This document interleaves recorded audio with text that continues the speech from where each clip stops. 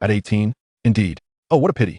The doctor raised an eyebrow, took a sip of tea, and tossed the medical report onto the table. Though winter had clearly set in, the boy before him coughed incessantly, clad only in a thin gray uniform. His face was smudged with dust, and apart from his bright eyes, there was little remarkable about him. Yi paused upon hearing the doctor's words and inquired, "Doctor, what is my condition?" "Silicosis and lung cancer."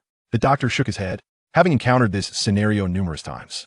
He was curious about Yi's reaction. Past patients often exhibited pain, disbelief, or a lack of comprehension regarding their fate. Yet Yi merely nodded calmly, as if he had anticipated this revelation.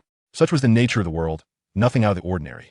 The doctor set down his teacup and said with interest, "From the beginning, I sensed you were different from other patients. Did you know this would happen to you?"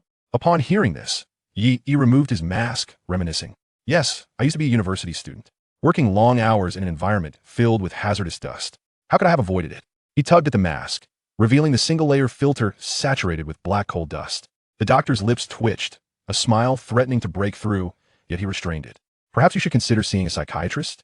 Yi fell silent, quietly gathering his belongings. "Indeed, 18 years ago, I was a university student." "You aren't opting for treatment?"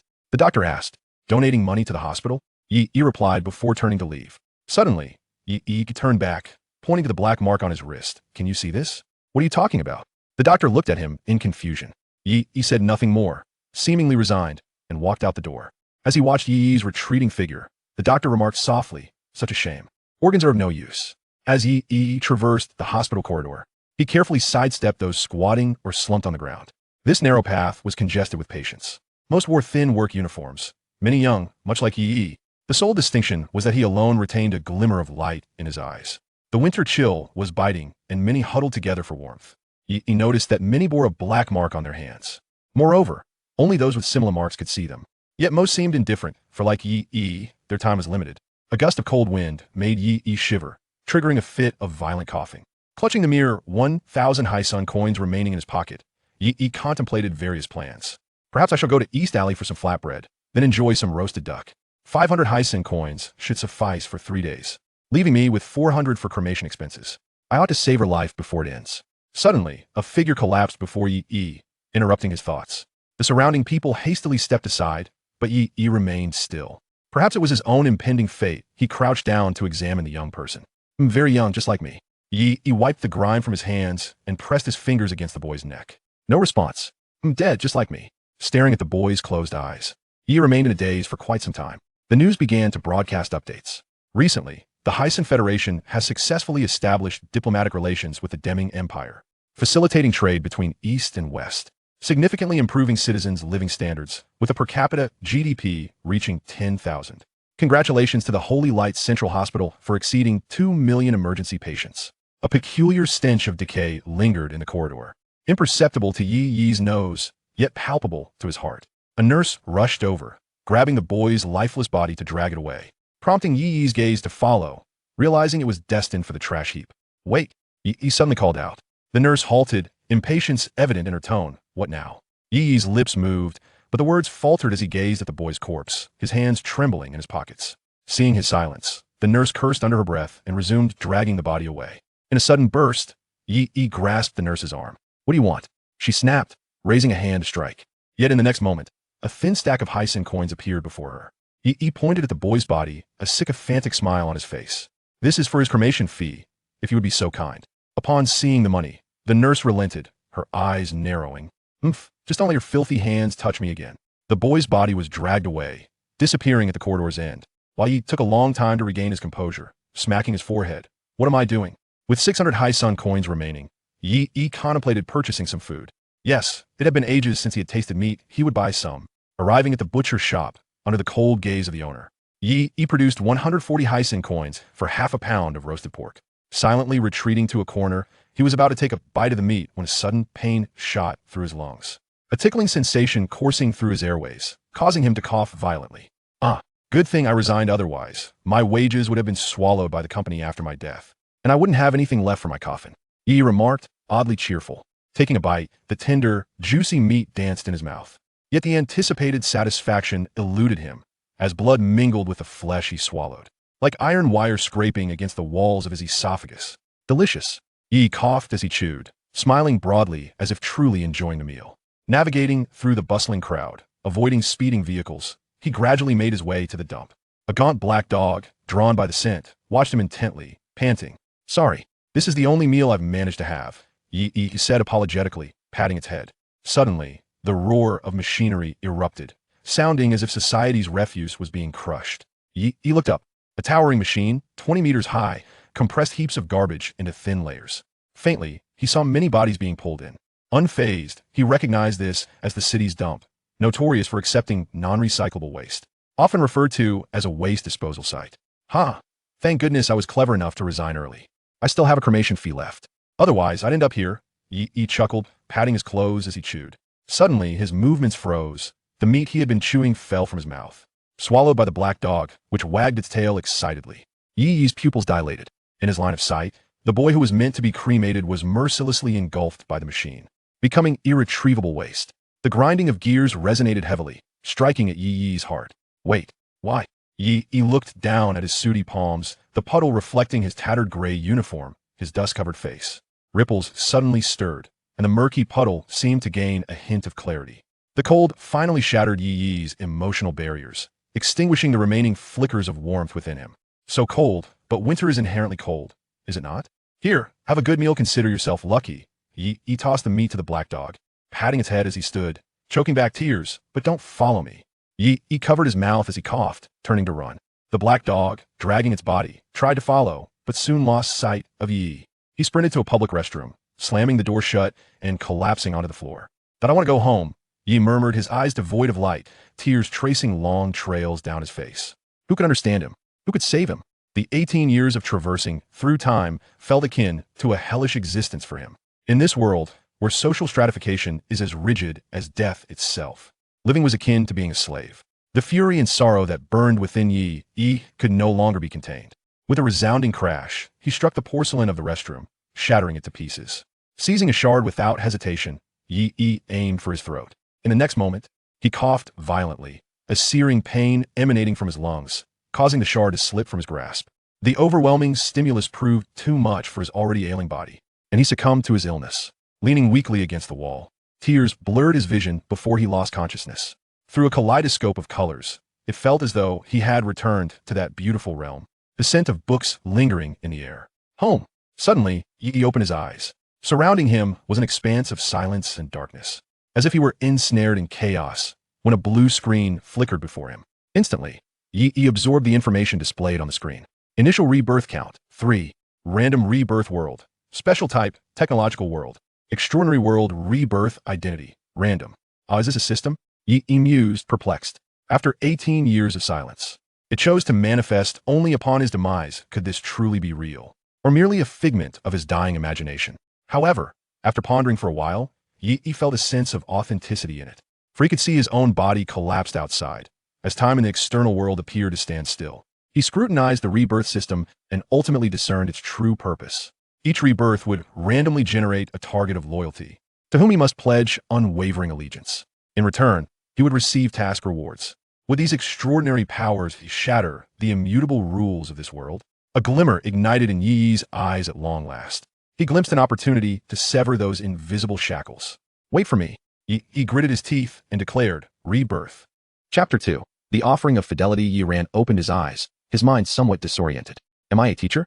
He surveyed his attire, a flowing black robe, and adjusted his glasses. A torrent of memories surged within him, birth, growth, and ultimately, his evolution into a teacher, all strikingly vivid. Have I attained enlightenment? Coming to terms with his situation, Yi realized he was now 24 years old, having been a teacher for a year and recently bereaved of his wife. Glancing at the calendar on the wall, he noticed it was July 14th, a date that resonated deeply as it coincided with his past life's birthday.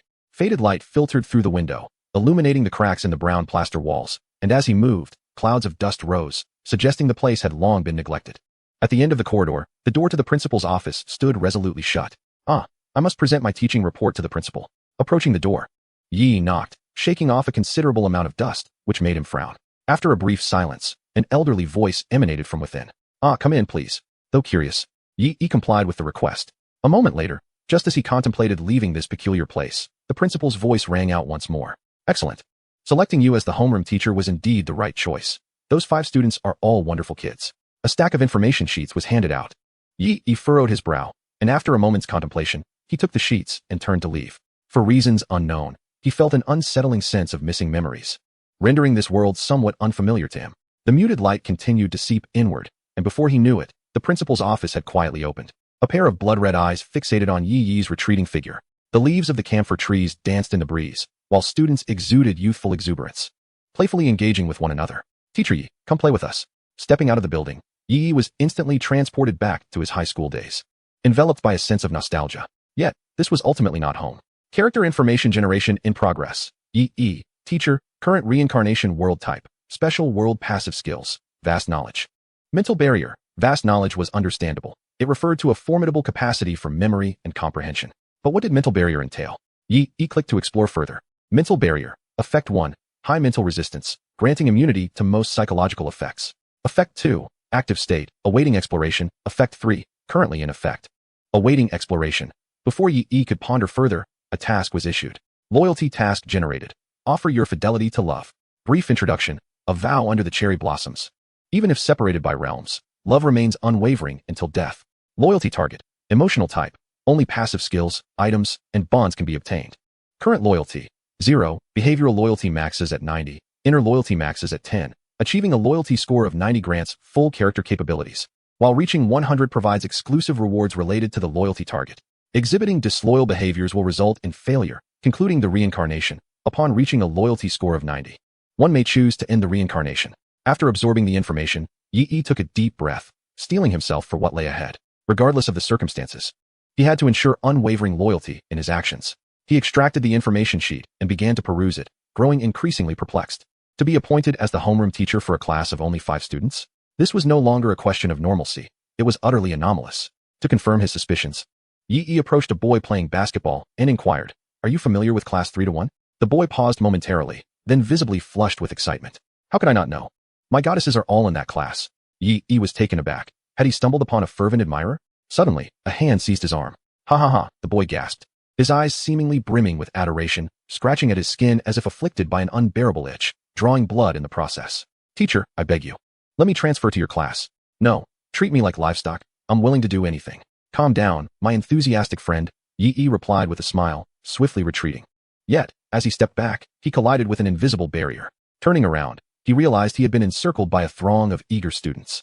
Both boys and girls were salivating with anticipation, clamoring for his attention. "Teacher, pick me. Even if you don't treat me like a human, I'm fine with that." A girl exclaimed, frantically tearing at her clothes. What was once a lively campus transformed into this chaotic scene with a mere utterance, sending a chill down Yi Yi's spine. This environment starkly contrasted with his memories of school, and he was certain he had omitted some crucial recollections. This place was undoubtedly peculiar. Fortunately, the students seemed hesitant to harm him, allowing Yi Yi to break free from the crowd. Once he departed, the students returned to their usual demeanor. Yet they covertly cast glances in his direction and towards that classroom. Shivering slightly, Yi Yi continued walking while rummaging through his memories.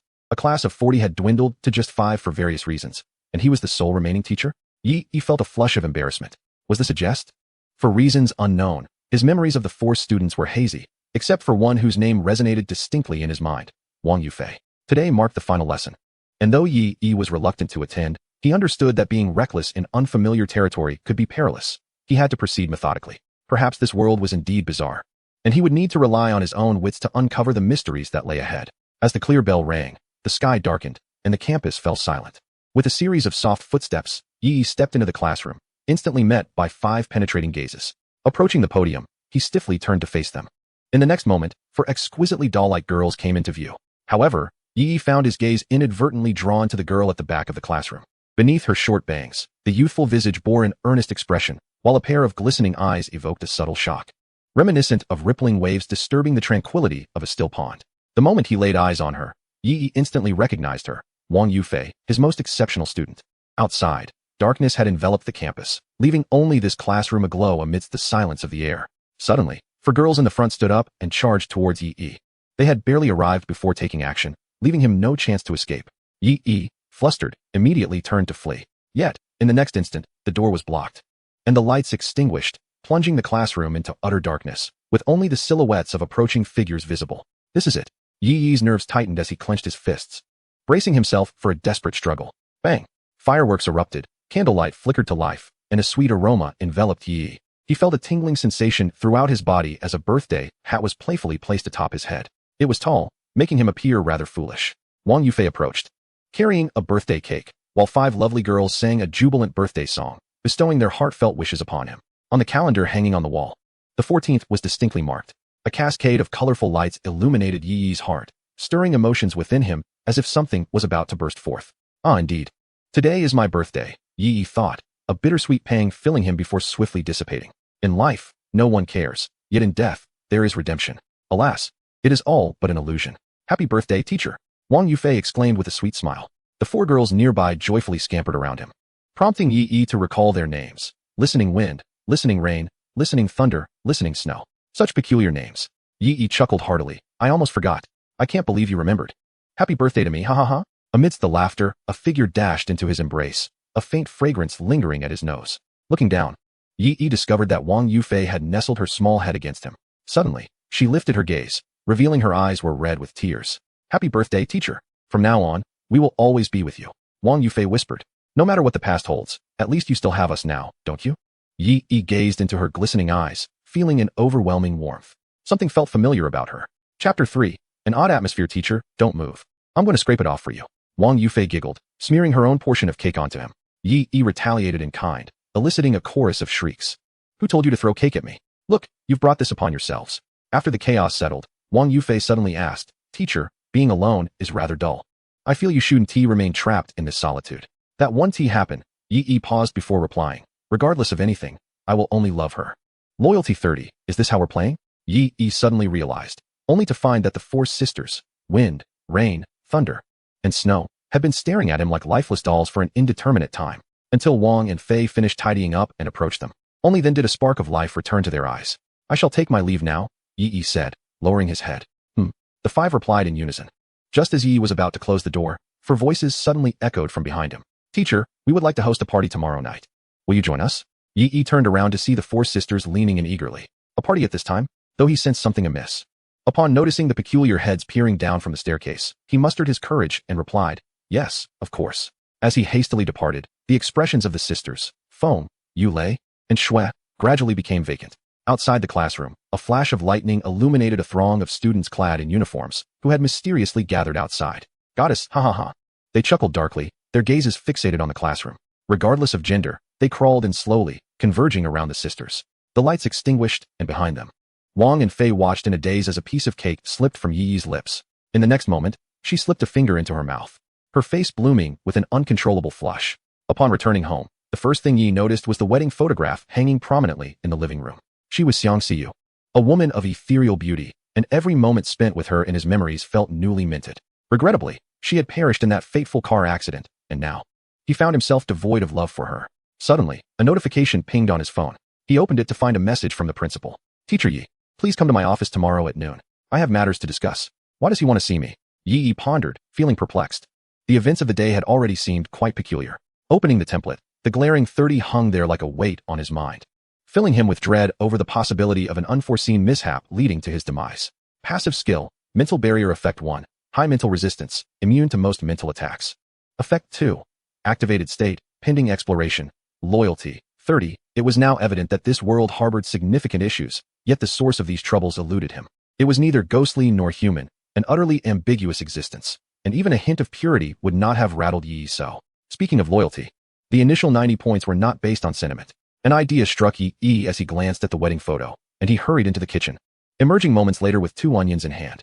Moments later, his eyes brimmed with tears. My beloved, my dearest. Midnight yearning turns to affliction, tears welling. Loyalty 11. Could it truly be effective? The following day, the 5 young women regarded Yi, who resembled a panda, with bewilderment. Teacher, what has happened to you? I didn't sleep well last night, he replied. At this, Wang and Fei felt an even deeper pang of sympathy. Yi felt a growing frustration. Progress had become increasingly difficult, and after reaching a loyalty level of 50 last night, he found himself at a standstill, compelled to seek alternative solutions. As the class bell rang, Yi rose to make his way to the principal's office. Suddenly, Feng, Yu, Lei, and Shui rushed over to call him. Turning around, Yi saw Wang Yufei stepping forward to grasp his hand earnestly, saying, Teacher, no matter what happens, we will stand by you. Yi was perplexed, wondering what had transpired. Although he could not comprehend Wang Yufei's words, they did bring him a measure of reassurance. Despite his confusion, He felt certain that Wang Yufei meant him no harm. Inside the administrative building, the walls, pale and with peeling paint, betrayed the midday hour, yet little sunlight filtered through, casting a somber gloom. The sound of Yi Yi's footsteps echoed in the corridor. As he walked, it was as if he parted the mists of dust and suddenly noticed something he had previously overlooked. Why was this building devoid of any presence? Logically, apart from the faculty, there should be others handling various affairs. How could he see not a single soul? Contemplating this, Yi Yi paused, gazing at the door of the principal's office, uncertain whether to enter. Just then, the door creaked open with a jarring sound. Yi Yi's heart raced, ready to flee, until a figure emerged. What are you standing there for? The voice stirred a sense of familiarity within Yi Yi. The person before him bore an uncanny resemblance to the principal he remembered, who should be over 60 by now, thus an elderly man. Yet, the individual before him was clad in a form-fitting cheapao. Though her features bore the marks of age, she exuded an aura of scholarly grace and vitality, clearly a woman. Contradictorily, she emanated an impression of someone striving to present herself well, yet intentionally neglecting her appearance. Who has tampered with my memories? Yi Yi cursed inwardly. Aside from being a teacher and having lost a wife, nothing aligned with his recollections. Wait, what was the principal's name again? This question suddenly struck him. The female principal, observing Yi Yi's demeanor, seemed to sense something, and her smile faded. Come in. After a moment's contemplation, Yi Yi followed her inside. Upon entering the room, a profound tranquility enveloped him. The left side was lined with books, while the right boasted various green plants swaying gently in the breeze by the window, though most appeared withered. Please, have a seat. Yi Yi sat down, accepting the tea offered by the principal, yet he refrained from drinking. Principal, may I inquire why you summoned me? Yi Yi asked straightforwardly. However, the principal did not address his question. Instead, she took a sip of tea and quietly regarded Yi Yi's eyes. In that instant, he noticed the bloodshot veins at the edges of her irises, suggesting she was weary. Xiao Yi, how have you been lately? She inquired. Not too bad, Yi Yi replied, furrowing his brow. That's good to hear. Do take care not to be too distressed, she said, observing the dark circles under his eyes with a hint of concern. Rest assured, Principal, I am fine. Yi Yi responded politely, expressing his longing for his wife and a slight sense of relief. It seems you truly loved her. Of course, Yi Yi replied passionately. He found it somewhat strange. Such ordinary expressions should not increase loyalty, or so he thought. Could it be that the listener's identity held significance? After a brief exchange of pleasantries, the female principal finally broached the main topic. She was there to discuss the 5 students of Yi Yi. To his surprise, Yi Yi pondered the possibility of any wrongdoing on their part. The principal inquired, are you certain they are indeed your students? Chapter 4. The party commences. What do you mean by that, principal? The principal gazed at him and posed a perplexing question. Do you believe your memory is somewhat muddled? Yi Yi's pupils constricted in shock. How could she possibly know? Observing his reaction, the principal hesitated momentarily, as if grappling with an internal conflict. Principal, could you clarify a bit more? Yi Yi urged. The principal suddenly appeared fatigued, the blood vessels in her eyes becoming more pronounced. To put it simply, the clearer your memories are, the more problematic they may be. As soon as she spoke, her face paled significantly. Principal, could you elaborate further? You should leave, the principal said, rising unsteadily to escort him out. But you must depart now. Haste is essential, or it will be too late, she insisted. Yi Yi yearned for clarification, yet she remained silent, leaving him in disarray in the corridor. Why was she withholding information? Perhaps there was a price for her words? Reflecting on their earlier conversation, Yi Yi's mind raced. Has my memory been tampered with, and for what purpose? Attempting to think inversely, he deduced that the one manipulating his memories was concealing some truth or objective. Thus, the clearer the memory, the more suspect it appeared. Suddenly, he recalled Wang Yufei, realizing that his memories of her were the most vivid thus far, from their initial encounter to their interactions during teaching, and now. But how did the principal know this? A critical thought crossed his mind. Casting a glance back at the principal's office door, he contemplated for a moment before ultimately deciding to leave for now. Inside the principal's office, she retrieved a yellowed photograph from her pocket, her weary eyes filled with nostalgia. The time captured in that photograph spanned at least 3 decades. This time, how will you choose? Upon exiting the administrative building, Yi Yi sensed a shift in his mental state. Mental barrier. Effect 1. High resistance to mental attacks. Immune to most psychic effects. Effect 2. Constructs a mental defense to resist external interference. Adversaries can only infiltrate through subtle means. Currently active. Effect 3. Active. Awaiting exploration. This world's mental attack. Memory interference. Original world's attack. Death mark. Indeed. Yi nodded, confirming that there were issues with his memories in this realm. Wait. What was this death mark from the original world? Death mark. A method used by spirits for scent tracking. The current mark has matured, and upon returning to the original world, one will encounter spirits. I can sense your presence. Could it be the mark on my arm from before my reincarnation? Yi felt a tumult of emotions. If I return without some skills, wouldn't that spell certain doom? Well, this just complicates matters further. But perhaps one cannot be burdened by too many debts. Encountering spirits could lead to death, and lung cancer could also result in death. In a way, they are two paths converging. The party must still be attended. Aware of the issues surrounding Wang and Fei, Yi nonetheless resolved to face the situation head-on. Even if he attempted to evade it, where could he possibly hide? The afternoon swiftly passed, and the class concluded. "Let's go, teacher," exclaimed Wang and Fei, rising and eagerly grasping Yi's hand. Yi felt a twinge of stiffness in his body as he nodded in response. As they exited the school gates, he sensed the gaze of numerous onlookers upon him and turned to look back. The previously playful students had all turned their heads to observe him in silence. A chill coursed down his spine, penetrating to his brain. Damn it! Upon reaching their destination, Yi realized that the place was far from ordinary in size. Entering the suite, he noticed Wang and Fei was oblivious and discreetly concealed a fruit knife. "What's wrong, teacher?" Tianfeng asked, joyfully shaking a bottle of wine before spraying it towards Tianshui. "Ah, sister, you really are something. Washing clothes is quite a hassle.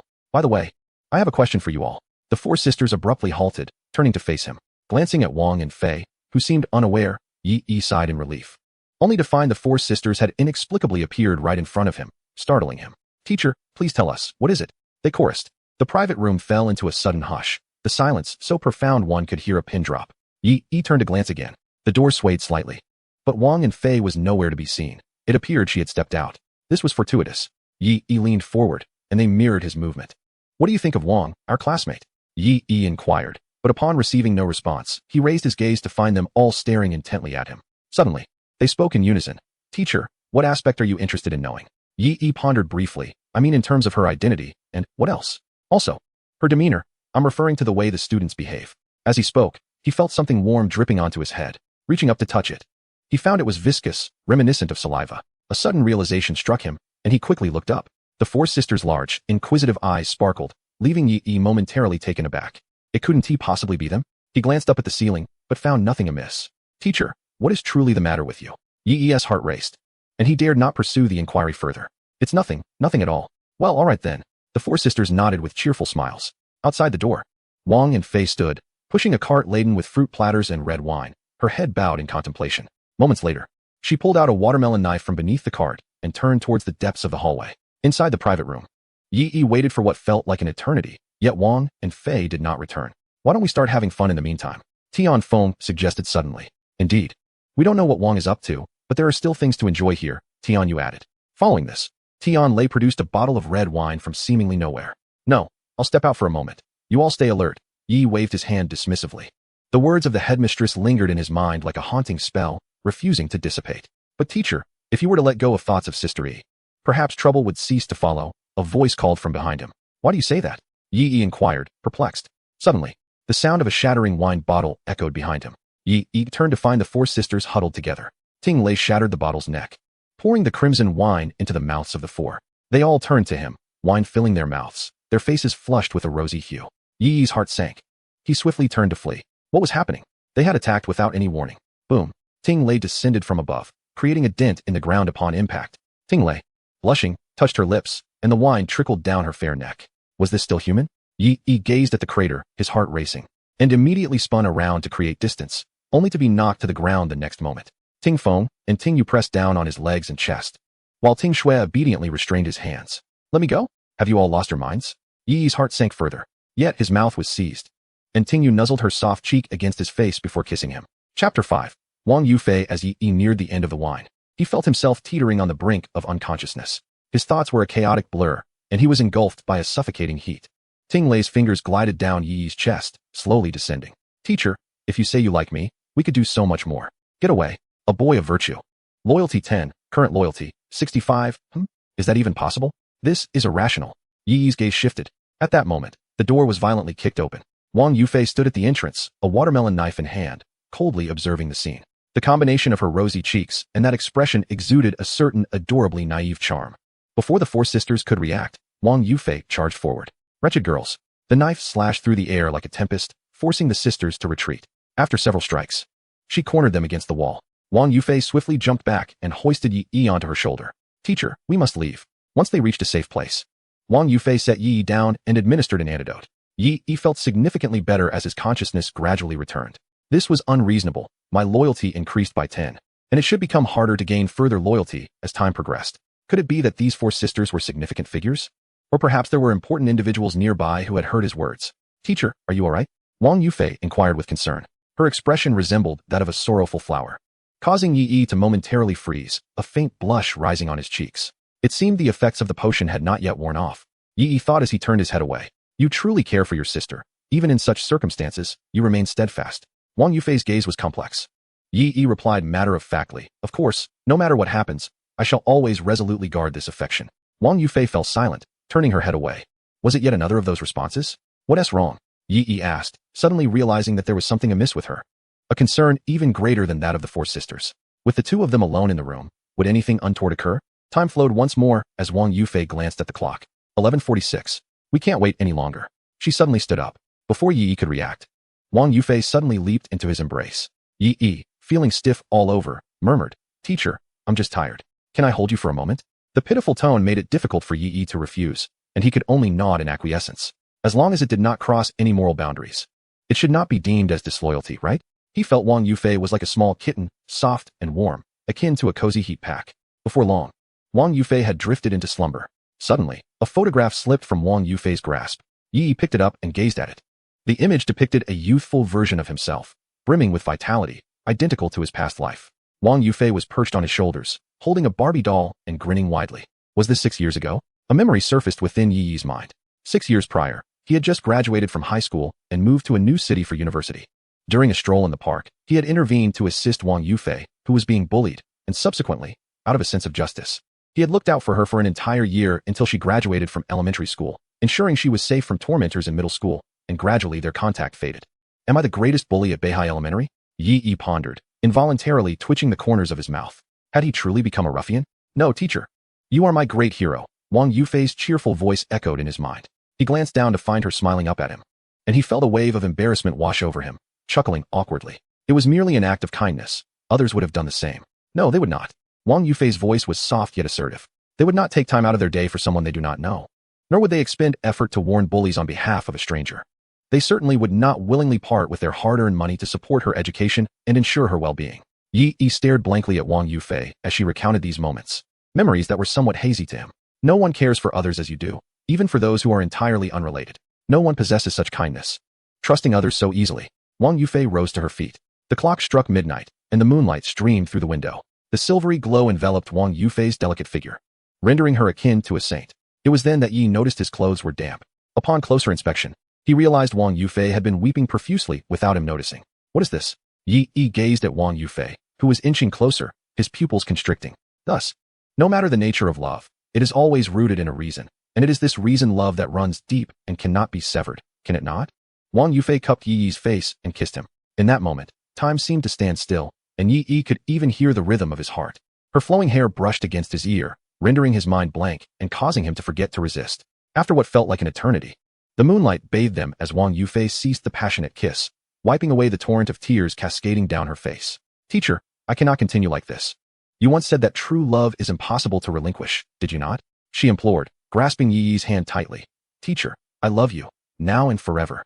Yi's lips moved silently in response. Even a mere falsehood would suffice. I implore you. Gazing upon the previous supplication, Yi hesitated for an extended moment before ultimately bowing his head. I'm sorry, not for any particular reason. Even if this memory were indeed true, Yi could never bring himself to utter it. This answer, akin to an invisible blade, rendered Wang Yufei wide-eyed and at a loss as he stared at Yi. No, why must it remain this way? It has been 30 years. Wang Yufei exclaimed frantically. 30 years, each time I have endeavored to erode your memories. Yet every time I receive the same response. Why? Wait, erode my memories? What are you saying? Yi seized upon this point. And in the next moment, a fierce pain surged within his mind. Boom. Suddenly, the entire world began to sway, accompanied by wind, rain, thunder, and lightning. As if heralding the apocalypse, Wang Yufei shielded Yi with unwavering resolve. I'm sorry, I shouldn't have done this. What did you just say? Yi shouted in anger. You are the one who muddled my memories. Was that last statement also a fabrication? The manipulation of memories is something no one can accept. He may be easily swayed by others, but he cannot tolerate the alteration of his recollections. No, all of that is true. You must believe me, teacher. Wang Yufei clutched the hem of Yi's garment, weeping. Let go. Boom. Suddenly, a massive hole was smashed into the ceiling, shaking the beams and sweeping towards the two of them. Yi's pupils constricted. Before he could react, Wang Yufei had positioned himself in front of him. Bang. After a thunderous crash, a cloud of dust ascended. Yi felt no impact, and upon opening his eyes, he discovered that the female principal had appeared here unannounced. She gazed at Wang Yufei, who had sustained a broken arm, with a melancholic sigh, and with a wave of her hand, Yi succumbed to unconsciousness. Simultaneously, the entire world fell into tranquility. You have been restless for 30 years. Wang Yufei shouted furiously, but we are out of time. It is you who is out of time, the principal replied calmly. You are harming him, not protecting him. The principal remained silent for a moment before sighing. But these are the rules. I cannot contravene them. I have done my utmost. You must fend for yourself. She shook her head, turned, and swiftly carried Yi away, vanishing from Wang Yufei's sight. No, do not go, please don't go, Wang Yufei cried, clutching his fractured arm. Teacher, I was so close, just a little bit more. Chapter 6. Completing the task upon awakening once more, Yi found himself back on campus. The scene before him left him utterly bewildered. A dense throng of students had gathered like puppets, encircling the administrative building. What is happening? Why are they here? I specifically summoned them, the principal stated calmly. They have become like this because of you? Yi retorted angrily. Those who trample upon human life, like the capitalists, deserve condemnation. The principal smiled slightly. No, it is because of you. Me? Yi inquired with confusion. How could that be? The principal explained. I prefer to call them beasts of love. Do you know why? Yi looked at her with a puzzled expression. Why is it referred to as the beast of love rather than the beast of desire? The headmistress did not mince words. They were once entirely normal. But through repeated rebirths, they absorbed your love, which transformed them into their current state. However, to be precise, they were merely shells. What exactly are you implying? Yi furrowed his brow. Noticing Yi's lingering confusion, the headmistress chose not to elaborate further and turned to enter her office. As Yi stepped forward to inquire, an object was suddenly thrown towards him. Upon receiving it, he discovered it was a photograph. Glancing at it, Yi remarked, "This is a picture of my wife and me. What do you intend to do with it?" The headmistress gazed at Yi for a long moment, hesitating to speak, ultimately remaining silent as she entered her office. Do you truly love her now? In response to this question, Yi firmly stated, "Of course, I always have." The headmistress smiled slightly. "Very well, stay here. After tonight, everything will conclude." The door closed, leaving Yi outside. Is this how it ends? The sky had darkened completely. It was nearly 3 in the morning. Yi sat amidst the crowd, gazing upward at the heavens. He soon noticed what appeared to be 2 overlapping moons. No, it seemed as if even the stars were converging, and the depth of the night was intensifying. What on earth is happening in this world? A series of events made Yi feel like an outsider, akin to a grasshopper being toyed with. They would not kill him. Instead, they would employ various means to lead him astray from his loyalty. At least, for now, it was safe. She must be a good person, right? Suddenly, his pupils constricted as he spotted several astonishing figures among the crowd of puppets. Yi rushed over, staring at the rigid forms of the 4 sisters of wind, rain, thunder, and snow, lost in thought for a long while. Logically, all the puppets here should be under the headmistress's control. What does this signify? Were the previous events orchestrated by her? Should I remain? And what will happen next? Sensing Yi's movement, the puppets turned their heads. Suddenly, a cacophony of sounds erupted. Yi turned to see brilliant white lights flashing as obstructing puppets were sliced into fragments. Wang Yufei, wielding a watermelon knife and dragging a broken arm, rushed towards Yi. Her face bore a sickly pallor, tears still fresh upon her cheeks, suggesting she had hurried over after staunching her injuries. "Teacher, I've come to save you." Under the moonlight, Wang Yufei's eyes appeared particularly crimson. Yi instinctively took a step back. Seeing this, Wang Yufei became anxious. "Teacher, don't run. Trust me. I am here to help you. That wretched woman cannot be trusted." Indeed, Yi did not flee. "Teacher, you still believe in me." Wang Yufei approached Yi, her smile radiant. A heavy scent of blood wafted to Yi's nostrils, causing his lips to twitch. In truth, Yi did not trust anyone at this moment. He wished to run but found himself unable to do so. Ultimately, Yi was reluctantly dragged away by Wang Yufei. In the depths of darkness, the headmistress's office had inexplicably been opened. She adorned herself with exquisite care, holding a pair of glasses in her hand, gazing at the heavens. The peculiar overlapping scenery rendered her consciousness hazy. "It has been 30 years. How are you now? Can you still endure?" Observing Wang Yufei joyfully running ahead with a watermelon knife, Yi dared not make a move, continuing until they reached a park where they finally paused. Yi wished to remain obedient, yet Wang Yufei, restless, led him around. "Teacher, do you remember?" Wang Yufei inquired eagerly. "Don't you recall? This is where we first met." Yi furrowed his brow. "But that park shouldn't be in this city." "Yes, why isn't it in this city? Yet here it is." Wang Yufei pressed, seemingly attempting to guide Yi's recollection. "Indeed, why is that?" Yi pondered the reason for his memory's distortion, attributing it to Wang Yufei's alterations. Yet Wang Yufei refuted this assertion. "I have never tampered with our memories, not even slightly. They are invaluable to us." She wiped the blood from her face and tied her short hair into a small bun, her round, cherubic face appearing irresistibly charming. Wang Yufei pointed to the sky. "Teacher, do you understand what this means?" Suddenly, Yi perceived something, his expression complex. This world is an illusion, isn't it? Sighing. He cast a complicated gaze at the panel. Mental barrier. Effect 1. High mental resistance, immune to most mental effects. Effect 2. Constructs mental protection, resisting external interference. Enemies can only erode through subtle means. Active. Effect 3. Enhances all mental skills. Upon mental collapse, a fictitious world is constructed, persisting until one chooses to awaken. To protect the brain, this fictitious realm restarts annually until the soul is depleted. This world's mental attack, memory interference. Original world's attack, death mark.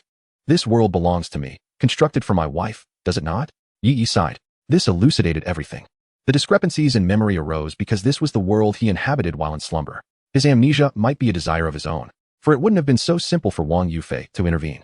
The reason for the restart on the Ghost Festival likely stemmed from his futile attempt to resurrect his beloved in the real world, leading to his prolonged slumber. Wang Yufei excitedly grasped Yi's hand. Yes, exactly, teacher. I have come to save you. Let us depart. Yi looked at Wang Yufei's almost fanatical expression and remarked, but the condition for leaving is to forsake my love for her, is it not? At this, Wang Yufei stood stunned. Yi silently regarded her, in some sense. This child was quite pitiable. Alas, this was ultimately impossible. Loyalty. No, you must leave. Wang Yufei insisted, striving to explain. Teacher, do you know? You have been in a coma for 30 years. Your body cannot endure this any longer. Yi was astonished. Had it truly been that long? Others would have long since given up. Wang Yufei spoke. Teacher, mere years after your coma, your family has passed away. In my quest to awaken you, I traversed the globe to devise a spell that would allow me to penetrate the depths of your soul and arrive here. Yet, you have altered my memories. This was imperative. Wang Yufei's eyes shimmered with profound jealousy. Your love for her is too deep. Time and again, I exerted myself to the utmost. Yet you remained unwilling to depart. I had no choice but to act. Yi shook his head, not out of reluctance, but rather an inability. Without retrieving his skills entirely, he would be powerless against the specters of his original world. At that moment, a voice echoed, "Follow me." A figure emerged gracefully, the headmistress. Adorned with spectacles, stepped forth. Do you remember me? Yi's pupils constricted, as a flood of memories, refined countless times, surged forth. Xiangxiyu. He inhaled sharply. It became clear, he had succeeded on the day of the Ghost Festival, and this fabricated realm housed the essence of Xiangxiyu. She had become the custodian of dreams, adhering to the principle of safeguarding him and maintaining the world's equilibrium. However, while the dreamscape remained unchanged, her soul was withering. Xiangxiyu yearned to caress Yi's face, but noticed the lingering strangeness in his gaze. A tinge of sorrow enveloped her heart as she silently withdrew her hand. You must depart. Was the previous incident a collaboration between you two, merely to induce my affection for her amidst peril? Yi inquired. Xiangxiyu nodded. The kiss of the four sisters was also hers. To facilitate your departure, this cooperation was essential. Suddenly, the illusory world began to tremble slightly, revealing some fissures. Your physical form in reality has reached its limit. Until now, you have accomplished enough. It is time to leave. I no longer require your love, nor do you. Wang Yufei implored. Both of them gazed intently at Yi, as the rifts in the world became increasingly conspicuous. So this is the test of loyalty. On one side lay the complete acquisition of skills, and on the other, the devotion and sacrifices of a girl over 3 decades. Alongside the companionship and anticipation of a wife over the same span. He was compelled to make a choice. Yi remained silent for a prolonged moment. There was no alternative. He must survive, he had to live. I'm sorry, I must stay for you. Yi found it difficult to meet Xiangxiyu's gaze. Crucial decision, loyalty 15. Loyalty has reached 90. Skill preservation at 100. You may choose to return to the main world at any time. Wang Yufei collapsed in despair. Kneeling on the ground. Why must it be this way? It was so close. Xiangxiyu silently closed her eyes. Boom. The illusory world shattered. Yi's form vanished from this realm, and all came to an end. In the real world, Wang Yufei opened her eyes. She found herself in an ultra-modern hospital room, adorned with soul-consolidating talismans and various high-tech life support devices glowing ominously. A circle of mages, all her disciples, surrounded her. Collapsing in exhaustion.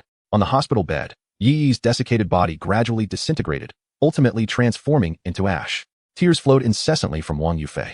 The teacher's fading soul, reminiscent of a fleeting memory, seemed on the verge of vanishing. I truly envy you, Wang Yufei lamented. The teacher would rather perish than relinquish her love for you. She rose unsteadily and made her way outside. 30 years of dedication, 30 years of companionship. While all of Yi's relatives had abandoned him, Wang Yufei steadfastly remained by his side, exhausting all her efforts to attain this outcome. Perhaps she should have anticipated it, yet she was reluctant to accept the truth. Observing Wang Yufei's sorrowful countenance, just before her essence dissipated, she spoke to Xiangxiyu. In truth, you have succeeded. This time, I felt no love from him. Xiangxiyu replied. I know he is still himself, yet regrettably, the part that loved me has already vanished.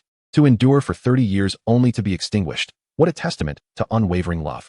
With that, Xiang Siyu's soul faded away. Suddenly, Wang Yufei appeared, radiant as gold. Gathering the remnants of the soul. Her eyes, bloodshot and brimming with urgency, grasped the terrified Xiang Siyu in her palm. What did you say? Meanwhile, Yi had just confirmed the acquisition of a skill when another message popped up on his interface. You have obtained the bond of Wang Yufei. Chapter 7. Harvest Settlement. After a wave of dizziness, Yi opened his eyes once more. He had returned. Loyalty to love. 90. Emotional loyalty can only bring back passive skills, bonds, and items. The following passive skills have been recovered. Photographic memory, mental barrier. Photographic memory significantly enhances memory. Even things seen briefly can be recalled effortlessly. Yi nodded, recognizing the importance of this skill. It was akin to recalling the knowledge from his past life, allowing him to effortlessly retrieve many theoretical concepts beneficial for transforming the world. Yi then focused on the most vital skill. Mental barrier. Effect 1. High mental resistance, immune to most psychic effects. Effect 2. Constructs a mental shield to resist external interference. Enemies can only erode through subtle means. Effect 3. Enhances all mental skills. Upon mental collapse, a fictitious world is created, lasting until one is willing to awaken. To protect the brain, this fictitious world resets every year. Already under attack. Death mark. Remaining initial reincarnation attempts. 2. Can reincarnate again after 24 hours. Can I withstand this? Yi felt a twinge of anxiety. He had exerted all his efforts, and if it were still insufficient, he would be left without recourse. Just as he was preparing to step outside, the interface responded once more. You have harvested the bond of Wang Yufei. Yi, puzzled, mused. A bond? Indeed, emotional loyalty could yield passive skills, items, and bonds. Yet why had his beloved Xiang Siyu not granted him a bond, but rather Wang Yufei? Nevertheless, reflecting on Wang Yufei's actions, he found understanding. He truly felt remorse for her. However, this could be a fortuitous development. A bond recognized by the system would surely be a valuable asset. With these thoughts in mind, Yi clicked to examine the effects of this bond. The obsession of Wang and Fei. Effect 1. Insight elevated to the pinnacle of the mortal realm. Effect 2. Illusory weapon. The ability to summon a cold weapon, which can strike any form of target. Bond description. The fervent devotion of Wang and Fei. Her love for you is unwavering. Yet now, this loyalty has transcended its peak. Note. One day, she will find you again, but by then, do not let her capture you. Yi stared blankly for a long while. What in the world is this situation? This bond is truly a double-edged sword. In the end, Wang and Fei, unbeknownst to them, fell into such a state. Yi reopened the panel for further scrutiny, transcending into the mental realm he had constructed. The journey sent shivers down his spine. Upon reflection, had it not been for their goodwill towards him, he would likely have met an untimely end. Perhaps this is the essence of novice protection. There is no danger to life, merely choices to be made. By the way, what level am I at now? Yi recalled the mention of the pinnacle of the mortal realm in the bond description. With that thought, he opened his panel once more. Pathfinder, title not activated. Yi. Passive skills, encyclopedic memory, green, mental barrier, purple. Skill levels are categorized as white, green, blue, purple, silver, gold. Number of bonds held, 1, insight level, pinnacle of the mortal realm. Mental level, peak of the mortal realm, with extraordinary mental resistance. Other aspects show no significant points, ordinary mortal level. Levels are divided into mortal, extraordinary, limit breaking, and pathfinder. Yi was dazzled by the information. And what surprised him was that the bond effect brought by Wang and Fei was comparable to the purple level mental barrier. One level of insight granted him the equivalent of an additional purple passive effect. He then contemplated the illusory weapon ability of the bond. This is a remarkable asset, capable of attacking any form of target, which naturally includes malevolent spirits. Previously, he could only passively endure blows. Now, he could retaliate. Ultimately, he must confront it. So why not do so with courage? In the next instant, Yi returned to the real world and instantly felt his physical constitution diminish by several levels. Cough, cough, cough. Indeed, I long for that healthy body again, Yi sighed. He felt more like a dying old ox now. After a lengthy pause, he finally adapted. Rising to his feet, he glanced at the dark mark on his arm. It grew increasingly pronounced. It seems that soon, that entity will arrive. Yi clenched his fist. What form will that entity take, and how will it manifest? He was entirely in the dark. Yet the mere notion of malevolent spirits was enough to instill fear within him. Confronting the unknown, despite his preparedness, he could not guarantee his efficacy. Yi pushed open the restroom door and glanced around. No one was present. Indeed, at this hour, the workers were all diligently engaged in their tasks. Suddenly, a piercing scream erupted from outside. Yi shifted his body to peer outside. In the next moment, his pupils constricted sharply. Chapter 8. The Unfathomable Revenant. A severed head, astonishingly equipped with tentacle-like appendages, scuttled on the ground, continuously spewing thick, crimson fluid from its crown. Ah, it hurts so much. I am in agony. Its voice echoed like a broadcast, resonating in the air. A peculiar stench of decay permeated the atmosphere, prompting Yi to cover his mouth, suppressing any sound. What on earth is this abomination? Nearby, the machinery of the junkyard clanged loudly, rendering the grotesque creature before him a stark anomaly. Merely a head. And yet it still moved, transcending the boundaries of life itself. Fortunately, it seemed to be engaged in mindless motion, devoid of any predatory intent.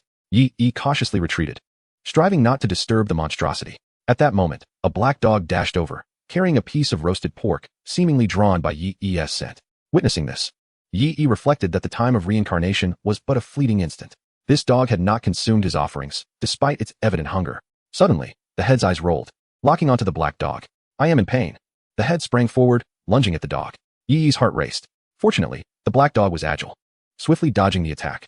The head collided with the ground, struggling futilely to rise. Here, Yi whispered, seizing the opportunity to call the black dog over. It scampered to his side, placing the roasted meat at his feet, wagging its tail and barking, its eyes sparkling with clarity that surpassed human brightness. Yi regarded it with a mixture of emotions. Despite its emaciated form, it radiated vitality. He finally understood the reason for the dog's gaunt appearance. The issue lay here. All right, you eat it. Yi lifted the meat and fed it to the dog.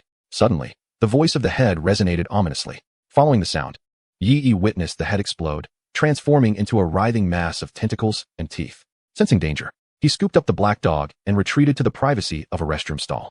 Better to safeguard himself and observe the situation. The world appeared to have shifted, with the initial signs manifesting the day before he sought medical help. From the earlier scene, it seemed the creature was connected to Yi's mark. He locked the door, crouching down, cradling the black dog in his arms, listening intently. Drip, drip, drip. The sound of viscous fluid falling echoed ominously in the silent restroom.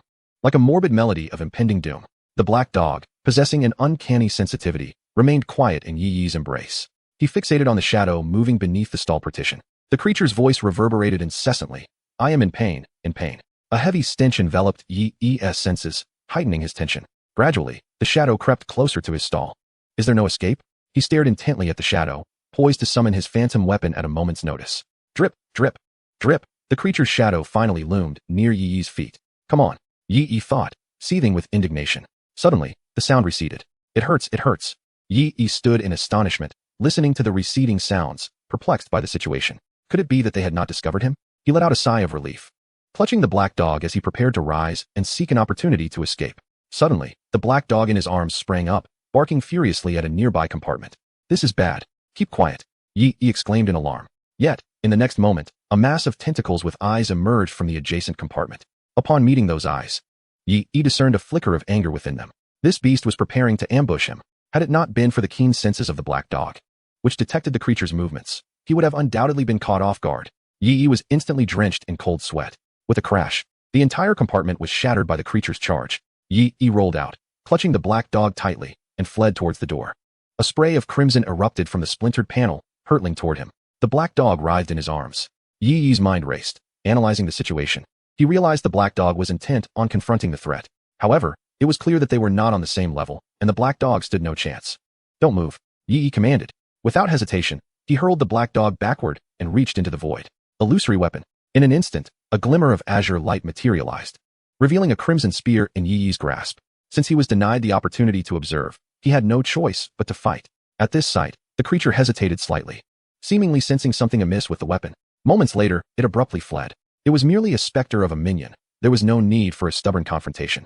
Yi's gaze sharpened. Recognizing the creature's intelligence, he could not allow it to escape. Flee. What do you intend to flee with? He advanced, thrusting the spear forward and piercing the creature with a chilling strike. That hurts. The tentacles twitched a few times before falling still, seemingly lifeless. Yi breathed heavily, feeling as though his lungs could scarcely endure. Once he regained his composure, he contemplated the lifeless form on the spear's tip. It appeared that acquiring this illusory weapon bestowed upon him an inexplicable power, enabling him to execute maneuvers that were otherwise beyond his capability, while consuming minimal stamina. In that case, I seem to be quite formidable, Yi mused. Had he known that this weapon was not like those in the movies, where guns could not kill, he would not have bothered to evade it. Nonetheless, he was grateful for the insight into the weapon's might. Yet, was this truly a ghost? Yi furrowed his brow, uncertain how to identify it. What exactly is this? He pondered. Can the panel recognize it? Just then, the panel sprang to life. Entity eliminated. Minion of the brain-sucking ghost, a minion? Yi mused. This implies there is indeed a master ghost. Typically, Minions would not stray far from their master. Yi contemplated. Is this mark a result of the brain-sucking ghost's influence? Is it possible that this creature has been killing nearby, yet has not yet reached me? Gazing at the mark, Yi deliberated for quite some time before reaching a resolution. He could not afford to wait for the enemy to seek him out. He must take the initiative to strike, while simultaneously uncovering the truths of this world. Suddenly, he felt a nudge against his foot, and it dawned on him that the black dog was still with him. Yi gently stroked its back, urging it to leave. The black dog gazed at Yi with clear, soulful eyes for a moment before scampering away with an uncanny understanding. As he watched the dog's retreating figure, Yi suddenly coughed a few times, faint traces of blood mingling with the mucus. Time waits for no one, he thought, frowning at the lines in his palm. When the moment for reincarnation arrives, he must seize it immediately to seek a remedy for his affliction. Moreover, it appeared that a great terror loomed over this world, with monstrous beings seemingly of extraordinary nature already emerging. If he could reincarnate into a realm endowed with transcendent powers, it would be even more fortuitous. Although the first world had bestowed numerous gifts upon him, it merely addressed the symptoms rather than the root of his predicament. In the distance, smoke billowed ominously as an aircraft sliced through the sky, plunging directly into the city. Even without witnessing its landing, Yi could surmise the magnitude of the catastrophe. His preliminary assessment led him to believe that the sky was succumbing to despair. It would be wise to refrain from wandering too far. He contemplated starting his search for clues at the junkyard. Just then, he let out a soft exclamation. "Why are you still here?" The black dog was crouched outside, seemingly waiting for him. Yi approached to inspect, and the black dog circled him, barking fiercely at a colossal machine in the distance. What is it? They say dogs possess an innate understanding. Perhaps it could indeed lead him to crucial clues. Yi observed that the giant machine was repetitively executing a crushing motion toward an empty space. Suddenly, a chilling realization struck him. Where were the laborers of the junkyard? Typically, the cheap laborers would be scattered everywhere. Yi was abruptly reminded of the head that had been wandering about. The master of the wraith must be nearby. No, it couldn't be. Chapter 9. The terror within the black dog dashed ahead, barking towards the depths of the junkyard before glancing back at Yi. Yi inquired, "Are you suggesting that danger lies in that direction?" The dog, seemingly oblivious to his words, sprinted forward. Adhering to his principle of being proactive, Yi followed the dog's lead into the heart of the junkyard. The rusted gate stood ajar, revealing a massive processing workshop, where a chilling breeze swept through, and darkness oozed with moisture. As he beheld several corpses strewn upon the ground, a mix of fear and a barely perceptible, twisted rage surged within him. Cannibalism was one thing, but now even the specters sought to claim a hand in this. Where was the dignity of humanity? Inside, amidst a labyrinth of machinery and debris, Yi concentrated. Illusory weapon. The spear in his hand transformed into a beautifully crafted spring knife. The hilt was straight, the blade narrow, thick at the spine, thin at the edge, with a slight upward curl, presenting a delightful arc. Regrettably, the construction of the illusory weapon was constrained by his mental limitations, preventing him from creating complex items. Otherwise, even a crossbow would have made his endeavor considerably easier. Steeling himself, Yi cautiously ventured inside. His feet made a soft bubbling sound against the damp ground, the humidity palpable. It appeared this was a smelting workshop that had been flooded, yet the boiler had ceased to function. "Little Black, can you lead me to where that monster lurks?" The black dog shook its head, exhibiting signs of trepidation. After guiding Yi over, he did not dare to delve any deeper. "Very well, you may stay here for now." Yi continued onward. Clang, clang. He looked up to see that the gears above were stuck, unable to move. With a soft plop, a warm drop of liquid fell onto Yi's face. He wiped it away, only to realize it was unmistakably blood. His pupils constricted as the source of the obstruction above became clear. Suddenly, a severed leg dropped down, landing beside him. Noticing the blue work uniform on the leg, Yi clenched his teeth, suppressing the urge to retch. He had witnessed cannibalism before. Yet those creatures at least were human skin. Now, whether it was due to his newfound capacity for resistance or the true monstrosity of the situation, Yi's seething rage intensified. First, he would check for survivors. Ascending to the second floor, Yi searched room by room, but aside from the bloodstains, he found no one. Suddenly, a thought struck him, and he whipped around. A pair of legs was retracting from around the corner. Indeed, there was something there. Yi felt a flush of embarrassment. Having watched too many horror films in his past life, it was all too easy to imagine such scenarios. Initially attempting to turn back, he unexpectedly stumbled upon something. The critical question remained, was it human or ghost? Yi positioned his knife in front of him and cautiously advanced. Regardless of whether it was human or specter, he was determined to uncover the truth. The sounds of crushing machinery from outside the factory seeped through the windows, masking his approach. At last, he reached the corner, his heartbeat quickening, cold sweat beating on his forehead. Suddenly, a clanging sound echoed from above. "Come on." Yi sprang forward, but found nothing before him, only an empty corridor. He pondered again, turning back, yet found only silence. Oddly perplexed, Yi furrowed his brow, sensing an overwhelming unease. Behind him, a head slowly emerged. Fixating intently on Yi Yi's back, he ascended to the third floor, recalling the earlier ringing sound. This level appeared to be a resting area for the management. Absent of heavy machinery, it was instead furnished with sofas and a television, the floor gleaming brightly, a stark contrast to the filth and disarray of the lower levels. As Yi moved forward, a pair of legs shadowed him closely. Just as he grasped the doorknob, ready to pull it open, a hand reached out toward him. Ugh! The man behind him stared in terror at the knife pressed against his abdomen, hastily shaking his head in a plea for mercy. He wore a tattered work uniform similar to Yi Yi's, his body grimy and foul-smelling. Humph! Yi Yi scoffed, realizing that if he hadn't been alert to his surroundings, he might have fallen victim to this man. What do you want? Yi Yi inquired softly, noting the man's anxious gestures. The man, Lian, panically pointed to his own arm, then gestured toward the door Yi Yi was about to open. Yi Yi glanced over, noticing the same mark on this man's body. It seemed he was also a victim, Yi Yi mused. But why was he indicating that door? It was a sliding door, quite sophisticated in design. He slowly pushed the sliding door, peering through the gap. Dozens of blood-red heads with tentacles lay on the floor, quietly closing their eyes. The sight of the ghastly creatures caused Yi Yi's pupils to constrict sharply. Had he opened the door loudly just moments earlier, it would have spelled trouble. Withdrawing his knife slightly, Yi expressed his gratitude. Thank you. Li Yin waved his hand dismissively, indicating that it was of no consequence. Follow me, he instructed, pointing towards a wind chime beside the main door. The owner had installed an alarm on the upper floor. If anyone attempted to ascend to the third floor, the owner would be alerted.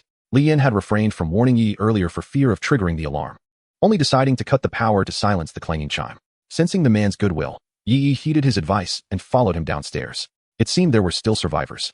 Having grasped part of the creature's strength, Yi's objective was largely fulfilled. Unbeknownst to them, a vacant-eyed head at the window was watching their departure. The heads in the room began to tremble slowly. It hurts, I am in pain. Upon reaching the first floor, Yi accompanied the man to a metal panel. It was then that he discovered an opening allowing a glimpse of the outside world, cleverly concealed by tattered cloth and foul debris. As they navigated through the interior, lights suddenly flooded in, illuminating the space. About a dozen individuals surrounded a corpulent man seated at the center, all wielding various makeshift weapons. Their demeanor relaxed when they saw the man was unharmed. However, as soon as they entered, a barrage of curses assailed them. Li, do you no longer wish to be paid? I asked you to keep watch, yet you dare to wander off. Who gave you the audacity? Li Yin bowed his head humbly. What you say is true, Boss Wang. I was momentarily foolish, thinking that an extra pair of hands could be of assistance. Ha ha ha. After the tirade, Boss Wang glanced at Yi's meager work attire and the insignia upon it, recognizing him, and snorted coldly. Now you, go guard the door. Report any disturbances, do you hear me? Yi frowned. What, are you unwilling? I have connections with your coal boss. If I choose, your wages could be at stake. Boss Wang rubbed his belly and barked. Just as Yi was about to retort, Li Yin interjected. What the boss says is correct. He doesn't understand. I'll go with him. Yi was pulled away until they were out of sight. With a wry smile, Li Yin remarked, we are but ordinary workers. Having survived this ordeal, we must still rely on the boss for sustenance. They had not received an education, and their understanding of the world was limited to their immediate surroundings. They were unaware of profound truths, only that losing their jobs could lead to starvation for their families. In this world, due to a lack of substantial research value from higher-ups, crops like hybrid rice, which could yield high harvests, were absent. Thus, hunger was a genuine threat. Those who lost their jobs would be dispatched to places in need. Yi nodded, then inquired, why do you not leave? This is the first floor. We could simply walk in through the front door, so why remain stationed here? The boss, Li Yin, sighed and stated helplessly that he had already reported to the police and insisted on staying here, fearing that the officers would indiscriminately take things, thereby requiring them to remain and keep watch. Yi understood, realizing that the boss was both fearful for his life and reluctant to part with his possessions, thus compelling them to stay. The police are not ordinary individuals. Their connections render them immune to the whims of a mere garbage dump owner. If anything goes missing, there would be no recourse for redress. Truly despicable, Yi muttered inwardly. However, the current predicament was that these malevolent entities could not be resolved by the police. Suddenly, Yi glanced at the man's mark, which was so intense it nearly materialized. It appeared that they had been marked before Yi. Something was amiss. These spirits would not be deterred by a mere barrier and would undoubtedly strike directly at people. Yi stepped forward to examine the iron gate. In the next moment, his pupils constricted. The iron panel seemed intact, yet it was engulfed in darkness. This mass of black resembled a head, blackened ash scattered across the ground. What is happening? Li Yin trembled, as if the calamity had just begun. We must return swiftly, Yi exclaimed. There are more than a dozen individuals. If they all perish, we will have an influx of wandering spirits. Chapter 10. The skull-sucking demon. Upon returning, the bosses were all unharmed. Yi let out a sigh of relief. What are you doing back here? Hurry and return. Boss Wang bellowed in anger. Wait, why are there fewer people? He continued to scold, even rolling up his sleeves, prepared to teach them a lesson. Where are the others? Yi inquired. Do you not understand? Wang Boss began to shout, but suddenly fell silent. A knife pressed against his throat. Yi asked again, where are they? Wang Boss stiffly forced a smile, pointing in a direction. They went to the restroom. Although the state maintains absolute control over these lowly subjects, the madmen are no longer restrained. After hearing this, Yi dashed toward the restroom, his unease growing heavier. I hope nothing goes awry. Suddenly, Yi spotted a figure outside the restroom. The silhouette was hunched over, the head concealed, busily engaged in some unknown activity. The temperature here had noticeably dropped a few degrees, rendering Yi's body more rigid as he inhaled the cold air, cautiously lowering his steps as he approached. With his weapon drawn, Yi raised his knife. Whoosh! The worker abruptly turned, and upon recognizing him, Yi immediately sheathed his weapon. Please, spare me, the man exclaimed, hurriedly raising the biscuit in his hand. I was just too hungry. Take it all. Just don't kill me. It seemed to be a misunderstanding. Yi waved his hand and apologized. My apologies, sir. I was just overly anxious. Please continue eating. Oh. The man chuckled awkwardly, silently retracting his biscuit. Seeing that they were unharmed, Yi's anxious heart began to settle. But where had those entities gone? By the way, where are they? Yi asked. They went to the restroom, the man replied. However, it has been quite some time. I wonder why they haven't come out yet. Yi's nerves were once again on edge. How long had it been? Silence enveloped the restroom. He grasped the doorknob and slowly opened the door, only to be met with 3 pairs of green eyes that locked onto his. The lifelessness within those pupils seeped into Yi's heart. With a sudden jolt, he attempted to close the door, but the 3 heads wedged themselves in its path. Ah, monster! The uncle, witnessing this scene, sprang up from the ground and fled. Just moments ago, he had been a vibrant individual, and now, merely from a visit to the restroom, he had transformed into this. With a resounding crash, the already fragile doorframe shattered, and the 3 heads shot forth like arrows. A spray of blood erupted, and the uncle staggered before collapsing to the ground, his spine shattered by the impact. So painful, he gasped, his eyes wide with terror. One of the heads twisted its tendrils, burrowing into his back, causing a grotesque bulge to writhe beneath his skin. Suddenly, an eerie headless red shadow emerged. After Yi cleaved one of the heads in twain, he felt a chill run down his spine at the sight before him. The dark mark on his arm suddenly intensified. This must be the head-sucking ghost, the red specter, with hands resembling branches, pressed down upon the uncle's thrashing body. In the next instant, the uncle ceased his struggles. Before Yi could react, the uncle's head exploded, and a new head, identical to the original, sprouted from his neck, falling to the ground like a ripe fruit. So painful. So this is how these revenants came to be. A chill of dread coursed through Yi, and he seized the opportunity to cleave the nearest revenant's head. Suddenly, the ghostly figure pointed a finger at Yi. Not good. As he recalled the terrifying head, Yi sensed he knew his fate. They remained in a tense stalemate for a minute, both parties exchanging glances. Perhaps feeling fatigued, the head-sucking ghost switched hands, directing its attention towards Yi. Mental attack detected. Immunity confirmed. Immunity. Indeed, Yi's long-standing fears dissipated as he brandished his blade and charged forward. I am immune to mental damage now. However, the head-sucking ghost seemed unfazed. It turned its back on Yi, attempting to float away, underestimating his ability to harm it. Running away? Take this. A flash of white light erupted as the head-sucking ghost emitted a piercing shriek, its form wavering. The ghost's actions bore an expression of shock, bewildered as to why someone could inflict harm upon it. Yi swung his blade once more, but the ghost swiftly evaded. At that moment, a freshly spawned revenant lunged at him, forcing Yi to sever one of its arms. As he watched the head-sucking ghost hastily retreat, a grave expression settled upon Yi's face. Those inside were merely ordinary people. We can't break through. Boss Wong gripped his phone anxiously. Reflecting on the events that had just transpired, anger surged within him, and he slapped Li Yin, who sat nearby, on the head. Damn worthless trash. Daring to point a knife at me. Just wait. When the police arrive, you'll become a missing person. Li Yin, dazed, took a long while to regain his composure, only to have Boss Wong point at him again. You come here and massage my legs. You've driven me to madness. Faced with such humiliation, he reluctantly approached, ready to comply with Boss Wong's demand. Such a society has endured for centuries, not devoid of resistance. Yet every act of defiance has been ruthlessly suppressed. The futility of rebellion, coupled with the potential repercussions on family and friends, has rendered any dissent futile. Even when faced with the command of the corpulent overseer to sacrifice themselves, they had no choice but to comply. The workers, heads bowed in silence, were driven solely by the need to survive. Their gazes fell upon the marks upon their hands, their eyes dulled by despair. Is it truly necessary to continue this existence? Suddenly, urgent footsteps echoed from the end of the corridor. Li Yin turned to look. In the darkness, the footsteps grew louder. In an instant, a blood-red specter emerged from the wall. It has come again, flee, Li Yin shouted. Boss Wong hastily shoved him aside, his ample belly propelling him towards the exit. Clear the way. Anyone who dares to outrun me shall face dismissal. This was the lifeblood of these laborers, and Boss Wong understood it well. Their spirits had all but perished. They now lived solely for their families. Should they lose their jobs or incur his wrath, not only would their households be deprived of income, but their descendants would also struggle to find work. The workers hesitated, their steps faltering, yet Boss Wong moved sluggishly. Like a snail, having long neglected exercise. A worker behind them was seized by the cranium sucker, his brain dislodging. Oh, the pain! After consuming one soul, the specter seemed revitalized, raising its hands to press down upon the fleeing crowd. In that moment, regardless of how far they had run, everyone was frozen in place. Boss Wong stared ahead in terror. The exit was so close, just a step away. Behind him, workers' brains erupted, their lifeless bodies collapsing to the ground. The pungent scent of blood assaulted Li Yan's senses. I am to perish, yet why am I not so afraid? Li Yan pondered this question. Is it the ceaseless toil, the burdensome rent, or the relentless exploitation by our employer?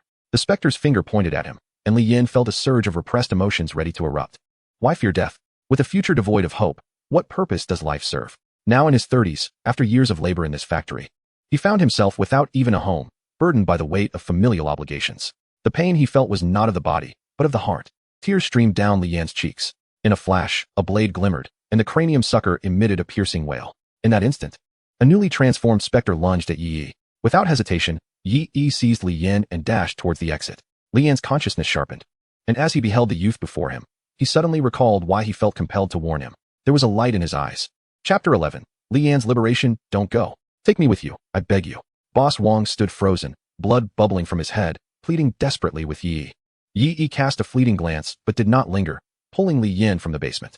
No, I can give you anything. I apologize, please don't leave. Boss Wong shrieked in anguish. In the next moment, with a resounding bang, a head emerged from the blood mist. It hurt so much. Yi sprinted outside, grasped the steel plate, and barricaded the door before dashing toward the exit. Suddenly, a thud resonated from above. Yi looked up to see the vengeful spirits that had been slumbering on the third floor surging toward him. The steel plate behind him was being battered and seemed unlikely to hold for much longer. With Li Yan in tow, Yi's speed was significantly hindered. At this rate, they would inevitably be caught. To hold their ground would surely lead to defeat. And transforming the illusory weapon into a heavy artillery piece raised doubts about whether his mental fortitude could withstand it. Just then, a shadow rushed through the doorway.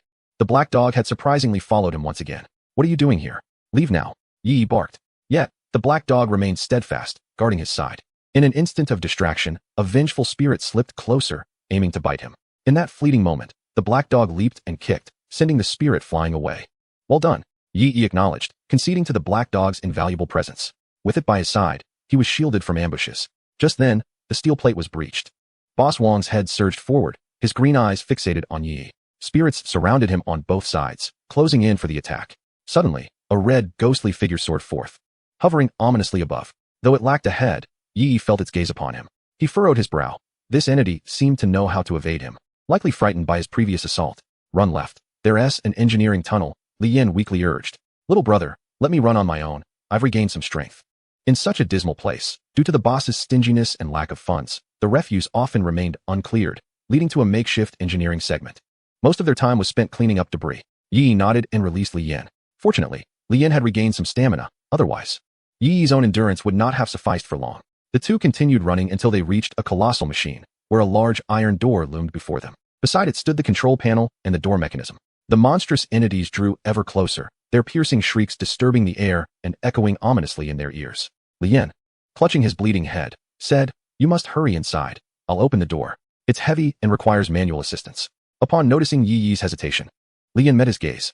In this selfish era, he could discern the concern in Yi's eyes. Indeed, he is different from the rest, Li Yan urged. You need to go in quickly. Those creatures are somewhat clever and might reopen the door. I must destroy it. Trust me, I will finish it swiftly. All right, uncle. You must be quick. Yi nodded and sprinted toward the door. The black dog cast one last glance at Li Yan before following him. It hurt so much. Li Yan gasped, clutching his head. Standing at the control panel, he swiftly manipulated the buttons. Seeing Yi manually assisting him in opening the door, Li Yan's heart finally settled. Holding his bleeding head, he sighed. What a good young man. It's just a pity I can't move any further. Without delay, he activated the colossal machine, maneuvering the steel blocks above the control panel.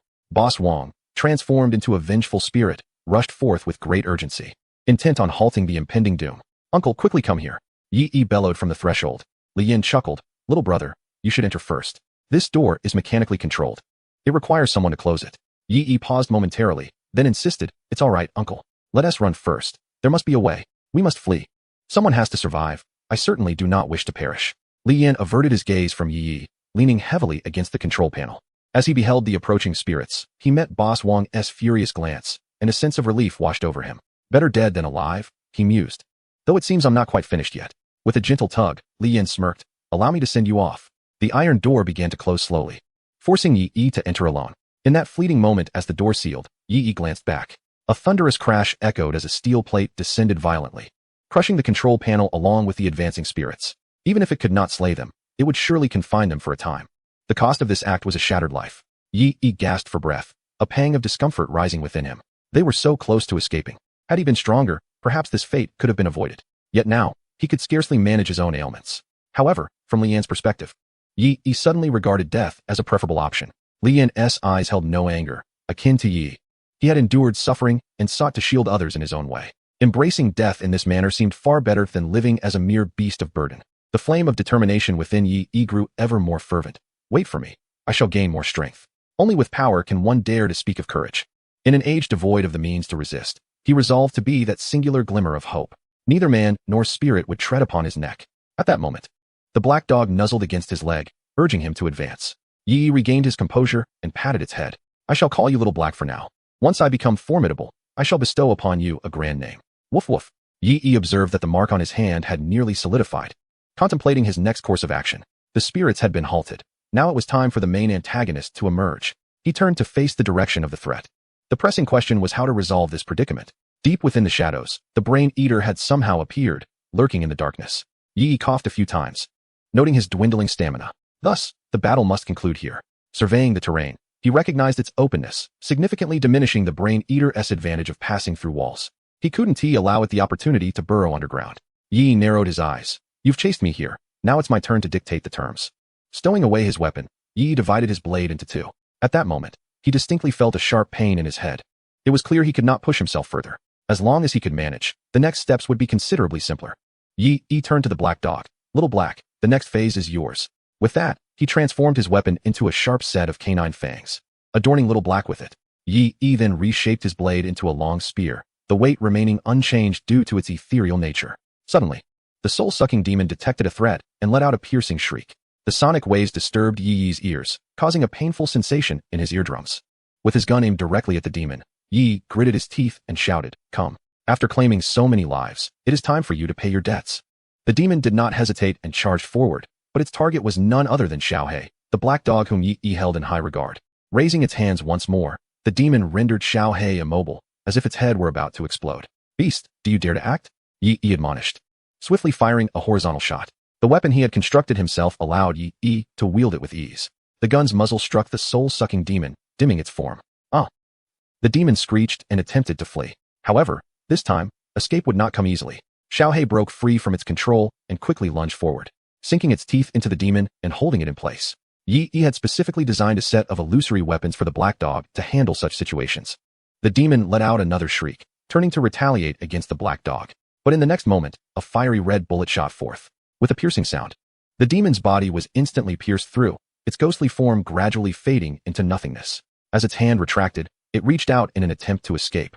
But Xiaohei bit down again. Breathing heavily, Yi approached, coughing up blood. Gritting his teeth, he gripped the gun's handle and coldly regarded the soul-sucking demon. Die. All of you shall die. With a sudden thrust, the long gun was drawn, causing the demon to tremble violently. In the next instant, its body disintegrated completely. Yi glanced at the mark on his arm, which had now vanished. Finally, the ordeal came to an end. Let us go, Yi said, suppressing the itch in his throat with a few coughs. Having resolved the nuisance of the garbage dump, it was time to investigate the nature and scale of this catastrophe. The man and his dog made their way out of the tunnel, light flooding in as flames dominated the sky. Yi turned his gaze toward the city, his eyes widening in shock. Chapter 12. Global Crisis. After a brief rest, Yi set off once more. Ascending the trash mountain, he surveyed the horizon. Thick black smoke rose from deep within the city, faint flashes of fire flickering in the distance. Several armed helicopters soared through the sky, heading toward the city center. It seemed the power center had also been affected. Yet, given that Guangyao City lay within the confines of the Heisen Federation, if problems arose here, then other regions would likely be compromised as well. Yi speculated that this was a disaster with ramifications extending throughout the Federation. Descending the trash mountain, Yi hurried toward the large screen, eager to validate his suspicions. Typically, significant news would be broadcast there. The television on the upper floor was no longer functional. and Yi was well aware that most business owners would have password locks. The streets were desolate, devoid of traffic, and not a soul was in sight. However, the bloodstains on the ground indicated that something had indeed transpired moments ago. Just ahead, he spotted a person and intended to inquire about the situation. But Xiaohei suddenly circled around, preventing him from approaching. It is said that black dogs possess a spiritual insight, capable of perceiving what others cannot. Yi recognized this as a manifestation of heightened senses. What troubles does this elderly gentleman face? Yi grasped the meaning behind Xiaohei's actions. The bustling street had emptied, leaving only an elderly woman with her back turned towards him. She hunched over, her body gently swaying. Yi noticed the ground beneath her was slick with an ominous substance. Moments later, a disturbance emanated from the panel. Cat demon, primary attack method is parasitism, inflicting harm through physical means. Suddenly, a disheveled yet striking woman burst forth from around the corner, her attire suggesting she belonged to an upper echelon, unaccustomed to labor. "Help me, someone. There's a monster," she cried desperately as she sprinted forth. Before Yi could evade, a creature clad in a servant's garb crashed through the wall, charging directly towards them. The monster bore no face, riddled with bullet holes that showed no signs of injury. It leapt forward on one foot, brandishing a bloodied kitchen knife. Yi felt a surge of pain in his gums as he cautiously retreated in the opposite direction, fortunate that the woman was not heading his way, thus sparing the peculiar old lady from disturbance. Yet, to his dismay, the woman turned back towards him, her eyes gleaming with exhilaration. "Young man, come help me. I assure you, there will be generous rewards," she exclaimed. Yi paid her no heed, instead focusing intently on the elderly woman. Indeed, the old woman began to tremble violently, her neck twisting unnaturally. "Do not approach. Go elsewhere," Yi warned. However, the woman disregarded his caution, approaching with a chilling smile. From her bag, she extracted a gun and aimed it at Yi, her expression souring at the sight of his soiled work attire. "You lowly peasant. It is your honor to sacrifice your insignificant life for my salvation," she declared before pulling the trigger. A loud click resonated, and she froze, astonished as Yi shielded himself with his forearm. Yi cast her a cold glance. "Fool, prepare for your demise." She had ignored his warning and sought to drag him down with her, endangering his life. Fate would take care of her reckoning. Suddenly, the elderly woman turned her head towards the woman, her mouth stretching into a grotesque grin, revealing sharp, crimson teeth. "How noisy!" The woman gasped in disbelief, her body poised to flee in another direction. Yet, the old woman lunged at her with terrifying speed, causing her to stumble backward. As she retreated, she found herself pressed against something solid. The woman stiffened, turning to face the entity behind her. In the next moment, a flash of white light illuminated the scene as the knife struck her neck. Blood sprayed across the ground, limbs flailing. The aristocratic illness served only to prey upon humans. To the spectral beings, they were merely sustenance. Witnessing the gruesome spectacle of the woman being devoured, Yi abandoned any thoughts of delving deeper into the city. Suddenly, a flurry of hurried footsteps echoed from afar. Yi turned to see the patients from the hospital corridor rushing frantically, along with factory workers he recognized, all fleeing in a frenzy. They shared a common trait. Each bore a distinctive mark upon their hands. This throng comprised at least 50 souls. Trailing behind them was a horde of heads in pursuit. The familiar skull-sucking ghost floating menacingly behind, akin to a harbinger of death. The faceless man and the cat-faced old woman simultaneously turned their heads, seemingly more intrigued by the gathered individuals, forsaking the woman entirely. Ahead loomed a monster. Upon sighting the approaching faceless man and cat-faced old woman, fear gripped the hearts of the crowd. I could bear it no longer. The bosses were urging us to flee while the monsters had set their sights on us. Li Guoming, in a fit of rage, threw his hard hat to the ground, exclaiming, "Charge forward and confront them." Inspired by Li Guoming's fervor, the others removed their hats. The flimsy protective caps were easily shattered, symbolizing their surging emotions. Grabbing anything usable from the ground, they all rallied, declaring, "Let us fight, let us fight." They gritted their teeth and charged at the monsters, fully aware that their efforts might be futile, yet unwilling to perish in such a humiliating manner. However, this fervent spirit bore little fruit. The cat-faced old woman opened her mouth, emitting a piercing shriek. Everyone froze in place, helplessly watching as the faceless man's cleaver descended. Awaiting the inevitable arrival of death, I refuse to accept this. Why must we endure such treatment? If we are to die, let it not be in such a humiliating fashion. Despite the raging fury within Li Guoming, he found himself utterly immobilized. These people were destined to live in perpetual humiliation. Suddenly, a figure burst forth. A great halberd swept across, cleaving the faceless man in two. The crowd stared in astonishment at the youth who had emerged. Who is this? How is he so formidable? The cat-faced old woman noticed Yi's actions, momentarily taken aback. How was he not under her control? Yet, she gave it little thought and seized the opportunity to strike. But Little Black was no pushover. He swiftly lunged forth, sinking his teeth into the old woman's neck. Yi spun away, wielding the halberd once more to slice her in half. Instantly, everyone broke free from their paralysis, Gazing in shock at Yi, breathing heavily and taxing his body, Yi pointed toward the junkyard, urging, "Let us head that way." "Oh, right. Old Li stared at Yi's work attire, nodding in a daze. When did we have such a fierce individual among our ranks? Yi turned his gaze toward the head-sucking ghost. "Ah, it's you again," he said, raising the halberd and pointing at it. The crimson ghostly figure continued to drift forward, completely disregarding Yi. In this world, no one could harm it. Its target was those marked individuals, while Yi was merely left to the ghost it commanded. Seeing this, Yi chuckled. "I would fear you running away. Go." At his command, Little Black charged forward, sinking his teeth into the ethereal ghostly figure. The head-sucking ghost immediately stiffened, emitting a piercing wail. "It's too early to cry out." Yi scoffed, unleashing a relentless barrage of attacks. With Little Black's assistance, the elimination of the ghostly entity proceeded smoothly, resolved in just a few strikes. As the head-sucking ghost was obliterated, the specters froze in place, each self-destructing in turn. At this moment, Yi's advantage over ethereal ghosts became apparent. He was nearly immune to mental attacks, directly disregarding the control tactics of the spirits. Yet, a significant drawback remained. He could not enhance his physical offensive capabilities. This rendered him somewhat passive in confrontations, relying on ambushes and the support of Little Black. "It seems that the time has come to prepare for the next reincarnation," Yi murmured. Chapter 13. Establishing belief. Upon returning to the junkyard, the workers had been waiting anxiously. When they saw Yi return safely, they all breathed a sigh of relief. In times like these, having a formidable presence among them allowed everyone to feel considerably more at ease. Li Guoming stepped forward immediately, assessing Yi with keen eyes. When their gazes met, he was momentarily taken aback. Truly, a young hero, the hero of our workers. Suddenly, Li Guoming was tapped on the shoulder, and a woman behind him shot him a glare, pulling him back. "I apologize, my lord. My father is rather blunt and did not mean any offense." Li Yin smiled obsequiously at Yi. The surrounding workers of Li Guoming also hurried to offer explanations on his behalf. Given that he was a formidable individual, he deserved a certain status. Even if he was a worker now, he would eventually rise to a higher position, and they must adopt a submissive demeanor. Observing this scene, Yi felt an overwhelming pang of sorrow. This world, though it appeared to be a modern society, was in reality merely a facade of human rights layered over an ancient system of slavery. While some families and aristocrats could lead a life of luxury, traveling the world, the workers were condemned to toil in a workshop for a lifetime, needing the savings of 2 generations to afford a home and the efforts of 3 generations to ensure their children could receive an education. As for orphans like Yi, they were often forcibly conscripted into hazardous jobs, becoming mere sacrifices for their employers. Workers represented the most undervalued profession in this world. Li Guoming's earlier remarks, when directed at the locals, would indeed evoke discontent. After all, he was an impressive individual. Even if he was a worker now, he would not remain one forever. Wasn't he that belittling? Yi waved his hand, signaling that he bore no ill will. "Let us head inside. It's too dangerous out here." Everyone nodded and followed his lead into the building. Yi discreetly pulled Li Guoming aside and whispered, "You were right." He then turned and ascended the stairs. Li Guoming stood rooted in place, his face flushed moments later. "Oh my, I truly met a hero." Upon reaching the upper floor, the crowd gathered around Yi, their faces filled with anticipation. Yi inquired, "Does anyone know how to unlock the television? I need to understand the situation outside." As soon as he finished speaking, Li Guoming jumped up and raised his hand. "I can." This brand of television was assembled in our factory. A group of people gathered around the television, watching as Li Guoming tinkered with it. Yi patiently waited nearby. "Can you do it?" one of his colleagues asked. "What do you think my capabilities are?"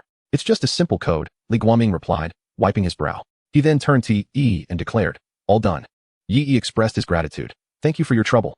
Upon hearing this, the surrounding people exchanged peculiar glances at Yi. He was undoubtedly the leader now.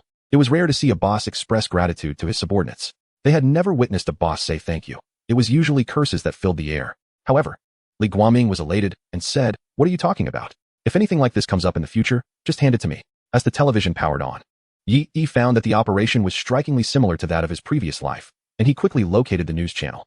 However, rather than saying that we have found ourselves, it is more accurate to assert that we have simply entered. Present-day television programs are predominantly emergency broadcasts. Emergency report. The world is under attack from an unknown entity. All residents are advised to stay indoors, secure their doors and windows, refrain from making noise, and await government assistance. We must have faith in the strength of our military, which possesses the capability to eliminate all invading foes.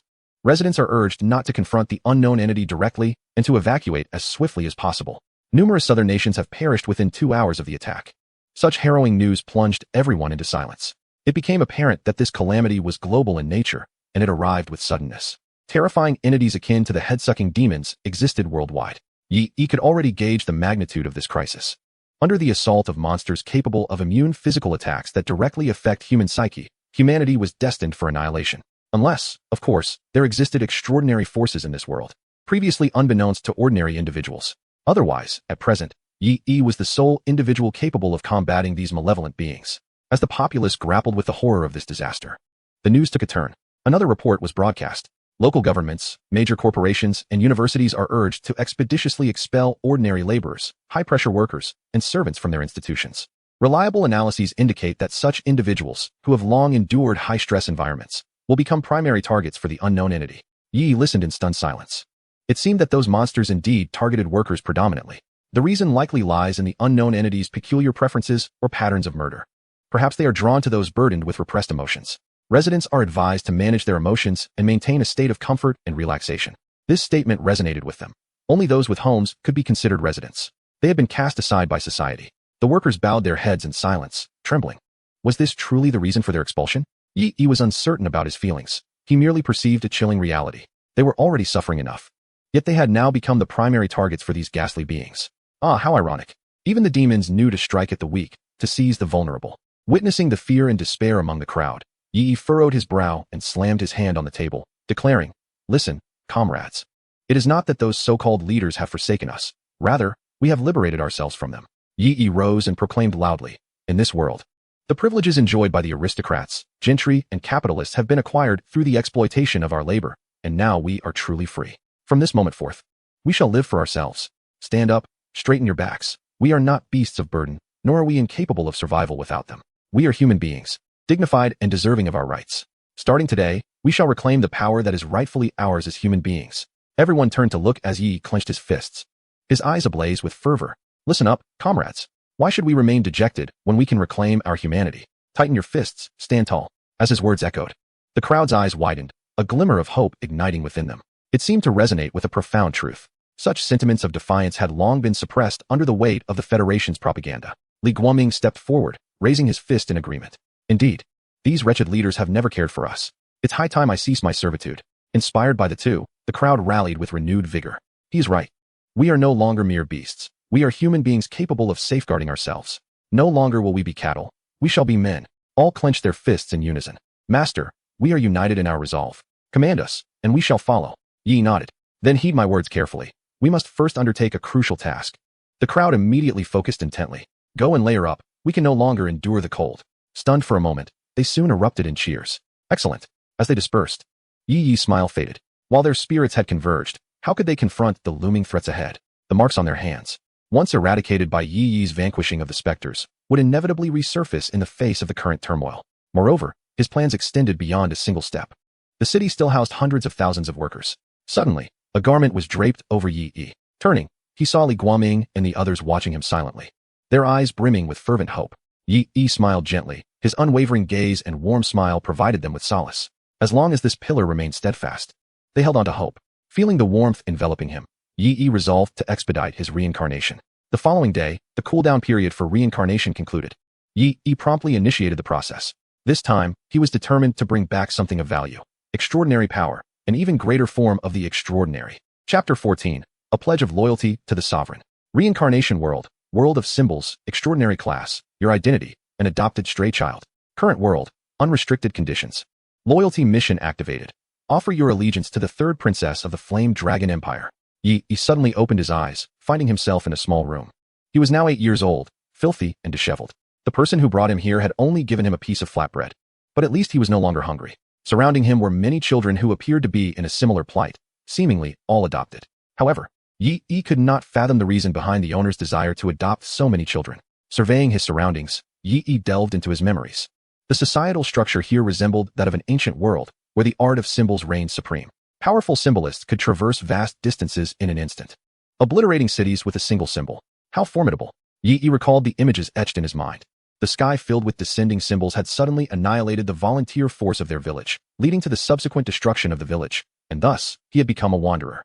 Indeed, my current objective of loyalty pertains to the class of fidelity towards the sovereign, which, in theory, should entail the acquisition of proactive skills by certain characters. Upon the completion of the task, I would be able to reap these innate proactive abilities. As this thought crossed Yi's mind, a sense of gravity enveloped him. The crises in the real world loomed ever closer. It was imperative to devise a means for them to resist alongside him. Otherwise, An increasing number of people would only serve as a burden, leading to a path of demise. Yi opened the skill panel to examine the skills he had acquired. Proactive skill, Rage of the Common Man, Infinite Slaughter, Rage of the Common Man, Blue forcefully break free from all control, amplifying all attacks by 500% for 1 second. Cooldown, 72 hours. Infinite Slaughter, Blue gain a 1-minute enhancement of all states, for every enemy killed of certain threat. The effect extends by 1 second, and the attack consumption recovers, with a limit, increasing the amplification effect by 1%, up to a maximum of 50%. Cooldown, 72 hours. Yi's countenance stiffened. It appeared that this reincarnation had only granted him these skills, none of which would alleviate the current predicament. The silver lining was that his passive skills and bonds could be utilized in this world. Well, it is better to have something than nothing at all. Yi reassured himself. Suddenly, a commotion erupted among the crowd. Listen up. From this moment on, I am the boss here, declared a somewhat aloof young boy, exuding an air of authority. Stick with me, and I guarantee you won't be bullied. The surrounding followers echoed his sentiments, and gradually, he amassed a considerable following. Yi observed quietly, discerning that this boy's original identity might be rather extraordinary. His skin was robust and healthy, unlike that of the other vagrants. He likely hailed from a prominent family, only to find himself here due to some misfortune. Sure enough, as the moment deemed appropriate, He Yuan proclaimed, "Let me tell you. The Wu-Ying sect and my He family share a long-standing friendship. Although our family has faced calamity, I shall undoubtedly receive protection moving forward. Joining me will be a wise choice." Upon hearing this, the children present erupted in cheers. In these times, who wouldn't wish to align themselves with a figure of stature? Suddenly, a middle-aged man clad in a long robe, trimmed with gold, entered through the doorway. Upon seeing him, the young boy instantly lifted his head with pride, striding towards him to showcase his esteemed position. Yet, the man merely cast a fleeting glance at the children in the room, seemingly indifferent to the boy's presence. With a commanding voice, he barked, "Everyone, gather around." As he spoke, a glimmer of golden light flickered at the corner of his mouth, compelling everyone to unconsciously assemble. Observing the children around him, Yi realized he was unaffected by this influence, yet he feigned compliance and stepped forward to join the gathering. Once all were assembled, the man drew forth a black talisman from thin air. Yi watched this unfold, an ominous premonition stirring within him. In the next moment, the man shouted, "Command!" The talisman shattered, transforming into countless black threads that surged into their minds. Including the boy who had aspired to dominate, the eyes of all present became vacant. The man continued, "From this day forth, you shall be known as the Dead Warriors, and you must obey the commands of your master. Do you understand?" A chorus of murmurs echoed, "Understood." Yi, blending among them, could not suppress a lingering sense of dread. Mental attack detected. Suggestion technique. Assessing level as moderate. With mental resistance at extraordinary level, thus immune to this mental assault. If it were not for the passive barrier of the mind, he would surely have been affected, falling prey to the next psychological suggestion. Gather in the square. Soon, arrangements will be made for you, and you will learn of the trials that await you. Once the man departed, normalcy returned to the group. Do you know who that was? He Yuan chuckled. Boss, just tell us directly. How could we possibly know? Someone scratched their head in confusion. That was a talisman master. He Yuan replied, his expression grave. In the realm of talismans, a powerful figure of the talisman body stage can establish a foothold, and a talisman master can even form a family clan. That individual was indeed such a formidable presence. The crowd gasped in astonishment. Is that true? Absolutely. But just how vast is the difference between the talisman body stage and the talisman master stage? Someone inquired curiously. Well, I'm not entirely sure, He Yuan admitted. However, I have heard my aunt mention that only the talisman body stage enhances the physical form, while the advancements in the latter two stages primarily hinge on knowledge and understanding. Ah, never mind. He Yuan laughed heartily. Follow me, and we shall surely find a worthy master. Boss is magnificent. I believe in you. Observing the chaos unfold, Yi furrowed his brow. What if knowledge were to be suppressed? Reflecting on the astonishing talisman techniques from earlier, Yi felt a chill. Could a more powerful talisman master exert influence over him? And what of pledging loyalty to the Empire's third princess? But how would he even locate her? As they surged into the square, Yi realized they were merely a small faction of a larger group. In total, over 500 children gathered. What purpose could require so many dead warriors? Yi's unease deepened. Logically, the cultivation of dead warriors should be exceedingly difficult and resource-intensive. On the platform, an elderly figure clad in gray spoke slowly. Listen closely. Everyone, you are about to undergo the most brutal selection process. Only those who survive will qualify to serve as dead warriors for the organization. Children, offer up all that you have. The eyes of all the children ignited with fervor. Yi felt a tingling apprehension on his scalp. How would he evade mental attacks? And how would he survive this ordeal? If he were to perish during training due to unforeseen circumstances, all would be in vain. Remember, only the most exceptional among you can become the strongest dead warrior. The royal lords are also present. Should you excel, there is a chance you may capture their attention. Yes, we shall give our all. Chapter 15. Theoretical knowledge of the talisman world. Immediately, the elder waved his hand, and those who had been waiting nearby brought forth a pile of books, distributing them into their hands. Yi opened the 2 volumes, and the interface instantly displayed their information. The Treatise of Symbolic Techniques, white. The Treatise of Symbolic Drawings, white. You have 3 months to comprehend the contents of these 2 tomes. Regardless of your level of understanding, we shall proceed with the trials thereafter. The elder chuckled amiably. Trust me, you are all geniuses among mortals. Exert your utmost energy to grasp the material. For every fraction of knowledge you acquire, your chances of survival will increase significantly. Those brought here are generally considered intelligent. Yi was taken aback for a moment. Observing the peak mortal level comprehension displayed on his panel, he felt a twinge of peculiarity.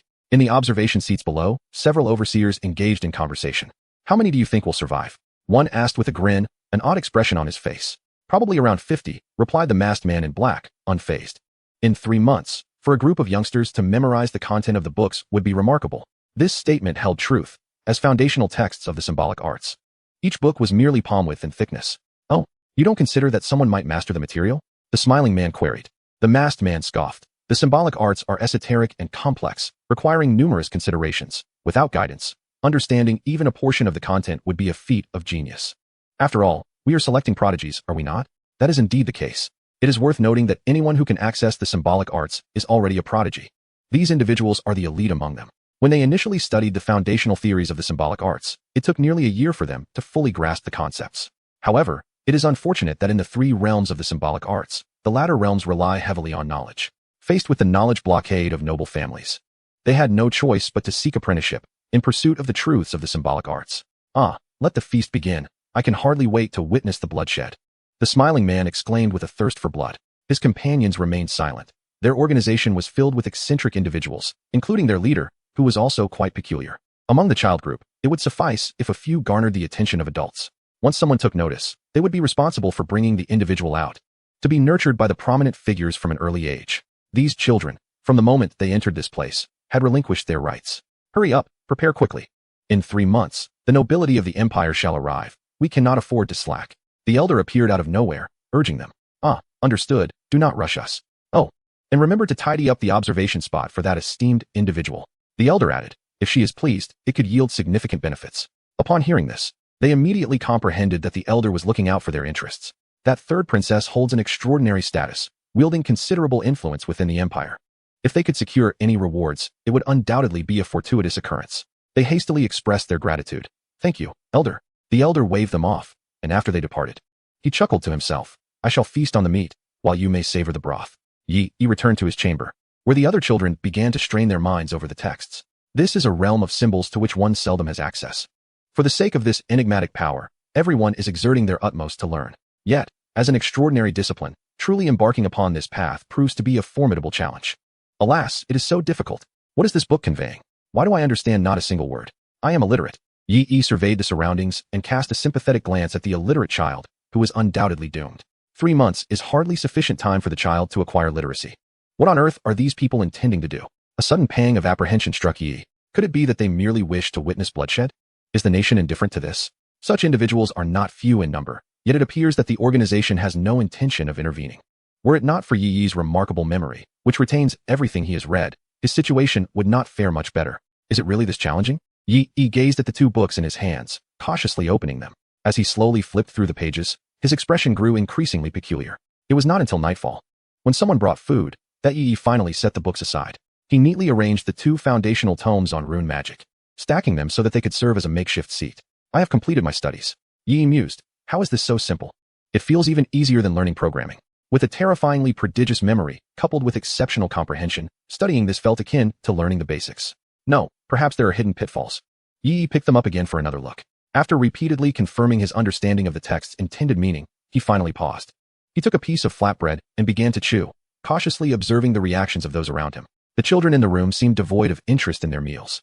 The central nexus of spiritual law, what is it focused upon? I shall study relentlessly. I want to sleep for the next few days. What have I just read? What is this book truly about? The people inside were nearly driven to madness. They were merely children. Yet they had to consult the dictionaries specially provided by the overseers to comprehend the text. Yi finally realized the magnitude of the peak of mundane comprehension. In literal terms, it signifies the pinnacle of human understanding, employed to grasp knowledge of a white-level nature, which is exceedingly simple. Yi withdrew his gaze, deciding it prudent not to rest too early to avoid drawing attention. Perhaps I should practice first? Revitalized, Yi began to ponder the cultivation methods outlined in the book. The art of runes, representing the external manifestation of the mind, fundamentally embodies the expression of one's spiritual power. The extraordinary forces in this world have not advanced far.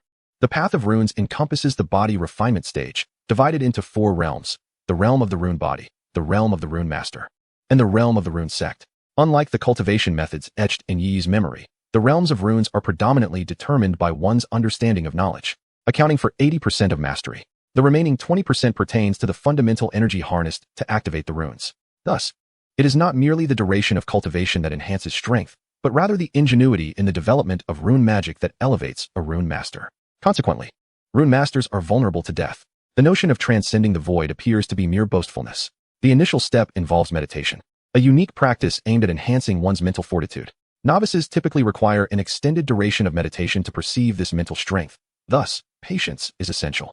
One must be diligent and invest time. Generally, it takes 2 to 3 days to truly sense this power. Understanding this, Yi immediately commenced his practice. Within mere minutes, an unusual sensation emerged within his mind. Has it worked? He pondered, momentarily taken aback. Wasn't it said that one must persist and dedicate time? A realization struck him, prompting him to examine the skill description of Mental Barrier. Mental Barrier, Purple Effect 3, amplifies all mental skills. Hidden Effect, upon mental collapse, creates a fictitious world until one chooses to awaken. The fictitious world resets every year. Thus, the cultivation technique is also categorized as a skill. Yi comprehended, recognizing that the purple skill enhancement was remarkably potent in this realm of symbols. Not only did it bolster memory and comprehension, but it also conferred a cultivation buff. So, am I now an extraordinary talent? Yi mused, perplexed. Chapter 16. Exceptional Talent. Rapid breakthrough. The second stage of cultivation involves harnessing mental energy to inscribe runes, thereby influencing the body and achieving a tempering effect. This forms the foundation of the path of symbols. The amount of energy one can store is contingent upon physical strength. The aforementioned principles constitute the essence of the 2 foundational texts on the path of symbols. Provided that sufficient energy is stored, one can ascend to the rune body realm. For the past 2 days, Yi had been diligently engaged in this phase. At last, on the 3rd day, he exhaled deeply, his eyes seemingly aglow. I have reached the rune body realm. Your physical constitution in this world has attained intermediate mortal level. Only intermediate mortal level? How is this level assessed? Yi quietly tested his abilities, discovering that his efficiency in storing mental energy had doubled. Conducting another assessment of his physical prowess, he grasped a stone and squeezed gently. Crack! The stone crumbled into dust. Estimating his strength, he believed it had reached 500 kilograms, 8 times that of an ordinary person, while his speed and defensive capabilities had also ascended to an extraordinary level. Is this what is deemed intermediate mortal level? Yi was once again astounded. Such was the nature of the extraordinary system. These enhancements alone justified his efforts. Next, he resolved to delve deeper into the study of talismans. The foundational texts only documented 3 types of talismans: recovery talisman, protective talisman, and destructive talisman. Though limited in number, their applications were vast. Yi immersed himself in the realm of talismans, analyzing their intricacies. Ha! I've already memorized 1/10 of them. He, with bloodshot eyes, exclaimed joyfully. Our leader is magnificent. His junior followers expressed in admiration. We haven't even memorized 50 pages, and he is already at 1/10. How is that possible? The overseer, drawn by the commotion, marveled at the scene. It appears this young man is truly exceptional. He should receive closer attention. Should we report this to the elders?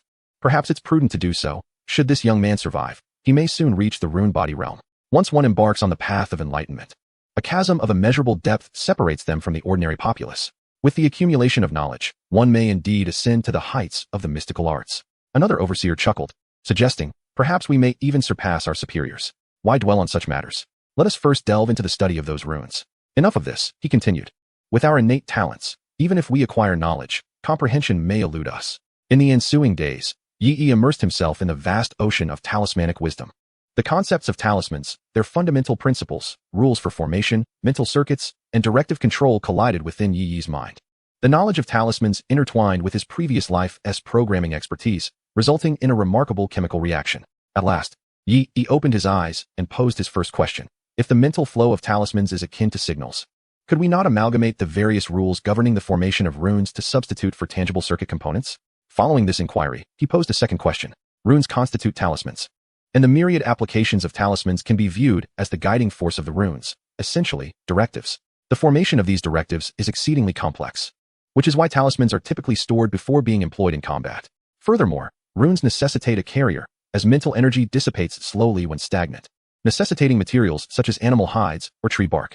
A sudden epiphany struck Yi. If this understanding holds true, could I construct a rune-based computer that would facilitate the continuous flow of mental energy, effectively resulting in zero consumption, while also enabling the rapid generation of talismans, or even serve as a secondary extraordinary brain? Enlightened by this notion, Yi's eyes sparkled with anticipation.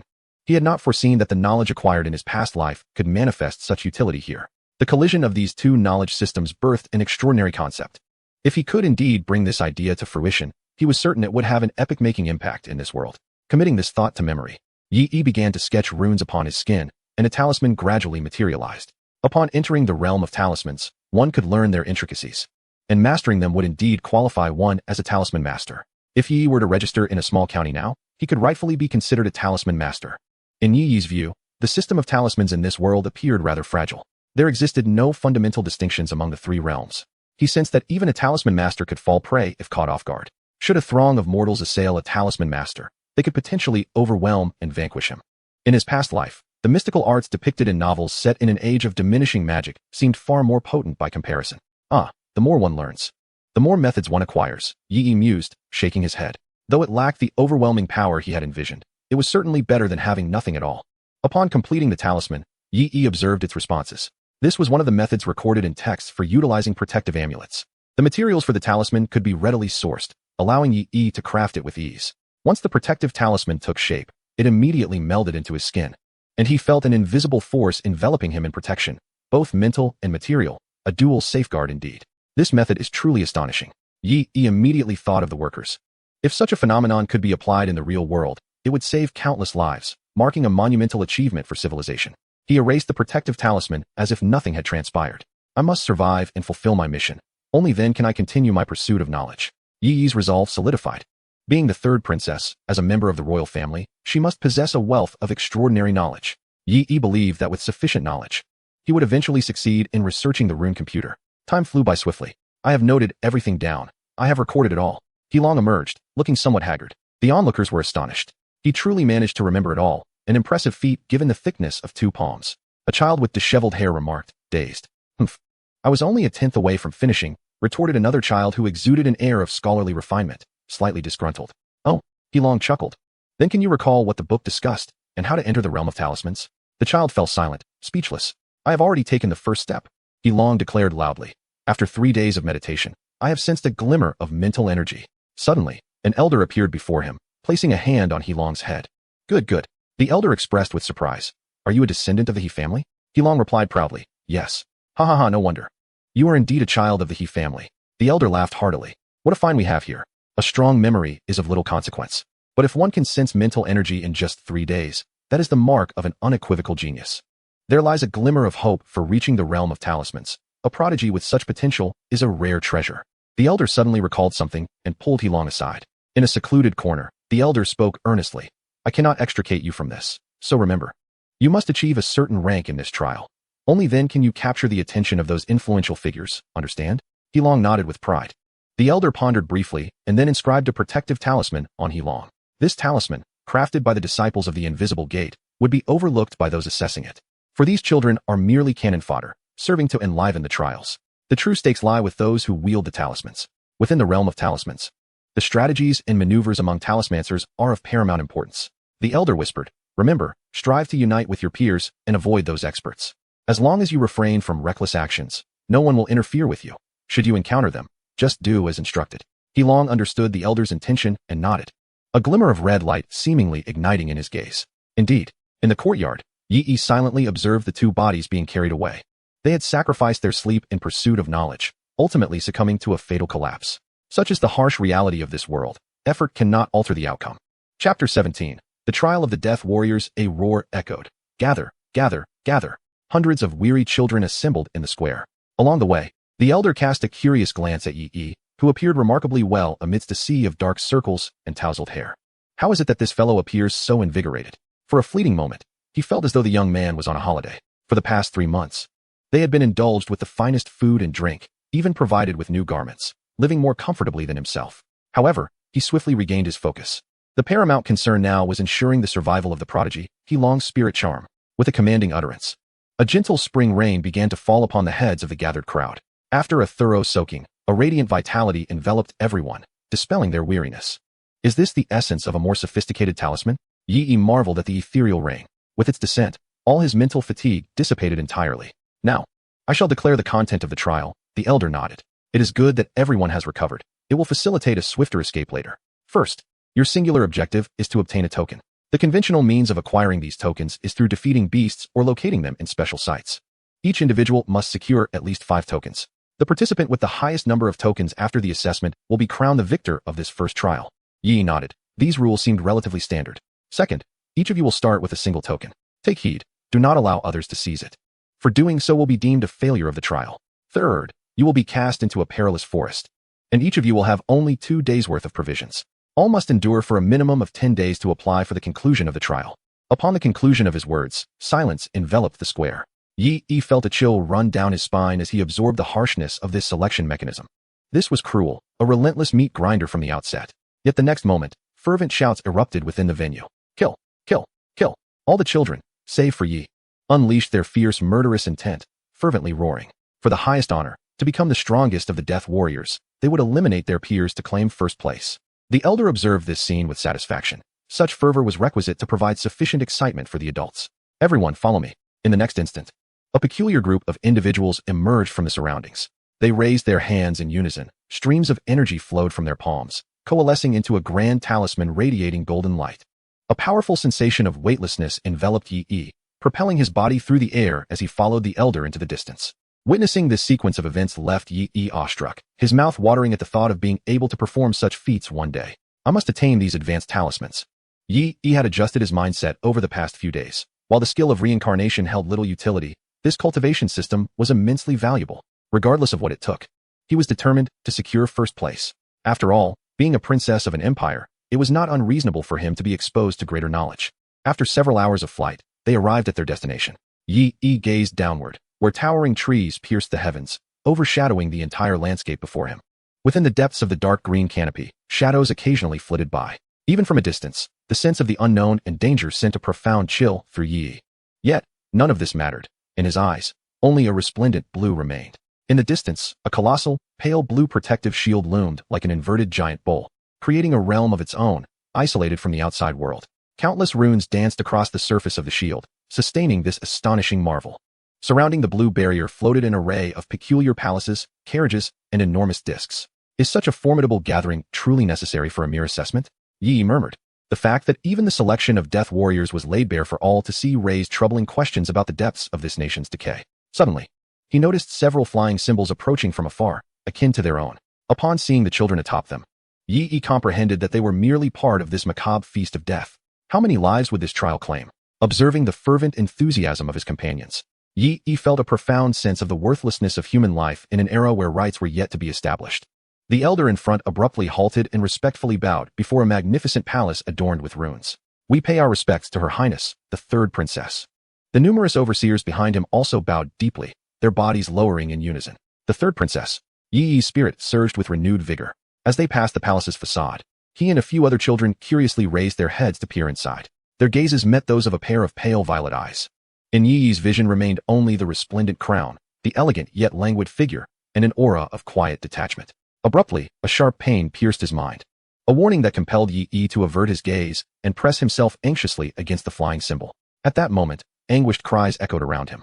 Many children clutched their heads, writhing in pain atop the flying symbols, blood seeping from their lips.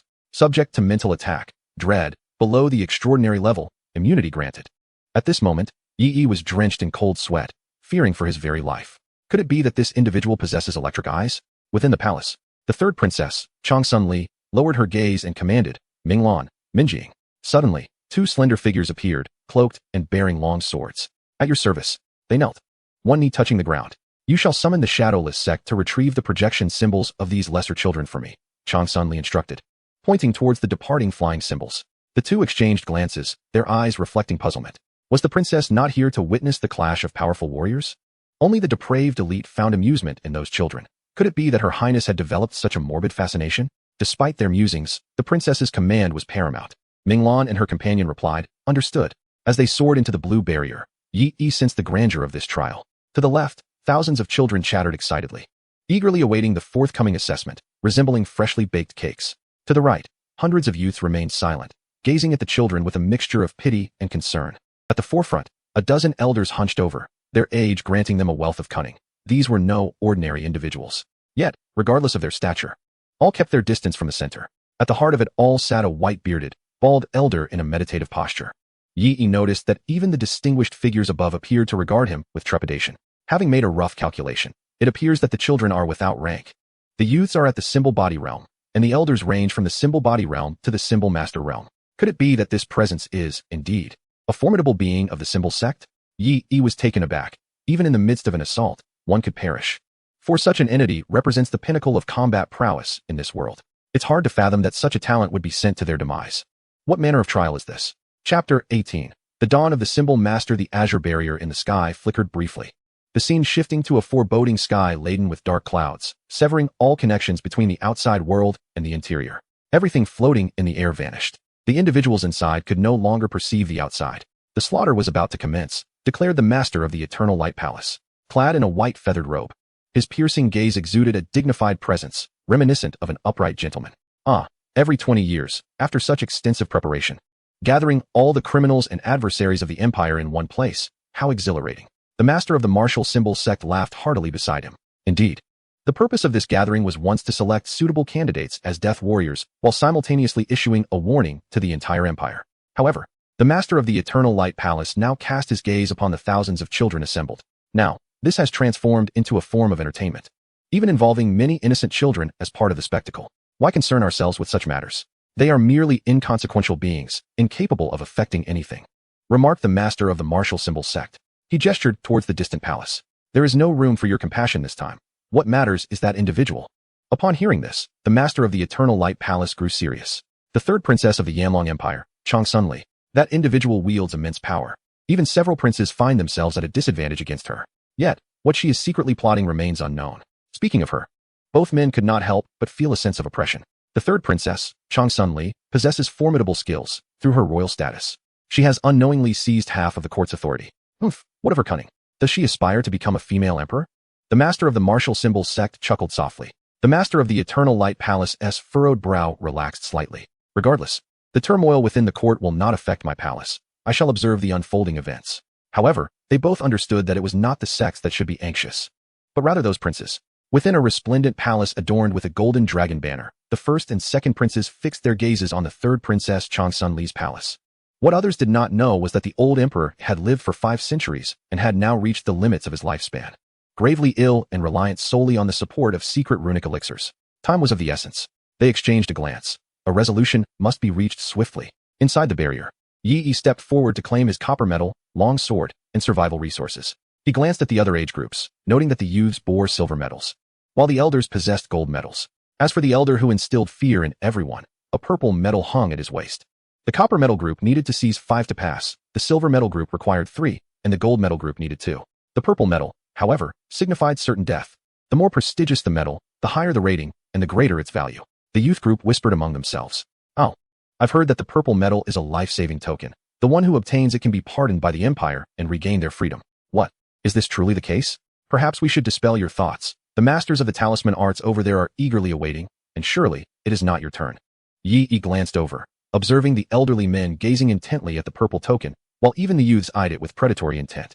The disparity in talisman arts is not so vast. Without materials and the time to inscribe talismans, one would equally perish under a collective assault. A death immunity token? Securing such a token would undoubtedly make one the foremost contender, Yi mused internally. I must keep my distance from this individual. He is bound to resort to desperate measures.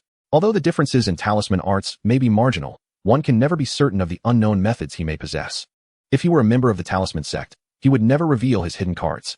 The crowd was dispersed, each sent to various entrances of the forest. Yet, what manner of struggle shall we engage in?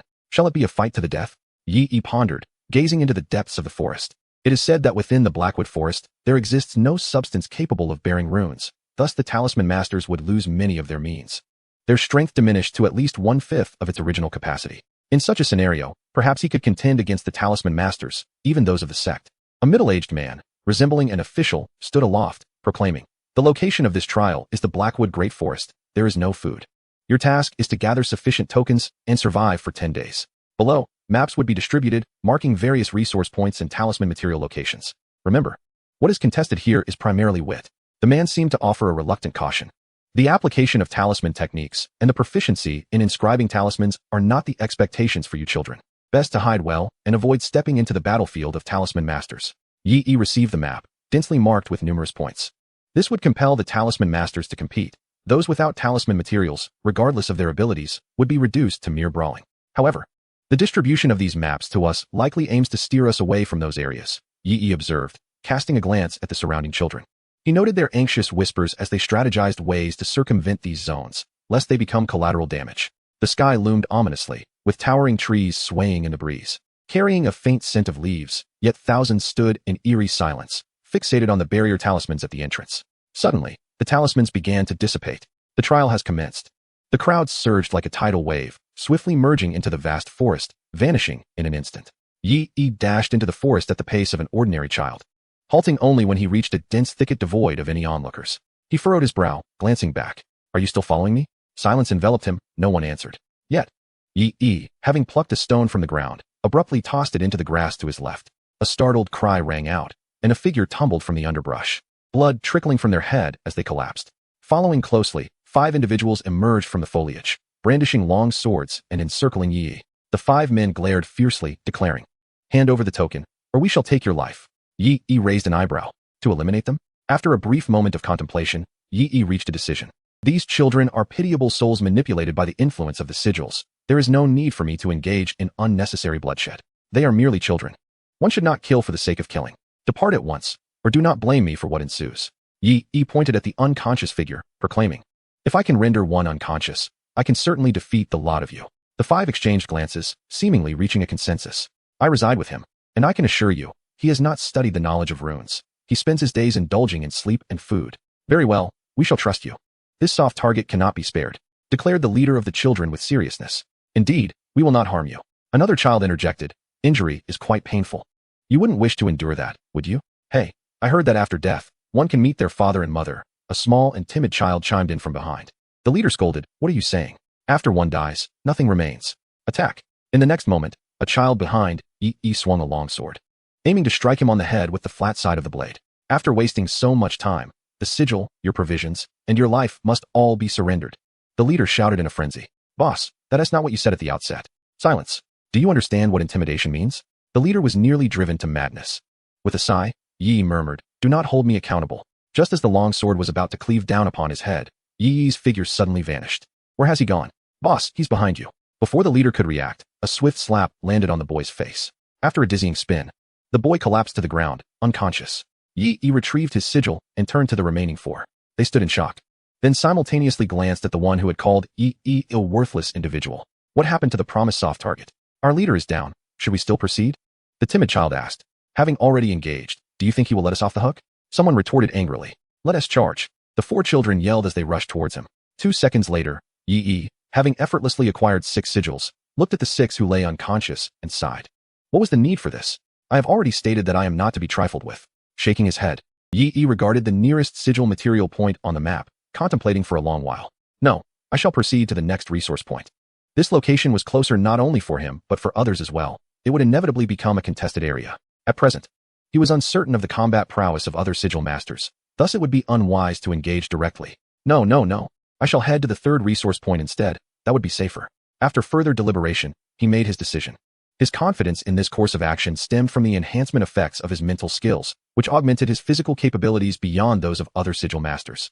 His consumption rate was less than his mental recovery speed, allowing him to attain superior velocity. Furthermore, during the engraving of sigils, his expenditure would decrease, enabling him to inscribe sigils without limitations. Consequently, Yi would be the first to arrive at the 3rd resource point. However, should another individual reach there before him, he would resort to special measures. Chapter 19. The emergence of innate power. As Yi made his way directly to the 3rd resource point, the competition among the youth group grew increasingly fierce. A thunderous explosion resonated through the air. Shortly after entering the forest, a violent clash erupted at the 1st resource point. Divine Fire Talisman. Suddenly, after a brief yet piercing sound, a colossal sphere of searing flames descended from the heavens, shaking the very ground beneath. Those observing from a distance turned pale with fear. This was a contest between talisman masters, a battle far beyond their capability to engage. "We must head to the second resource point," declared Li Feng, the leader of the group. "As long as we acquire the materials for the talismans, we will be fine." Securing talismans at the second resource point would enable them to inscribe their own talismans, thus ensuring their safety. They had no intention of pursuing the third resource point, as it was too distant and would diminish their advantages significantly.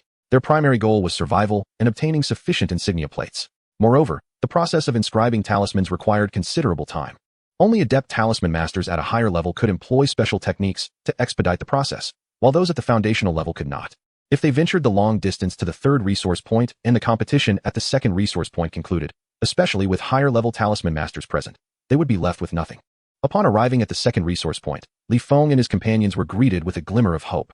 Before them lay 10 chests filled with talisman materials, more than enough to sustain them until the end. As they approached to inspect the chests, they were astonished to discover a blueprint for a talisman inscription method within, Control Talisman. This was indeed a valuable find. As a scion of a prestigious family, Li Feng was acutely aware of the stringent restrictions surrounding talisman knowledge. Each talisman had been conceived through extensive exploration over time.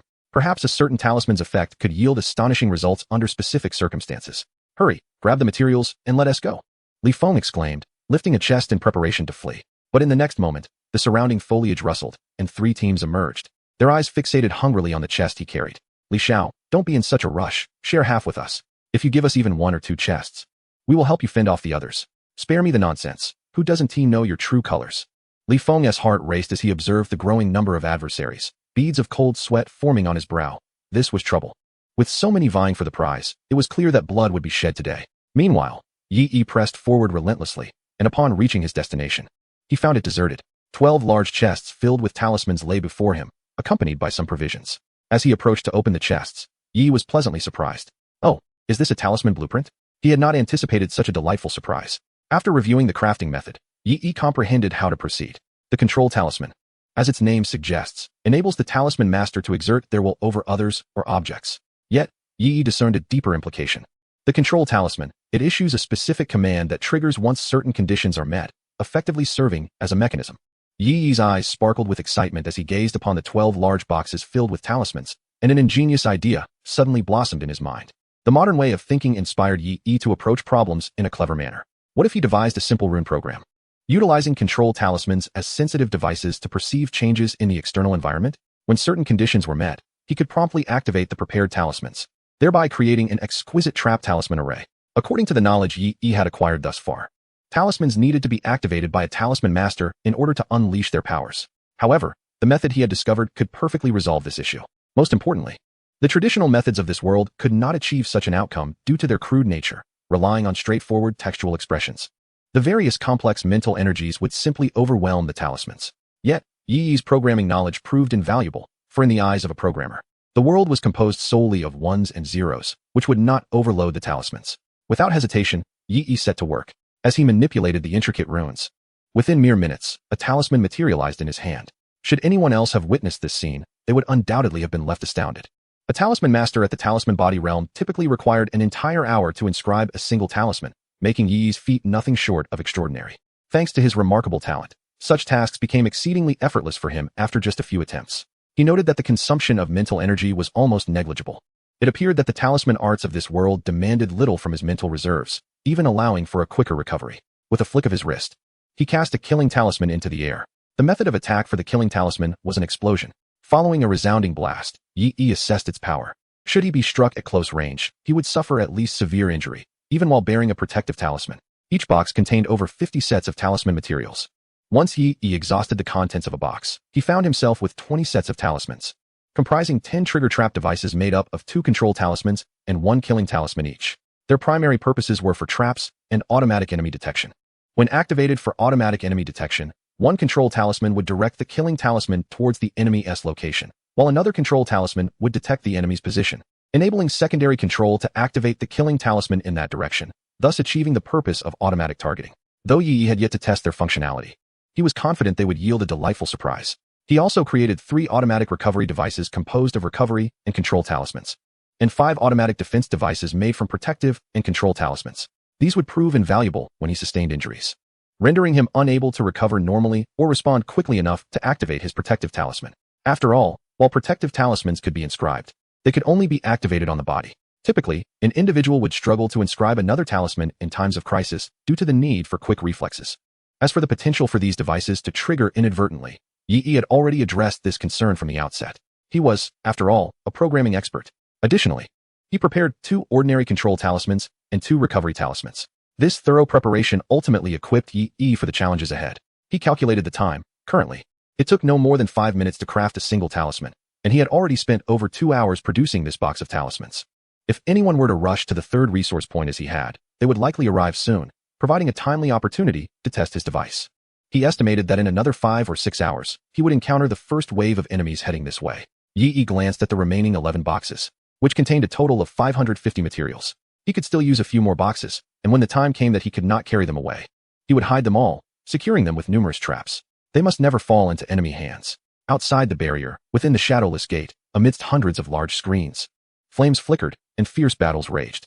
Yet, the gate master and the elders were fixated on a single screen, enveloped in silence. Inside it was Yi.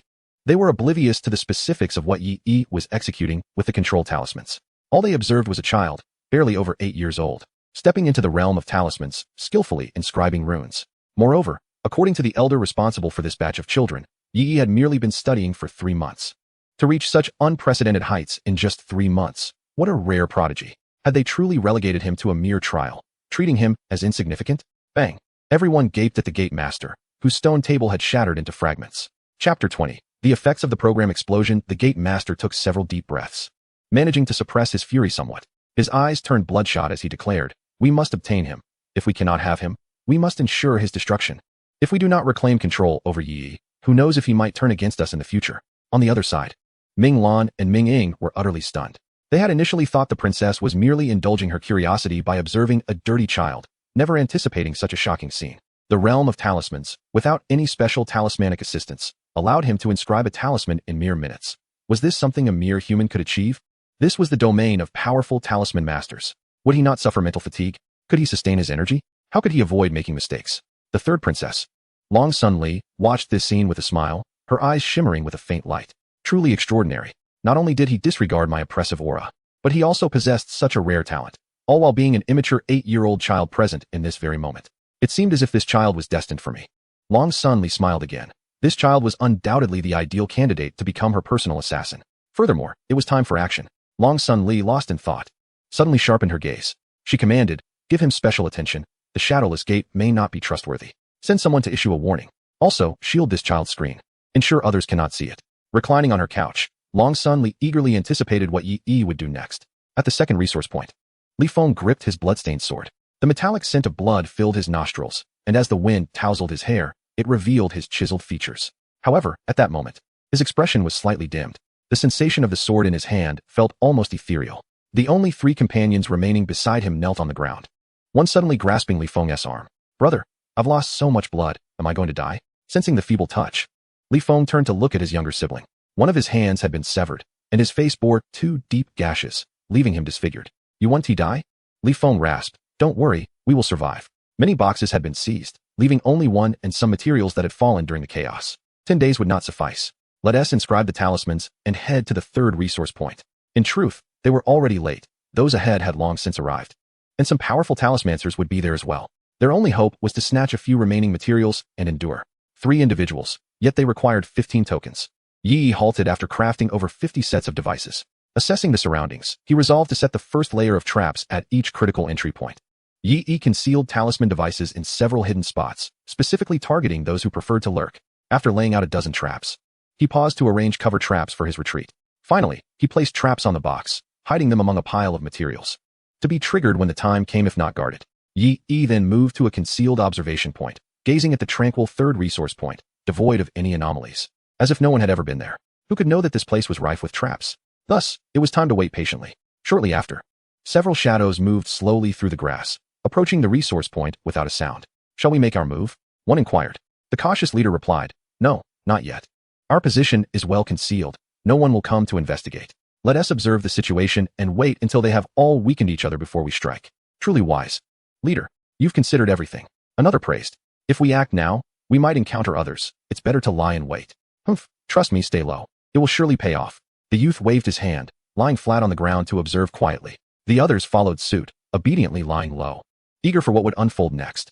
In the next moment, the first layer of control talismans, already triggered, activated the second layer. Finally, the slaughter talisman ignited. A flash of red light erupted. Bang! With a muffled thud, the grass was upturned, and 3 figures were hurled into the air, collapsing to the ground, unconscious. Yi silently noted this scene. In the future, he could attempt to adjust the power of the slaughter talisman to avoid creating a pit with each explosion.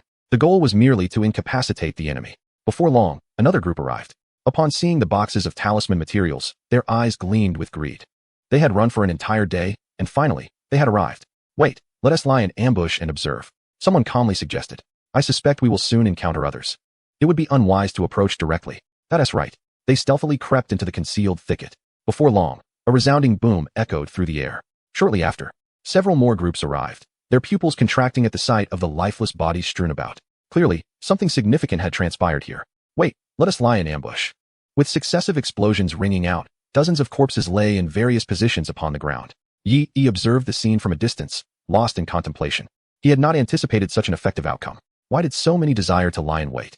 Surely traversing the well-lit path would be preferable, although a direct approach could yield far graver consequences. Meanwhile, from afar, an elderly man adorned with 2 gold medals at his waist surveyed the area.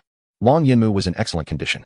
As a formidable master of talisman crafting, he possessed the ability to inscribe talismans with remarkable speed for a brief duration. He was also one of the victors from the first resource point battle, having acquired numerous talisman resources. During this period, he exerted himself to inscribe 10 talismans at an astonishing pace, thereby arming himself. For defense, he had the common protective talisman. For offense, he wielded the more potent divine fire talisman. And for healing, he possessed the superior rejuvenation talisman. As a once prominent figure from the southeastern region, his prowess was widely acknowledged. Otherwise, he would not have been chosen as a candidate for the Death Warriors after violating imperial law. Long Yinmu boldly asserted that in this trial, aside from that monstrous entity, none could rival him. However, he found it peculiar as he gazed at the third resource point, which had been blasted into numerous craters. What could have transpired to render it thus? Suddenly, an epiphany struck him. Could it be the invisibility talisman? Another explosion reverberated, yet he saw no assailants launching an attack. He believed his deduction to be correct. Such tricks hold no sway over me. Chapter 21, Ordinary Effects. The state of the children. Long Yinmu invested some time inscribing a revealing talisman. This talisman was specifically designed to counter the invisibility talisman, which had once been all the rage, causing numerous individuals to stumble in its presence. Approaching the forefront of the third resource point, Long Yinmu took a glance before striding forward with purpose. Suddenly, he bellowed, "Come out. Otherwise, do not blame me for my lack of courtesy." Yet the surroundings remained eerily silent, save for the corpses that attested to the undeniable peril present. So you choose not to reveal yourselves? Clenching the revealing talisman, Long Yinmu advanced slowly, awaiting the enemy's attack to trigger it.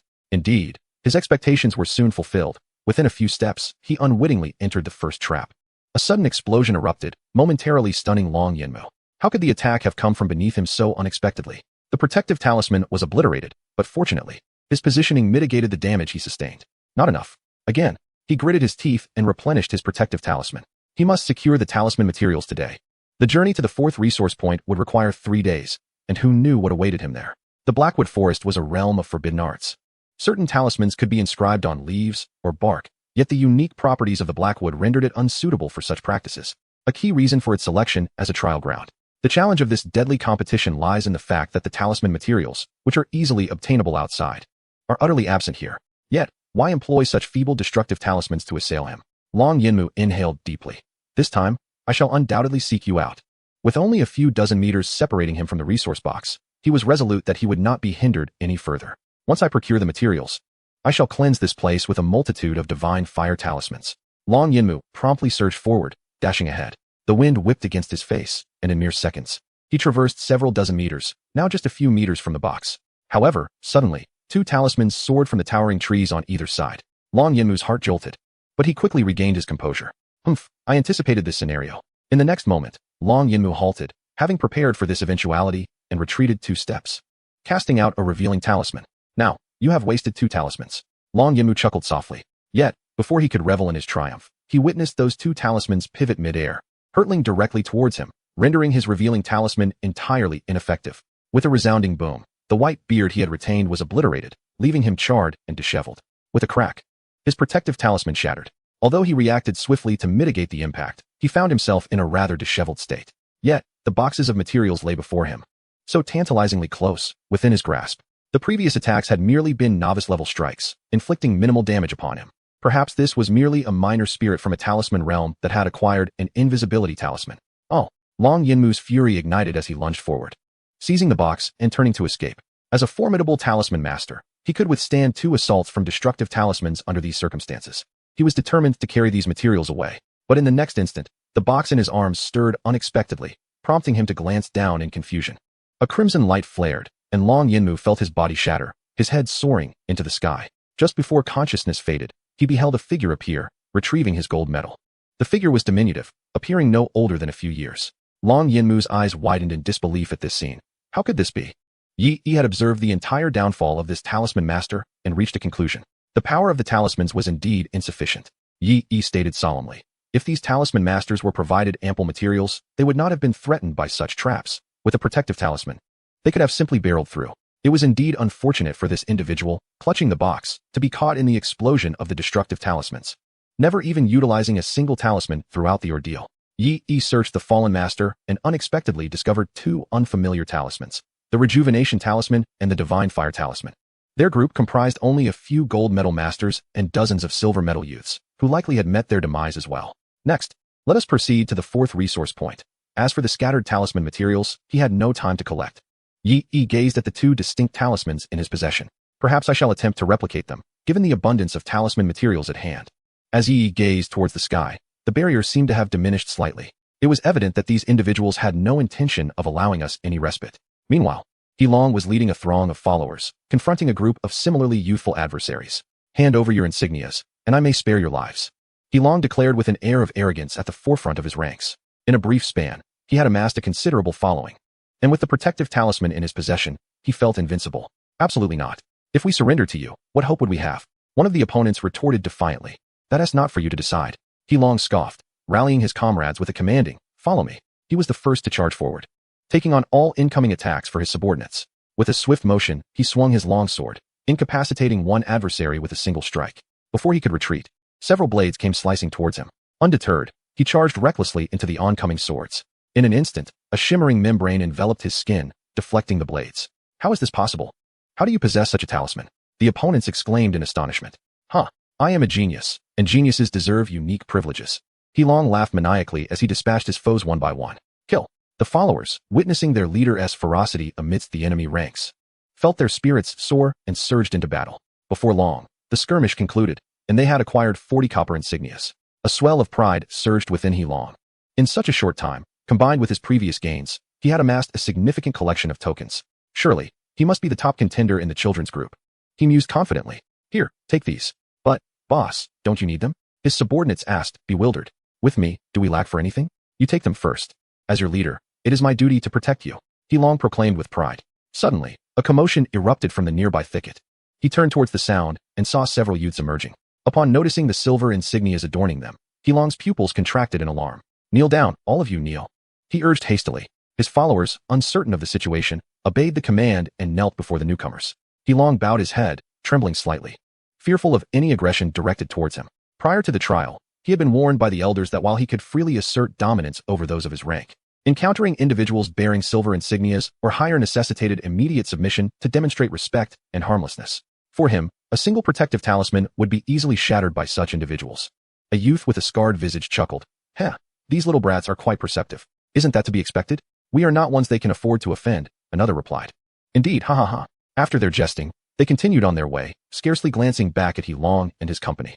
Chapter 22. Change in the nature of the trial. Li Feng hurriedly approached the vicinity of the 3rd resource point. Boss, I doubt there is anything left. Perhaps we should leave now. At the very least, we ought to ascertain the situation and gauge the intensity of the conflict, Li Feng sighed. He understood that there would likely be no rewards to reap, yet observing the unfolding circumstances was imperative. All participants in the trial were divided into numerous batches, yet their presence in this vast forest was insignificant. Generally, apart from the final days, encounters with individuals entering from other entrances were rare. Look above. Li Feng pointed at the barrier overhead. Do you see anything? After a prolonged gaze, the two responded uncertainly. Is it smaller? Indeed, this barrier is contracting. Li Feng stated gravely. Once the barrier shrinks to a certain extent, they would inevitably encounter a multitude of people. Without sufficient talismans, they would be left waiting for death. The two were taken aback, not anticipating such a predicament. Then let us investigate, they suggested. The trio stealthily advanced, discovering corpse after corpse, their hearts pounding in alarm. Unsure of what had transpired. Suddenly, Li Feng's pupils dilated in shock. A talisman master, he exclaimed. Following his gaze, the two beheld the broken body of an elder, lifeless and seemingly unable to close his eyes. How could it be? A talisman master has fallen here. I don't know, but he must have encountered a formidable foe. Li Feng replied. Look, these are scattered talisman materials. One of them exclaimed with delight. The three rummaged through the debris, ultimately uncovering a relatively intact collection of over 20 materials. Their expedition was not in vain. Li Feng surveyed the area, suspecting this was the work of a single individual. He prepared some talismans for healing, intending to further assist his brother's injuries. Let us proceed to the next resource point, Li Feng declared, rising and casting a final glance at the desolate site. Thank you. Without this mysterious individual, we might not have secured a single material. Meanwhile, at the Shadowless sect, the sect leader Chun received a warning from the third princess. His expression fluctuated between dark and light, realizing that any small schemes he had planned must be abandoned. Am I to merely watch him grow? Chun pondered, attempting to console himself. So be it. His revenge is merely a possibility, and even if he does grow, he remains just a pawn.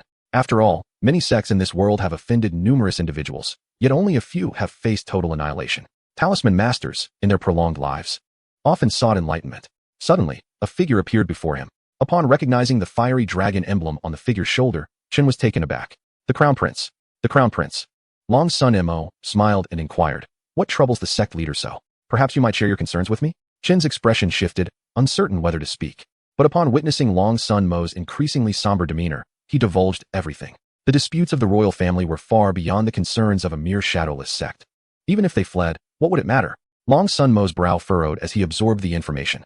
Initially, he had come to investigate the third princess's movements. But he was unprepared for the emergence of such a remarkable prodigy.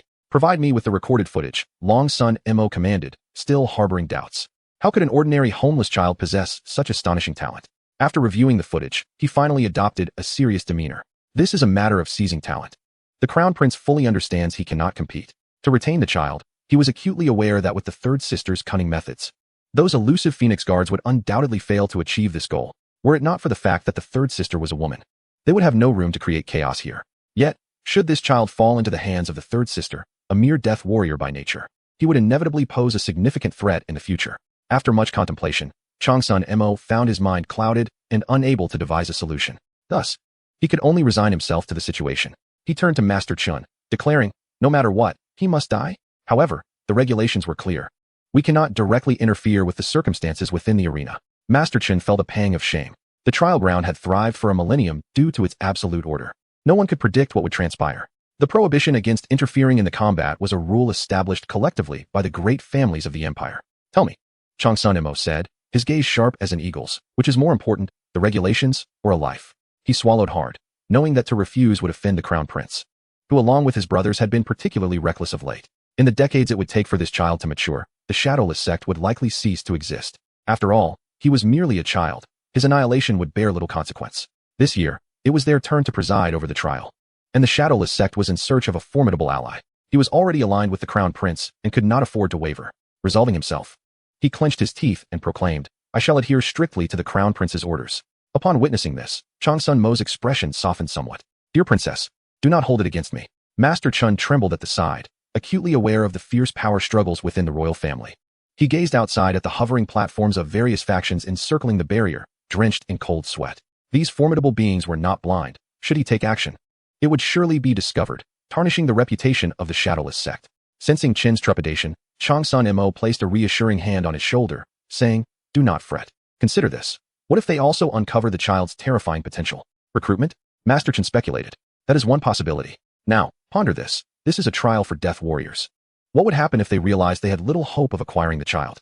A glimmer of understanding sparked in Master Chen's eyes. They would destroy him. In the shadows, a figure gradually faded away. The news was swiftly relayed to the third princess. Shortly thereafter, the master of Changming Palace and the leader of the Wufu sect suddenly changed countenance. What is this? Humph, someone is meddling with the internal trials. The leader of the Wufu sect snorted. This is unusual. It seems to be affecting a wide array of parties. Who is the target? The master of Changming Palace frowned, his white hair standing on end. Other factions quickly noticed the disturbances within the arena, casting their gazes toward the Shadowless sect. Are they courting death by interfering with the trials? Who knows? Let us observe the unfolding events. Meanwhile, Yi en route was employing his control talisman for some peculiar operations. After utilizing 2 boxes of materials to study the Divine Fire Talisman and the Rejuvenation Talisman, Yi finally deciphered the crafting methods for these 2 talismans. Throughout this process, he also gleaned other intriguing insights. How did talismans crafted from mental energy achieve the ability to ignite flames and heal the human body? Yi began to see the faint outlines of an answer. Each time a talisman is released, subtle changes manifest in the surroundings, intriguing alterations that evoke a transformation of energy within the material realm. For instance, when the killing talisman detonates, spiritual energy dissipates, creating an internal vacuum and an external pressure. Following the dispersion of this spiritual energy, the overwhelming pressure assaults the internal vacuum, resulting in an explosion. Yet this explosion is accompanied by flames. Yi speculated that it must be some form of guidance from the talisman that brings forth the fire. One might ponder, why does the Rejuvenation Talisman yield superior results compared to the Restoration Talisman? After extensive observation, Yi finally discerned a remarkable insight. The Rejuvenation Talisman comprises 2 layers. The lower layer is indeed the Restoration Talisman, while the upper layer, though not entirely composed of restoration runes, shares numerous overlaps. How does this configuration amplify the healing efficacy of the Restoration Talisman severalfold? Chapter 23. The Princess's Support and the Establishment of the Talisman Array. With this question in mind, Yi made his way to the 4th resource point. This location was nearing the heart of the forest, yet for reasons unknown, he sensed something amiss. The forest was typically rife with the sounds of intense battle, yet now, such noises were conspicuously absent. After contemplating this, Yi resolved to craft additional talismans, preparing himself for any potential dangers that may arise. Suddenly, a beam of golden light surged towards him. The abruptness of its appearance left Yi no time to evade, and he was struck. Miraculously, he emerged unscathed, taking a moment to assimilate the knowledge flooding his mind. This was the assistance of the 3rd princess. Yi exclaimed in delight. The golden light bestowed upon him a wealth of knowledge, primarily foundational runic concepts, yet it is precisely this foundation that holds significance. Insights on origins of runes, 300 principles of talisman engraving, and characteristics of runes filled the gaps in Yi's understanding of talismans. It also encompassed various talismans with distinct functionalities, such as the Artifact Talisman, Invisibility Talisman, Rain of Arrows Talisman, Swift Movement Talisman, and Detection Talisman. However, Yi's demeanor grew serious. According to the 3rd princess, he would soon face a formidable onslaught of foes, and he must prepare accordingly. Though the reasons behind this impending assault remained unclear, he resolved not to be a soft target. As he beheld the 15 chests before him, he began to strategize. If they sought to besiege him, then he would convert this location into an impregnable stronghold and establish a talisman array. Princess, why bestow him with runic knowledge instead of directly providing him with talismans? Would that not be more effective? Ming Lan inquired, puzzled. Moreover, it appears he is merely at the talisman body realm. Can he truly withstand the upcoming siege over the next 10 days? Ming expressed her concern. Long Sunli, fully aware of the 1st prince's maneuvers, chose not to intervene, instead allowing events to unfold.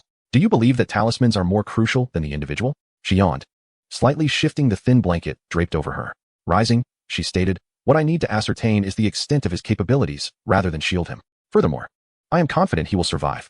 Zhang Sun Li's lips curled into a mysterious smile, his eyes glimmering with an eerie purple light. They engage in clandestine maneuvers right beneath my nose. How could they not pay a price? Yi held a newly formed invisibility talisman, its thin yellow paper adorned with shimmering runes. As he activated it, the talisman dissipated instantly. In the next moment, he realized his body had become transparent, melding seamlessly with his surroundings. He then experimented with several new talismans. The Weapon Enhancement Talisman amplifies the power of weapons or artifacts, enabling them to unleash greater might.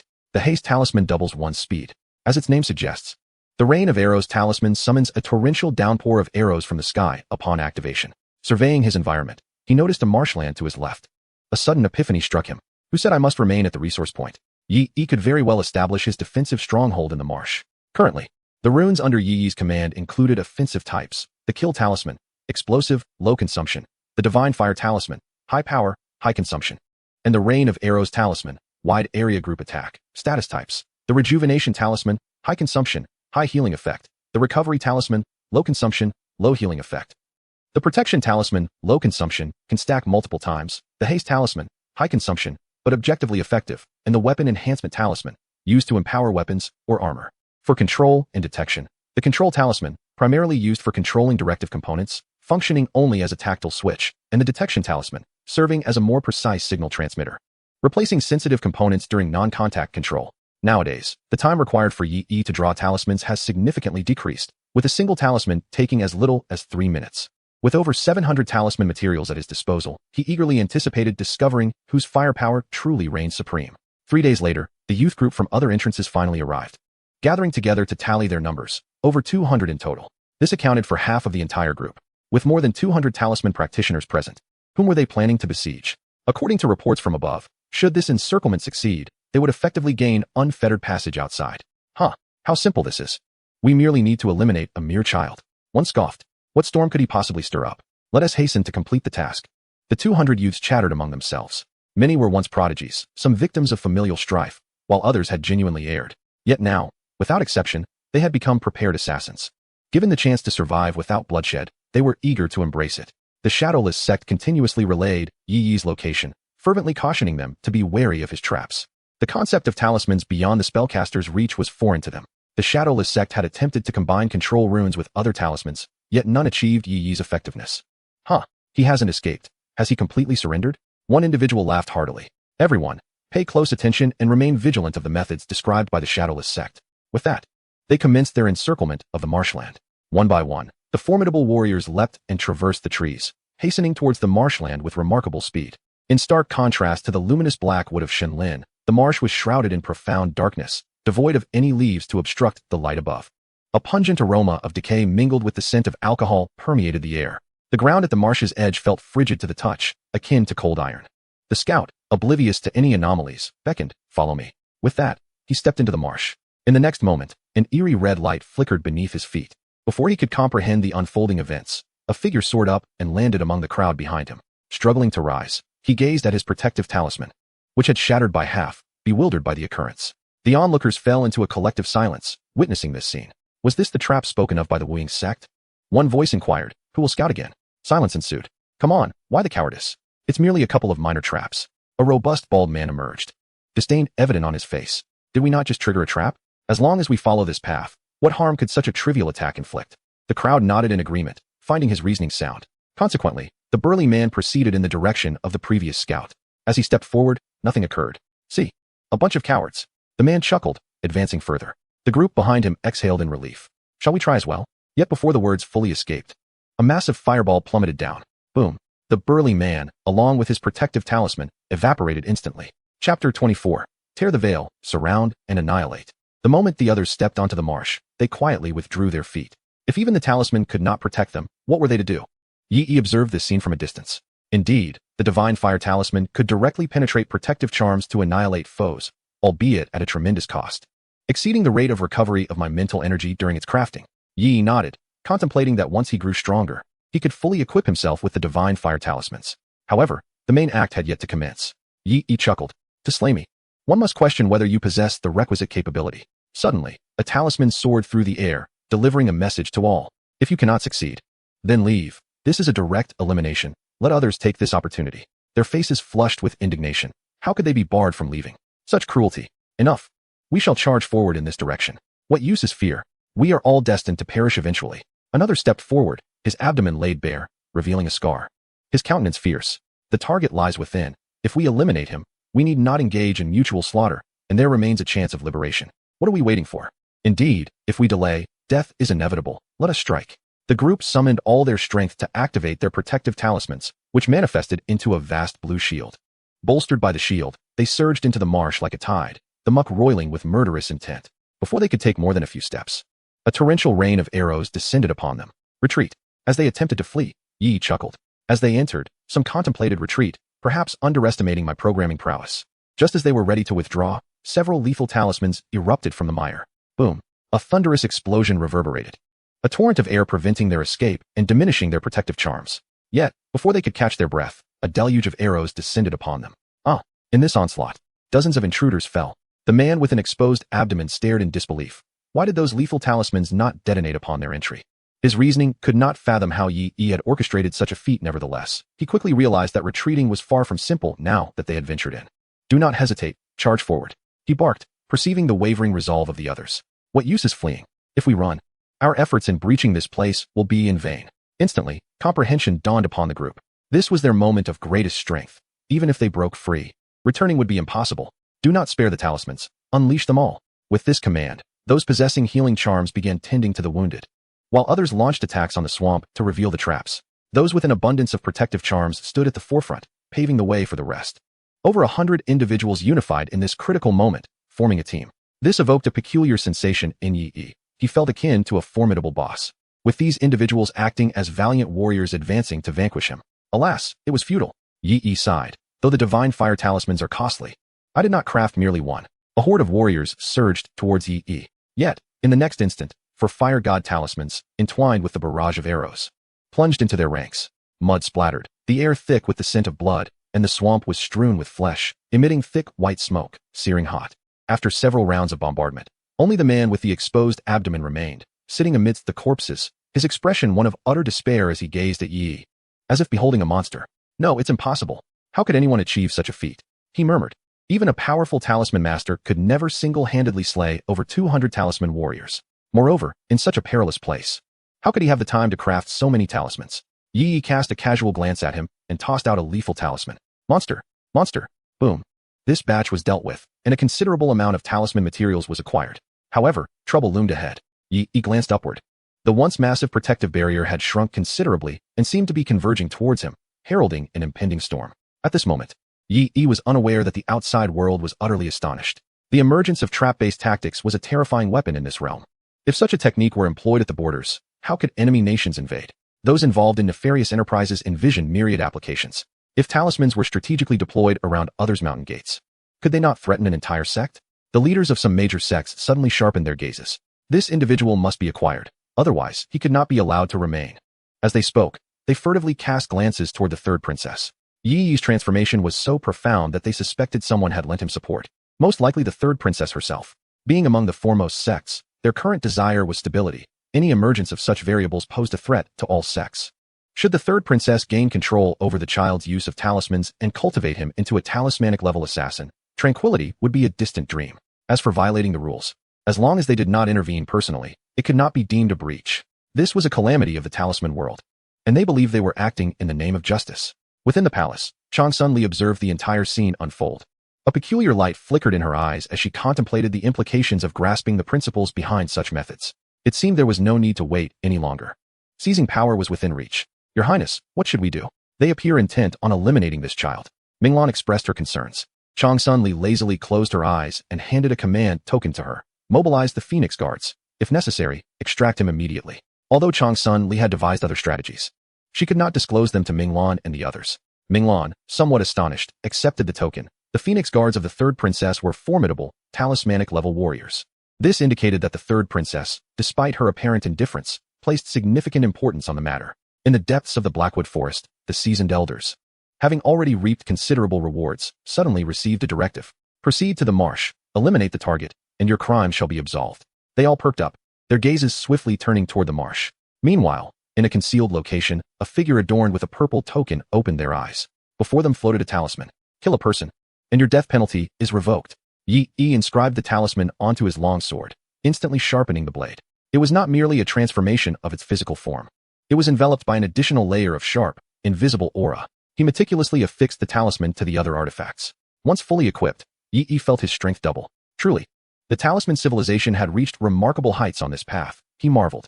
The protective talismans were meant for flesh and blood bodies, readily replenishable with mental energy, while the artifact talismans were designed to function independently of the user. One could imagine that a typical talisman master would be fully armored. However, what Yi was unaware of was that the artifact talisman was of national grade, intended for arming armies and fortifying city walls. Generally, only royalty could use such talismans privately. Having made all necessary preparations, Yi tied his long hair into a ponytail, transforming his appearance from that of a mad scientist to one of striking elegance. Even at the tender age of 8, he exuded an impressive aura. As the sky gradually darkened, the enormous barrier began to close in on the marsh, a heavy pressure descending, mingling blood and soil. The wind stirred ominously, whispering through the leaves. Yi grasped his long sword, gazing into the shadowy depths of the forest, where pairs of eyes brimming with murderous intent slowly materialized. Chapter 25. The Master of Talismans. The Blackwood Forest descended into darkness as numerous everlasting talismans were activated, illuminating the surroundings from their lofty heights. Yi cast a glance around. 26 esteemed golden elders gazed longingly at this scene, while over 200 silver youths bristled with anticipation. Behind the elders, more than 1,000 children stood, seemingly unaware of the unfolding events. It appeared that the entire trial ground had gathered. Yi clicked his tongue in astonishment. Although the third princess had explained the situation to him, this spectacle was indeed striking. He now firmly held the swamp stronghold, embodying the spirit of a solitary defender.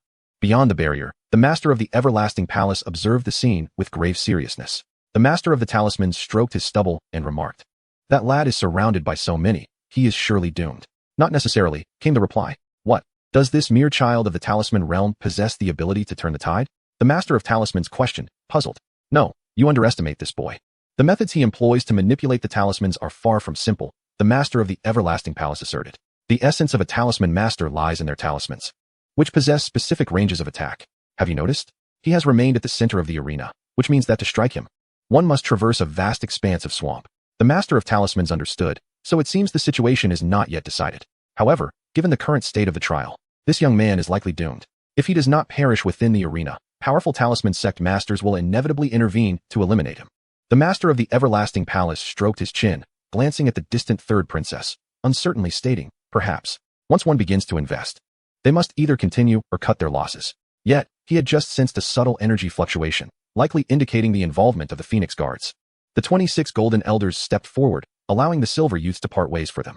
Zhongli Binglong surveyed the scene and bowed to his colleagues, declaring, "Then, esteemed companions, let us advance together." All the elders nodded in agreement and soared into the air. The terrifying prowess of talisman masters became evident at such a moment. As Zhongli Binglong set foot into the swamp, a flash of red light erupted, yet he anticipated this move. His protective talisman glimmered, successfully warding off the lethal talisman. With a cold scoff, he directed his gaze toward Yi in the distance. "Today, not even the heavens can save you." A multitude of figures surged forward. A few steps in, the divine fire talisman appeared, prompting their expressions to finally turn serious. The three elders activated their protective talismans, shielding themselves from the colossal flames. But simultaneously, their protective talismans were all shattered. "Remain within the formation," Zhongli Binglong commanded. The three elders nodded. This was the plan they had previously discussed, and they complied without hesitation. Yi furrowed his brow. Indeed, the intricacies of his talisman traps had been divulged to them. This was troublesome. At this pace, it would not be long before he faced a throng of individuals driven by a fierce desire to kill. "However, I am no easy prey," Yi scoffed coldly, embedding a control talisman into the ground. "If you can reveal my methods, do you comprehend the form in which the formation will operate?" As Yi activated the control talisman, the entire swamp seemed to undergo a chemical reaction. "Wait, something is moving beneath the swamp," one person exclaimed in horror. "What is that? It's coming." In the next moment, a divine fire talisman was swept up by the control talisman and soared out from among the elders. Those without protective talismans looked on in terror at this unfolding scene. "Run quickly!" But before they could flee, the divine fire talisman detonated, annihilating the 8 who had attempted to withstand the talisman's attack. The remaining 18 swallowed hard, exchanging glances with one another. Zhongli Binglong felt a knot tighten in his heart, realizing that this temporary alliance was effectively over. Initially, they had been assured that those who bore the burden would remain unharmed, which had encouraged their participation. Now, with the protective talismans gone, the first to be targeted would be them. Who would dare to shoulder the burden now? Gritting his teeth, Zhongli Binglong commanded, "Let us retreat." However, before they could move far, several talismans suddenly fell from the sky. Arrow rain talismans, rapid step talismans, and slaying talismans. With a thunderous sound, the formidable driving force of the slaying talisman, combined with the arrow rain talisman, unleashed tremendous devastation. Accelerated by the rapid step talisman, hundreds of arrows rained down like bullets, accompanied by the shrieks of arrows. The agonized screams of the people erupted. Divine fire talisman. Some of the quicker individuals, seizing the moment before their protective talismans were shattered, immediately activated their ultimate attack talismans. Fireballs soared toward the arrows, but only managed to negate a fraction of the assault. Clambering onto the shore, Zhongli Binglong gasped for breath as he surveyed what was once a team of 26. Now, only 13 remained, a direct reduction of half, and most had lost 1 or 2 protective talismans. "Kid, wouldn't it be better to just die quietly?" Zhongli Binglong shouted angrily, his white hair bristling with rage. In the distance, Li Feng watched this scene in astonishment. These were powerful talisman masters, typically the ones causing others to suffer, yet now they appeared so beleaguered. He had heard that the young boy was merely at the talisman body realm, the same level as them. "Hey, brother, could he be that mysterious person?" Li Feng's younger brother suggested, to which Li Feng nodded in agreement, concluding that it was likely. "Should we still confront him? If we kill him, we can avoid the trial and receive treatment," his brother eagerly proposed, clutching his severed hand. However, after much contemplation, Li Feng shook his head. "Let us observe for now. After all, he inadvertently assisted us, and even if we engage, it may prove futile." With that, Li Feng retreated with his team. Onlookers outside were left in stunned silence. Some appeared fervent, lost in thought, while others exhibited wariness and murderous intent. Yet, there were those who seemed thoroughly pleased. The third princess lay upon her couch, with Minging feeding her grapes one by one. Chang Sunli raised an eyebrow, somewhat astonished. You've brought so many surprises. With that, she tossed down a gold medal. Clearly, Chang Sunli intended to increase her investment. Meanwhile, another side was far less composed. What? Are you certain Chang Sunli dispatched the Phoenix Guard? The Crown Prince, filled with a mix of surprise and anger, commanded resolutely, spare no effort to eliminate him. If possible, capture him discreetly. Beside him, Master Chen furrowed his brow. The Crown Prince's indecisiveness was a glaring flaw, rendering him vastly inferior to the third princess. Had she been a man, Master Chen mused, a decision might have already been made. The second prince stepped forward, reassuring, there is no need for alarm, brother. The Shadowless sect has already contacted that special prisoner within. His demise is assured. The Crown Prince regained his composure, acknowledging, indeed, if even a master of talismanic arts cannot slay him, then I need not rush. The second prince smiled knowingly, plotting that once this crisis passed, his foolish elder brother would remove their sister, paving the way for his dominion. The Crown Prince sighed in relief. By the way, has there been any news from our sister? Not at the moment. That is good. He smiled, reflecting on her incessant talk of trends. Now, with the various sects united, that in itself was a significant trend. The second prince chimed in, you speak wisely, brother. Ha! Within the barrier, Zhongli Binglong cast a penetrating gaze at Yi before turning to the children behind him. Chapter 26. Infinite slaughter. He long met Zhongli Binglong's fierce eyes, his body trembling slightly. Master, is there something you need? Zhongli Binglong ignored him, scanning the surviving children with a frenzied look. The oppressive intensity of his gaze made He Long shiver. He could not fathom what would transpire next. Moments later, Zhongli Binglong returned to the elders, whispering something indistinct. Yi, observing from afar, was puzzled by the old men's cryptic actions. Suddenly, they all turned to face the more than 1,000 children, their expressions akin to those witnessing death. You come here. The children exchanged uncertain glances but approached nonetheless. For a talisman master could extinguish their lives as easily as one would slay a chicken. Zhongli Binglong grasped He Long's shoulder with a smile, though to He Long, that smile was profoundly terrifying and uncomfortable. Master, what is the matter? Zhongli Binglong chuckled heartily. Oh, nothing, my dear child. I merely require a small favor from you. Relieved at the mention of a trivial task, He Long asked, what is it, master? I shall accomplish it, no matter how troublesome. Oh, is that so? Zhongli Binglong's smile resembled that of a withered chrysanthemum as he pointed towards the dark, marshy ground. It's a small matter. I just need you to take a stroll there. The faces of all the children paled, horror dawning in their eyes as they perceived his sinister intentions. He Long hastily shook his head. Zhongli Binglong's expression darkened as he seized one of the children, inquiring, will you go? The child shook his head. Without hesitation, Zhongli Binglong twisted the child's neck, and the boy's eyes widened in shock as he collapsed lifelessly to the ground. He then grasped another child, asking, what about you? The child, paralyzed with fear, neither nodded nor shook his head. Zhongli Binglong gazed at him for 3 seconds without receiving a response before he swiftly snapped his neck. He then placed a hand on He Long's shoulder, inquiring, will you go? He Long nodded eagerly. Rising to his feet, Zhongli Binglong confronted the myriad astonished faces before him and asked, will you all go? As he spoke, he drew forth a talisman. Almost immediately, a chorus of voices echoed back, yes, we will go. While one might not necessarily perish by going, staying behind guarantees death. However, a faction of individuals remained silent and fled into the depths of the forest. Yet, they collided head-on with several elders who had been waiting patiently. The gruesome sight of dozens of corpses was thrust before the children, leaving them pale with terror. Zhongli Binglong smiled once more, gesturing towards the marshland. Go forth, children. Yi, observing over 1,000 children converging from various directions, comprehended the dire situation unfolding. Beasts, he exclaimed in fury. They aimed to compel him to dismantle the trap, or at the very least, to deplete his talismans. The marshland began to rumble ominously, and any child hesitant to advance would be slain on the spot by the overseeing elders. They were left with no choice but to march toward their doom. With tears streaming down his face, He Long moved forward, protecting a throng of children behind him. Don't be afraid. I have protective talismans. Follow me. He opened his arms and stepped ahead, encouraging everyone. I am the leader. I will shield you all. In the next moment, the divine fire talisman soared from the mud. Only the dazzling flames remained in He Long's eyes, glistening with determination. I am the leader. Yi fell silent for a moment before abruptly opening his eyes. Since you have taken such drastic measures, prepare yourselves. He cast his gaze upon the 2 skills in his skill bar that had yet to be activated.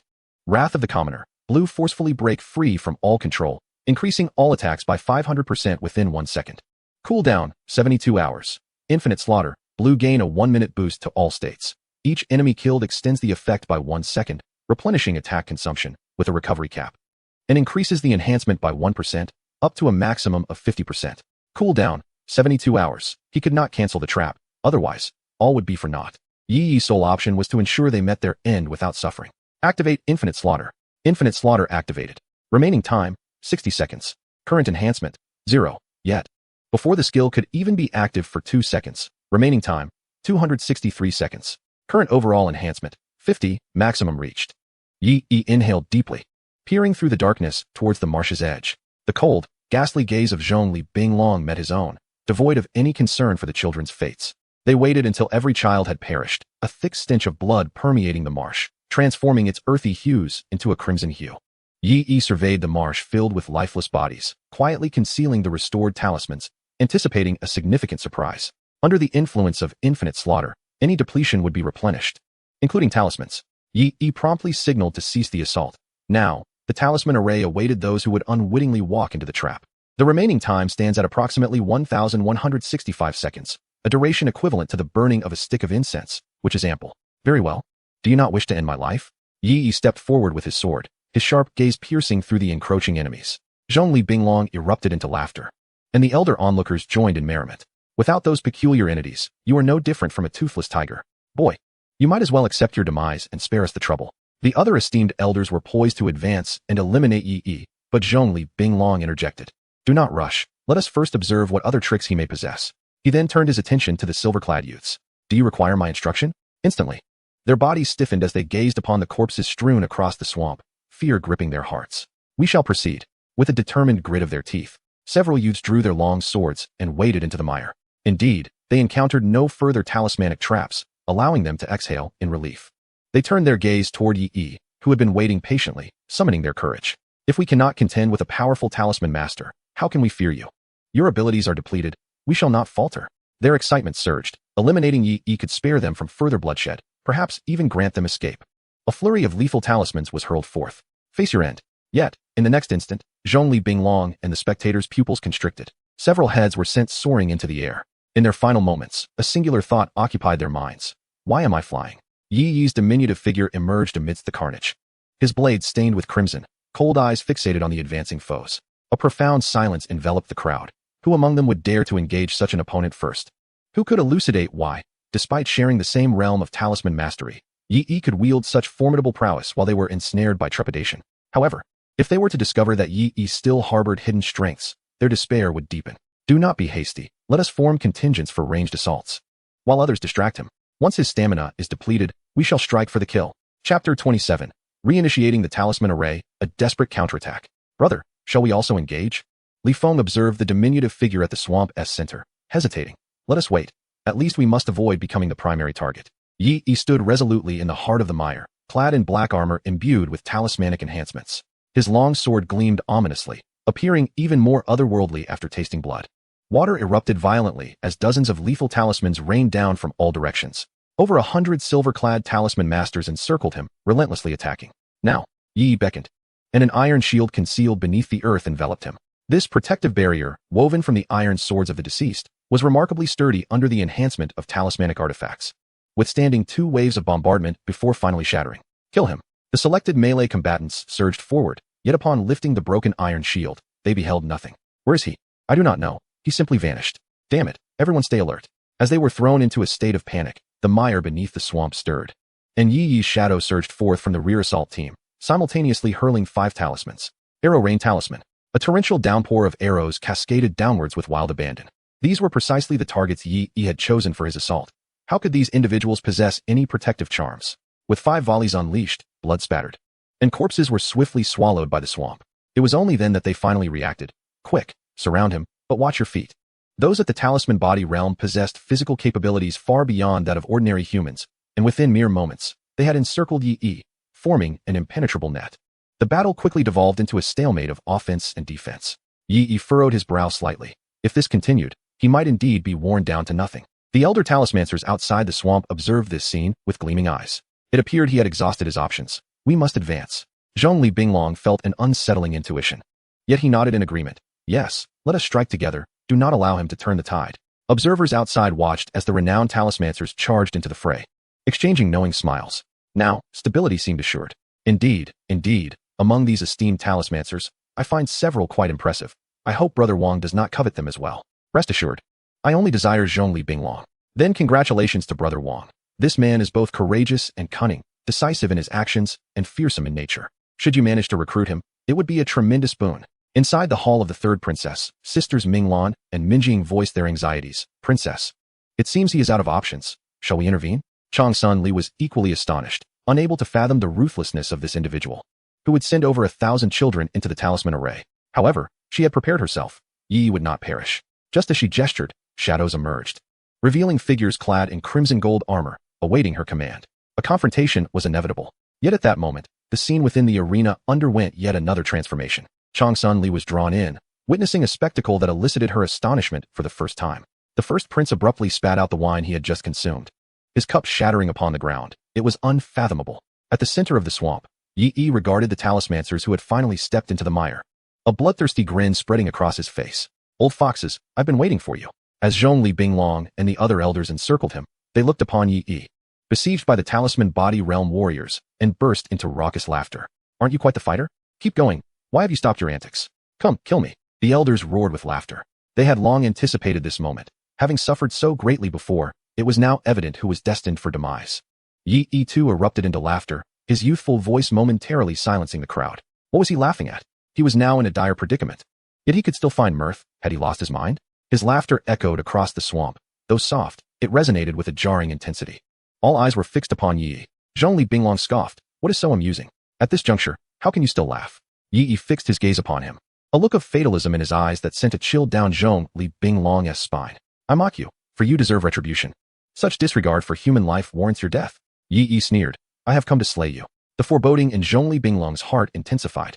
He could not fathom why Yi exhibited such audacity, yet an instinct compelled him to eliminate him.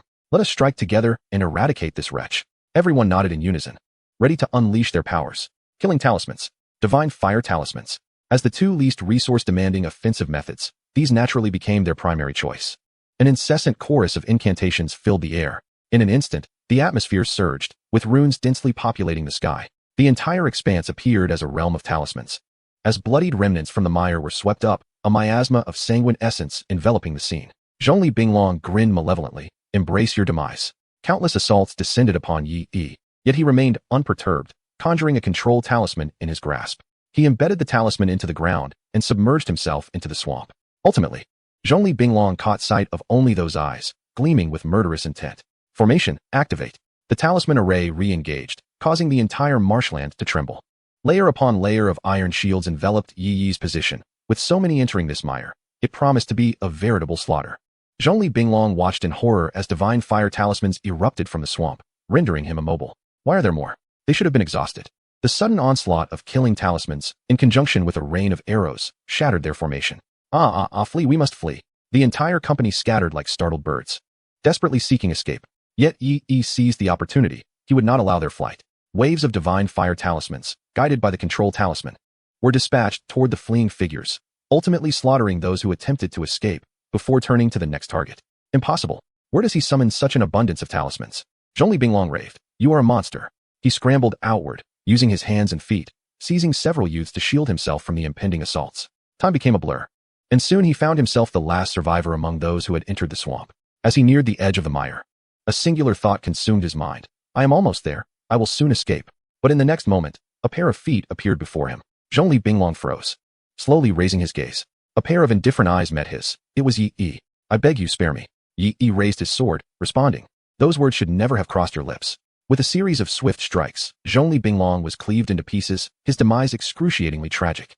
When he had dispatched the rotund man previously, Yi's technique had been unrefined. Now, it flowed with practiced ease, wiping the blood from his face. He surveyed the field strewn with corpses, a bittersweet reflection washing over him. In merely the second world, he had undergone such profound transformation. Perhaps it was due to his formidable mental fortitude, for he felt no discomfort in the aftermath. Gazing at the lifeless bodies of the children, Yi resolved firmly. In the future, should he possess the power, he would ensure that no child would ever endure such a horrific fate. Suddenly, Yi cast his gaze towards the blackwood forest, where the sound of heavy footsteps echoed ominously from the shadows. A violet token materialized before his eyes. Chapter 28. The Bloodslaughter Master. Both Ming Lan and Ming Ying were taken aback, their mouths agape in disbelief. How could this be possible? The third princess, Chang Sun Li, abruptly sat up, fixated on the light screen for an extended period, yet she could deduce nothing. He was merely at the symbolic body stage, capable of surpassing levels. But where did he procure such an abundance of talismans? For a talisman master, talismans are the primary means of power. However, It had yet to be heard that anyone could develop this ability to such an extent.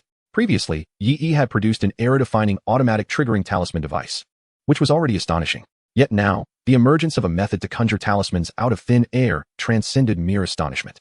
Chang Sunli began to assess whether the forces she commanded could indeed safeguard Yi. Should she choose to protect him, it was likely that some of her followers, out of fear, would seek allegiance with others. However, with a shift in thought, she shook her head. If she were to preserve Yi, those individuals should be the ones in trepidation, never daring to abandon her. After all, she was the third princess of the empire, and she held sway over half the court. Who would dare to act against her? Should they do so, the state protector would intervene, no matter the cost. He must be preserved. With renewed determination, Chang Sunli summoned a talisman from the air. In a flash of golden light, the talisman vanished into the void. The master of the Changming Palace and the head of the Wu Talisman sect both sat upright in alarm. The sight of countless corpses strewn across the marshland within the light screen was profoundly shocking. Could you achieve such feats at the symbolic body stage? What a jest! To contend with even a single talisman master is my utmost limit, the master of Changming Palace remarked, swallowing hard. The trial had claimed more than half of the elite participants. An entire 26 talisman masters and nearly 400 at the symbolic body stage had failed to extinguish him. How had it come to this? The crown prince and the second prince both displayed expressions of despair. Once their imperial sister acquired this child, who could threaten her a decade hence? Even a strong talisman sect master attempting to assassinate her would likely find success elusive. Wait, we have overlooked someone. The second prince suddenly interjected. Upon hearing this, the crown prince immediately recalled and activated the light screen that had lain dormant for some time. A figure gradually advanced into their view. Clad in a pristine yellow robe, the newcomer bore a violet token at his waist, circled by 3 radiant talismans that spun around him. Behind him, numerous talismans dispersed into the surroundings, gradually encircling the marshland. His flowing white beard and serene countenance exuded an air of tranquility. Ouyang Lu, the Empire's captured talisman sect master, a master at the talisman sect level.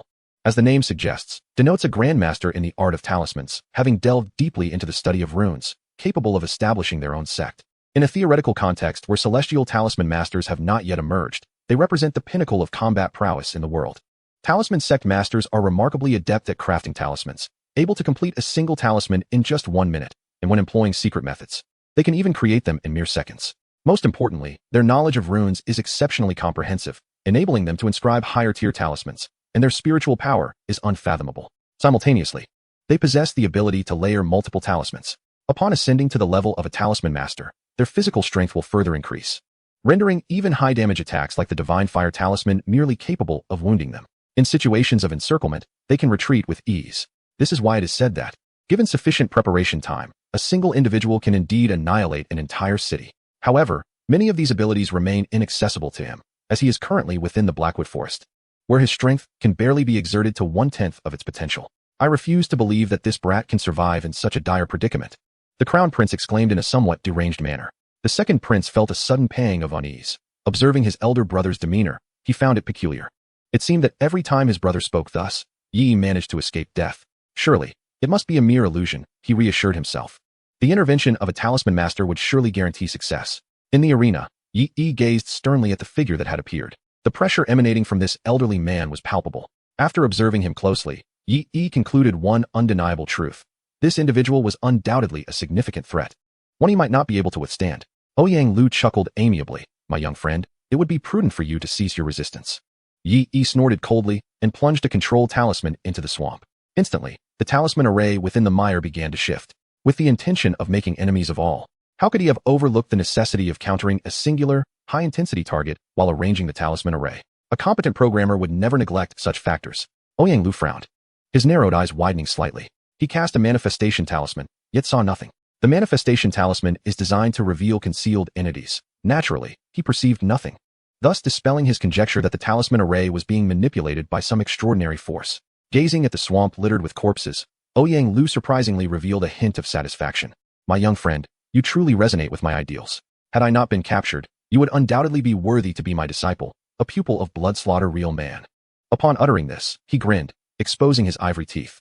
Ouyang Lu's eyes widened in avarice as he inhaled the scent of blood in the air. The elderly man suddenly brimming with vitality. Ah, had you manifested a few years earlier, with your techniques, we could have slaughtered the world together. What of the 3 great empires, the Kanglan Sea, or the various talisman sects? They would all bow beneath our feet. The expressions of everyone outside shifted dramatically.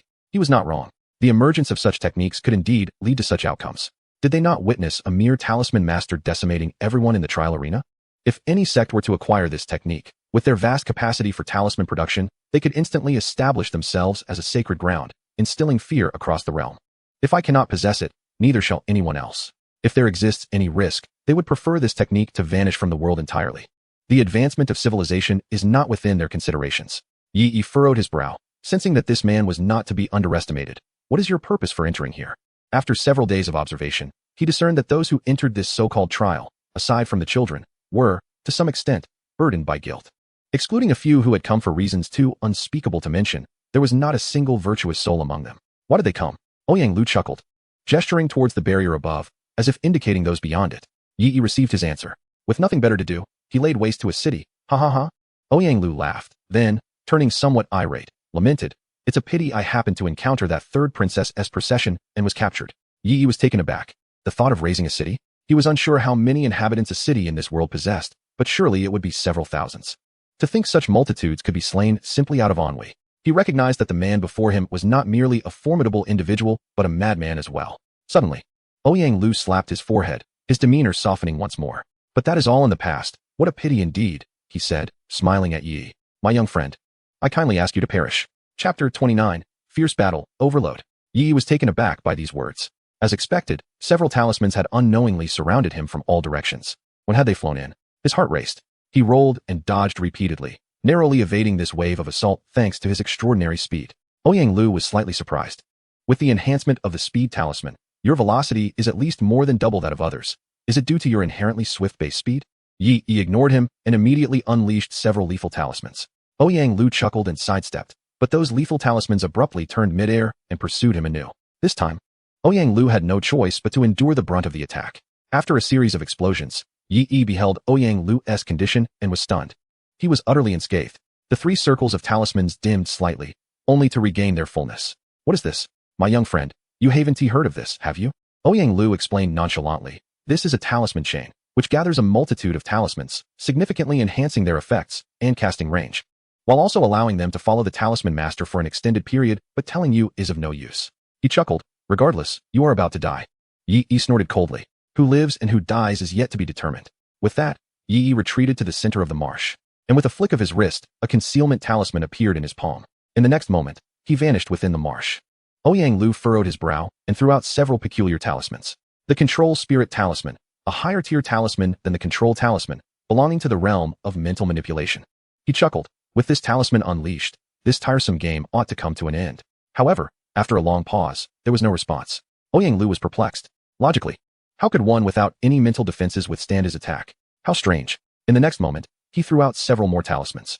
Instantly, the entire marshland was subjected to a barrage of fireballs. Yet still, there was no response. At this moment, Ouyang Lu's expression changed. He recalled the shimmering film on the sword he had just seen. How intriguing it was to possess a royal talisman. Did that imply the royal family had intentions to protect him? Ouyang Lu pondered for a moment. However, considering that this child had acquired a talisman, yet still faced numerous threats to his life, he felt somewhat relieved. It seemed that Yi had fallen into a game of strategy. It appeared that eliminating him should pose no difficulty. Though Ouyang Lu was reckless, his ascent to such heights was not without intellect. After contemplating, he retrieved a tracking talisman, only to reconsider and put it away. The tracking talisman required a specific range to lock onto its target, rendering it rather impractical, and his supply was limited. Yi was as slippery as an eel, making it even less feasible. Sigh, one could simply resign themselves to fate, yet you insist on complicating matters for this old man. Very well, I shall make the journey. Ouyang Lu sighed. He stepped directly into the talisman array. In the next instant, several assault talismans surged towards him. Yet, they failed to breach even his defenses. Thus, he advanced towards the center, the barrage of assault talismans relentless, yet only managing to diminish the radiance of the third ring talisman chain slightly. Yi's heart raced. Here lay the terrifying prowess of a talisman master. It was as if he had directly disregarded low-level talisman attacks. The only real threats were from opponents of equal caliber. Yi understood that he could no longer hide and remain aloof. If he allowed Ouyang Lu to exhaust his talisman array down to merely the Divine Fire Talisman, while he had not yet breached his defenses, it would spell trouble. Just as Ouyang Lu maintained his composure and pressed forward, a barrage of arrow talismans approached him. Under the relentless fire akin to a hail of bullets, the talisman chain was swiftly depleted, its brilliance waning. Ouyang Lu hesitated momentarily, intending to wait for the chain to replenish. Yet in the next moment, his expression changed, and he darted aside. In the spot he had just vacated, Yi Yi charged forth, his long spear aimed directly at Ouyang Lu, thrusting fiercely towards him. Such an attack cannot harm me. Ouyang Lu scoffed, effortlessly deflecting the assault. Subsequently, several talismans were conjured, and a massive ice pillar materialized, encasing the mud and preventing Yi Yi's escape. However, just as he prepared to strike, the ice suddenly shattered. I did not come here to attack you. Yi Yi chuckled, pivoting to vanish into the mud. Ouyang Lu now fully grasped Yi Yi's adeptness in utilizing talismans. The more they fought, the fiercer and stronger he became. A prodigy, without a doubt. Given time, Ouyang Lu felt the pressure mounting. Instantly, 10 talismans soared into the ground. In the next heartbeat, several colossal flowers erupted from the mud. Their roots writhed within the sludge, seeking Yi Yi to ensnare and consume him. Yet, in the next moment, multiple explosions resonated as the flowers were obliterated. This fully automated assault method astonished everyone. Previously, the attacks were widespread, making it less discernible. However, now it was pinpointed. Wait, what did his earlier words mean? Before Ouyang Lu could comprehend, he suddenly noticed that the locations Yi Yi had vacated, along with his surroundings, were adorned with numerous talismans. Yi Yi's figure emerged from the distance. Once again, he employed the same control talisman, plunging it into the muddy ground. You may wonder why I initially refrained from using the Divine Fire talisman to assault you. Although Yi Yi wished to voice this thought, his hands remained unceasing in their actions. Ouyang Lu sensed impending peril and sought to extricate himself. Yet some of the control talismans had already taken effect, restraining his movements to a degree. When the control talismans combined with the detection talismans within my talisman array, they transformed into a locator, signifying a precise strike. In the following moment, Ouyang Lu's astonished gaze beheld dozens of arrow rain talisman devices encircling him completely. Boom. In a mere instant, the arrow rain cascaded down like a waterfall, simultaneously ignited by the synchronously detonating kill talismans, significantly amplifying their potency. For a brief period, Ouyang Lu was utterly overwhelmed. This should suffice, Yi Yi mused, feeling a sense of dread at the sheer ferocity of his own offensive. Under such circumstances, he could not possibly survive. Outside, Ming Lan rejoiced, exclaiming, he succeeded. He has actually defeated a talisman master. However, Chang Sunli shook his head, asserting that it was no simple feat to vanquish a talisman master. If such formidable beings could be so easily dispatched, the talisman sect would not be held in such high regard. Those venerable elders had dedicated their entire lives aspiring to that realm. Suddenly, Ming Ying recalled a piece of information. It was said that talisman masters possessed an exceedingly powerful technique. Chang Sunli elaborated, overload. This technique enhances mental strength in a short span, accelerates the talisman engraving process, and augments the power of the talismans. Such methods are exceedingly common among talisman masters. Indeed, within the luminous screen, Ouyang Lu, shrouded in the arrow rain, abruptly lifted his head. This is your own doing. Chapter 30. Deadlock. Suddenly, the arrow formation was instantaneously breached, and Ouyang Lu radiated with golden light. Yi Yi felt a jolt of astonishment, but in the next moment, he was struck by a massive boulder. Ouyang Lu, his eyes ablaze with golden light, glared fiercely at Yi Yi and declared, "Today, you shall perish." The chains of talismans adorning his body shattered, and even his protective talismans were breached. This place was a realm of forbidden arts, where one could only inscribe talismans using inferior materials, unable to create more advanced ones. As a talisman master, even though he could not unleash a fraction of his true power, he could not tolerate being suppressed by a mere low-tier talisman practitioner. In an instant, a rain of fire descended from the heavens, followed by a barrage of wind blades relentlessly assailing Yi Yi. Yi Yi's armor shattered within seconds. The protective talisman activated immediately, shielding him. Yet against such an onslaught, the talisman could not withstand for long. Shortly after, it too was destroyed. Ouyang Lu, filled with delight, suddenly noticed yet another protective talisman activated by Yi Yi. With another wave of attacks, Yi Yi's protective talismans continued to shatter, only to be replenished anew. How could anyone possess such a rapid casting speed? Ouyang Lu pondered. Typically, it took at least half a second to activate a talisman, under such intense assault. He had not even perceived Yi Yi making any gestures to summon them.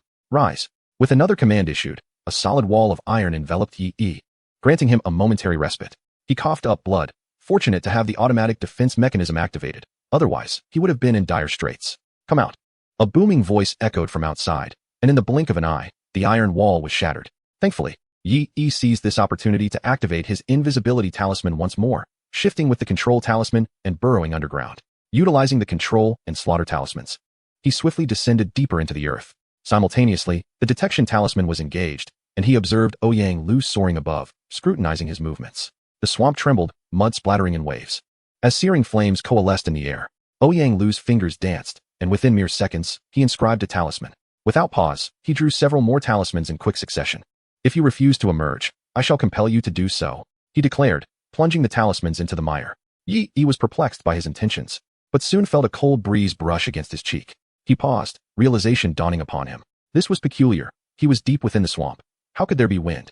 Instantly, he sensed the threat, channeling all his energy into the defensive mechanism and consolidating the buried iron wall to shield himself. Indeed, Ouyang Lu seemed to have received some information, suddenly fixing his gaze in Yi Yi's direction. Heh, the little mouse knows how to hide, Ouyang Lu sneered, but now it all comes to an end. In the next moment, Ouyang Lu appeared drained, his golden aura dimming significantly, as several talisman materials whirled before him, inscribed with dark runes. Heavenly Punishment Talisman, activate. This was a move of the talisman sect's caliber, a culmination of all his materials, and in the outside world, it would rival military-grade talismans. Ouyang Lu laughed maniacally, casting the talisman towards Yi Yi. Embrace your demise. With a thunderous roar, the black talisman transformed into a long black spear, striking down into the mire with the force of a tempest. Just then, an attack collided with the spear, diminishing its power. Only Ouyang Lu, the attacker, sensed the shift. Who? He exclaimed in anger. However, the assailant paid him no mind and vanished without a trace. Beneath the swamp, Yi Yi received the alert from the detection talisman, his eyes widening in alarm. This is bad, he thought, immediately activating every defensive measure at his disposal. The slaughter talisman disrupted, the artifact talisman fortified his protection, and finally, the life-preserving talisman was invoked. He must, without fail, withstand this. In an instant, a shadow darted past, the black spear breaking through all obstacles and piercing Yi Yi. Ha! Finally dead. Ouyang Lu cackled. This was the most formidable move he could muster. Even if Yi Yi survived, he would undoubtedly be rendered combat ineffective. The next moment, he feigned a sorrowful expression, resembling a saint. Alas, how did it come to this? At the edge of the battlefield, Li Feng and the others stifled their breaths, fearful of making a sound. They were now utterly convinced of Li Feng's wisdom. It was thanks to his decisive actions that they had survived thus far. It seems that boy is dead. Li Feng fell silent for a moment, letting out a deep sigh. Indeed, had he failed once more? He genuinely wished to witness Yi Yi's triumph, for after all, they would both eventually become martyrs, destined for death. It would be preferable to observe this prodigious talent defy the heavens. Alas, in the depths of the marsh, Yi Yi was surrounded by blood. His palm brushed against the gaping wound in his abdomen, and he comprehended that his endurance was waning. Fortunately, he had long prepared an automatic recovery device. His body was gradually regaining sensation, and he could move with great effort.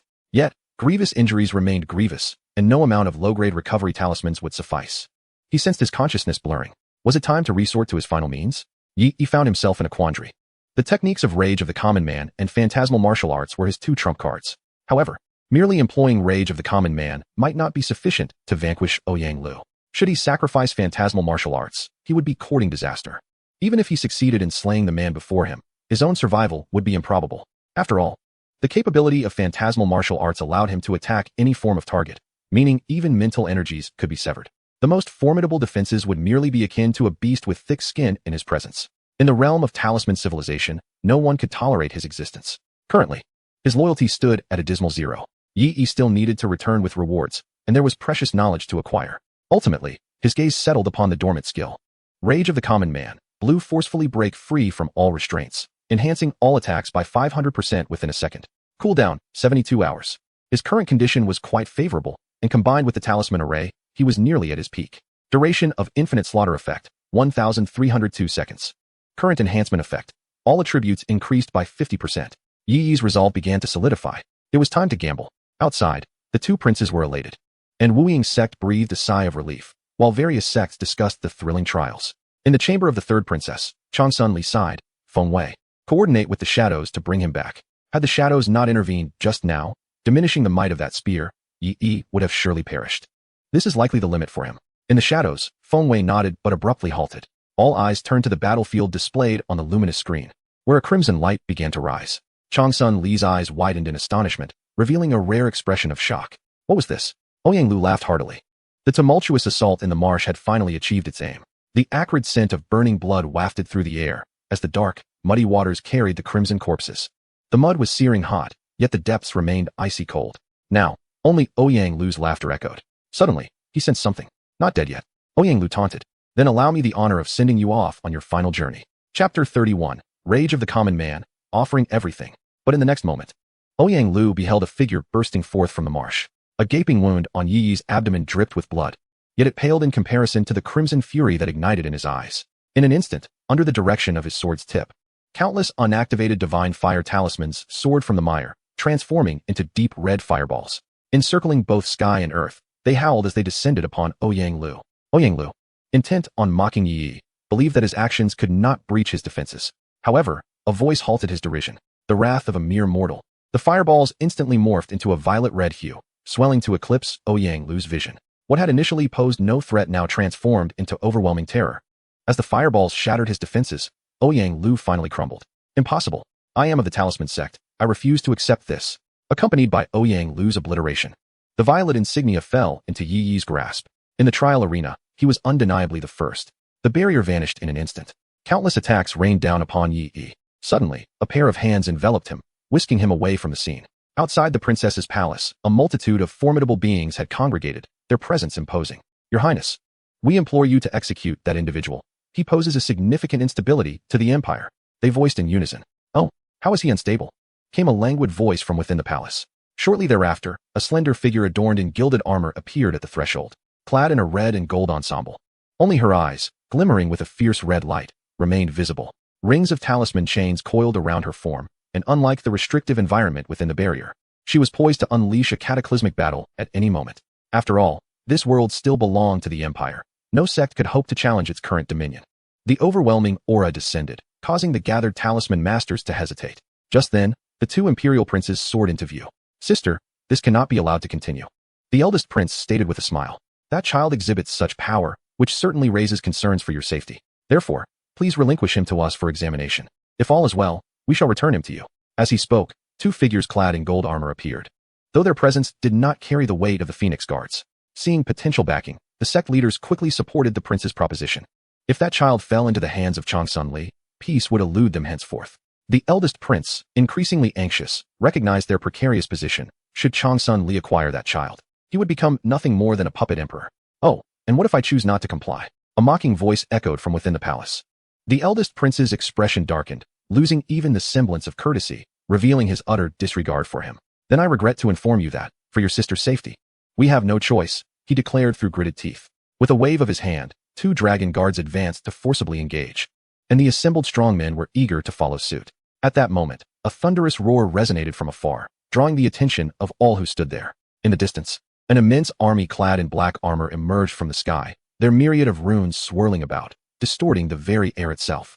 Even before their arrival, a chill of foreboding settled upon the hearts of the onlookers. The Imperial Guard of the Flame Dragon Kingdom. All eyes turned towards the two princes, their gazes laden with an unsettling ambiguity. The elder prince's complexion drained of color.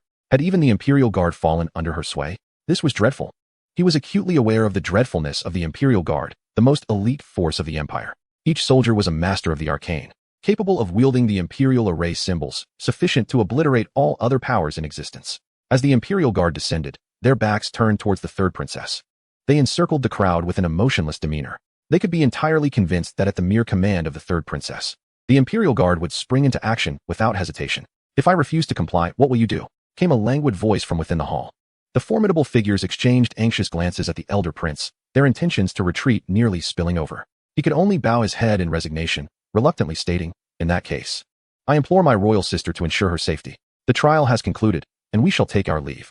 Very well. Once they had exited the encirclement of the Imperial Guard, the elder prince drew a deep breath, beckoning for a talisman from the master of the Shadowless Gate. He turned and remarked, since so few survived this trial, this mother talisman is rendered useless. It is best to destroy it. With that, he shattered the mother talisman's enchantment, ensuring that Yi would no longer be subject to its influence. If I must suffer, you shall not fare any better. He mused that someone of Yi's prodigious caliber would surely understand the necessity of possessing leverage while relying on others. Now, the task of extracting knowledge from Long Sun Li would prove troublesome. Indeed, within the hall, Long Sun Li furrowed her brow, pondering for an extended period, uncertain of how to proceed. Who would have thought that she would encounter such difficulties here? Just then, the Phoenix Guard, Xiahou Inghong, approached. Your Highness, that boy wishes to see you. Long Sun Li raised an eyebrow. He wishes to see me? She made her way over. Yi, engulfed in a haze of chaos, had reached his limits after a surge of exertion. A figure appeared in his vision, indistinct yet exuding an air of nobility. Am I to die? Yi inquired. Long Sun Li was about to administer a high-level spring wind transformation talisman when she received his question. Curiosity piqued, she responded playfully, yes. You are indeed on the brink of death. Where's the third princess? He pressed. I am she. Long Sun Li blinked, surprised that the boy sought her out after all. Upon receiving an answer, Yi forced himself to rally his spirits, urgently demanding, bring me paper and ink, quickly. If he did not express his loyalty soon, he feared it would be too late should death truly come for him. Long Sun Li, puzzled, asked, "What do you intend to do?" She was intrigued by what could possibly compel him to seek such items in his final moments, wondering if he wished to leave behind some last words. However, what followed was an answer that would alter her life forever. Gritting his teeth, disregarding his sense of shame, he insisted, "Your Highness, I have nowhere else to turn. Please accept my loyalty. Hiding away only breeds suspicion. It is far better to take a gamble." He must earn the trust of this powerful figure in this feudal era, betting on her prior investment. Loyalty display level 30, once Yi stabilized. A peculiar document was submitted to Chang Sun Li. After a lengthy period of solitude, Chang Sun Li finished perusing this extraordinarily strange knowledge. Although she did not fully comprehend it, she grasped the principles behind Yi Yi's remarkable feats. She would assert that had she not encountered this document personally provided by Yi Yi, she could never have discerned its underlying principles. After all, this knowledge belonged to another world. A product of information processing that emerges only when a technological civilization reaches a certain pinnacle, essentially, programming. And programming is far from straightforward. Within the ancient historical context, they could scarcely conceive of such a notion. Only those with transcendent intellect, or those with warped minds, could entertain it. Chang Sun Li thought of Yi, a child who had been exposed to the knowledge of talismans for less than 4 months. This was undoubtedly a prodigy. No, a marvel. Chapter 32. The concept of the rune computer. They had returned to the imperial capital, which, perhaps by coincidence, was also named Chang'an. Here, absolute safety was ensured.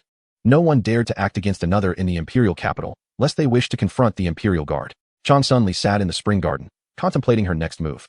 A person of great capability is invariably a person of great ambition. She did not aspire to be merely a princess. Otherwise, she would not wield such influence over half the court. Chang Sun Li was preoccupied with a particular thought. The words spoken by Yi Yi had been uttered under the condition of the dispelled enchantment. Her eyes flickered momentarily, but soon regained composure. A competent leader must possess the ability to master their own emotions. Observing for a time before making plans was prudent.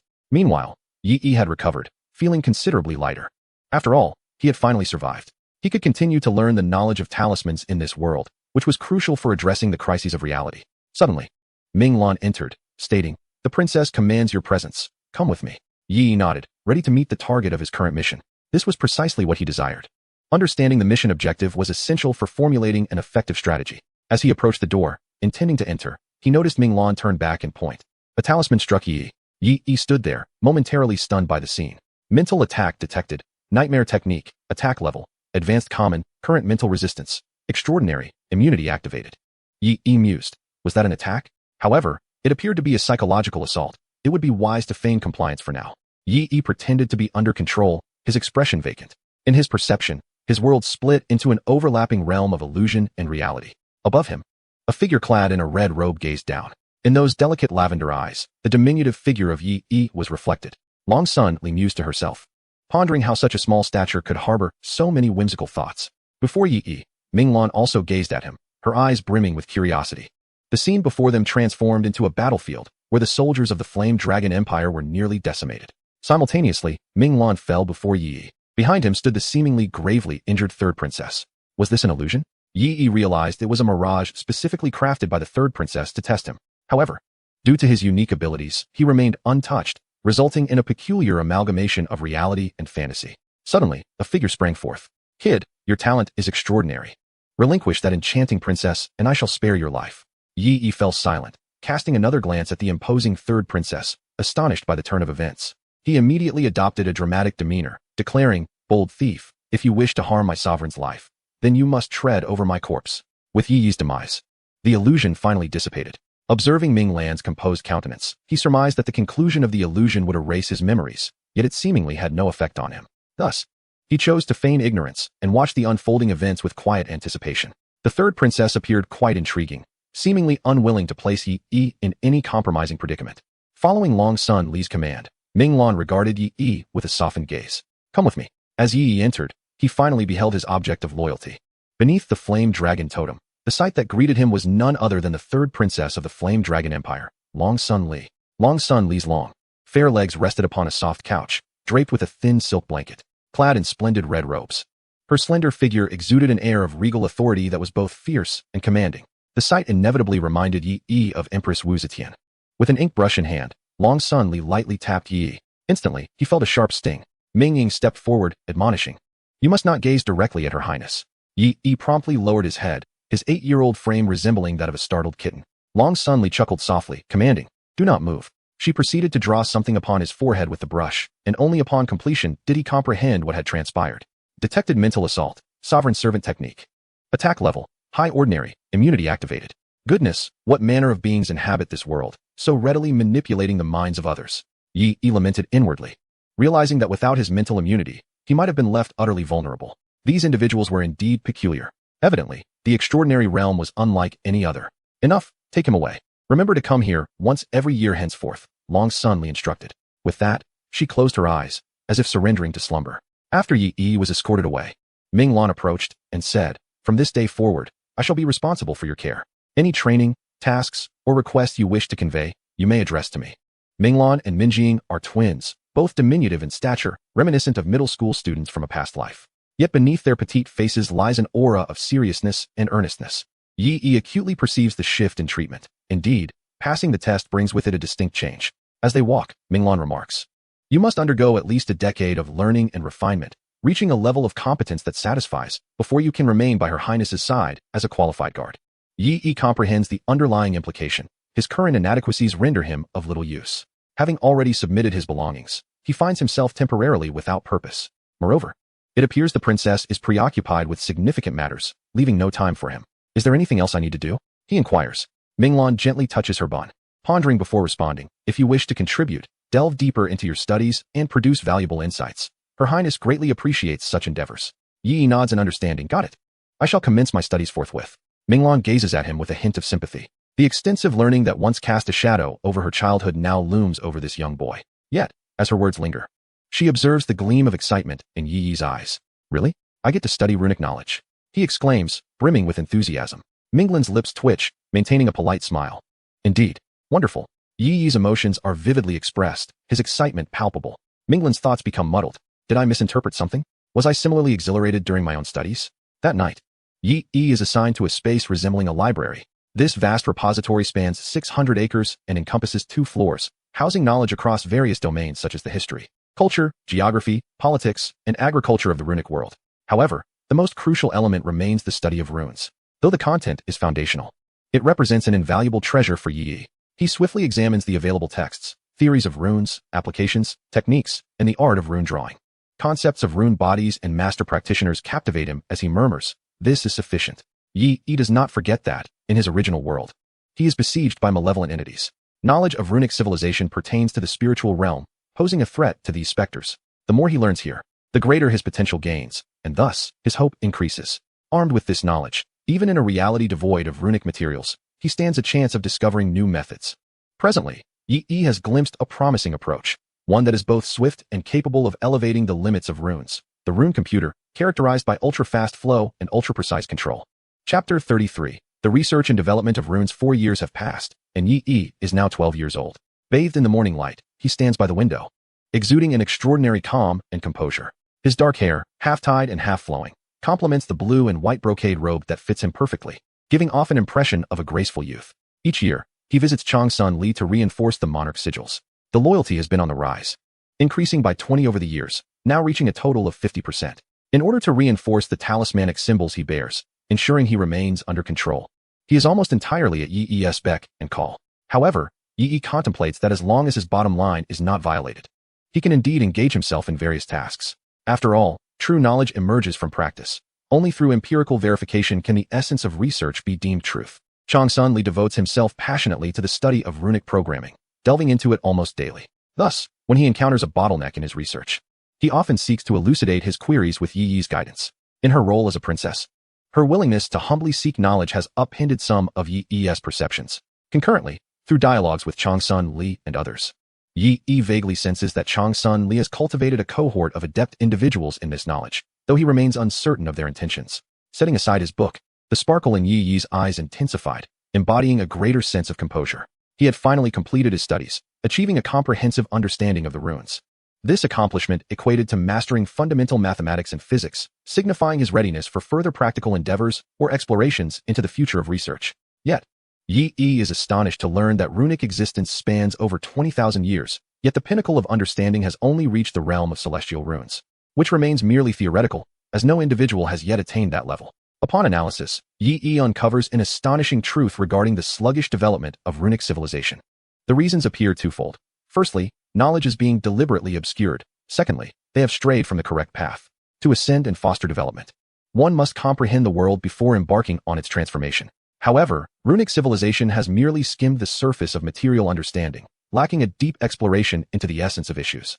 Focusing instead on applied theories rather than foundational principles. Surveying his surroundings, Yi found himself alone, save for a guard dozing at the entrance.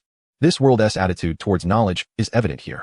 The third princess did not place him in a private space for study. Rather, this is the library within the imperial city, theoretically accessible to all who seek to learn. After all, even in the homes of the powerful, one could hardly expect a more comprehensive repository of knowledge than this. Such knowledge forms the crux of runic civilization's foundational theories. Yet, within this expansive library, over the course of 3 years, aside from encountering a few individuals borrowing texts on constructing talismans, he saw no one else. The reasons for this can be discerned from history. According to historical records, the continent is ruled by 3 empires, while the ocean is governed by the Kanglan Sea. Various runic sects exist beneath the empires, a situation that is not immutable.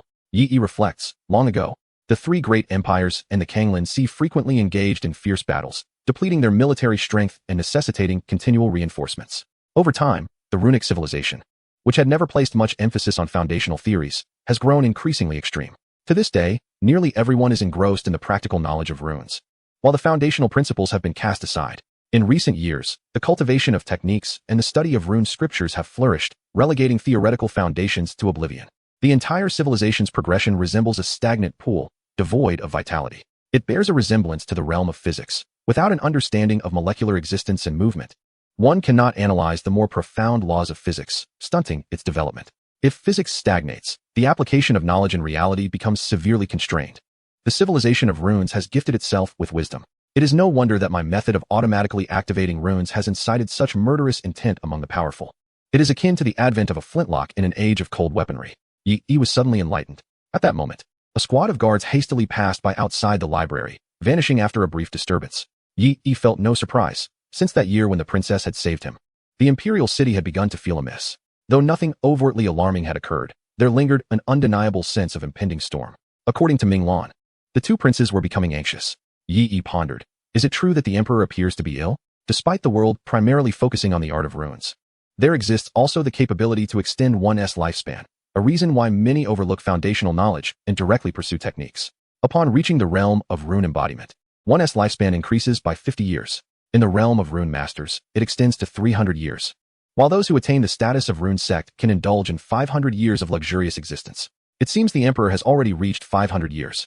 Ming Lan entered the library and noticed Yi's contemplative demeanor, accustomed as she was to his frequent bouts of deep thought. Follow me, she instructed. Yi nodded. It was the 4th year, time to reinforce the rulers and ministers' runes with the princess. One must acknowledge that Long Sun Li's ascent to her current position is not unconnected to her prudence and comprehensive considerations. Along the way, battalions of black-armored soldiers moved about with heightened vigilance, causing Yi to raise an eyebrow. He observed that these guards were predominantly loyal to the princess. Upon entering the hall, Yi immediately spotted the princess seated at a desk, surrounded by a pile of memorials. This was the sort of governance reserved for the emperor. Yi intuitively grasped her intentions. She was plotting a power grab. Noticing Yi's arrival, Long Sun Li rubbed her eyes. She appeared weary, as though she were grappling with a problem without finding a solution. After a moment's pause, she said, "Come here." Yi seated himself before Long Sun Li, silently accepting the reinforcement. However, his peripheral vision caught sight of the memorials laid out before him. In the eastern part of the empire, numerous farmers had risen in revolt, creating chaos that local officials could not manage, prompting a plea for support from the court and permission to expand territory. In southeast Liang County, famine had struck. Despite the land's fertility going untended, while wealthy merchants found their grain unsellable, yet prices remained normal. In Xuanyang County, an uprising had occurred but was swiftly quelled. Though Yi gleaned only a fraction of the content, he understood the gravity of the situation. Despite this being a world of the extraordinary, it still exists within the agricultural civilization stage, where land, farmers, and taxation remain inescapable issues for every dynasty. In this world, few seem to care, for in this extraordinary realm, any uprising is swiftly suppressed, leaving no one to inquire further. The paramount concern for those in power lies in the discord between the central authority and local governance. With the imperial city in turmoil, it is only natural that some would seek to test the waters. The princess, no doubt, is troubled by these matters, as this particular trial is far from simple. Any misstep could result in catastrophic failure. The 2 formidable princes and various sects have long harbored suspicion towards her. Although Changsun Li has refrained from any significant actions in recent years, the threat still looms. As Changsun Li fortified her position, she noticed Yi fixated on the memorials. What do you think? Are you interested? She jested, though she doubted this insignificant child could discern anything meaningful. Politics and scientific inquiry have seldom intersected. Beside her, Ming Lan and Ming Ying appeared tense, their expressions rigid as they watched Yi. The monarch subject talisman serves merely as a means of control, causing subjects to overlook its existence and harbor no animosity towards their sovereign, thus obeying commands. However, it does not compel one to ingratiate themselves to the ruler. Chapter 34. The theoretical crystallization of millennia. Both sisters watched him anxiously, fearing that Yi might utter something amiss and displease the princess. Yet, recalling Yi's formidable capacity for learning, they felt reassured that such a scenario was unlikely. Changsun Li waved her hand dismissively, uninterested in Yi's response. A mere child, even if he were a prodigy of talismanic arts, could hardly offer any significant insight. It would be prudent to wait until Yi matured into a talisman master before he could wield any real influence. However, in the next moment, Yi nodded and proclaimed, "Your Highness, I have some observations." The three fell into silence. The two sisters were gripped by terror, thinking, this is it. No monarch would tolerate anyone encroaching upon their authority. Handling memorials signifies the possession of power over the entire empire. How dare he offer an opinion? Changsun Li regarded Yi with a complex expression. Accustomed to flattery, encountering a bold young boy was somewhat disconcerting. Yet, considering Yi was merely 12 years old. Having spent the last 3 years immersed in the library, it was understandable that he might not grasp certain concepts. Faced with such a response, Changsun Li was at a loss for how to react, ultimately deciding to listen. It would be intriguing to see what opinions this child, whom she had taken under her wing amidst immense pressure, might express. As long as he articulated something sensible, it would provide Changsun Li the opportunity to grant him sufficient leeway to engage in play. "Oh, do share," Changsun Li encouraged, resting her chin on her hand. Yi's eyes sparkled with enthusiasm. He craved further knowledge and practical experience. Therefore, he required Changsun Li's support more than ever. If he were truly just a child, he might struggle to respond. But he was not. Within this body resided a soul enriched with a vast modern knowledge framework. Yi had dabbled in various fields of knowledge, particularly given the long-standing civilization of his homeland.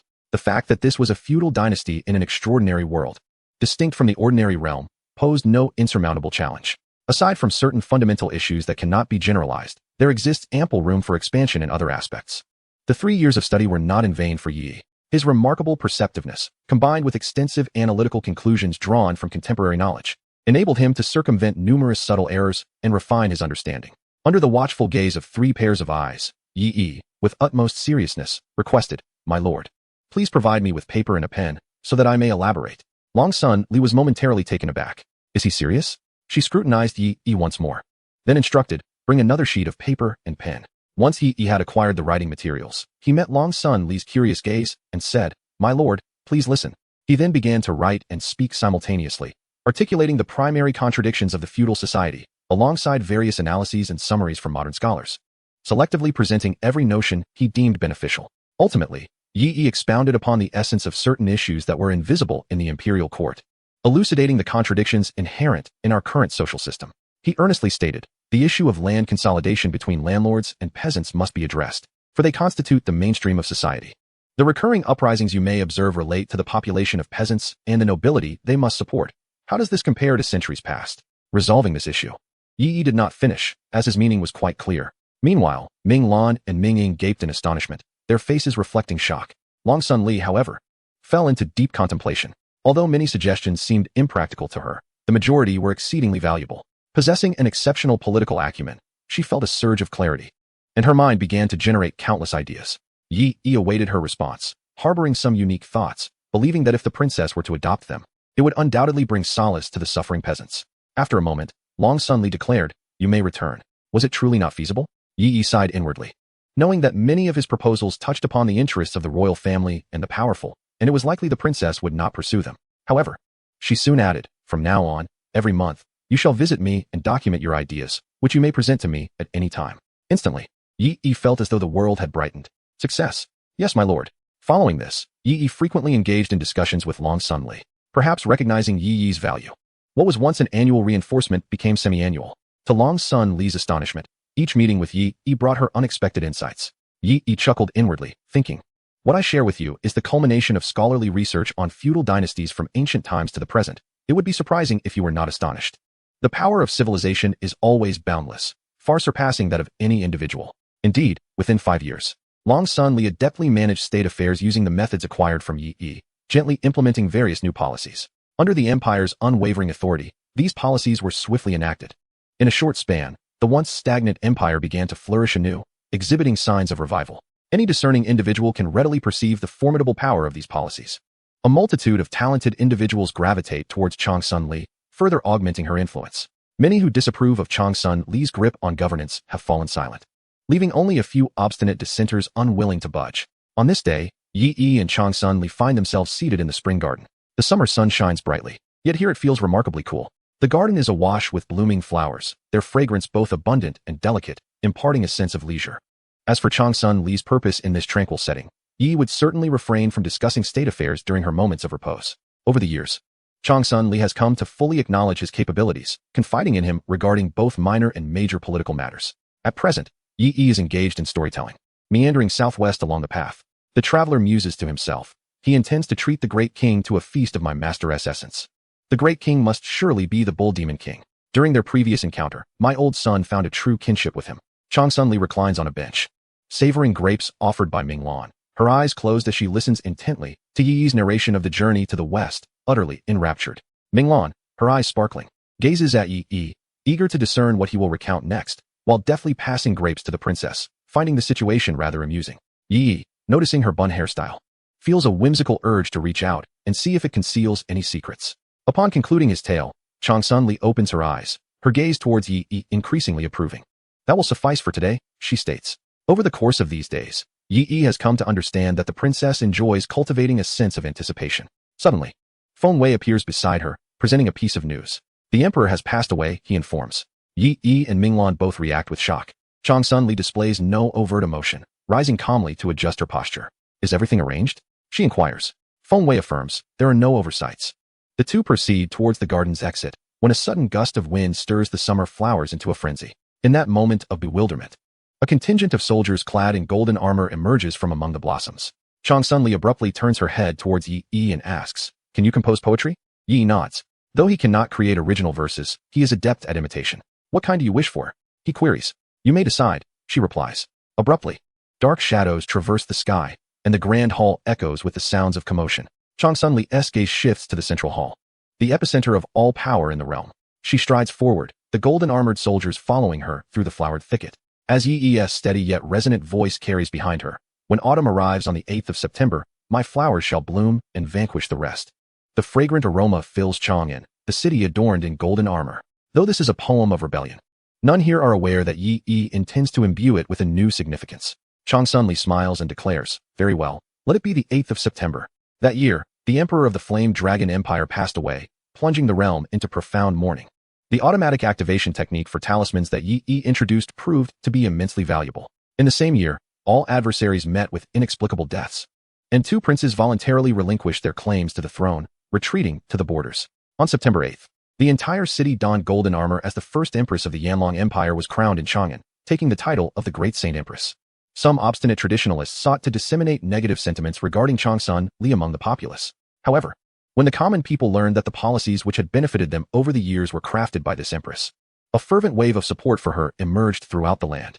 Particularly in the military realm, Chang Sun Li had heeded the counsel of Yi during her constructive reforms, prioritizing the welfare of the armed forces, which garnered her substantial support. Within just a year, Chang Sun Li successfully stabilized the imperial situation, solidifying the empress's position. The other two major empires dared not make a move against her.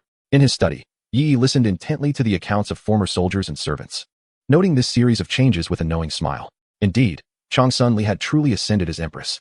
Witnessing the birth of a female sovereign was astonishing for Yi, akin to traversing back in time to witness the dawn of a new era. Within the study, Yi busied himself with various models resembling armored machines, each inscribed with names such as Dragon Tooth, Scarlet Wind, and Shield Guardian. These were his conceptual designs, inspired by the remarkable utility of runes, which seemed capable of overcoming numerous challenges in reality. At that moment, Ming Lan entered, carrying a basket, presumably to deliver a meal. Observing Yi engrossed in his work, she rested her chin on her hand, gazing at him dreamily, which made Yi feel somewhat uneasy. He inquired, what is it? Ming Lan regarded him with a complex expression, her emotions tangled. She stepped forward, grasping Yi's hand, the warmth from her palm causing him to blush. Before he could withdraw his hand, Ming Lan spoke, you are truly fortunate. Why? Yi responded, perplexed, as he felt he had done nothing remarkable. Minglan looked at him with a hint of exasperation. Do you think it was easy for Her Majesty to seize her current power? Yi remained bewildered. What do you mean? Seeing his genuine confusion, Minglan realized that the Empress had not divulged any details. After a moment's contemplation, she decided to enlighten Yi. The clandestine struggles have been quite fierce, you know. I have heard that to thwart Her Majesty's ascension, the two imperial princes conspired with various sects, and dozens of powerful practitioners launched an assault against her. Yi was taken aback. How come I heard nothing of this? Noticing his astonishment, Minglan explained, therefore, all of Her Majesty's previous bodyguards have gone to battle. Even the Phoenix Guards were gravely injured. The entirety of her protective force was nearly obliterated. Had she not instructed you to remain safely in the study, would you still be here unscathed? Upon hearing this, Yi experienced a moment of clarity. Minglan, believing him to be deeply moved, immediately offered words of encouragement. So, you must pledge your loyalty to Her Majesty and not disappoint her kindness. Yi nodded repeatedly, though his mind was preoccupied with other thoughts. What a splendid opportunity it was to enhance his loyalty. How had he let it slip away? Wouldn't sustaining a serious injury have significantly bolstered his allegiance? Yet, considering the risks of death, perhaps it was best to forego such thoughts. I understand now. From this day forth, I shall devote myself entirely to Her Majesty, Yi declared, his expression pained. Very well. I have come to convey a message. His Majesty desires your presence at tonight's banquet. Please ensure your timely arrival, Minglan remarked. Yi nodded, reflecting on the past year during which stability was established, and now everything appeared to be in order, with the empire flourishing. Many were eager to meet this exceptional empress, making such a grand banquet essential. Do remember to prepare yourself, as you will be making your entrance alongside His Majesty, Minglan added. Together? Yi inquired. Indeed, your significant contributions cannot go unnoticed. Even if others are oblivious, His Majesty, being benevolent and just, shall bestow upon you a commendable position. This left Yi perplexed. After all, was he not a mere death warrior? What need had he for an official title? Could it be that the Empress intended to place him among the officials as a spy? Yet, that seemed implausible, as his initial arrival under the Empress's banner had been quite conspicuous. Who could forget that he was a death warrior? Ultimately, you shall witness His Majesty's arrangements, Minglan stated before turning to leave. Yi pondered for a moment but decided against overthinking. Dwelling on such matters was futile. Instead, he resolved to refine his runic computing device. Over the years, Yi had achieved remarkable advancements in talisman technology. Not only had he ascended to the level of a talisman master, but he had also discovered ways to manifest mental energy into tangible forms. The dualities of the ethereal and the corporeal, coupled with the rapidity of mental energy, were evident to him. I have reached the current limits of rune civilization. The stratification of talismans arises from their layered states. All talismans fundamentally serve as protective charms, lethal symbols, healing runes, and other basic forms, which only a powerful talisman master can augment multiple times. However, the challenge lies in the finite number of augmentations that talisman materials can withstand. This limitation is why so many are hindered by the talisman sect. Though materials are ubiquitous, high-grade talisman materials remain elusive. Yet, if runes were not anchored to any medium, their potential for augmentation would be limitless. Yi speculated that once the initial version of the runic computer was completed, its computational speed would reach an unfathomable level. Most importantly, this runic computer could replicate the drawing of talismans, achieving greater precision while allowing for instructions to be embedded from the outset, thereby negating the need for Yi's subsequent processing. This principle stemmed from a unique skill he had acquired as a talisman master, rapid drawing. Now that the principles of the device had been resolved, the next step was to construct the model of the runic computer, Yi contemplated. Although referred to as a computer, Yi's objective was solely to facilitate rapid drawing and to enable the simultaneous production of a multitude of talismans while processing extensive information. I require not only this, but also a solution to the material conundrum, Yi remarked with seriousness. Engraving talismans necessitated materials, and he could not ascertain whether they existed in the original world. If they did not, would it not be akin to the Blackwood Forest? His extensive study of runic knowledge would then be rendered utterly futile. Therefore, I must discover a method to directly inscribe talismans using mental prowess. Only through this can I ensure true security. This approach, however, necessitates reliance on a rune computer. Yi believes that this is not merely a repository of knowledge intended to save the world, but also represents an evolution of talismanic civilization. The invaluable knowledge this world has bestowed upon him is something he wishes to preserve, even if just a fragment. Chapter 36. The Madness of the Empress. That evening, Yi attended the banquet, where the formidable presence of the Empress, Grandson Li, was fully manifest. Grandson Li personally bestowed upon Yi the title of fourth-rank advisor. Yi felt little in response. Observing the clinking of glasses and the mingling of guests, he experienced a sense of discomfort. Having endured the oppressive realities of the world, he instinctively disliked such gatherings. Perhaps a stroll in the garden would be refreshing, Yi thought, downing his drink and rising with a bottle in hand. His departure went largely unnoticed, as the sole focus of the evening was the Empress, the exalted sovereign. In the center of the hall, grandson Li immediately noted Yi Yi's exit. After dismissing those around her with a wave, she found an excuse to leave as well. Moonlight cascaded like a waterfall over the fragrant garden, allowing Yi Yi's troubled mind to find solace. Unbeknownst to him, nearly a decade had passed since his arrival in this world. The horrors of his previous existence loomed vividly in his memory, and he wondered how much longer it would be before he could return. Yet, he was determined to return with hope. As he pondered, a flicker of interest ignited within him, and he raised his glass to drink. Suddenly, a pair of delicate hands snatched the drink from his grasp. "What brings you here? Are you troubled?" Grandson Li inquired. Her tone relaxed as she swirled her own drink, taking a seat opposite him. Although her majesty remained, Yi Yi could discern her happiness from the smile tugging at her lips. "Nothing much, just feeling a bit uneasy," Yi Yi replied candidly. This response did not surprise grandson Li, for Yi Yi had consistently been forthright. Regardless of the circumstances, he always spoke the truth, as he had once vowed to give everything. "Do remember, it is rather improper to leave during such occasions," grandson Li reminded him, her gaze lingering on him for a moment before she added, "Nonetheless, I shall turn a blind eye in the future." "Your Majesty, why did you leave the banquet?" Yi Yi asked, considering that grandson Li appeared quite pleased. It seemed inappropriate for her to seek him out at such a time, particularly when the banquet gathered the Empire's elite. Yet, grandson Li, lost in her own thoughts, sipped her drink and waved a hand dismissively. "It matters not. The situation is settled." Indeed, it was settled. Even if the aristocracy held discontent, there was little that could be done. "Now, tell me a story.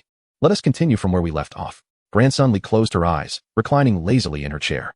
Yi Yi nodded and began recounting the tale of Sun Wukong, Zhu Beiji, and Sha Wujing as they protected Tang Sung on his journey to the west, enduring 81 trials. This time, the Empress did not permit Yi Yi to pause until the banquet concluded, remaining steadfast in her seat. Yi Yi continued his narration without pause. Sensing that the Empress had something to convey, Changsun Li had transformed. Once a princess who adhered to decorum, she now exhibited a casual demeanor. Was this change a result of her ascension to the throne, or was it inherent to her character? As practitioners of talismans, Yi Yi spoke succinctly and swiftly, not reciting a novel. Changsun Li never posed questions, presumably possessing her own insights. Soon, the tale concluded, and the disciples attained enlightenment. Changsun Li opened her eyes. The night had deepened. The palace lay in serene silence, a bright moon hanging in the sky, draping a silken veil over the shoulders of the two. "Your story of enlightenment is quite fascinating," remarked Changsun Li. "Thank you for the praise, Your Majesty," Yi Yi replied. Suddenly, Changsun Li asked, "Would you like to hear my story?" Yi Yi nodded, having sensed a shift in the Empress's demeanor, as though she were shedding numerous constraints. Perhaps it was due to his influence over her that she felt inclined to share these thoughts. "At times, I envy men. They appear born into freedom, unencumbered by countless invisible rules, unbound by the oppressive tenets of femininity. Yet, I later realized that men too bear their own shackles, leading me to understand that every individual in this world is constrained." Yi Yi comprehended her meaning. In this feudalistic society, women often served as mere extensions of men. Changsun Li, born a princess and prepared as a political pawn, was particularly ensnared by such limitations. Yi Yi had heard that prior to the emperor's health decline, arrangements were already made for the 8-year-old Changsun Li's marriage. Subsequently, an unforeseen calamity befell the emperor, leading to the untimely demise of numerous princes and princesses, leaving only 2 princes and Changsun Li. "Do you know why I desire the throne?" Changsun Li inquired. Yi Yi refrained from responding, understanding that her question was not directed at him, but rather at herself. Rising to her feet, she raised a cup of wine to the moon, the crystalline liquid cascading down her neck. "Since birth, what lay before me was not the talismanic knowledge my brothers studied, but a table laden with the doctrines of femininity, my designated rules, the etiquette and poise drilled into me from my bedside to the imperial court. My father told me that I was born to make sacrifices. Marriage was to be my greatest value." As the narrative drew to a close and the wine was consumed, her eyes glimmered with a tinge of red. "I refused to be a sacrificial pawn. I yearned to seize my destiny. For the past 50 years, I have exerted every effort to scheme." As a talisman practitioner, Changsun Li was already 56, yet she remained within the realm of youth. This reflected the privileges of the empire's elite. Common folk were not privy to talismanic knowledge, marrying typically at 13 or 14. Meeting Yi Yi's gaze, her expression resolute, she declared, "I aspire to embody the initial Qi Tian de Sheng from your tale, and to become the empress who stands above all in my own story. I shall pursue my desires without restraint. No one shall bind me. I desire my name to be etched in the annals of history, so that all the world may recognize that a woman can ascend to the throne." Changsun Li yearns for unfettered freedom, seeking to demonstrate to the realm that she possesses an identity of her own, rather than being a mere pawn in the political arena. With a female emperor now in existence, why must the archaic constraints imposed upon women persist? Yi Yi furrowed his brow, sensing that Changsun Li had become ensnared in a fallacy. Truth and paradox are intertwined. A mere misstep separates two distinct concepts. It is not the ascension to empress that liberates women from oppressive shackles, but rather the establishment of a harmonious society. The former signifies the awakening of Chang Sun Li's consciousness. Yet the latter may lead her astray. Suddenly, Chang Sun Li leaned closer to Yi, her slightly flushed gaze fixed upon his diminutive form, and with an air of frailty. She asked, "Child, you will support me, won't you?" As she caressed Yi's face, she continued, "No, you are my loyal sentinel. All I require is your unwavering allegiance." With that, Chang Sun Li swayed and made her way out to the garden. She raised her hand, and Yi stepped forward to take hold of her, guiding her back toward the palace. Yi cast aside his distractions. Whatever may come, he would confront it head-on. Chapter 37. The Revival.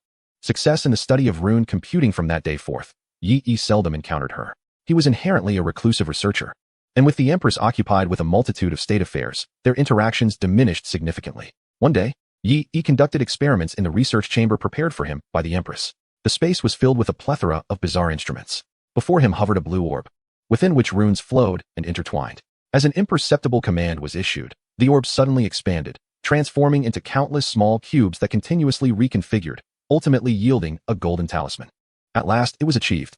Now, he could directly return to his original world. Yi's eyes brightened, but mere seconds later, the light of the talisman dissipated. Its transient existence was a significant flaw. After recording his findings, Yi placed the data sheet atop a mountain of papers behind him. Shortly after the empress's ascension, Yi had entered the realm of rune practitioners. The specific path had been meticulously planned, leaving only the continuous experimentation and data refinement to be accomplished. Yi contemplated the need to address the miniaturization of the rune computer, yet he deemed it to be a manageable challenge. Knock, knock, knock. The door was rapped upon, and with a flick of his finger, it swung open. Minglan entered, still attending to Yi. She appeared somewhat dazed, lost in thought.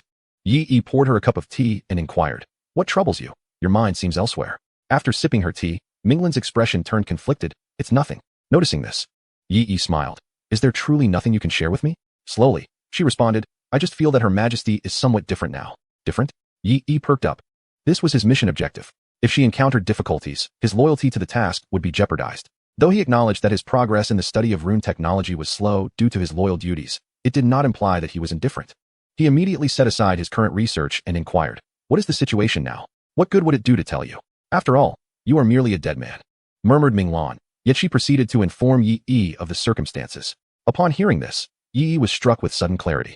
The old cunning officials at court were not to be underestimated. They were astute enough to discern the empress's desires. They conspired among themselves, employing various strategies to deceive her, claiming they would erect temples and halls of merit for Chang Sun Li.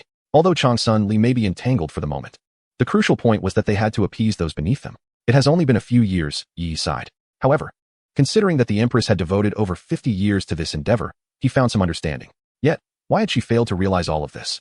With her intellect, it should have been easy to see through the facade. Perhaps it was precisely because she understood the situation so well that she acted in such a manner. Over the years, the empress had issued various progressive policies that aligned with the nation's needs, breathing extraordinary vitality into the entire empire. Her popularity among the populace was immense. The construction of halls of merit and temples enjoyed widespread support. History is replete with astute emperors who nonetheless fell prey to treacherous ministers, often because those ministers catered to the emperor's desires. The empress yearned for her legacy to be immortalized in history, to grant women equal power to men, and to expand her influence. However, if she truly heeded the counsel of those old foxes, it would spell her doom. Those well-versed in history know this is the beginning of all decay. Human desires cannot withstand the test of time. Was this not an opportunity? Yi's eyes brightened. Driven by self-interest, the empress would find it difficult to refuse. If he stepped forward to confront the entire court, would that not secure his own death warrant? It was high time to obtain loyalty. Yi turned to Minglan and declared, "Sister Lan, tomorrow, I shall attend court. After all, I am also an advisor." The next day, within the grand court, Chang Sun Li sat upon the imperial throne, flanked by two phoenix guards, radiating majesty and authority. Her eyes quivered slightly as they turned towards the rear. Yi stood among the ranks, with officials arrayed orderly before him. The court music ceased, marking the commencement of the assembly. Before Chang Sun Li could ponder why Yi had come, an elderly man knelt before her. "Your Majesty," the old man exclaimed, his face filled with reverence, "your divine grace is unparalleled." Yi scrutinized the man, noting that his court attire and insignia were new, suggesting he had recently been promoted. Chang Sun Li raised her hand and said, "My esteemed ministers, please continue with the matters at hand." The old man signaled to those around him, and instantly, several old foxes began to perform. "Your Majesty, you are a paragon of wisdom and talent, a master of both civil and military affairs, adept at recognizing and employing the right people." Your contributions are immeasurable, acknowledged by all for the benefit of the realm. I, as an old minister, am determined to construct the grand hall of merit for you, allowing the people to admire and revere you. Your Majesty, at your command. We old ministers shall unhesitatingly take the lead in this endeavor, ensuring it is executed with great splendor. Your Majesty. Changsun Li's brow relaxed. This was precisely what she desired. At that moment, she was prepared to give her approval. However, the next instant, a figure emerged swiftly. Your Majesty, you must not. These are cunning old foxes. Do not fall for their tricks. The expressions of several elderly ministers darkened. Changsun Li glanced over and recognized Li Feng, whom she had saved during the trials. She had thought that if he proved useful, he could stay. If not, he could be discarded. Li Feng, drenched in cold sweat, gritted his teeth and declared, Your Majesty, I shall forever remember your grace in saving me. Thus, even if it costs my life, I must warn you to be cautious. His family had fallen victim to political strife, forcing him into the trials. Therefore, Li Feng was acutely aware of the treachery of these old foxes, each one harboring dark intentions. Although Changsun Li had not regarded him as a life-and-death pawn due to her disdain for his ineffectiveness, she had nonetheless saved his life. Had he fallen into the hands of others, after all these years, he would likely have vanished without a trace. Thus, his gratitude for his salvation was genuine. Yet, Changsun Li furrowed her brows, noticing the unfriendly expressions of the ministers below. It seemed trouble was brewing. If she were to spare his life, a choice would have to be made. She had initially granted him a sliver of opportunity for his perceptiveness, but it appeared that his position was no longer tenable. Your counsel shall be considered, she stated, not allowing Li Feng to continue. You may withdraw for now. I have a task for you. And you need not attend court for the next few days. Li Feng's face turned pale as he bit his lip and silently withdrew. The emperor had not heeded his warning, and he understood the impending consequences. Then, Changsun Li raised her hand, and amidst the hopeful gazes of the old officials, she spoke. Agree. Suddenly, a resonant voice interrupted her words. Changsun Li sighed, feeling quite helpless. The countenances of the elderly ministers turned ashen as they glared at the speaker. Everyone in the hall turned their attention to the figure at the back of the assembly. Yi, undeterred by the stares, approached Changsun Li and asserted, Your Majesty, I respectfully disagree. Chapter 38. The Transmigrator's Divine Manuscript. I respectfully disagree. Yi reiterated. You insolent youth, who do you think you are? This is for the emperor and for the good of the people. An elderly official retorted aggressively. How old are you to presume to understand anything and dare to challenge the emperor? For the emperor? For the people? I believe it is merely for your own gain. Yi scoffed. He had scrutinized the conduct of these officials all night and found them to be self-serving individuals occupying their positions without contributing anything of value. The other officials quickly joined in a vehement attack against Yi, their spittle nearly landing on his face. Enough. Changsun Li silenced the commotion. She cast a sharp glance at those who were berating Yi. He is my personally appointed advisor. Do you have any objections? The ministers turned pale, suddenly at a loss for words, having forgotten this detail. It was simply that Yi had seldom attended court. They had presumed he had long been disregarded. Changsun Li rubbed her temples and addressed Yi. My dear minister, what is it that you disagree with? Yi paid no heed to the murderous glares of the many officials around him and stated, I meticulously examined the resources required for the construction.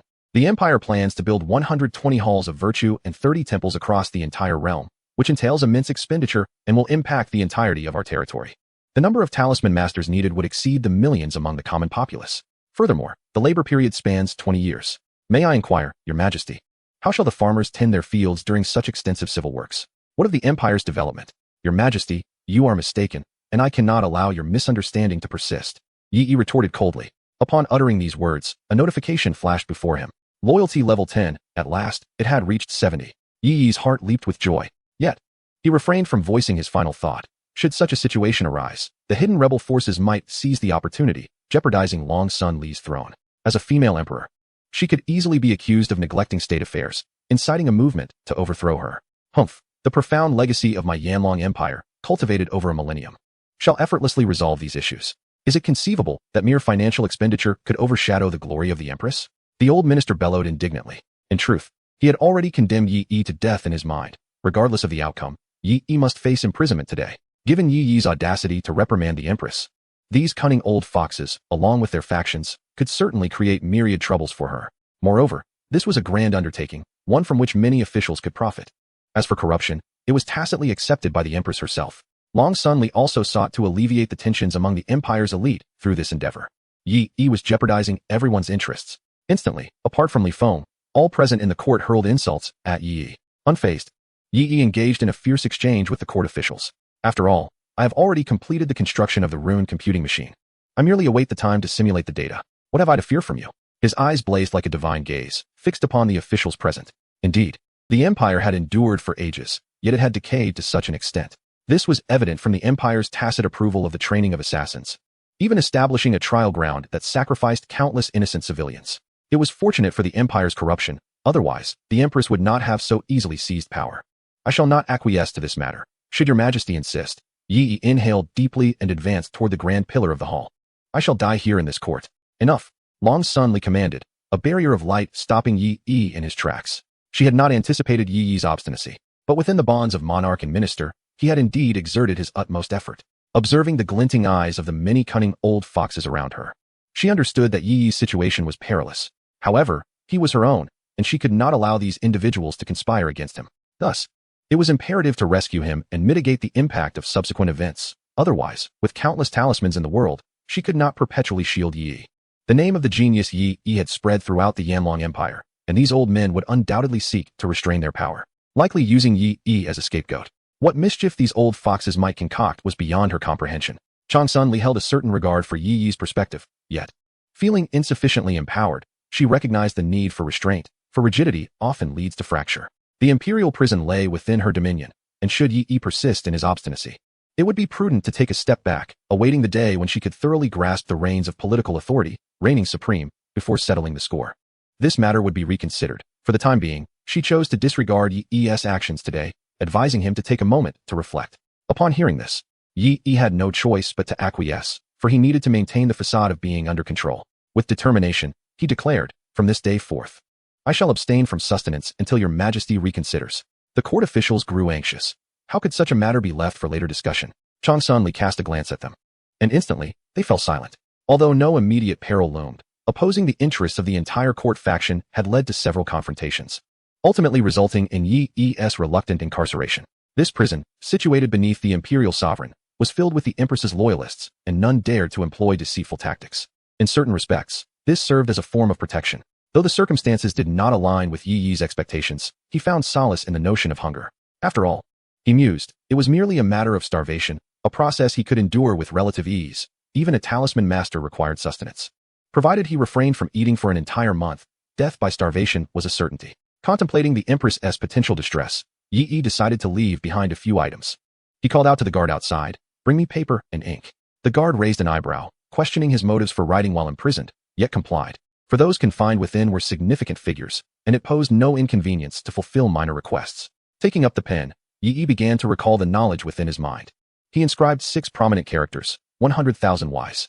This was not a mere children's book from the 21st century, but rather a revered tome from the 1870s. Yi had devised a plan to adapt its contents to suit the specific circumstances of this world, intending to incorporate its insights into the fabric of imperial development. Setting aside this title, he penned additional grand characters. Manual of Agricultural Water Conservancy, followed by Barefoot Doctor's Handbook. These works, modern in nature, bore little relevance to ancient society. Thus he resolved to modify them accordingly. The last 2 titles, however, encapsulated the essence of all his knowledge, on the feasibility of popularizing rune knowledge, along with a weighty tome titled The Perfect Breakthrough Method for Celestial Talisman Masters. These 2 volumes represented the culmination of Yi's research in this realm, and he resolved to bequeath them to the Empress before his demise. Each manuscript would contain rune seals, accessible solely to her. After careful observation, he concluded that the Empress could indeed become an admirable ruler, provided she achieved her vision of equality, unencumbered by a cadre of treacherous ministers. Thus, he murmured to himself, this shall be my offering, as he began to sketch his thoughts onto the page. Within the palace, Chang Sun Li inquired, what is his condition? Minglan shook her head. He is quite stubborn. He has not eaten for nearly a month, and I am uncertain of what he writes.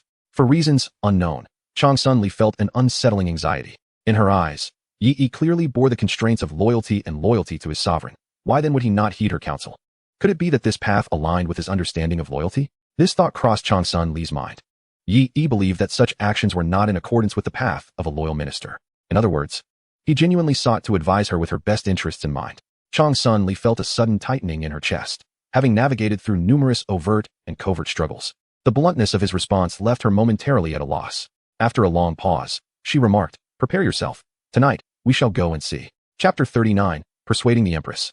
Reforming the Empire. In the darkness, a flicker of symbolic light danced, cold yet unyielding, as the pen, firm at the fingertips, facilitated the fluid motion of ink, the sound of its flow echoing in the silence. In the confines of his prison, Yi's form was gaunt. Yet his eyes sparkled with determination as he meticulously inscribed each character. Before life slipped away, he yearned to leave behind more. The distant guard, astonished, beheld this scene, unable to fathom that Yi was indeed earnest in his endeavor. "My lord, please, just take a bite," he pleaded. Yet Yi remained unmoved, intent on completing his work. The pangs of hunger were mere trifles. He had endured such for 18 years in his former life, and death by starvation was not a torment he feared. Seeing Yi's obstinacy, the guard grew increasingly flustered, having never encountered such stubbornness. Suddenly, a series of crisp footsteps approached. This was a heavily guarded prison. No one could enter without permission. Before the guard could discern the source of the disturbance, he was abruptly struck by a talisman and fell unconscious. Yi, undeterred, continued his writing. A figure cloaked in black approached Yi, silently observing him. A pair of delicate hands emerged, holding a carefully prepared meal that exuded an enticing aroma. Yet, Yi remained indifferent, continuing to inscribe his thoughts. The cloaked figure hesitated, irritation creeping into her demeanor. She lowered her hood, revealing a countenance both regal and solemn. Yi inclined his head slightly in acknowledgement of the empress's presence, then resumed his writing. Chang Sunli, witnessing Yi's demeanor, felt a surge of frustration, not from annoyance, but from helplessness. "Do you think that by acting this way, I will abandon my decision?" Yi remained non-committal, yet his actions conveyed his answer. He penned the final stroke, set the completed manuscript aside atop a growing pile of books, and closed his eyes, refusing to partake in the meal. "No matter what, I cannot acquiesce to you." Chang Sunli sighed. "This is dictated by interests and politics. Solidifying the regime and allowing these officials to reap their rewards is essential." He opened his eyes, gazing at the empress, and posed an unexpected question. "Your Majesty, you desire prestige and wish to rectify the injustices of the world.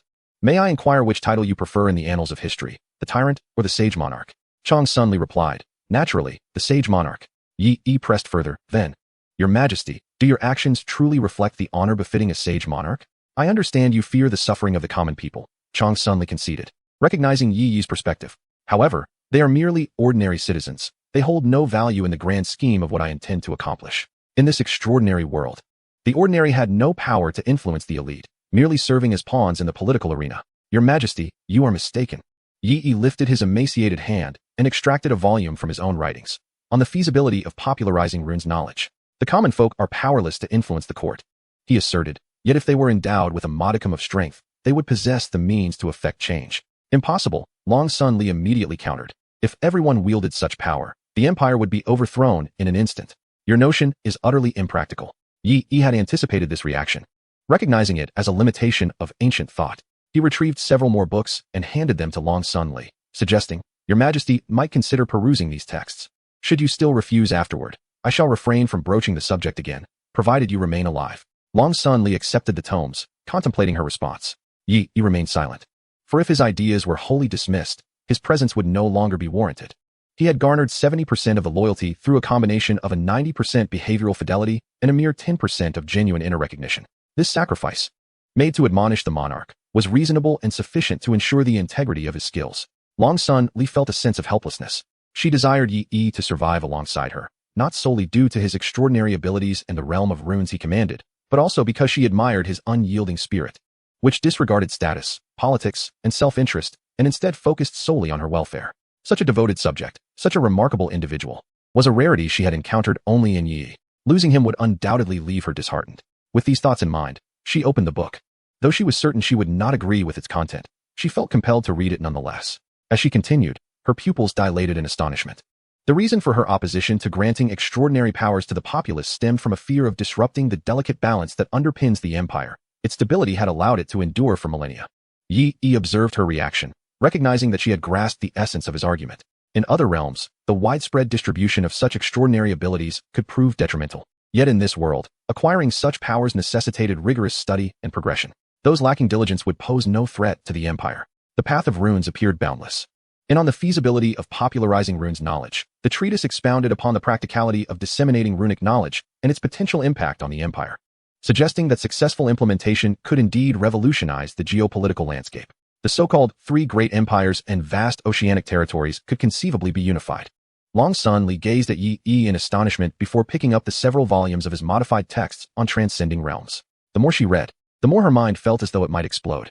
The knowledge encompassed agriculture, military strategy, medicine, daily life, astronomy, geography, and more, with much of the content being beyond the current epoch. With such information alone, she could exponentially amplify the empire's strength, potentially achieving unimaginable heights. Coupled with a populace of rune scholars, she could indeed forge a divine empire on Earth. Thus, she resolved that there was no need to placate those cunning old foxes. She would eliminate them all and promote the younger generation. In an instant, her mind was made up. Initially, she had considered utilizing the efforts of these old geezers, offering them sufficient benefits to serve her, with the intention of strengthening the empire before seizing the opportunity to dispose of them. However, it now seemed to solidify her belief that Yi Yi's existence was invaluable. At this moment, Changsun Li was greatly agitated, but suddenly recalled something and inquired. Widespread dissemination is acceptable, but it must not be excessive. Such a course would undoubtedly influence imperial authority, thus facilitating the implementation of my egalitarian policies. Yi Yi shook his head, dissatisfied with this response. I have already conceded so much. What more do you desire? The empire has endured for thousands of years. It must not show signs of collapse under my watch. Changsun Li retorted vehemently. Your Majesty's concern stems merely from a fear of insufficient power at the pinnacle. Yi Yi silently withdrew the final book, presenting it to Changsun Li. Upon seeing the title, her heart jolted. The perfect breakthrough method of the celestial talismancer. Changsun Li was utterly stunned. The celestial realm, which had existed solely in theory, was something Yi Yi had actually devised a method to transcend. Very well. I shall grant your request, she declared immediately. With the celestial realm at her disposal, what more could she worry about? In theory, celestial talismancers possessed immense power, with even the most fundamental wielding national-level strength. Taking a deep breath, Changsun Li warmed the food again and offered it to Yi Yi. Now you may eat. And if you truly cannot lift your hands, I shall feed you. Yi Yi, having achieved his objective, smiled, yet he was resolute in his pursuit of death, knowing that his demands would not be so easily met. After years of observation, he had come to a definitive conclusion. Under a feudal imperial system, tyranny and corruption were likely to flourish, serving as a malignant tumor, hindering the advancement of talismanic civilization. The emergence of celestial talismancers might also lead to the potential for knowledge being sequestered in the future. Not every monarch could be as progressive as Changsun Li.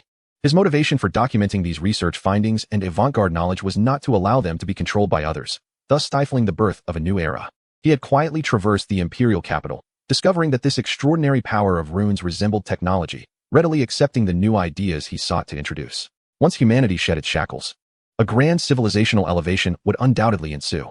Therefore, to repay this world, he intended to offer a grand gift. No, Your Majesty, I have one more request. Chapter 40. Abolishing the imperial system, I shall offer everything.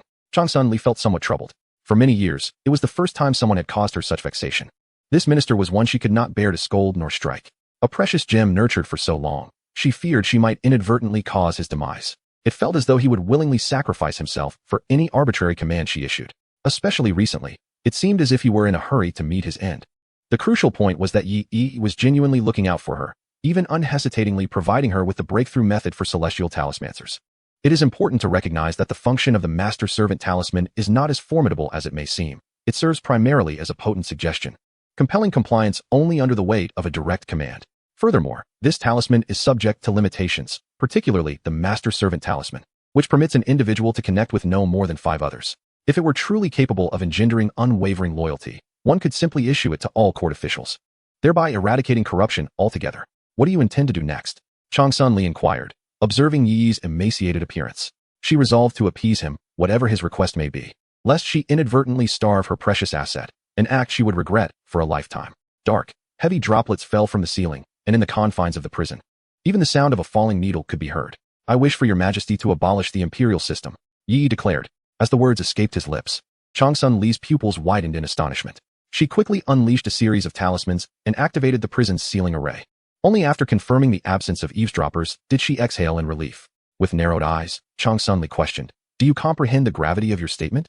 Abolishing the imperial system would equate to dismantling my very position. She found it hard to believe that Yi Yi would utter such words and yearned to grasp his true intentions.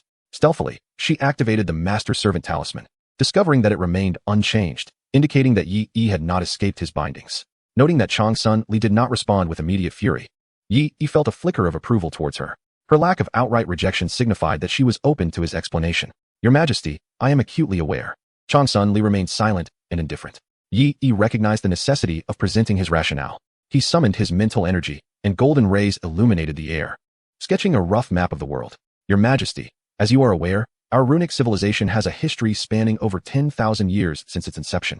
Yet it remains confined to this continent, this very planet. Such potent runes should undoubtedly ensure our productivity and promise vast prospects. Yet they have failed to enable us to reach for the heavens or explore the depths of the underworld. nor have they ensured the prosperity of our citizens or the enduring strength of the empire. The three great empires dominate the continent, while the Kanglan Sea reigns over the oceans, embroiled in perpetual warfare. The series of policies you previously enacted have rightfully garnered the support of the populace and won the loyalty of soldiers, allowing the empire to flourish. Yi gazed into Changsun Li's eyes, aflame with intensity, and asked, "Your Majesty, do you understand why this is so?" Changsun Li scrutinized the map before her, her eyes reflecting a flicker of understanding as she met Yi's fiery gaze. "Because you fulfilled their needs and struck at the local gentry. But how does this relate to your claims?" "Indeed, it is directly related. This is an inherent aspect of civilization's development, one they rightfully deserve. When both material and spiritual needs are met, individuals can unleash their full potential. Yet, those detestable corrupt officials and the insidious cultural norms that impose invisible shackles between men and women have, from birth, depleted the hopes and futures of the people. All resources are heavily concentrated at the upper echelons, and such extravagant indulgence inevitably corrupts the human spirit. In the face of such stark class disparities, it is only natural that individuals cease to regard one another as equals. Your Majesty, one must wonder, under the imperial system, how many enlightened rulers have emerged among the three great empires and the vast expanse of the Kanglan Sea." Changsun Li fell silent. Indeed, throughout the millennia of the empire's history, few wise sovereigns have graced its throne. Some enlightened rulers may have begun their reigns with noble intentions, but as time passed, their focus shifted solely to self-interest. Yet, this is not sufficient. She yearned for further justification. But what of it? Changsun Li feigned an aura of intent to kill. With a cold snort and a glacial gaze, she questioned, "What can this offer me? Can the throne bestow upon me the resources I desire? As one above all, beneath whom countless others lie, should the imperial system be abolished, what then would I gain? Furthermore, by divulging this knowledge, you have rendered it worthless. Do you not fear that I may execute you for your audacity?" This notion represented a transcendent ideology, far more unsettling than mere knowledge. Yet, after her recent immersion in several texts, Changsun Li was convinced that Yi must be a scholar and loyal subject of profound and multifaceted erudition. Even with this understanding, she found herself unable to accept such a radical concept, feeling an unspoken trepidation akin to witnessing the birth of a dragon-slaying technique. Yi trembled as he rose, the chains clinking ominously as he paced within his cell, his mind drifting to the idyllic visions of his past life, as if clutching the very light of the stars. His countenance alight with fervor. This moment was not merely a performance, it was a declaration of his aspirations. "Your Majesty, I wish to dedicate everything to you. My life is but a triviality, and knowledge is not my ultimate desire." Yi approached Changsun Li, raising his hand as if cradling the weight of the world. "I offer you the future of civilization. I entrust you with the seeds of hope and tomorrow. I present to you the key to the liberation of human thought. You shall become a figure of eternal renown, not merely an emperor of a nation, but a universally acknowledged pioneer, rather than an aloof sovereign. This is merely your theory." Changsun Li's regal demeanor manifested, her phoenix-like eyes shimmering with violet light. Such ideas were perilously audacious, and she was unsure if she could contain them. They posed a lethal threat to Yi. She admonished, "You belong solely to me.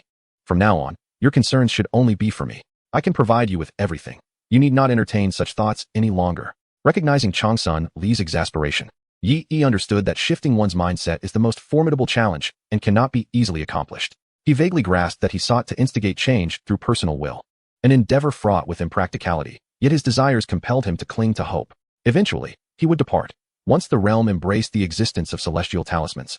The divide between the strong and the weak would become insurmountable, and ordinary individuals would find it increasingly difficult to alter the societal landscape.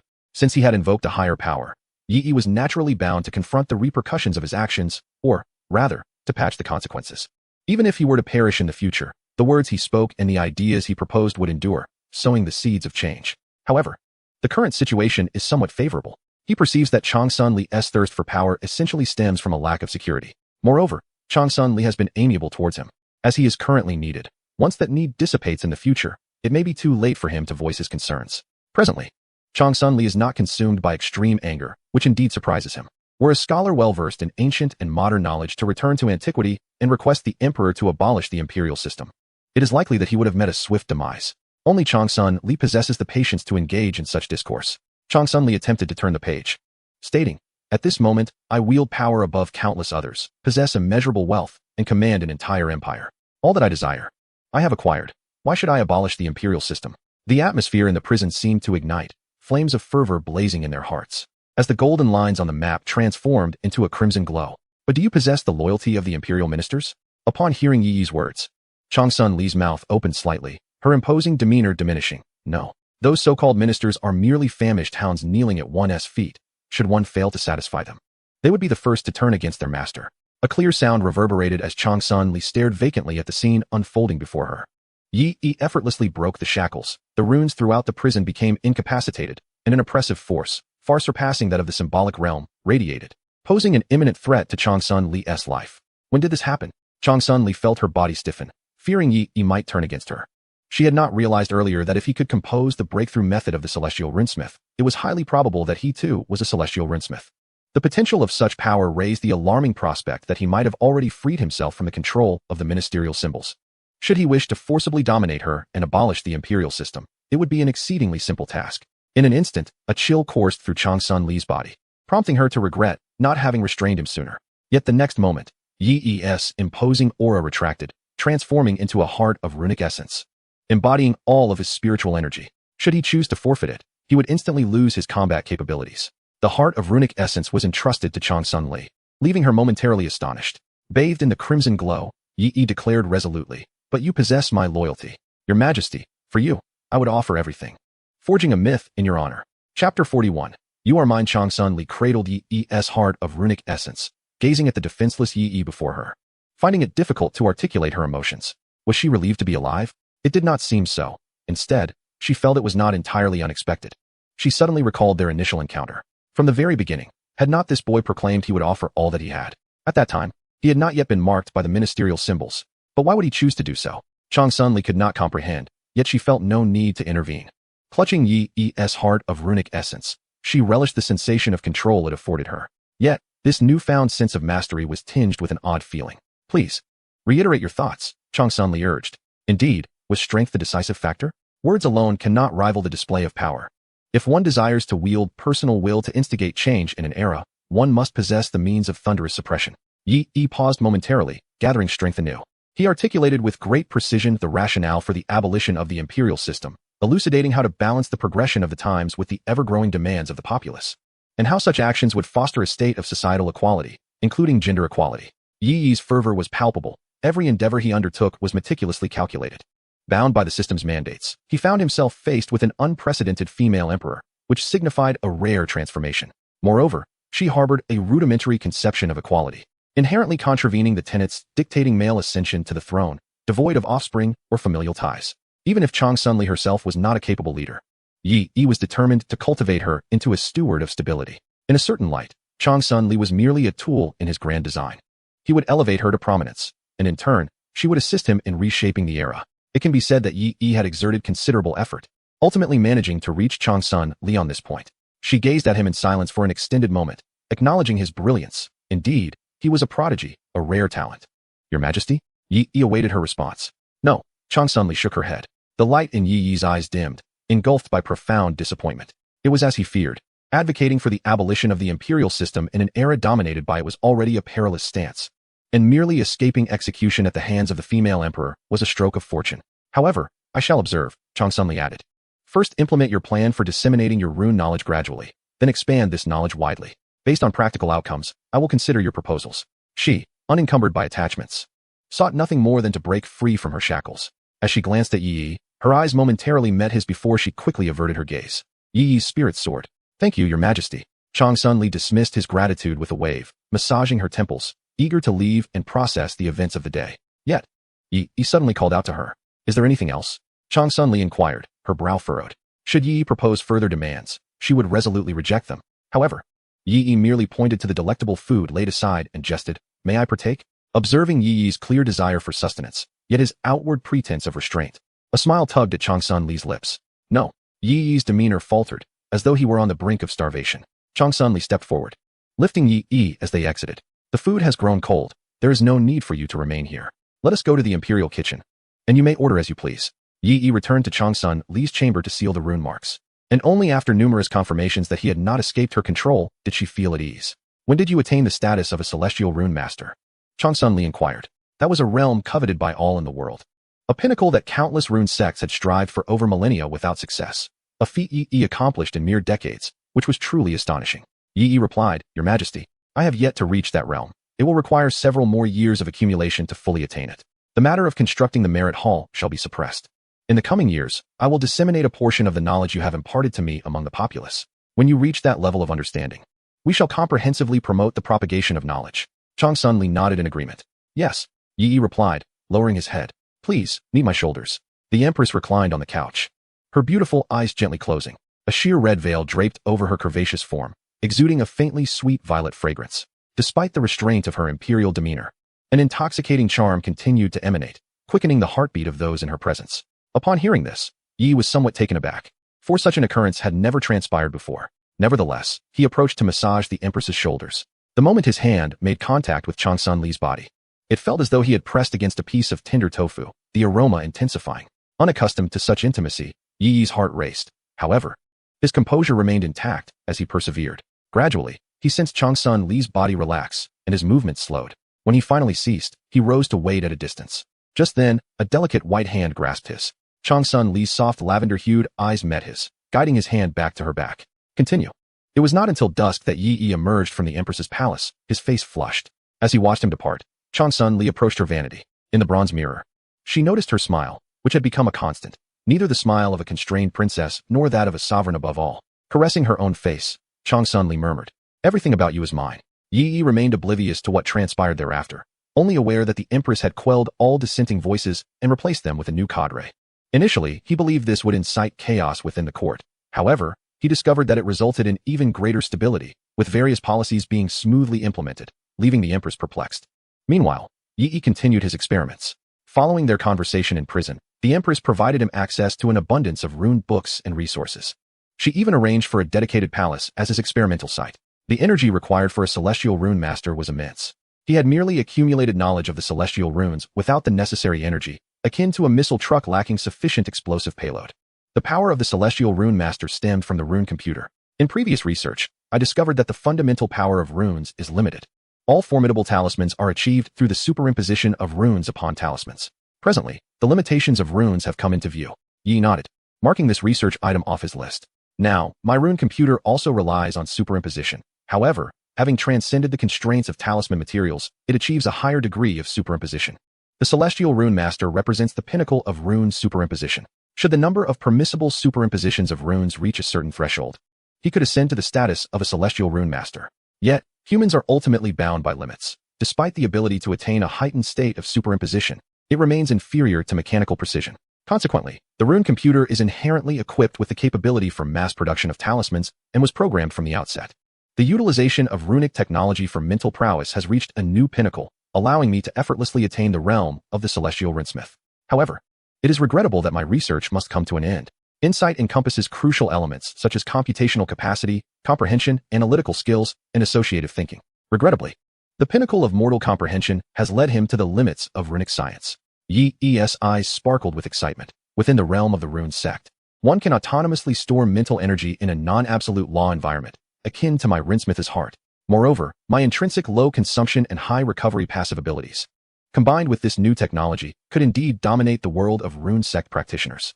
The only drawback lies in the potential danger to life when continuously utilizing stored mental energy in combat, especially with the extensive resonance of runes. Yi then declared, "I shall resonate throughout the entire empire." Simultaneously, the production process of the runic mechas was set to commence. Chapter 42, Ladies and Gentlemen.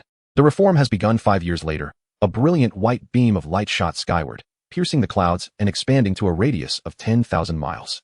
The souls of all runesmiths in the imperial capital trembled as the runes swayed uncontrollably. Moments later, all phenomena subsided, as if nothing had transpired. What just occurred? A rune sect practitioner exclaimed in terror.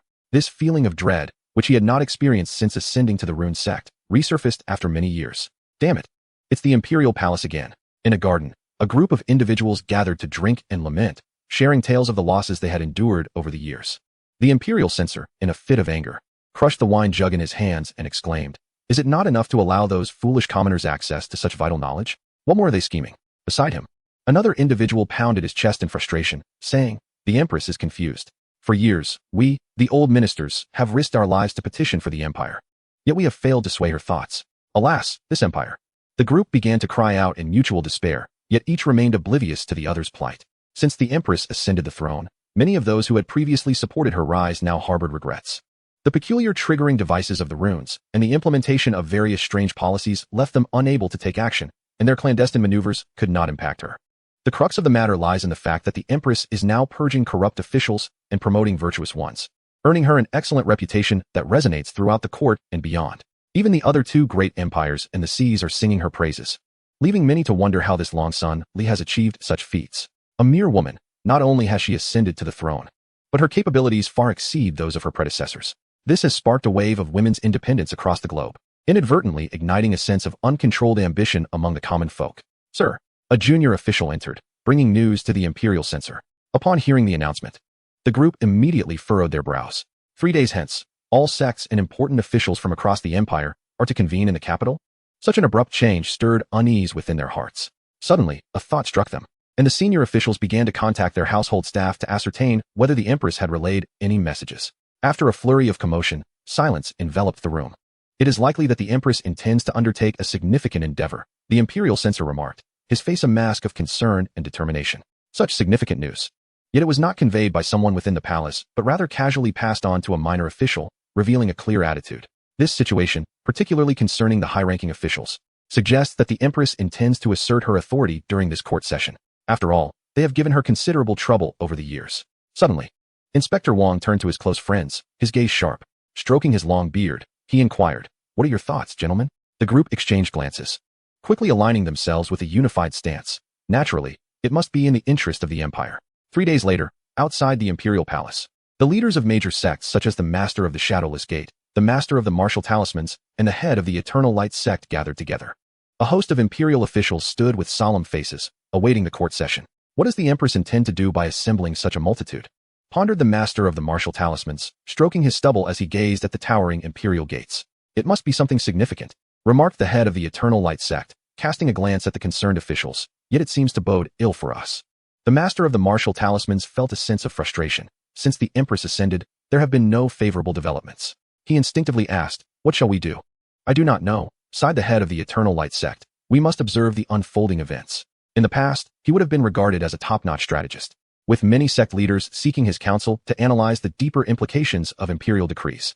However, now the Empress seems to have diminished his influence. Many of her actions, which he perceives as self-destructive, she transforms into opportunities, forging her own path. From a distance, the Master of the Shadowless Gate withdrew a communication talisman, a glimmer of crimson flickering in his eyes. The others looked at him expectantly. "What do you propose?" "We shall observe the unfolding events," he replied, his tone growing cold. Should the situation escalate too far, he vowed to teach her a lesson, making her aware of the consequences of crossing their bottom line.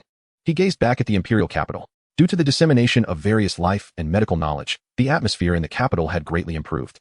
The common folk no longer sought talisman masters to ward off pests or cure ailments. Many tasks previously reliant on talisman masters were now rendered obsolete, leading to the collapse of numerous industries. The Shadowless Gate found itself among the victims, without families to support them and burdened by substantial debts.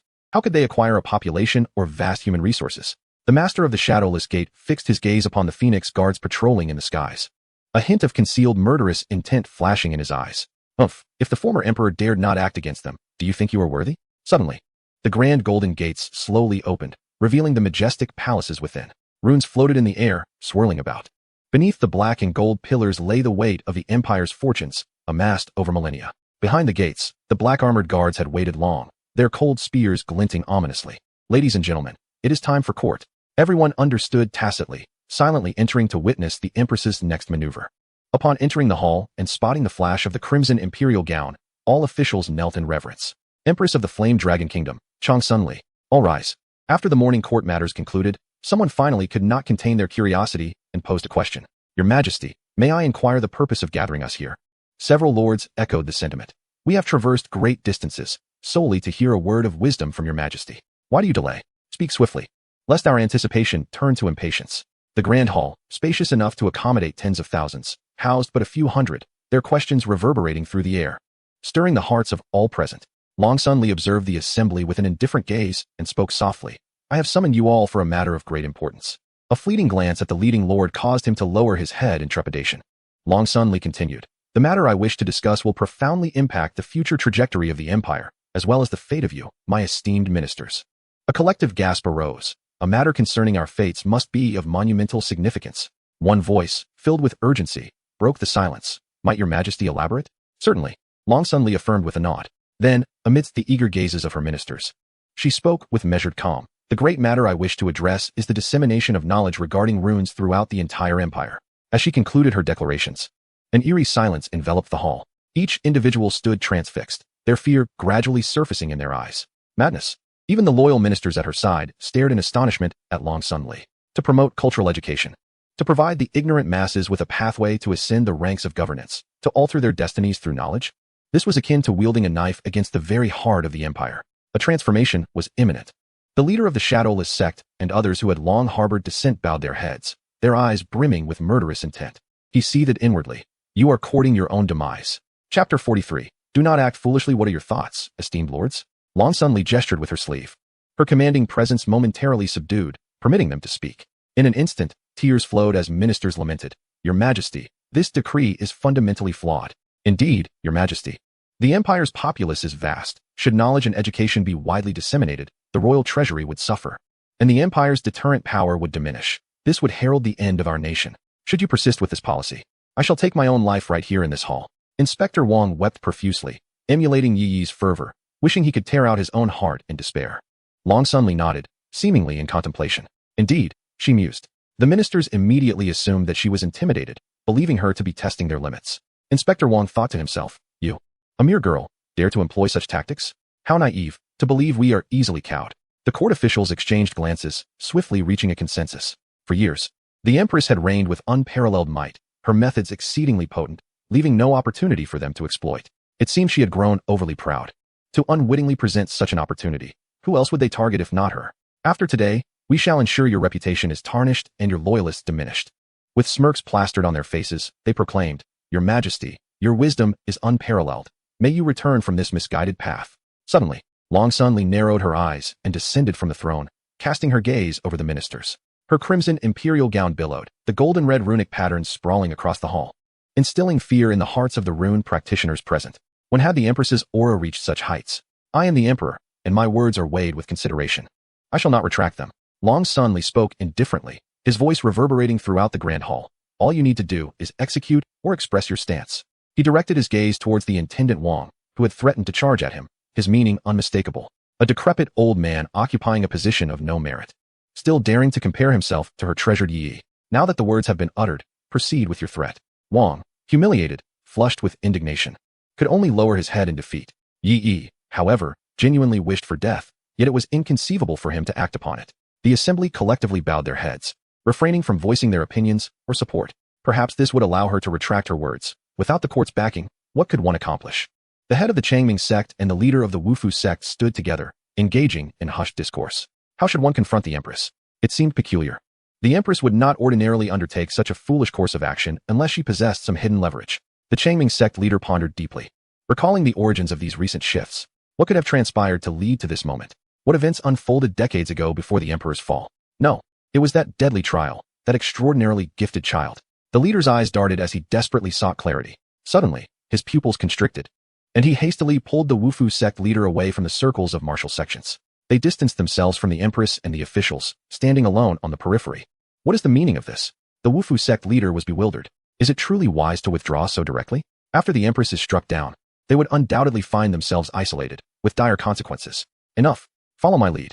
The Changming sect leader was drenched in cold sweat, gripping the Wufu sect leader's arm and bowing his head, ignoring the malevolent glares from both circles. Humph, two cowards. The assembly silently judged, deciding that once the matter was resolved, they would swiftly deliver a lesson, ensuring these two factions never rise again. Oh, has a decision been reached? Long Sun Li, upon witnessing this, smiled instead. Very well, I shall embark on a tour of the empire, personally proclaiming my will. You may disperse.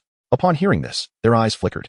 The capital is heavily fortified. Any visitors from the Symbol sect would meet their demise. Yet, once beyond the capital, what could the Phoenix Guards do against the multitude of the world? It appeared the Empress was resolute, even granting them such an opportunity. This was a call to rebellion. The assembly departed in silence, each lost in thought. Upon exiting the palace, they exchanged glances, and the factions reached a tacit understanding. The leader of the Wuying sect crushed the communication talisman, turning to gaze upon the formidable assembly. The masters of the major sects of the martial world were present. What are your thoughts? Ha ha ha. Naturally, we shall heed your arrangements. Alas, how regrettable it is that this world cannot accommodate a female emperor. Intendant Wang and a host of important officials approached, including some trusted confidants promoted by Long Sun Li. It seems the two princes have gained sufficient experience at the borders. We are all present. No matter how great her support, the Empress cannot withstand our collective might. Ha. Two groups exchanged knowing smiles, their intentions hidden like wolves in sheep's clothing. Within the palace, the two individuals who had chosen to remain absolutely neutral had yet to depart. The master of the martial symbol sect was visibly anxious, his face flushed with frustration. What were you thinking? This is quite the predicament. Now neither of us can gain anything. Yet, no matter how fervently he pleaded, the master of Changming remained unmoved, trembling slightly. He gestured discreetly towards the Empress's side and whispered, "Do you see who stands there?" The master of the martial symbol sect looked over, but saw nothing. "Where is anyone?" The master of Changming pressed on. "Think back to that trial decades ago. Do you remember that child?" The mention of the child struck the master of the martial symbol sect, and he gasped in realization. "In all my centuries, I have never encountered such a prodigy." He glanced again, and this time, he froze like the master of Changming, his lips quivering and cold sweat beading on his brow. Beside the imperial throne, a youthful figure had appeared silently at the Empress's side. This young man stood quietly alongside her, yet not a single one of the formidable individuals present had noticed him.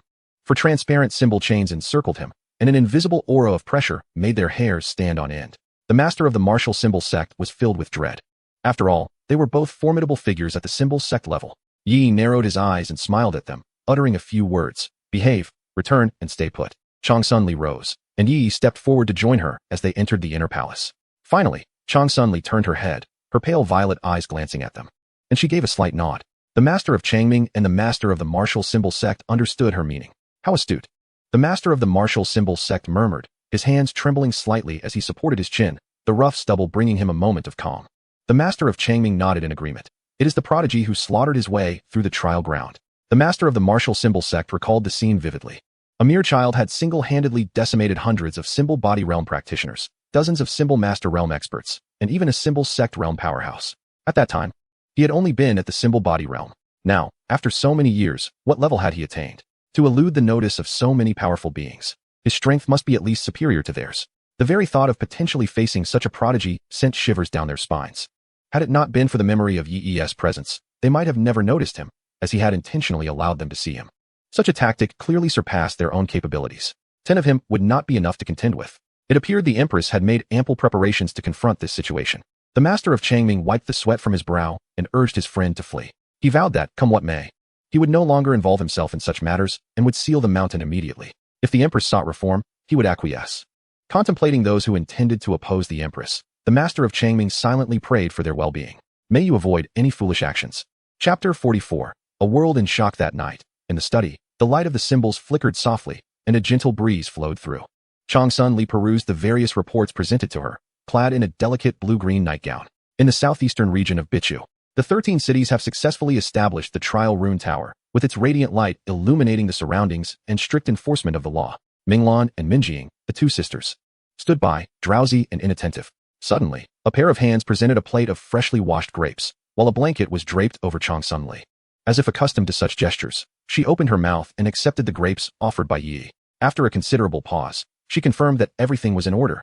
Allowing her body to relax against the chair, Yi smoothly placed a soft cushion beneath her and began to massage her shoulders. Minglan and Minjing instantly perked up, observing the two with keen interest. Since Yi had emerged from his seclusion a few days prior, he had been constantly by the Empress's side. Aside from delegating some trivial matters to them, the rest was handled solely by Yi. What astonished them the most was that the Empress, known for her wariness and calculative nature towards others, was completely unguarded in Yi's presence. They had never been afforded the opportunity to massage the Empress. Furthermore, she maintained a significant vigilance regarding matters between men and women. Even the late emperor had seldom touched her, and since her maturation, it had only been through a thin veil. The two young girls gazed with wide eyes, brimming with curiosity, which made Yi feel somewhat uncomfortable. Sensing the shift in atmosphere, Chang Sunli slightly opened her eyes and glanced at Minglan and Minjing. The sisters immediately stiffened, turning away to hastily exit the room. Minglan settled on the steps, gazing at the starry sky, her expression serious. Minjing nodded repeatedly, her face etched with concern. Simultaneously, they turned to each other, voices trembling. Indeed, we are about to be dismissed.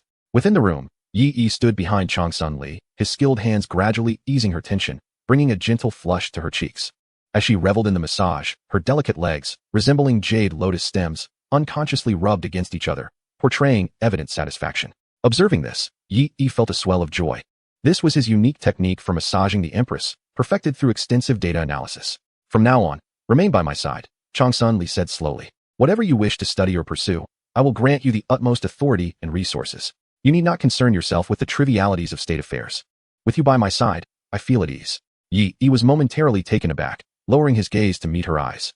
They appeared calm, yet evoked an indescribable sense of alarm within him. Is this a restriction on my activities? Yi pondered, though he quickly dismissed the thought.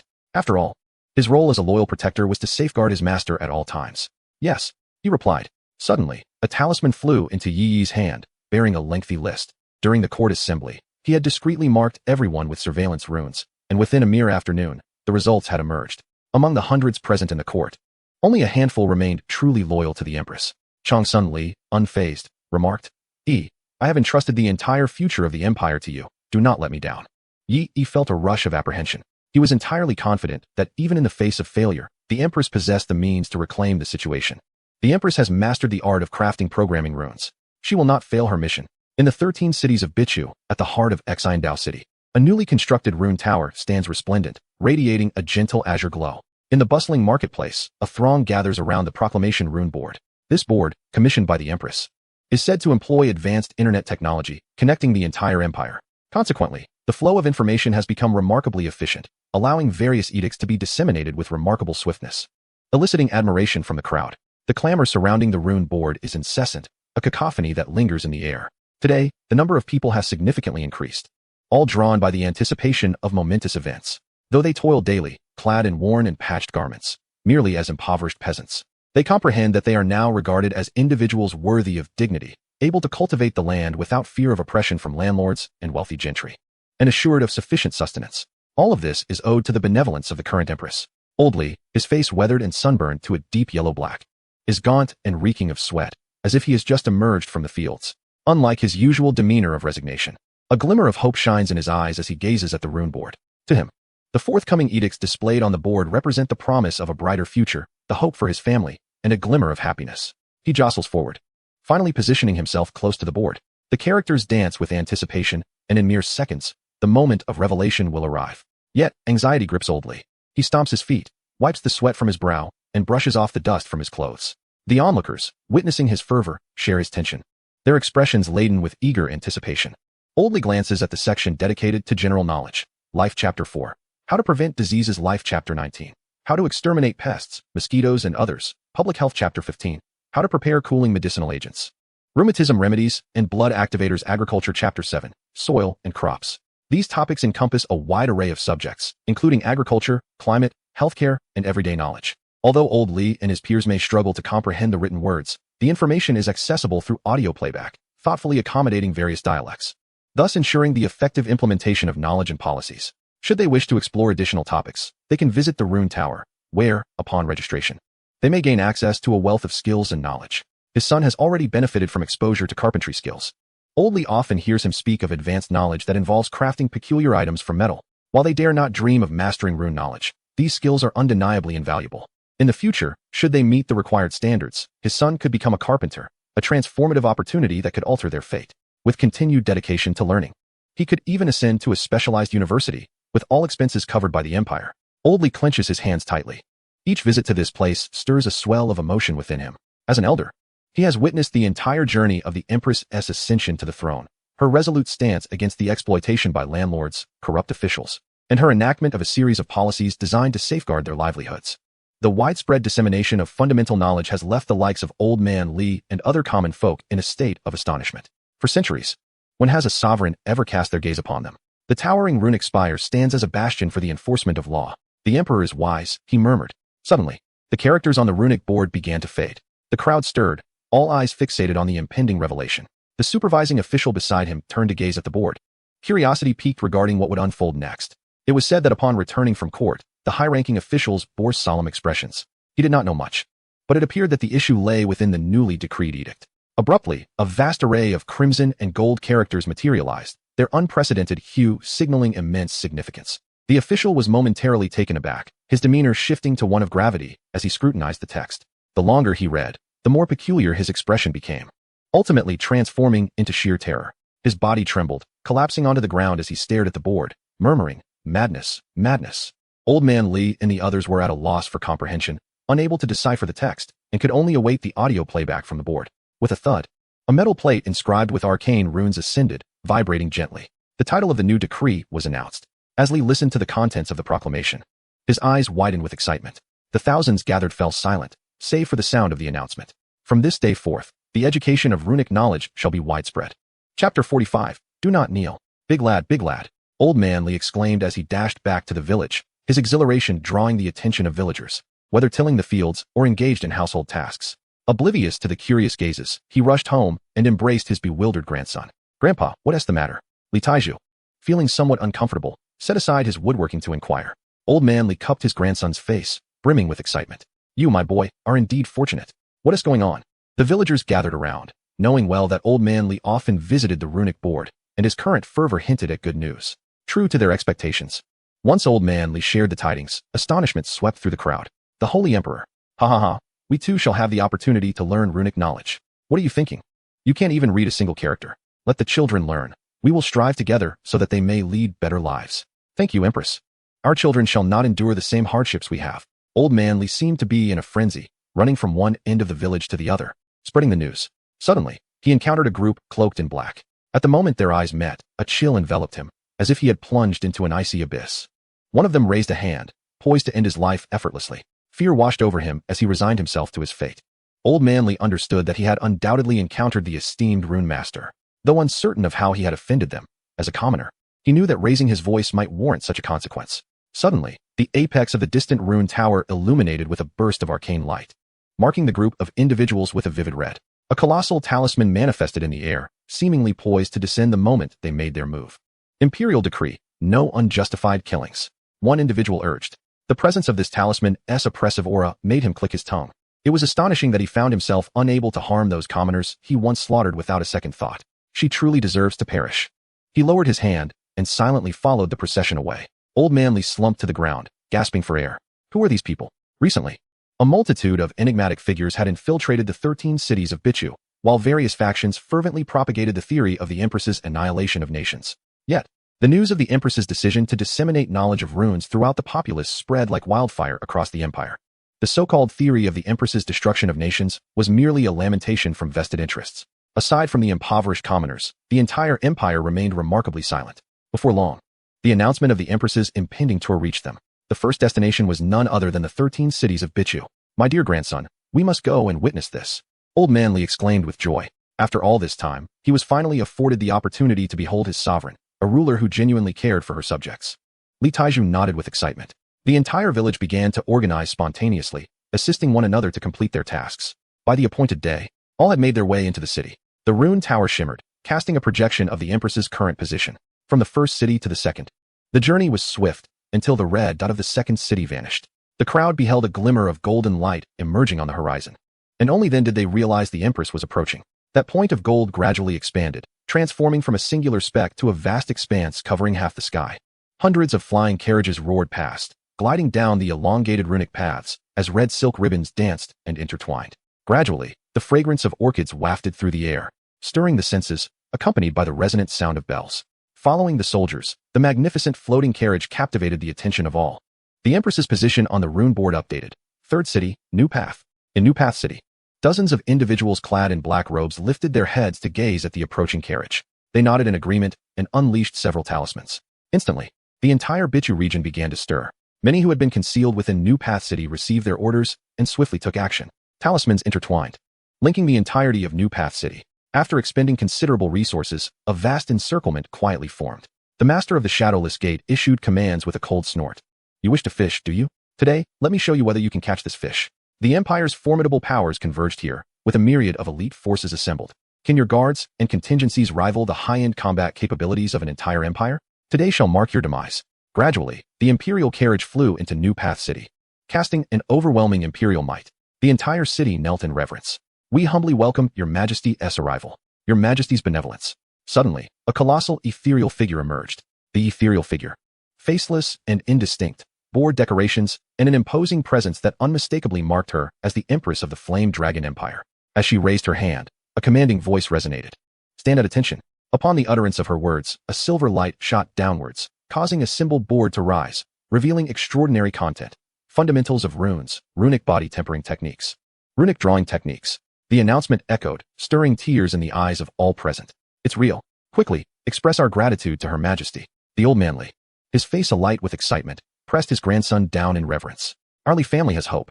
Overwhelmed by the majestic figure, the old man felt a surge of determination. In this lifetime, I shall dedicate myself to protecting Her Majesty. In my lifetime, I may only encounter this one holy sovereign. Suddenly, the Empress's shadow was shattered by a dark flash. A tremendous rumble ensued as a colossal runic barrier enveloped the entire city of New Dao. Unlike the Trial Grounds barrier, this one shimmered with a dark golden hue, its weightiness indicating a strength far surpassing that of the Trial Grounds. Dozens of shadowy figures emerged from various directions, surrounding the Empress's procession, while the oppressive aura of the Rune sect descended upon the city. Instantly, the inhabitants of the city were compelled to prostrate themselves, feeling as if their bodies might burst under the pressure. Fortunately, the runic tower glimmered subtly, alleviating some of the burden. The intruders, seemingly oblivious to the tower, swept past it with impunity. How audacious! Who dares to lay an ambush here?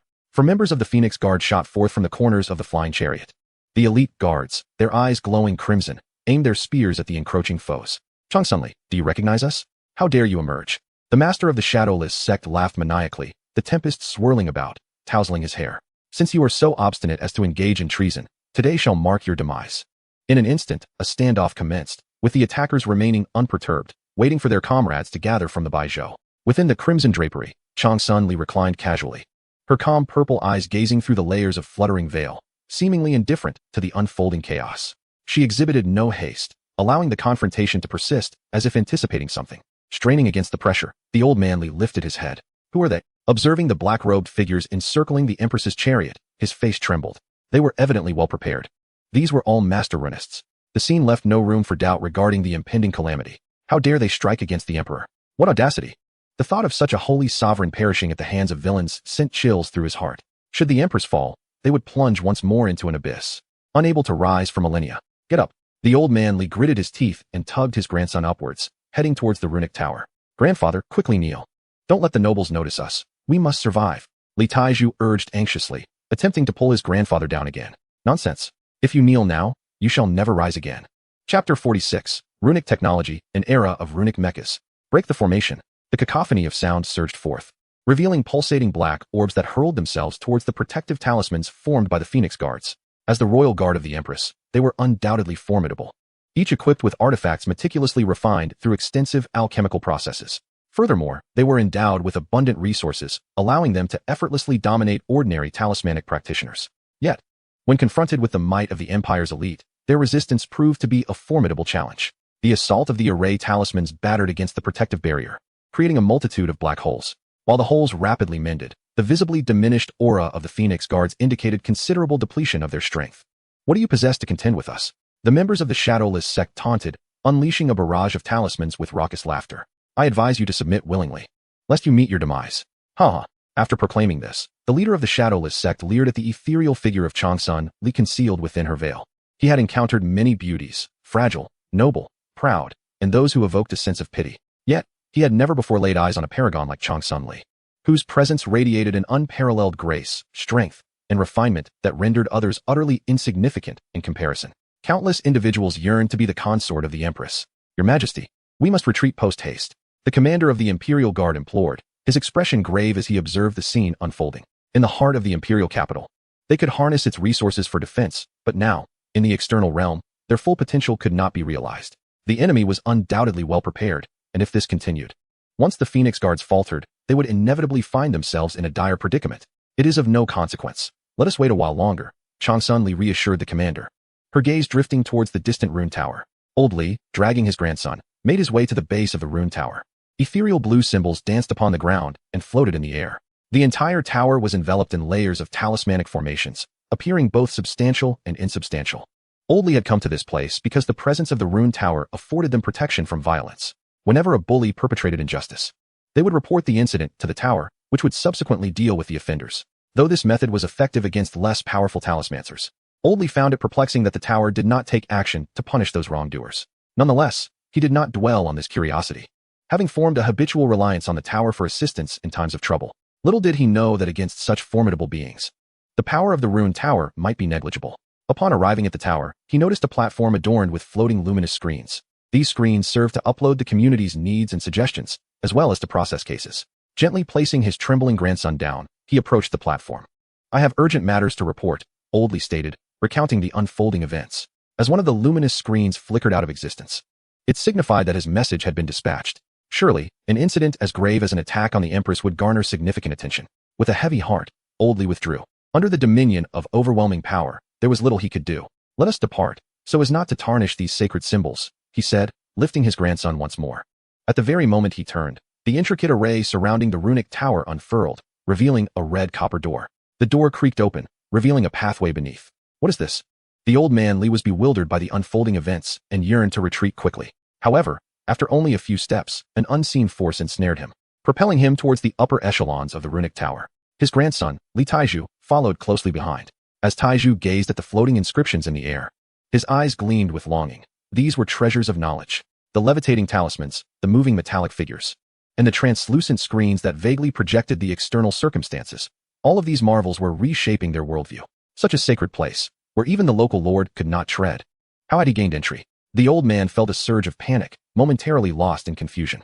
Suddenly, a sensation of weightlessness enveloped them, and they found themselves in a brilliantly illuminated space.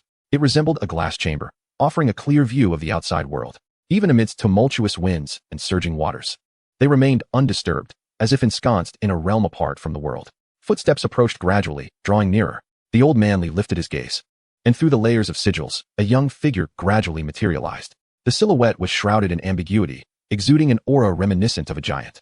He inquired, "Do you wish to accomplish something?" The old man, compelled to kneel, found himself suspended by an invisible force. The voice echoed again, evidently questioning whether they wished to intervene in the unfolding events beyond. Li Taiju immediately shook his head, pleading, "My lord, we are but humble commoners, we dare not." His complexion paled. He had no desire to involve himself in such turbulent affairs. From a young age, his parents had taught him to steer clear of the machinations of the powerful, for mere survival was the utmost aspiration. The Empress's reforms had persisted for over a decade, placing him in an era of transformation, yet he remained devoid of progressive thoughts, a consequence of his upbringing. Without widespread education, even the most prosperous nation would ultimately leave its people lagging behind the times. "Foolish child, silence yourself," the old man rebuked, delivering a swift reprimand that left his cherished grandson speechless. The clamor of battle outside intensified, shaking the very heavens. He bent forward in supplication, "Your Majesty, danger lurks. I implore you for assistance." The figure nodded, clearly satisfied. With a mere gesture, the old man sensed the surroundings shifting, as if they were caught in a maelstrom. Suddenly, the tumult ceased, and all three found themselves before a colossal iron door. Before them swirled a dense stream of blue runic data upon the gleaming silver wall, overwhelming their senses. "Since you possess such intent, I shall lend you aid." The figure chuckled, as the immense iron door began to creak open. Streams of sigil light poured forth from the doorway. Peering through the gaps between his fingers, the old man cautiously looked inside. Gradually, as clarity dawned upon him, his eyes widened in astonishment. Before them lay an enormous arsenal, filled with equipment he had never encountered before. At the center, a runic computer floated, emitting beams of sigil light. Gigantic mechas stood silently, wielding either colossal swords, formidable Gatling guns with 32 barrels, or the elongated sniper rifles of the eagle-eye mechs. Beneath these mechanical titans, robotic dogs writhed, their bodies housing runic energy, intricate symbols adorning their eyes. This scene, evoking a sense of futuristic technology even for modern individuals, unfolded before the ancient figure of Old Man Li. What left him most astounded was the sight of a jellyfish-shaped craft with crimson eyes floating above, armed with hundreds of bombardment cannons that sent chills down one's spine. The advanced weaponry was beyond Old Man Li's comprehension, yet it exuded a mechanical elegance. Li Taiju felt a strange familiarity with these objects. He trembled as he spoke. Could these possibly be crafted with the advanced knowledge of a carpenter? The carpenter's knowledge he had acquired vaguely hinted at mechanical concepts, yet the items before him seemed to transcend that knowledge by an entire era. As the figure turned, the mist dispersed, revealing a smiling face. Yi pointed at the equipment and declared, "Come forth, everyone, let us rise in rebellion." Chapter 47, Receiving Orders. Mecha Core. A thunderous roar erupted, shaking everyone as if their eardrums would shatter. The entire city knelt in fear, hesitant to gaze upward lest they provoke the powerful beings above. "What can you use to defend against us?" the master of the shadowless sect bellowed, enveloped in a dark aura, resembling a malevolent specter seeking its prey. Suddenly, a cadre of strong individuals unleashed a series of array-breaking talismans. The Phoenix Guards, ultimately, could not withstand the onslaught, retreating a step as their protective barrier rapidly diminished, barely shielding the Empress's palanquin. Seeing this, the leader of the Imperial Guards soared to the front lines, inserting a colossal talisman sword into a barely visible lock, commanding, "Form the array."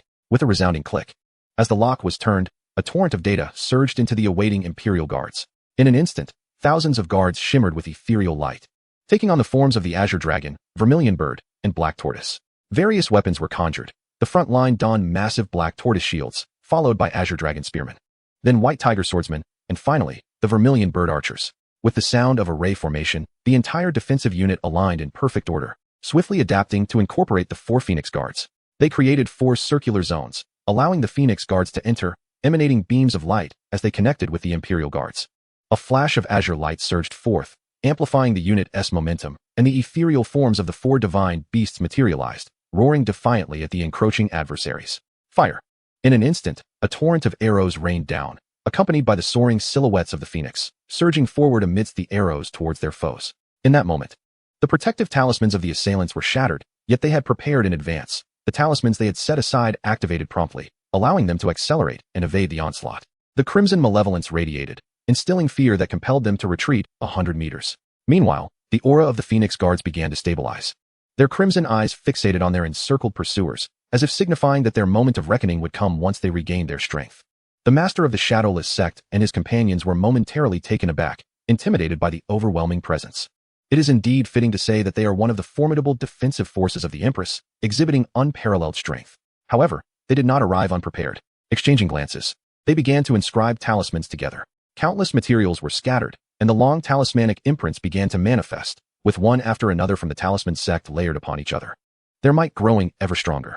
The commander of the elite guards felt a jolt in his heart, sensing an ominous turn of events. He issued another command, fire.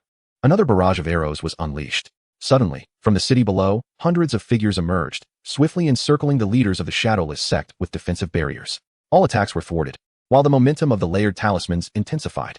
The commander had no time for hesitation and immediately commanded, form the 4-directional defensive array. The Xuanwu shield guards moved forward, their massive shields crashing into the void, and a heavy, earthy-hued light curtain immediately rose, enveloping everyone. Block, the leader of the Shadowless sect, his hair wildly billowing, laughed maniacally. What do you think you can use to block this? A colossal talisman took shape, and red beams of lethal light manifested. As a massive crimson sphere appeared in the sky, slowly descending upon the defenses of the elite guards. At the moment of contact, the entire defensive array revealed a massive void, causing all elite soldiers to cough up blood. The ensuing shockwave instantly swept through the entire city, leveling the ground. Fortunately, at this critical moment, the rune tower emitted a faint golden membrane, enveloping all those who knelt in submission, providing protection. Seeing the Empress's guards in such a state, the leader of the Shadowless sect felt a surge of satisfaction within. Steady. With all their means unleashed, the rune barrier weakened the elite forces. An abundance of foundational talismans deployed, and dozens of powerful talisman masters in action. What could possibly stand against them? Moreover, the personnel from their respective factions had yet to fully arrive, and various mysterious trump cards remained unplayed. What foundation could the Empress rely upon to guard the sovereign with their lives? The commander of the elite forces bellowed. In the next moment, the entire elite force suddenly shattered their armor, revealing the talismans stored within. Inside the tent, Chang Sunli nodded slightly. Indeed, no one feared death. If they were to completely shatter the core of their armor, they would instantaneously unleash the stored talismans, with each soldier capable of holding over 200. With nearly 1,000 soldiers present, they could unleash a staggering 200,000 talismans in an instant. All of this was a final resort, as the soldiers would pay the price of their lives for the chance of their lord's escape. This patrol also served the purpose of testing the loyalty of the elite forces. The sovereign talismans could only be used in limited quantities. She could not maintain control over everyone. Even among the elite forces, she had to remain vigilant. Even her 2 maidservants, Minglan and Mingsakura, were unknowingly bound by the sovereign talismans she had planted in them since childhood. Yet, there was an unexpected thought. Chang Sunli recalled Yi, whose cautious soul was seeking refuge amidst the raging storm. Only Yi would never betray her, forever belonging to her. Chang Sunli, if you willingly submit, we may yet spare your life. The leaders of the Shadowless sect laughed maniacally. Rest assured, you will definitely survive. They were exceedingly exhilarated, having anticipated substantial casualties. Yet, the situation had unfolded with remarkable ease, even presenting the chance to capture the Empress alive and delve into the mysteries of the automatically triggering talismans. Chang Sunli appeared to be oblivious to these murmurs, his gaze once more fixed upon the rune tower. It is time for you to emerge. The battle among rune masters operates thus. Once one side seizes the initiative, the other finds even defense a daunting task, especially when confronted by dozens of rune sects. After yet another assault, the defenses of the Imperial Guards were finally breached. As they prepared to charge forward, the elite troops aimed for mutual destruction. The leader of the Shadowless sect and the powerful figures beside him instinctively braced to evade the onslaught, seeking to execute their rapid escape once more. Humph. None can obstruct me. Can I not evade? Suddenly, a slender beam of light pierced from afar, traversing the space in the blink of an eye, sweeping past the leader of the Shadowless sect and striking a nearby individual. All stood in stunned silence. What was that? The leader felt a liquid trickle upon his face and turned to investigate. The person who had been laughing maniacally beside him had now become a headless corpse, warm blood gushing forth and splattering across his visage. Ultimately, the lifeless body plummeted to the ground, the heavy thud echoing the gravity of the occurrence.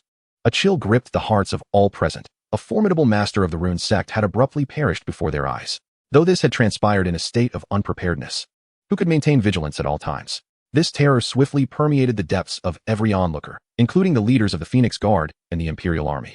Their gazes shifted towards the source of the light. Beside the Rune Tower, a towering mech, standing 5 meters tall, pressed its Rune Energy sniper rifle, its ice blue rune light flickering, cloaked in a frost black matte finish, adorned with the emblem of the Flame Dragon, and draped in rune-enhanced optical polar gear, making it difficult for one to notice at first glance. Amidst the astonished gazes of all, it raised its right arm, and in an instant, countless beams of light surged skyward from beside the Rune Tower. Various mechs of distinct designs emerged from the light columns: shield guards, battle guards, long-range attack mechs, and meteor mechs.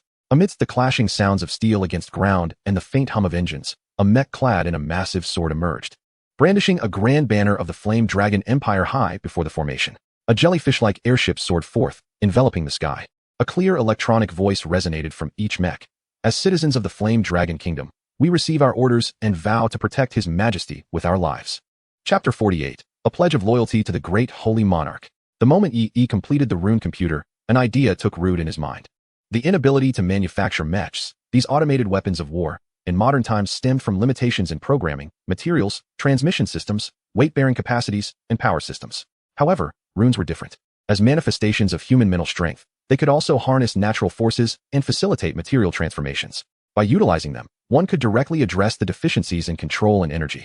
Coupled with his programming and the use of artifact runes to supplement materials, had he not met the conditions for producing mechs? From the very moment of constructing the Rune Tower, it served not merely as a signal station and a guardian of the law, but also as a facility for the manufacture and storage of mechas. With Yi's profound knowledge of runes and the immense computational power of the rune computer, the task was accomplished with relative ease. As for the reason behind allowing the old man Li to enter, Yi aimed to sow a seed of transformation in this evolving nation. The mechas housed within these rune towers have but one criterion for activation: the will of the people. The power of runes embodies the spirit, capable of discerning the emotions of vast groups of citizens. When a significant sentiment of rebellion arises among the populace within a rune tower's vicinity, it will connect with other rune towers. By comparing multifaceted data such as public income, birth rates, national development speed, and productivity. If over 60% of the rune towers detect this widespread sentiment of resistance, it signifies that the people have been oppressed and are in the most opportune moment for rebellion. At this juncture, the rune towers will automatically activate the mechas, becoming the initial armed force for the people's uprising. Naturally, there remain numerous vulnerabilities, which Yi intends to rectify gradually. Presently, many civilians, imbued with a sense of resistance and resonating with the mechas, have entered the machines. Old Man Li and his grandson Li Taiju sit cross-legged nearby, while those who have been admitted synchronize with the mechas within the Rune Tower, all without rejecting the synchronization request. Their vision aligns with that of the mechas, allowing them to control the machines through the core computer of the Rune Tower. In this mode, the populace immediately receives their core needs, transforming them into commands, thereby understanding how to operate the mechas without any extraneous thoughts. Throughout this process, they remain fully conscious and can disengage from this state at any time, thus preventing the emergence of inflated ambitions during the rebellion. Once the Rune Towers span the globe, the light of civilization will surge from internal strife to encompass the entire universe, or even the myriad realms. The power of runes resembles fundamental molecules. It has only been explored to a certain extent, a limit for the era in which he finds himself, yet the runes themselves possess no bounds. Standing within the protective barrier at the apex of the Rune Tower, Yi gazes at the assailants in the sky, his deep-set eyes and long hair cascading over his azure robe. Once you are all met with retribution and perish, the metamorphosis of the Empire shall encounter no further obstacles. In the next moment, beams of light soared into the heavens. We, the subjects of the Yanlong Kingdom, receive the command and vow to protect His Majesty with our lives. At this juncture, the fighters in the sky finally realized that a Rune Tower was indeed present here. No, they ought to have known about the existence of the Rune Tower. They simply did not comprehend why it had gone unnoticed. Damn it, what are these abominable creatures? The master of the Shadowless sect stammered. What on earth are these ironclad monstrosities? What kind of attack could possibly slay a formidable being of the Rune sect in a single blow? Within the tower. Observe the eagle-eyed mecha wielding a Rune energy long-range rifle, a sense of satisfaction washing over him. This assault harnesses electromagnetic acceleration, augmented by propulsion-based killing runes, which accelerate within the barrel in successive layers before unleashing unstable runic energy. Due to the resonant nature of the runes, Yi specifically developed armor-piercing rounds for the talismans. This form of pure energy attack proves largely ineffective against physical defenses, yet it is an absolute nemesis to energy-based protections like those of the talismans. Its sole drawback lies in its lengthy, buffering time and the difficulty of production. Casting a glance at the beleaguered Imperial Guard, the master of the Shadowless sect clenched his teeth. We must eliminate these bizarre entities first. The group nodded in unison, charging towards the mechanized battalion below. Suddenly, an unsettling realization struck them. The eagle-eye mecha had vanished. Quickly, we must extinguish them and locate that entity. The Shadowless sect leader trembled. No one wished to become the next sacrifice. At that moment, all their methods were unleashed. Various talismans bombarded the mechanized troops. However, the frontline shield guard mechas advanced, their right arms slamming down their massive shields to form an impenetrable barrier. A blue light linked the shield guards, and in an instant, a blue energy curtain manifested on the surface of the great shield, creating a second layer of defense. The relentless barrage, accompanied by thunderous roars, uprooted the ground for 7 feet, yet the area protected by the shield guards remained untouched. The master of the Shadowless sect and his companions felt a chill in their hearts. Continue. They exchanged glances, intending to employ the same tactics used against the Imperial Guard. Various array-breaking talismans and bombardment methods were unleashed. The commander of the Imperial Guard couldn't help but feel regret. These strange beings seemed to belong to their side. Even after annihilating an unprepared talisman practitioner at the outset, they would likely struggle to withstand such direct assaults for long. Fortunately, they had secured enough time. Ultimately, they would rely on their Imperial Guard. Suddenly, gaps appeared in the shield guard's sturdy barrier. Looking closer, they saw multiple 32-barreled Gatling guns protruding. As direct fire output from the Red Wind mechas, they stabilized their support frames and pressed into the grooves of the Gatling guns, a light screen materializing before them, with the red targeting reticle aimed at the Shadowless sect leader and his companions. What is this? As they gazed at these elongated implements, confusion filled their minds. Could they be concealed weapons? The ensuing actions of the Red Wind made it clear what they were. All Red Wind mechas lifted their heads, their eyes gleaming with blue light. They appeared fervent, simultaneously addressing the Empress's flying chariot. Great Holy Monarch, we, the subjects of the Flame Dragon Kingdom, pledge our loyalty to you. The electronic voices surged, and inexplicably, the Shadowless sect leader and others discerned the heartfelt sentiments of the Imperial subjects. Your actions, Long Sunli, are leading to the Empire's demise. What value is there in the support of the lowly? The Shadowless sect leader scoffed. The Empire must rely on us.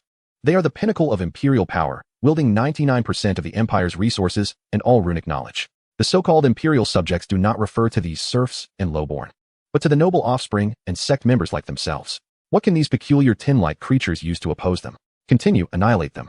The Shadowless sect leader cackled.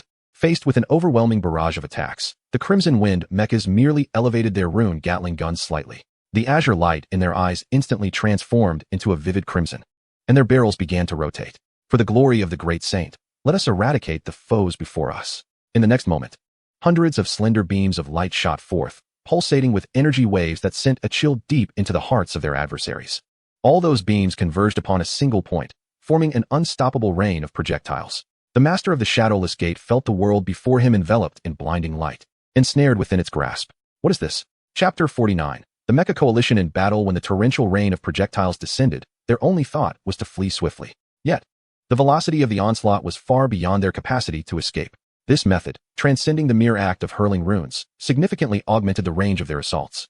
Tens of thousands of rune attacks rained down each second. All means employed by the rune sects were in vain. Some were encased in iron spheres, others rapidly shifted their positions, while some reinforced their protective talismans at an unprecedented frequency. Overall, their predicament was quite dire. Although the assault's power did not reach the strength of an ordinary rune master, the sheer frequency of the attacks was relentless. Had they not prepared beforehand, it would have been their demise. Suddenly, another slender beam pierced through the ranks of the Shadowless Gate's forces, obliterating a formidable warrior who was desperately reinforcing his protective talismans. The Eagle-Eye Mecha had appeared on their right flank without warning. Before they could retaliate, the Eagle-Eye Mecha vanished once more. This cannot continue. They would eventually be worn down to nothing. The master of the Shadowless Gate was filled with dread. Close combat. He commanded, let us not conceal our abilities. As long as we approach them, with our prowess, annihilating them will be effortless. Upon hearing this, the Rune sect members hesitated. Who would willingly reveal their trump cards? Should we fail this time, we shall await the Empress's wrath. The master of the Shadowless Gate scoffed. At this moment, a leader of the Earth sect finally produced a long-concealed trump card. This rune will enable us to burrow underground and advance swiftly. It was originally intended for my escape. Everyone, stay close to me. He gritted his teeth. The eyes of the crowd brightened, and they nodded in agreement. Who among them did not know of the Earth sect leader's legendary feat of vanquishing 3,000 rune masters of an enemy sect using this very technique? Onward. The runes activated, and the group descended underground, rendering the Gatling guns unable to accurately track their targets, and they could only extinguish their fire in helplessness. This is troublesome. The commander of the Royal Guards exclaimed anxiously. We must descend to provide support. If these ironclad monstrosities fall, the pressure will fall squarely upon us. However, within the Mecha Coalition, they exchanged glances and made way for the long-awaited Dragon-Tooth Mecha. The great sword was drawn, its blade gleaming with a blinding chill. Similarly enhanced with runes by Yi. In close combat, it was highly maneuverable, not only lightweight but also capable of serving as a shield. Exhibiting high power and exceptional armor-piercing characteristics against both energy and material defenses, specifically designed to slay high-value targets that approached. Suddenly, the ground within the mecha formation surged. Ha ha ha, let them be obliterated. The Earth sect leader charged forth first. At long last, having gained the upper hand in close combat, he felt a sense of relief. If he could obliterate this stronghold, the situation would be secured. Yet suddenly, before his eyes, the dragon-tooth mech materialized, brandishing its great sword. Evil foe, be exterminated. As the people behind him surged forward, they beheld the earth-shattering leader of the Earth sect, his form diminished by half. Before him, the dragon-tooth mech slowly turned its gaze upon them, an icy chill coursing through their bodies. Flee, quickly flee. No practitioner of the Rune sect, who had lived for 5 centuries, desired to perish here. The Windwalker sect leader soared into the air, while the Shadowless sect leader transformed into a mere specter. The others, lacking swift means of escape, faced the dragon-tooth mech with despair etched upon their faces. The towering figure, standing at 5 meters, gradually raised its great sword. Exterminate. The commander of the Imperial Guards, observing the disarray among the Rune sect members, fell into contemplation. Logically, we should be the mightiest force of His Majesty, should we not? Yes, we are merely constrained by our absence from the imperial capital and various restrictions, preventing us from unleashing our full potential. With this thought, his heart lightened slightly. Suddenly, the mech unit turned its attention towards them, advancing towards the Imperial Guard formation. At this sight, all guards heightened their vigilance once more. A voice resonated from within, belonging to Chang Sunli. No need for alarm. Upon hearing this, the guards decisively lowered their guard. Indeed, when the mech unit reached the front of the guards, they all knelt, weapons sheathed. Great Holy Monarch, we are willing to be your invincible sword. At ease, Chang Sunli commanded. She gazed at the mech unit before her, somewhat astonished. Did Yi truly create this? Although he had mentioned it before, she had not anticipated it would reach such heights. She had assumed Yi would take matters into his own hands. Yet these peculiar contraptions alone had repelled the assault of the Rune sect members. You claim to be citizens of the Flame Dragon Kingdom? Chang Sunli inquired. The leading dragon-tooth mech, piloted by the elderly, stepped forward. Indeed, Your Majesty, we are all beneficiaries of your grace, guided by a great figure within the Rune Tower, and have acquired these means. Chang Sunli cast a glance and immediately comprehended. The policies benefiting the underprivileged citizens of the Empire, having lost the support of the nobility, could only rely on these commoners for backing. Yi's utilization of this method to gather strength for her was truly a testament to his earnest intentions. Chang Sunli did not consider the possibility of planting seeds of rebellion within Yi. For as long as she remained, Yi would remain loyal to her. Suddenly, the barrier flickered several times before shattering, indicating that the caster had fled. The Imperial Guards felt a sudden lightness. Their spirits lifted significantly. However, their jubilation was short-lived. From all directions surrounding New Dao City, countless black dots emerged. They focused their gaze and saw the various sects flying ships, Imperial war chariots, disciples of the Rune sect, and soldiers converging from all sides. Kill! Kill! Kill! The thunderous chorus reverberated through the air. In response to the edict of the Empress, it appeared that they were fully mobilized. This spectacle made the commander of the Imperial Guards realize that today, these individuals were determined to eliminate the Empress. In this densely packed sea of humanity, even a fraction of the runic assaults would suffice to annihilate them. They are the elite forces serving as the Imperial capital's guardians, not invincible generals confronting a million-strong army. Long Sunli furrowed his brow upon witnessing this. Indeed, it posed a formidable challenge. This decree had undeniably disturbed the vested interests of the aristocracy. Yet, Yi's words were not without merit. All of this was worthwhile, provided they could maintain control. It appeared that Yi's intervention was required. However, the old man Li, maneuvering his mechanized suit, stepped forward and proclaimed, "Your Majesty, leave this to us." "Oh?" Long Sunli inquired, intrigued. "Do you possess further means?" "Indeed, the esteemed gentleman has entrusted us with more than this," Li replied, turning to the Rainstorm Mecha. which had been on standby at the rear of the formation. Its barrels, embodying a violent aesthetic, slowly elevated, supported by a framework and cushioning pads. Is that all? Long Sun Li expressed a hint of disappointment. No, Your Majesty, look. Li gestured toward the sky. Long Sun Li turned his gaze to see the jellyfish-shaped vessel gently ascending. Its tentacles stood erect, pointing in all directions, while its core, with its crimson eye, was interwoven with a vast stream of data. The Rainstorm Mecha received the enemy's coordinates. Linked with the vessel, and its armament opened. The high-frequency cannons aboard the vessel emitted a faint blue glow, with a large caliber and lengthy charging time. The invisible pressure emanating from this scene made everyone, including the Phoenix Guards, swallow hard. Such a formidable means still exists. How many more strategies does Your Majesty possess? The essence of modern military operations, as Yi slowly articulated, is firepower suppression. Coordinates have been dispatched, Li declared, raising his great sword. Fire. Chapter 50. Blossoms of 1,000 trees, stars like rain. Aside from the Imperial border forces, officials from various regions and major sects marched forth with their armies. Although most of the troops were reluctant to participate, the overwhelming support from the aristocracy was undeniable. The number of rune masters alone reached a staggering 1 million. Upon receiving news of the failure of the rune sect's forces ahead, the commanding camp felt a jolt of anxiety. Indeed, the legendary Empress, seldom encountered in a millennium, had proven her remarkable prowess, mused Inspector Wang with concern.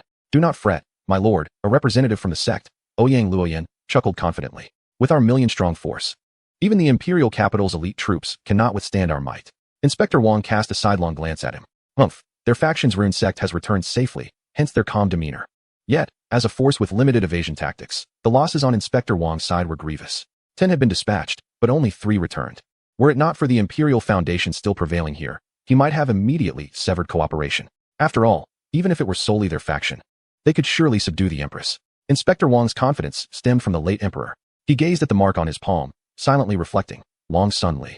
You have calculated every possibility, yet you failed to foresee that the late Emperor had concealed a crucial element from you. As an empire that has stood for millennia, its true foundation would never be readily apparent. It is passed down through generations of emperors. When the late Emperor realized he had fallen under Long Sun Li's control, he conveyed this vital information regarding their foundation to the Crown Prince. The two princes, having faced defeat in their political struggles, calmly accepted their assignment to the borders. Relying on this very strategy, the courtiers, from the outset, were nothing more than pawns inserted by the eldest prince into the Empress's court. Regrettably, it remains a mystery why Chang Sun Li rejected the construction of the Merit Hall and enacted numerous policies favoring powerful nations. Consequently, despite the eldest prince's persistent urging, those with imperial heritage remained unwilling to act. Fortunately, even Chang Sun Li exhibited moments of folly as he sought to popularize rune education, prompting the powerful elites to take initiative against the Empress. Alas, each of their attempts resulted in significant losses, leading them to adopt a stance of cautious inaction. Now, let us move swiftly, Inspector Wang gestured, reminding them to remain vigilant against those ironclad monstrosities. Ouyang Luoyan replied with a radiant smile. Indeed, before our legion of 100,000 rune warriors, they are of little consequence. Wang nodded in agreement. In the face of overwhelming might, any obstruction would surely be obliterated. As they exited the tent, the vast expanse of the world unfolded before them. Airships soared through the skies, the tempest parting ways for them, while war chariots thundered forward. Glimmers of light danced across the heavens. Both Ouyang Luoyan and Inspector Wang involuntarily smiled, intoxicated by the sensation of wielding such power. As if they could overturn the world with a mere gesture, they jointly inscribed a rune. Kill. In an instant, the very heavens resounded with the battle cry. Slay the tyrant. Extinguish the Empress. Safeguard the destiny of our Yanlong kingdom. Fight, fight, fight. Excellent, my noble sons. They both laughed heartily. The tide of fate had been determined. Suddenly, distant New Dao City revealed a constellation of lights. The sky, adorned with countless blossoms, unfurled long trails of clouds that swiftly fragmented, descending upon the vast army. This spectacle caused the troops to halt in astonishment, uncertain of what was unfolding. The recently recovered rune masters glanced upward and were instantly reminded of their own experiences under Gatling fire. Without a second thought, they turned and fled. Hey, Master Wu-Ying. What troubles you? Inspector Wang inquired, observing the terror-stricken expression on Master Wu-Ying's face. There's no time for that. Follow me. Just as he finished speaking, Inspector Wang, a mere official with limited rune mastery, was dragged away. Simultaneously, several figures surrounded Ouyang Luoyan, attempting to pull him along. Yet, Ouyang Luoyan, as a representative of a sect, possessed formidable strength. Those figures were promptly rebuffed. What is the meaning of this? What urgent matter compels such haste? Ouyang asked coldly. Ouyang, this is not the time for explanations. We must flee quickly, or it will be too late. However, Ouyang Luoyan cast a glance at the formidable army below, emboldened by their presence. You are all esteemed rune masters. What urgent matters could not be calmly discussed? At this, The would-be rescuers were incensed, nearly spitting blood. Having already depleted their resources after their defeat, they found themselves powerless against Ouyang Luoyan, who stood in perfect condition. Since their leader exuded such confidence, they resolved to await answers. Thus, they fled, leaving Ouyang Luoyan in a state of bewilderment. He scoffed disdainfully, "Humph, lacking in cultivation, a pack of inept rodents. With a million-strong army, what troubles could possibly remain in this world?" He stood at the bow of the ship, his long hair flowing wildly in the wind, brimming with confidence. "Thus, I am the one in charge." At last, the dazzling sparks illuminated the skies above the army, and Ouyang Luoyan discerned what they truly were. A cluster of fiery iron pillars, the 13 cities of Bizhou. As test sites, each was equipped with a rune tower. At that moment, a craft appeared above the 13 cities. The violent storm mech slowly emerged from the beam of light, directed towards the new Dao city. The jellyfish-shaped vessel extended its tendrils, spinning and communicating with other rune towers for data calibration. Finally, as the rotation slowed, the coordinates were successfully pinpointed. Boom. Orders were issued, and countless beams of light shot into the sky, soaring into the distance. This spectacle left the residents within the city in a state of wonder. Outside New Dao City, Ouyang Luoyan and his soldiers beheld the scene, utterly perplexed. In this era, the concept of long-range strikes had yet to emerge. Their methods of attack were limited to throwing runes, leaving them unfamiliar with these iron pillars. He extended his hand, swiftly intercepting one of the iron pillars, bringing it closer for a meticulous examination. Inside, a chaotic swirl of rune energy mingled with peculiar small objects. He pondered the purpose of sending such items. Suddenly, a thunderous explosion erupted from the ranks of soldiers below. Craters with a radius of 50 meters and a depth of 3 meters replaced the once standing soldiers. Bodies flying through the air. Amidst the howling wind, a strong scent of blood quickly reached Ouyang Luoyan's nostrils. "Ah, so that is it. These things explode." He glanced at the rapidly reddening rune projectile in his hand. Boom. Countless attacks rained down from the heavens. They could not identify their assailants and could only resort to passive defense. Many fell victim to the chaos without understanding the cause. Divine retribution. This is divine retribution. One soldier, dragging a mangled leg, cried out in despair. "We must strike against the Holy Sovereign. This is divine retribution." The relentless bombardment continued, with the distant beams of light neither waning nor diminishing, creating an endless spectacle. Soon, the casualty rate soared to 5%.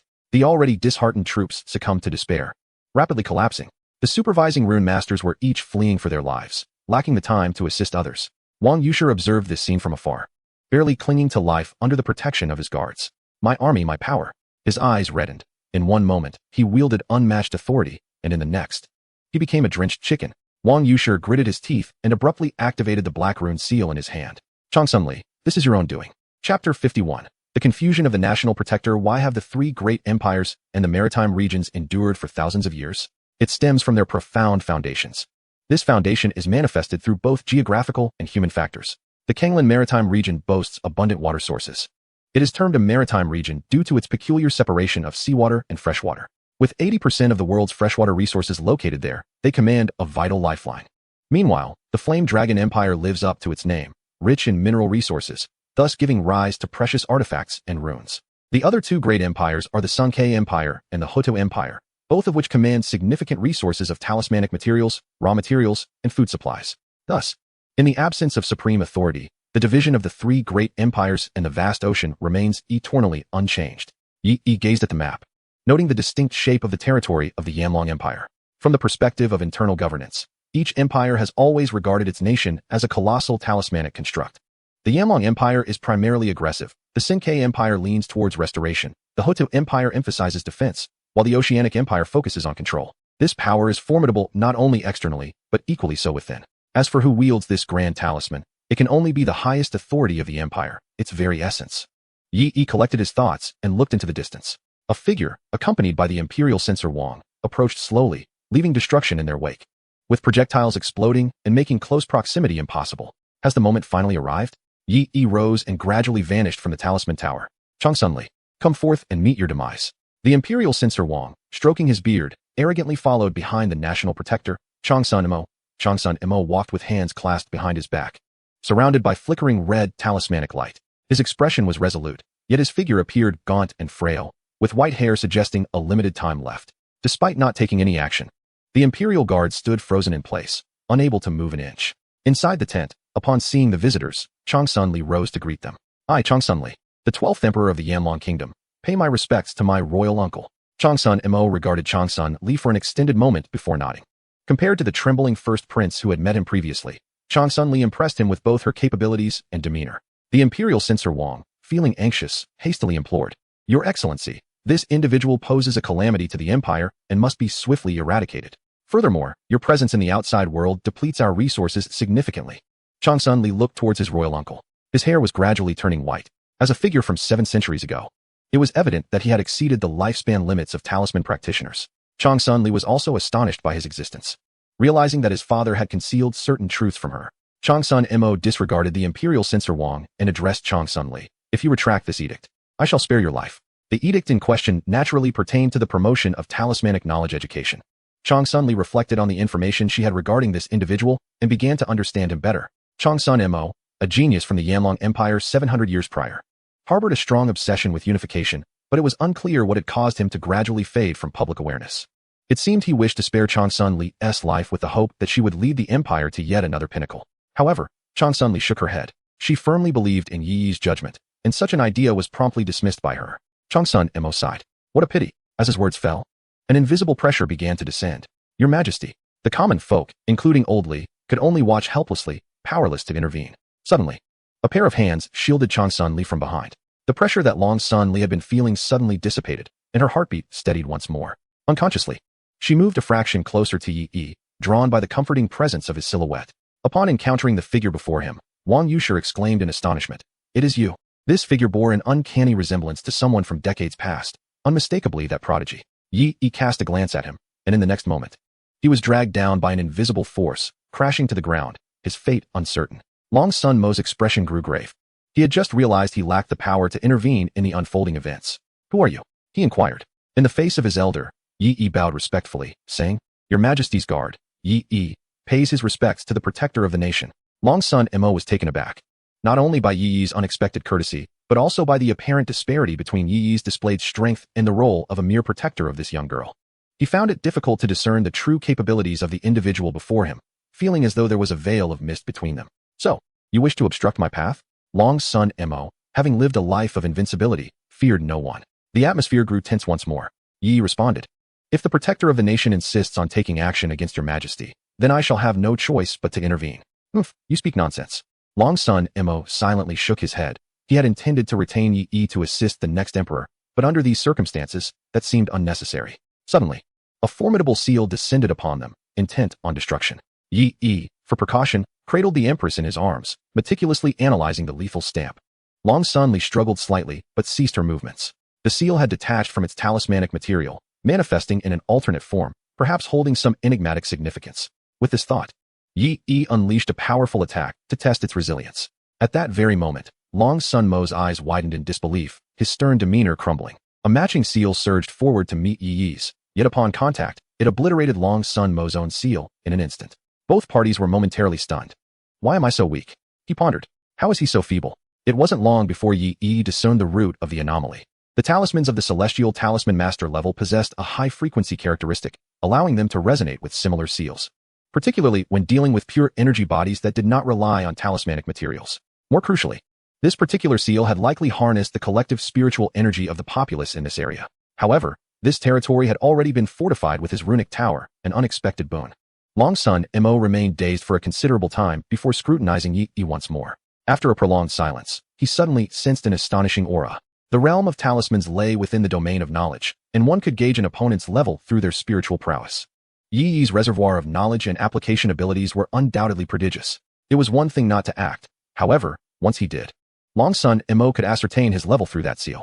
This profound and boundless feeling. Could it be the talisman sect? No, it was inconceivable for it to be that weak. A sudden recollection struck him, the formidable aura he had sensed days prior. Long Sun Mo's voice trembled as he asked, "Have you reached that level?" Yi Yi glanced at the Long Sun Li in his embrace, seeking her opinion, only to find her cheeks tinged with a shade of crimson. Chang Sun Li maintained her composure and calmly said, "You may handle it as you see fit." Yi nodded and released Chang Sun Li. With the absence of a threat, such restraint was no longer necessary. Suddenly freed from Yi Yi's grasp, Chang Sun Li's body stiffened momentarily. She cast a decisive glance at Yi Yi, then turned her gaze to Chang Sun Mo, remaining silent. Chang Sun Mo felt an inexplicable discomfort wash over him. Yi Yi affirmed, "Indeed." Chapter 52. Your smile does not belong to me. Chang Sun Mo gazed at Yi Yi in astonishment. He appeared to be no older than 50. Yet his expertise in the art of talismans was nothing short of terrifying. He attempted to activate a national-level killing talisman once more, but there was little response.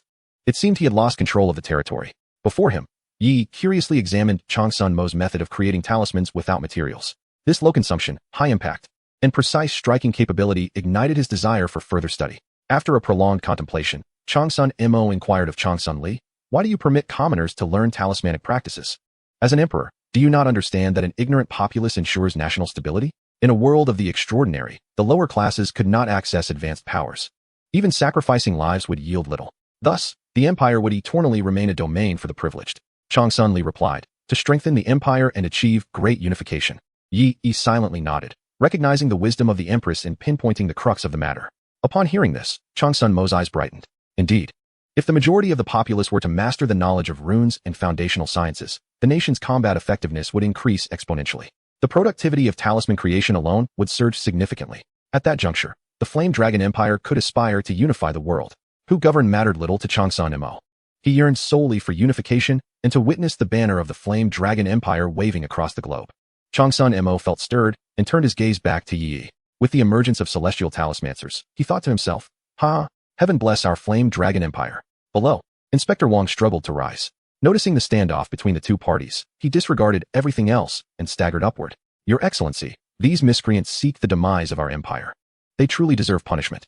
I implore you to show no mercy." Upon finishing, Wang received no response and looked up, only to find the three regarding him with peculiar expressions. What had transpired? Was it due to that Yi? Impossible. He silently dismissed that notion, quickly ruling it out. After all, he was merely a minor prodigy. Over these decades, he could easily be crushed by the Excellency. "Your Excellency, we cannot hesitate on this matter," he implored again. After a long pause, Changsun Mo finally stirred. Wang's heart soared with joy. A resolution was at hand. Once the empress perished, he, as a loyal subject of the crown prince, would surely be rewarded. He had firmly aligned himself with the crown prince back then, all for this moment. In that instant, he felt a profound sense of liberation. As if his body was unshackled and his spirit ascended to the heavens.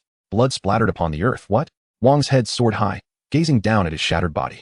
As his consciousness gradually faded, he beheld only the cold gazes of the Supreme and the Empress directed at him.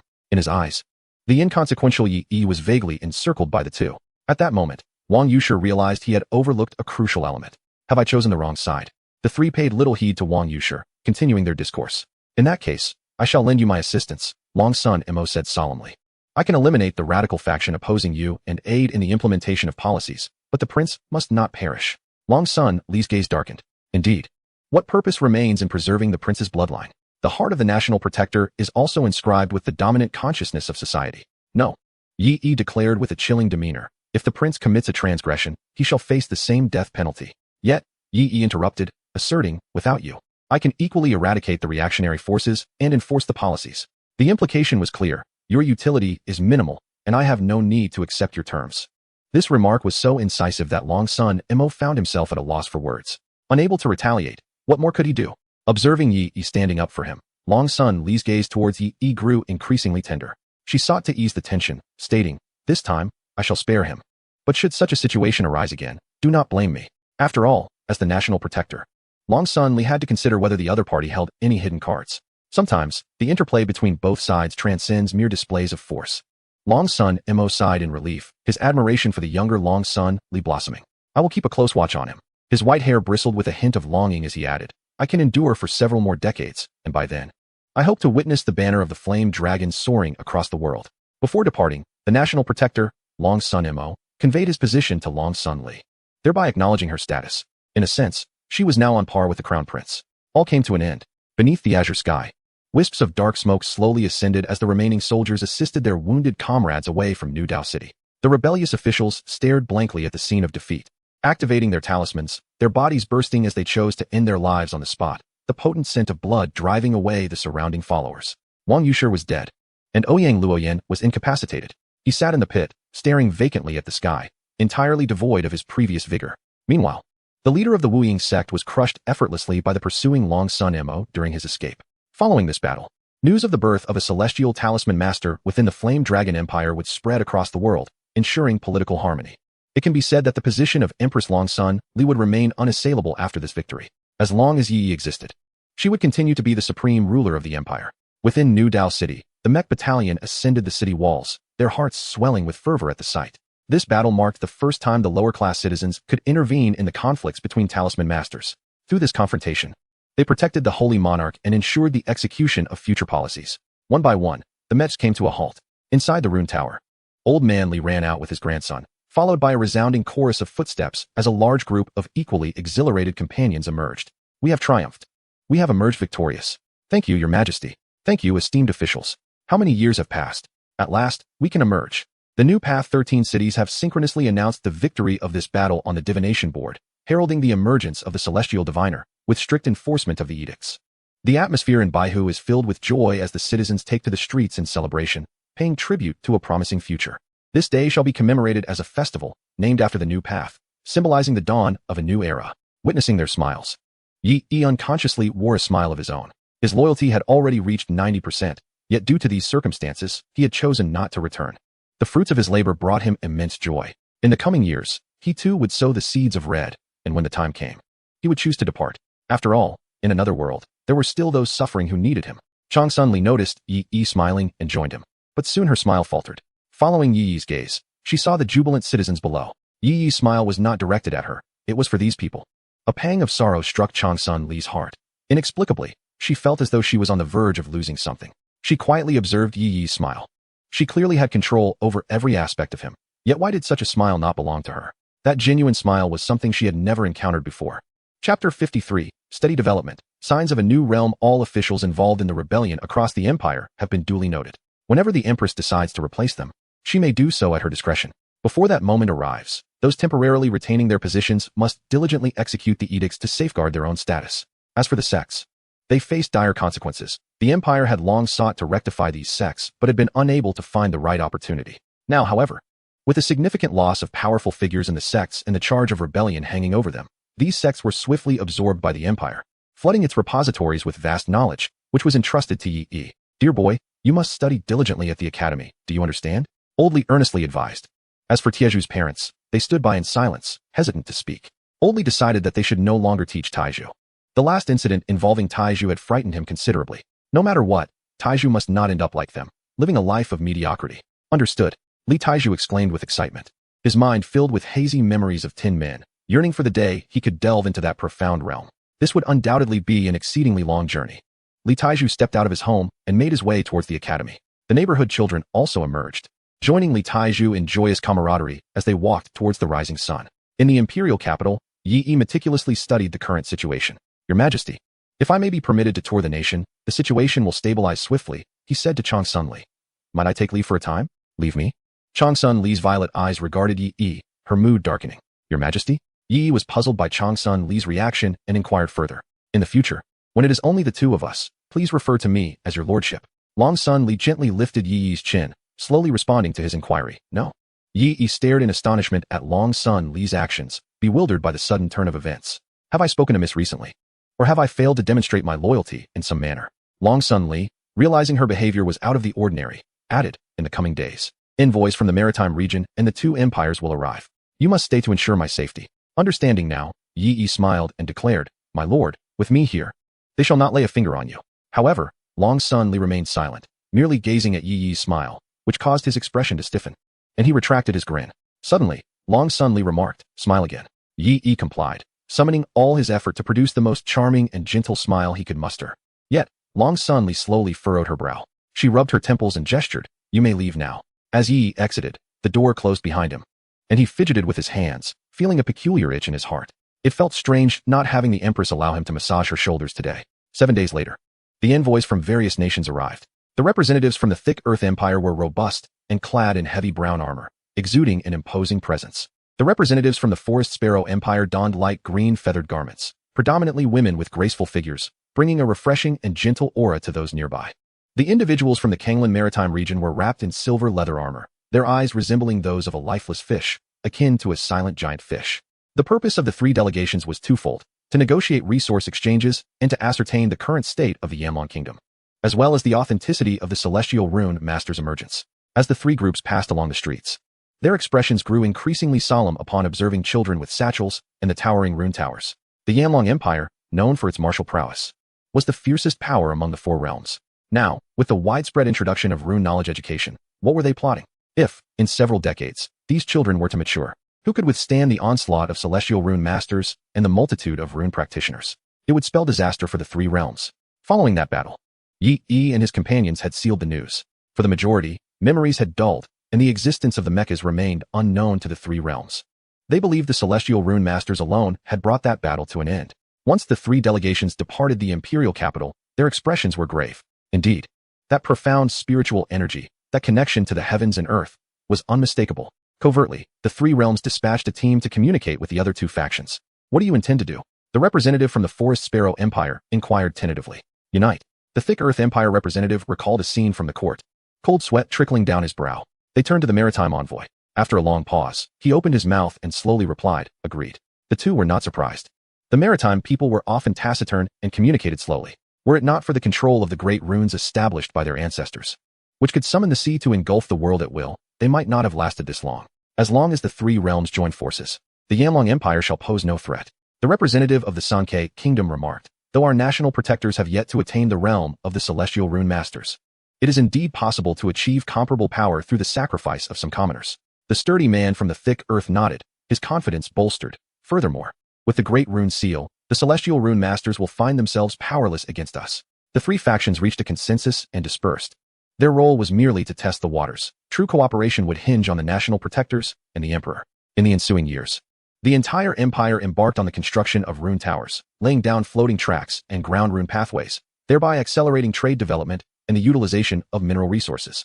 The dissemination of runes and scientific education was swiftly implemented. By the time the children raised in this new era matured, the ineffectual officials occupying key positions would be ruthlessly dismissed by the empress. Under the leadership of Yi, several high-yield crop seeds were developed. Once these seeds underwent several generations of cultivation, their yields would reach a commendable level. Consequently, the Flame Dragon Empire would no longer be dependent on the Thick Earth Kingdom for grain. One day, Yi returned from his visit to Changsun Mo. After studying Changsun Mo's powers, he found an abundance of information in his database. He pondered why such power could extend life, why it could manifest runes without materials, and why it demonstrated such precision and formidable strength. In truth, had it not been for Changsun Mo's fortuitous arrival at the rune-laden by prefecture, Yi would not have easily subdued him. It was Yi's high-frequency characteristics of the celestial rune master realm that dissipated Changsun Mo's attacks. Yi diligently simulated that power. After a considerable time, he finally succeeded in creating a talisman without the aid of a rune computer. In that moment, understanding dawned upon him. It became clear that while an ordinary person channels their own mental energy to form runes, a national protector utilizes the collective mental energy of the entire nation. Yi realized, the essence of life extension lies in the overflow of mental energy. The more aligned it is with the will of the populace, the stronger the mobilization of power and the greater the life extension. This extension could reach terrifying levels. These conclusions were drawn from the information gathered from rune towers across the nation, representing an immense computational task that the national protectors had failed to comprehend. However, it appeared that the utilization of such power would lead to the next realm. Yi stated gravely, yet, if one were to forcibly invoke it, death would be inevitable. Chapter 54. The Empress's anxiety regarding marriage. Before long, news reached the Flame Dragon Kingdom. The next monarch of the Thick Earth Kingdom sought to arrange a marriage with the Empress. The master of the martial rune sect furrowed his brow upon hearing this news. There are only 4 major powers in the world, also referred to as the 4 domains. Moreover, the other 2 domains also aspired to marry the Empress. The rationale was that only those of equal standing to the Empress could be deemed worthy of her. Upon hearing this, the master of the martial rune sect immediately thought of that young man. Having attained the status of a celestial rune master at such a tender age, who could surpass him? Were these prospective monarchs merely jesting? Could they truly be considered suitable matches? The master of the martial rune sect wiped his brow, still feeling a lingering apprehension. Had he participated in that massacre last time, he would have long since met a tragic end, and the sect would have ceased to exist. He patted the standard chair prepared by the Empire for them. Indeed, he was still here, drawing a salary from the government. All sect buildings and texts were preserved, claimed to safeguard future artifacts, contrasted against the rapidly advancing runic technology. This was to allow future generations to witness the shifts of the era and thus strive to engage in the development of runic technology. Presently, they were members of the sect's Cultural Heritage Department, under the Empire's protection. The master of the martial symbol sect turned to the equally subsidized Lord of the Eternal Light Palace and said, "Last time, I owe you my gratitude." The Lord of Eternal Light waved his hand. Although he did not show it, he felt quite pleased within. See, following my advice was not in vain. However, they still needed to analyze what this news represented. Sipping his tea, he remarked leisurely, though this arranged marriage seems comical, in reality, they are testing the Empress's stance while simultaneously exerting pressure on her. Pressure? The master of the martial symbol sect questioned, with the celestial symbol master here. Do they dare to apply pressure? Some matters cannot be altered by mere strength, replied the Lord of Eternal Light. For a nation to develop, it must have foundational resources, right? Despite the other 3 domains being weaker than us in combat, we still cannot easily deal with them. The Lord of Eternal Light pointed at the new decree and explained, without water or food, a nation will inevitably face resource scarcity. However, as long as the symbol masters possess combat prowess, survival can still be ensured. But what does it matter if the commoners die in droves? It won't have much impact. The nobles will continue to feast and drink, countered the master of the martial symbol sect. The Lord of Eternal Light stroked his beard, mysteriously indicating the newly issued decree. It used to be so, but now, the lives of these commoners matter. With a plethora of policies aimed at ensuring the people's livelihood, if you lack resources, who will execute them? Do you rely on the intimidation of the celestial symbol masters? National affairs are never that simple. Exchanging glances, the master of the martial symbol sect suddenly understood. Now, it was up to the Empress to decide. At the experimental site on the outskirts of the imperial capital, clouds of explosions billowed up. Yi continuously researched, simulating this peculiar force. Thus far, he had dubbed this power the will of all beings. It was a force generated by the aggregation of immense mental energy, resulting in a qualitative change. The founding emperors must have held some notion that by constructing the nation in the form of a giant symbol, they could achieve the gathering of the collective will. This advanced energy might resolve the limitations of spiritual runes. Yi diligently documented his findings. Little did they know, this method did not unveil the path to becoming a celestial symbol master. Instead, it inadvertently discovered a means to ascend beyond the realm of celestial symbol masters. Yi firmly believed in a principle. Beneath the grandeur of civilization, the strength of an individual merely serves a guiding role. He referred to this realm as the sacred symbol realm, embodying the essence of a sage who aligns with the will of all beings, thereby mobilizing their collective will. The sage guards the land, protecting the multitude.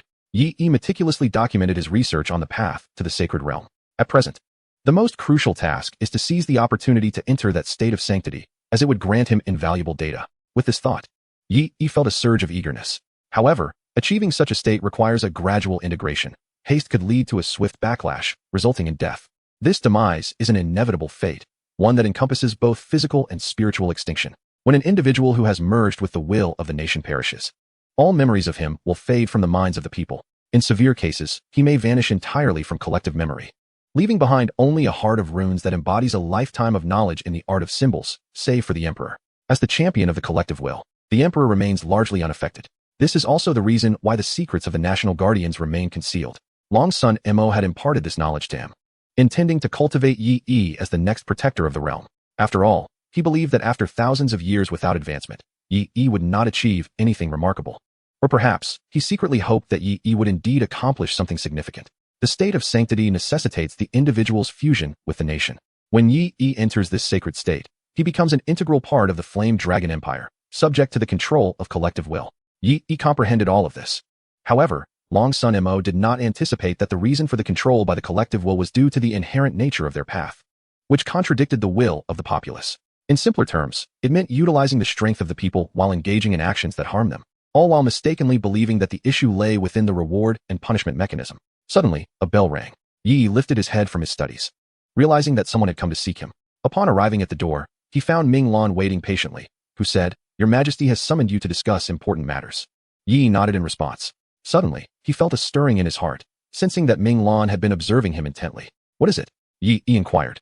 After so many years, the sisters Ming Lan and Ming Ying had faced unforeseen changes. They had matured significantly, no longer the somewhat naive young girls they once were. Ming Lan merely shook her head, smiling with a hint of wistfulness. "It's nothing. I just feel the need to remember you more, for soon I may not see you again." Yi could not inquire further, only to realize after much time had passed in his research that they had disappeared. Upon investigation, he learned that the Empress had been fulfilling their wishes by selecting suitable suitors for them. The previous night, under the radiant moon, the winds howled around the rune tower, while a gentle warmth enveloped the area below. Even at night, the imperial city was bustling, since the implementation of the new policies.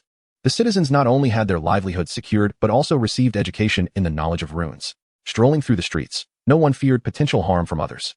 The towering rune tower stood as the greatest shield for all. Children, with pouches slung at their waists, held their mothers' hands, joyfully running about while savoring candied hawthorns. The glow of lamps illuminated half the imperial city as the flame of civilization spread towards the future. From the gaps between the palace buildings, a delicate arm resembling a lotus root emerged from a crimson window. Changsun Li has been restless these days, tossing and turning in her bed, her thoughts spiraling into chaos. Behind her, a mystic computing device, composed of intricate runes, is gradually taking shape. Once fully constructed, it will grant her the qualifications to ascend as a celestial master. Presently, numerous sigils flutter around her, only to swiftly dissipate. These sigils are fortifications she has crafted for the sovereign symbols over the past few days. As for the matrimonial arrangements from the three realms, she has no time to concern herself with them. Suddenly, a thought struck her. How old am I? By all rights, she should be considering marriage. A spark ignited in her eyes, filling the void that had once lingered. Chapter 55, Inner Recognition. Loyalty exceeds 90. Yi arrived at the palace of the Empress. Upon entering, he immediately noticed the faint layer of dust on the floor, indicating that it had been some time since anyone had tended to it. The dim lighting within the palace imparted an eerie stillness. Yet the slight disarray of objects suggested an underlying madness. Before he could observe further, he heard Changsun Li's voice resonating from the depths of the palace. Come here. Yi obediently stepped forward, only to be suddenly pulled down. He found himself enveloped in a warm embrace, the sweet, violet fragrance instantly enveloping his senses. Mental attack detected. Attack level, peak mortal. Mental resistance, extraordinary, immunity activated. A series of alerts regarding the assault flashed before him. Yi's body stiffened, rendered voiceless, his mind a haze. What was happening?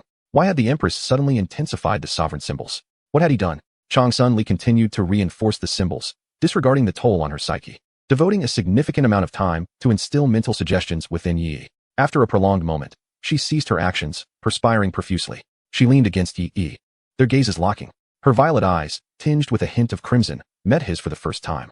Changsun Li's disheveled hair and her black and gold imperial robe exuded an alluring charm. Yi had never witnessed such a scene and was bewildered. He sensed the Empress was deeply troubled, as if besieged by an issue that rendered her restless. Within the palace, it felt as if they were the sole inhabitants, surrounded only by the sound of their own breaths. After a brief pause, Changsun Li regained her composure and transmitted a message to Yi. What do you think? Yi received the message and, after comprehending its contents, scoffed derisively. Humph, a bunch of insipid fools, thinking they are worthy of an alliance with your majesty? Changsun Li's expression shifted, prompting her to inquire further. Then who do you believe is worthy of me? At this question, Yi was momentarily taken aback. Matters concerning the Empress were of great significance to him, as any misstep could jeopardize his loyalty. Could it be that the Empress was seeking a consort? No, that was utterly impossible. With her expansive vision, she could never be confined to one individual. Her sights were undoubtedly set on the world. Yi's thoughts spiraled back to the events that had just transpired. Such intense behavior undoubtedly indicates that the Empress has significant matters at hand, which has made him somewhat anxious. Even towards his absolutely loyal guard, he cannot extend complete trust. The posing of this question certainly pertains to discussions regarding the three domains. A sudden flash of insight struck Yi. With a considerable amount of computational power devoted to this thought, the answer became unequivocally clear to him. He expressed with reverence, Your Majesty is indeed sagacious. Sagacious? Is choosing a consort also considered sagacious? Changsun Li momentarily appeared taken aback before regaining her composure and replied, Well, do share your thoughts. She was somewhat eager to hear Yi's response. In the next moment, Yi spoke eloquently. I have grasped your Majesty's intent. Currently, the three domains are exerting pressure upon us, attempting to stifle our development. However, with the recent issuance of the new edict, the empire is beginning to flourish.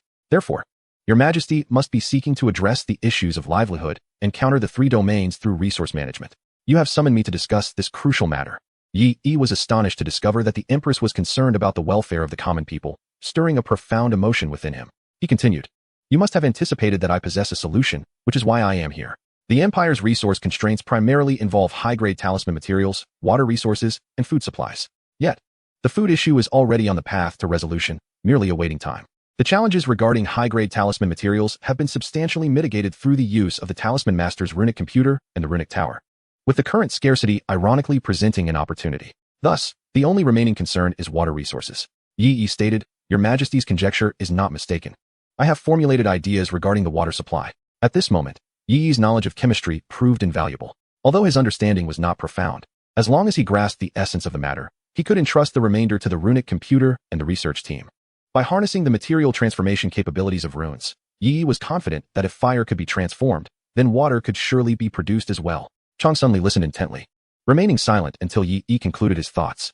Observing Yi's enthusiasm, she felt a slight ache in her head from not receiving the answer she desired. Whenever the welfare of the common people was mentioned, Yi became exceedingly passionate. This left Changsun Li perplexed regarding to whom Yi's loyalty truly belonged. Yet, everything pointed to the fact that all of Yi's actions were for her sake. No, under the influence of the Lord Subject Talisman, it could only be for her. Thus, This was his true answer. In his heart, ensuring the well-being of the world meant ensuring his own well-being. Changsun Li began to comprehend. So, to whom was he truly loyal? To the common folk, or to her? In Yi's consciousness, she would always remain the sovereign, and their relationship could never be deemed equal. Perhaps any hint of sentiment towards her would be considered disloyalty. However, Changsun Li turned away, her expression complex. Her regal demeanor flickered, as if her identity were constantly shifting.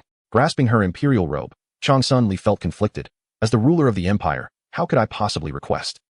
Suddenly, she recalled the conversation that took place in the prison that day. Even now, she occasionally revisited those memories, which provided her with immense reassurance. Indeed, the abolition of the imperial system and the establishment of a republic, the thought struck Changsun Li as she turned to the excited Yi. His eyes, from their very first meeting, had always shone with brilliance. If I am no longer the emperor, and he is no longer a subject, all desires will be fulfilled. At that moment, this child, no, this youth willing to offer everything, will have but one path to tread. Is that so, your majesty? Yi inquired, a hint of apprehension evident in his voice, fearing he might have misinterpreted her. However, in the next instant, Changsun Li nodded affirmatively, yes. Before Yi could express his joy, she added, moreover, I have summoned you to discuss the abolition of the imperial system. Since you desire it so fervently, I shall grant it to you. Yi paused, uncertain. A republic? Changsun Li confirmed with a nod. I have decided to implement it immediately. Currently, the various factions of the Yanlong are still reeling from the upheaval. They have yet to ascertain our strengths and weaknesses, nor have they formulated appropriate countermeasures. During such a transitional period, public acceptance is notably high, and the implementation of policies can be remarkably swift. Under your suppression, the establishment of a republic will surely come to fruition. So, this was the source of the Empress's worries. Yi felt as though he were living in a dream. The Changsun Li before him was entirely different from the one he had previously envisioned. Originally, Yi had intended to use Changsun Li as a mere tool to fulfill his ambitions, planning to replace her with someone who had already embraced the ideals of a new era when the opportunity arose.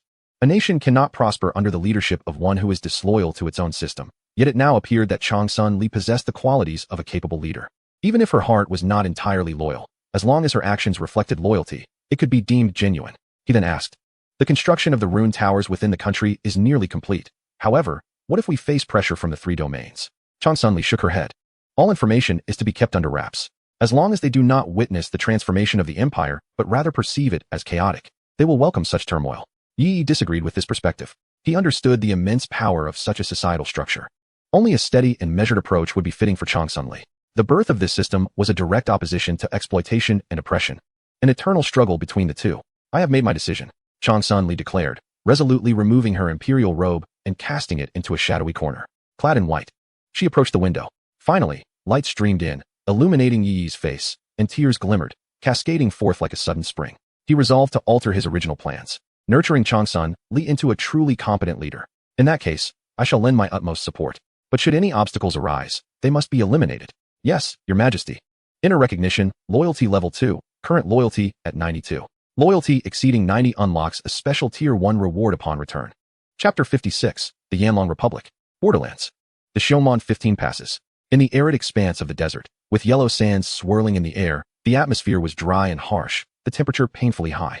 The crown prince, Changsun Hua, dressed in simple garments, faced the raging wind, gazing towards the capital. After his defeat in the political struggle that year, he and his younger brother had been dispatched to the borderlands. Changsun Li had no intention of eliminating them. Instead, he planned to utilize the two princes to weaken the opposing forces. However, Changsun Hua was unwilling. During a border inspection, he seized the opportunity to orchestrate an accident that led to his younger brother's untimely demise. Following the prince's death, it was indeed apparent that all reactionary factions within the empire rallied behind him, granting him unprecedented power.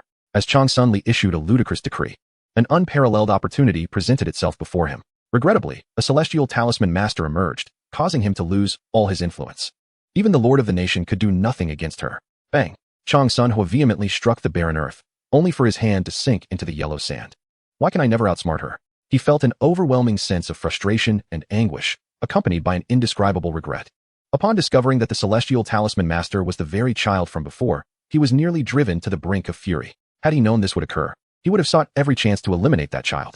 No, he should have seized the opportunity to win her over at the first moment.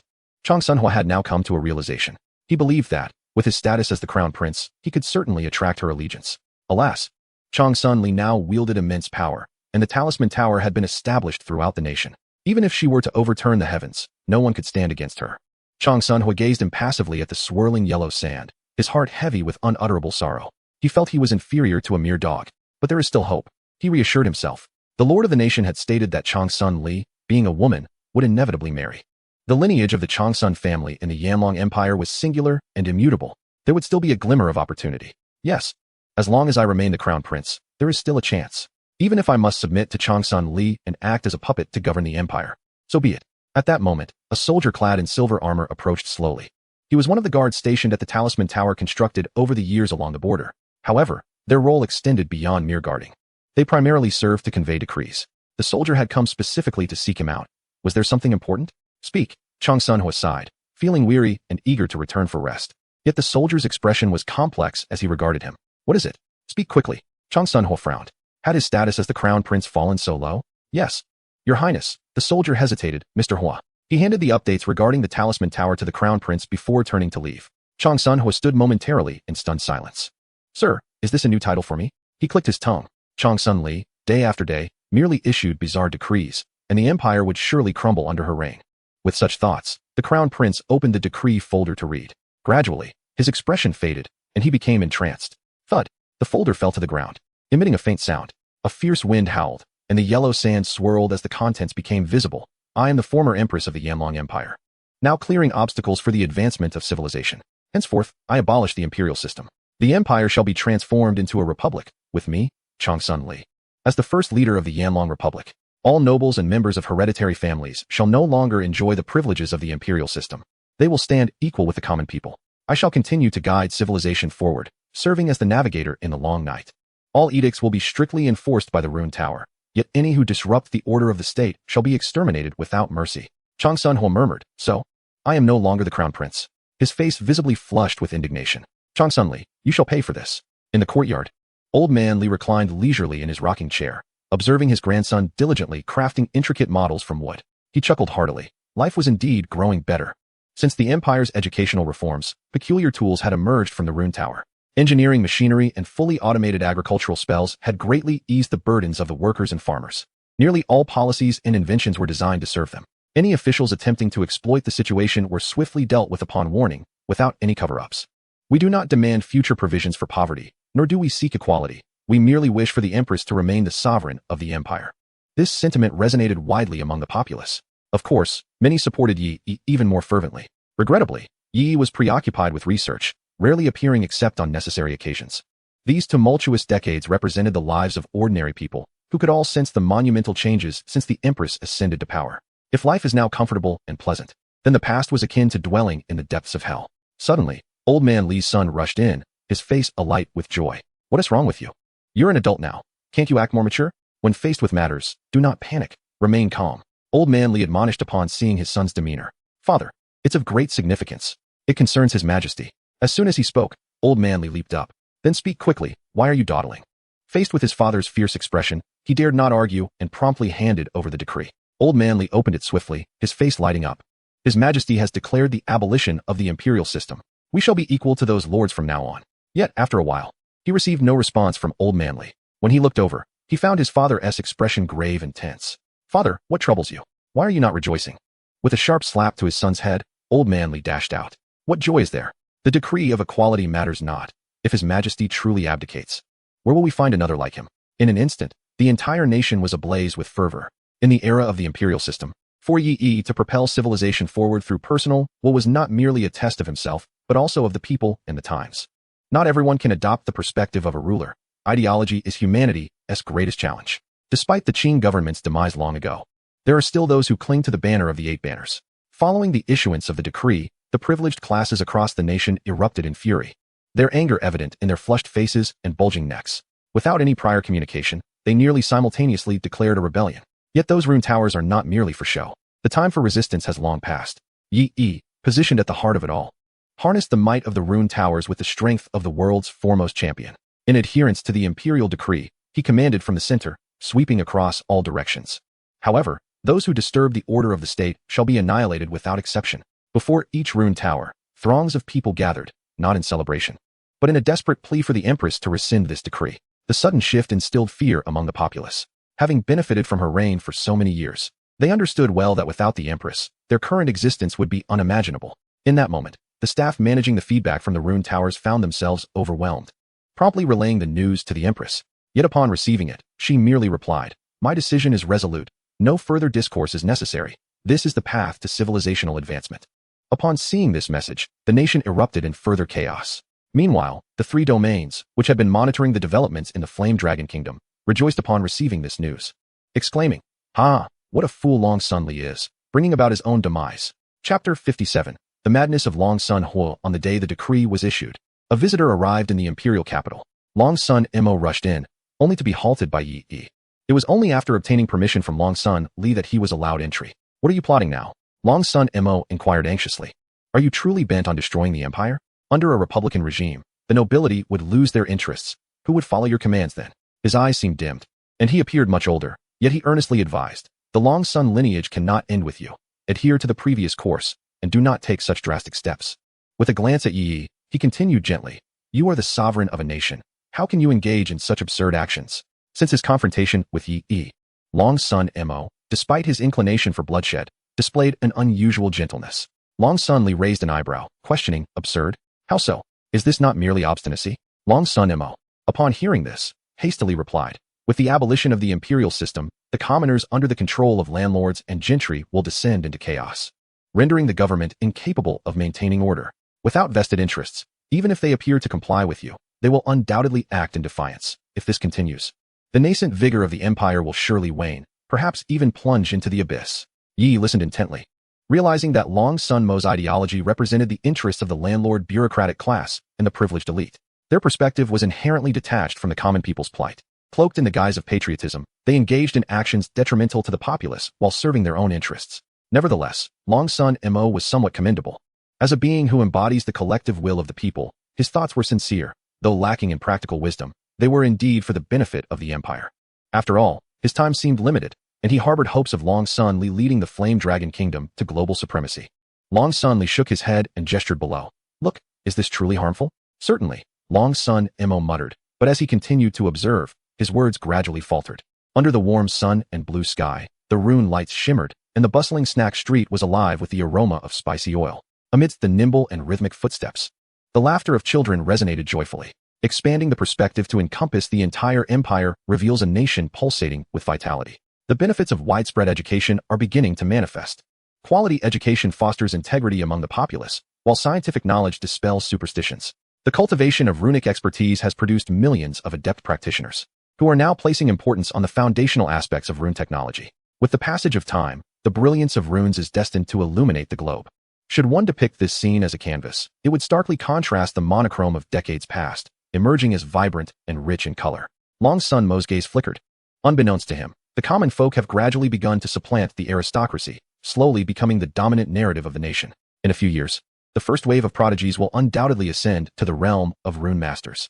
This represents a vast reservoir of war resources. Long Sun Mo's thoughts shifted abruptly. He cared not for the existence of the imperial system. The interests of his class were of little concern to him. Before his impending demise, he yearned to witness a stable and prosperous nation, with crimson flags soaring across the world. Given the utility of these commoners, the aristocracy could be cast aside. "Can you ensure stability?" Long Sun Mo inquired. Long Sun Li nodded in agreement. With her acumen, achieving this was a trivial matter. Long Sun Mo turned his gaze towards Yi Yi, whose reserved aura still sent shivers down his spine. However, with a celestial rune master present, any potential issues could be subdued. Long Sun Mo bowed and took his leave, presumably to console the crown prince. Yi Yi observed his retreating figure, his mind alight with contemplation. Why not eliminate him? Yi Yi weighed this consideration, setting aside the possibility that Long Sun Mo might possess undisclosed insights regarding the collective will of the populace. In terms of research, he still found himself reliant on him. Furthermore, Long Sun Mo's thoughts appeared untainted, and Yi Yi bore no particular animosity. Crucially, the Empress had not issued any orders for his demise. Upon returning to the palace, Yi Yi felt a sense of discomfort watching Long Sun Li's figure. He sensed that she had undergone a transformation. When did her gaze become so precisely focused on the common people?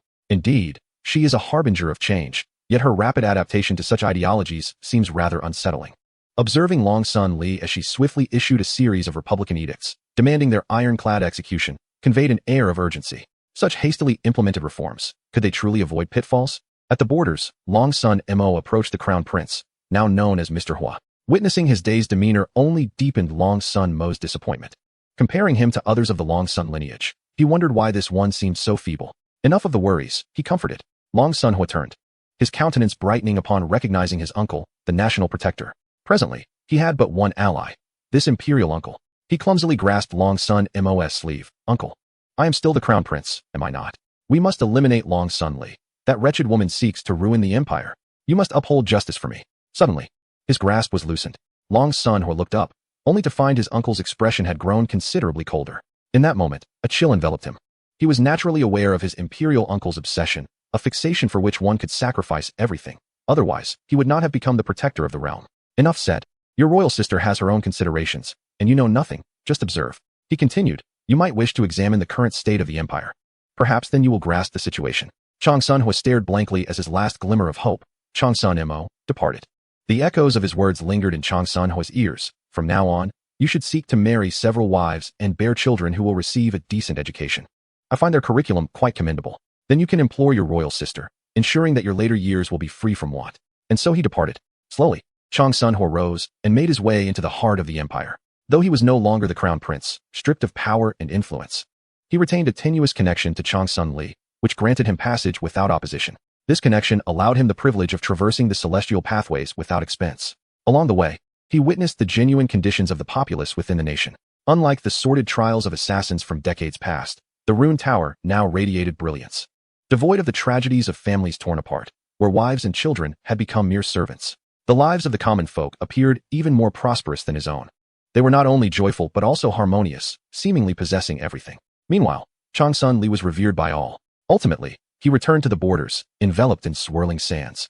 As if witnessing the final act of his life's drama. From prince to common man, his tears burned hot, scattered by the wind.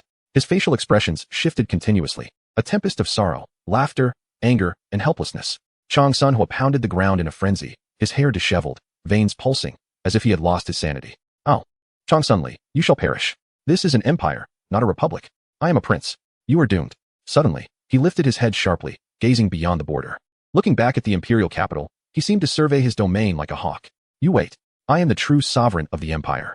Chapter 58. Initial aspirations fulfilled. Affections yet to be realized. The former imperial palace had transformed into a conference hall and offices for various departments. Chong Sun Li's residence remained within the imperial palace. For aside from the empress, none dared to reside there. Following the abolition of the imperial system, the palace maids and eunuchs were sent away, leaving the once mighty palace deserted. Chong Sun Li spent her time resting and managing affairs, only emerging for significant decisions. The guards would watch anyone with cold, unyielding eyes, not even permitting a mosquito to enter. As the former sovereign of the empire and now the leader of the Flame Dragon, she had adopted a frugal lifestyle, all under the counsel of Yi, whom she unconditionally trusted. Yi insisted that as the first-generation leader, one must set an example. Much like in the previous world, even decades later, when faced with social injustices, people would still recall him. If you were still here, such things would not occur. If only you could return, many had thought. This is the essence of belonging. Every action must be worthy of the words spoken. Having placed her at the forefront of this era, one must shoulder the responsibility that comes with it. He shall bear the weight of all potential public sentiment and perils that may arise in the future. When the moment demands, even if it necessitates a forceful resolution, he will safeguard everything that has been developed thus far. The guards remain vigilant, attentive to their surroundings. Yet, unbeknownst to them, a figure strides directly into the palace. Yi, cheerfully carrying a platter of grapes, enters. The guards, fixated on their duties, remain oblivious. Upon reaching the outer chambers of Chong Sun Li, Yi knocks, but initially receives no response. A glance at the blazing sun hanging in the sky prompts him to slap his forehead in realization. How foolish of him, for it is the master's resting time. With a hint of regret, he turns to leave, still holding the grapes. These grapes are the first generation of products from modern large-scale agriculture, which he had eagerly plucked to share with Chong Sun Li. In a few years, the cultivated produce will yield bountiful food to meet the needs of the populace, ensuring that no one shall starve again. There will be no need to compromise with the empire of the thick soil. In fact, he envisions disseminating these cultivated grain seeds worldwide, eradicating hunger for all humanity. Knowing that Chong Sun Li has a penchant for grapes, he had dedicated a greenhouse for their cultivation. He decides to wait for the chairman to awaken before proceeding. Suddenly, a languid voice calls out, "Come in." Yi frowns. The voice sounds weary yet soft as water. He pushes the door open and immediately spots Chong Sun Li, bent over her documents. In this phase of institutional transition, rife with contradictions, many matters cannot be entrusted to those lacking innovative thought. Yi, entangled in various research endeavors, refrains from engaging in political affairs. However, Chong Sun Li, Having benefited from Yi Yi's inquiries and having navigated a few challenges, begins to grasp his methods, even excelling beyond his expectations. The subtle glow of runes flickers by the desk, adjusting the room's illumination. Currently, the majority of core technologies remain undisclosed, aside from the rune's tower. Only the two of them have constructed a rune computer. Consequently, Chang Sun Li works with remarkable efficiency. Yet, the records indicate she has labored continuously for 7 days. Yi Yi, feeling an inexplicable pang of sympathy, approaches and places the grapes on her desk, offering to massage her shoulders. Various small objects spring into action, allowing Chang Sun Li to relax slightly, leaning into Yi Yi's embrace. However, as she settles in, she senses an invisible barrier separating them. Her weary gaze dims. But upon noticing the grapes Yi Yi prepared, a flicker of life returns to her eyes. Yi Yi feeds her grapes, urging her to close her eyes and rest. The room is enveloped in silence, the light gradually shifting until it vanishes within the imperial palace.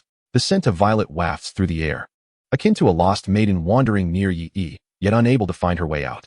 After a while, she opens her eyes, gazing at the ceiling, where Yi Yi's silhouette occupies half of her world.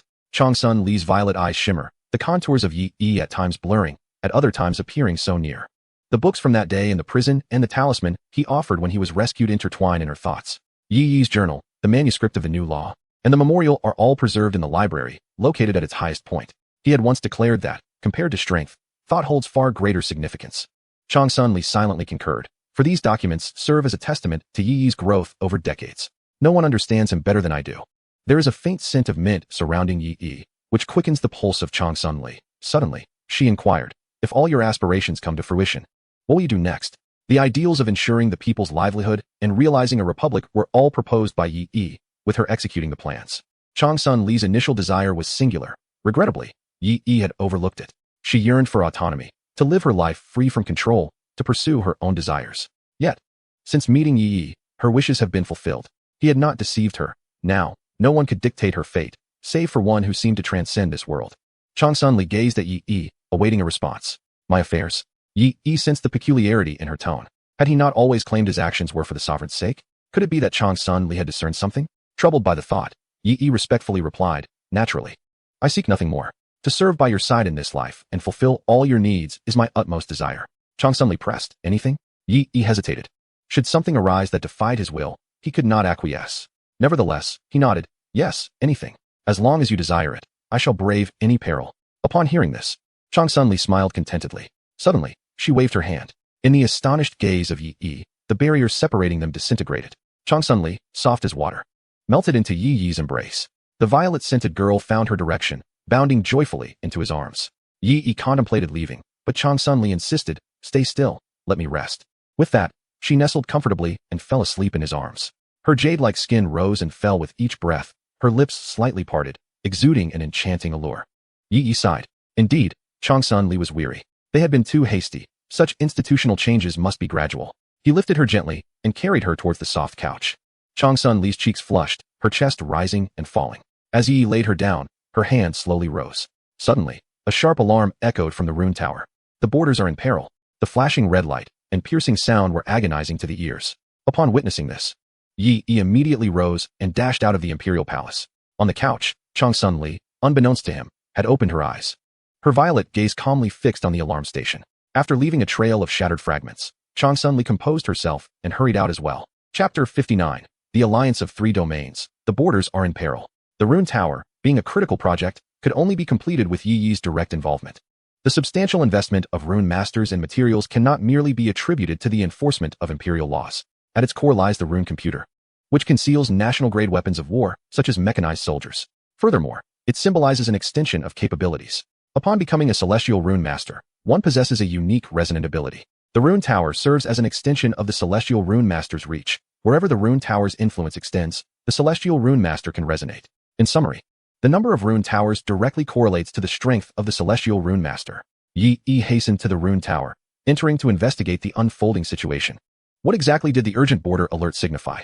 As he accessed the incoming footage, a grave expression gradually settled on his face. Behind him, Chang Sun Li stepped in, inquiring about the abrupt warning from the rune tower. Given the critical importance of the rune tower at the border, Yi Yi could not monitor it constantly. Thus, he had arranged for a mechanical eye to scout the area. Upon detecting danger, it would promptly relay the information.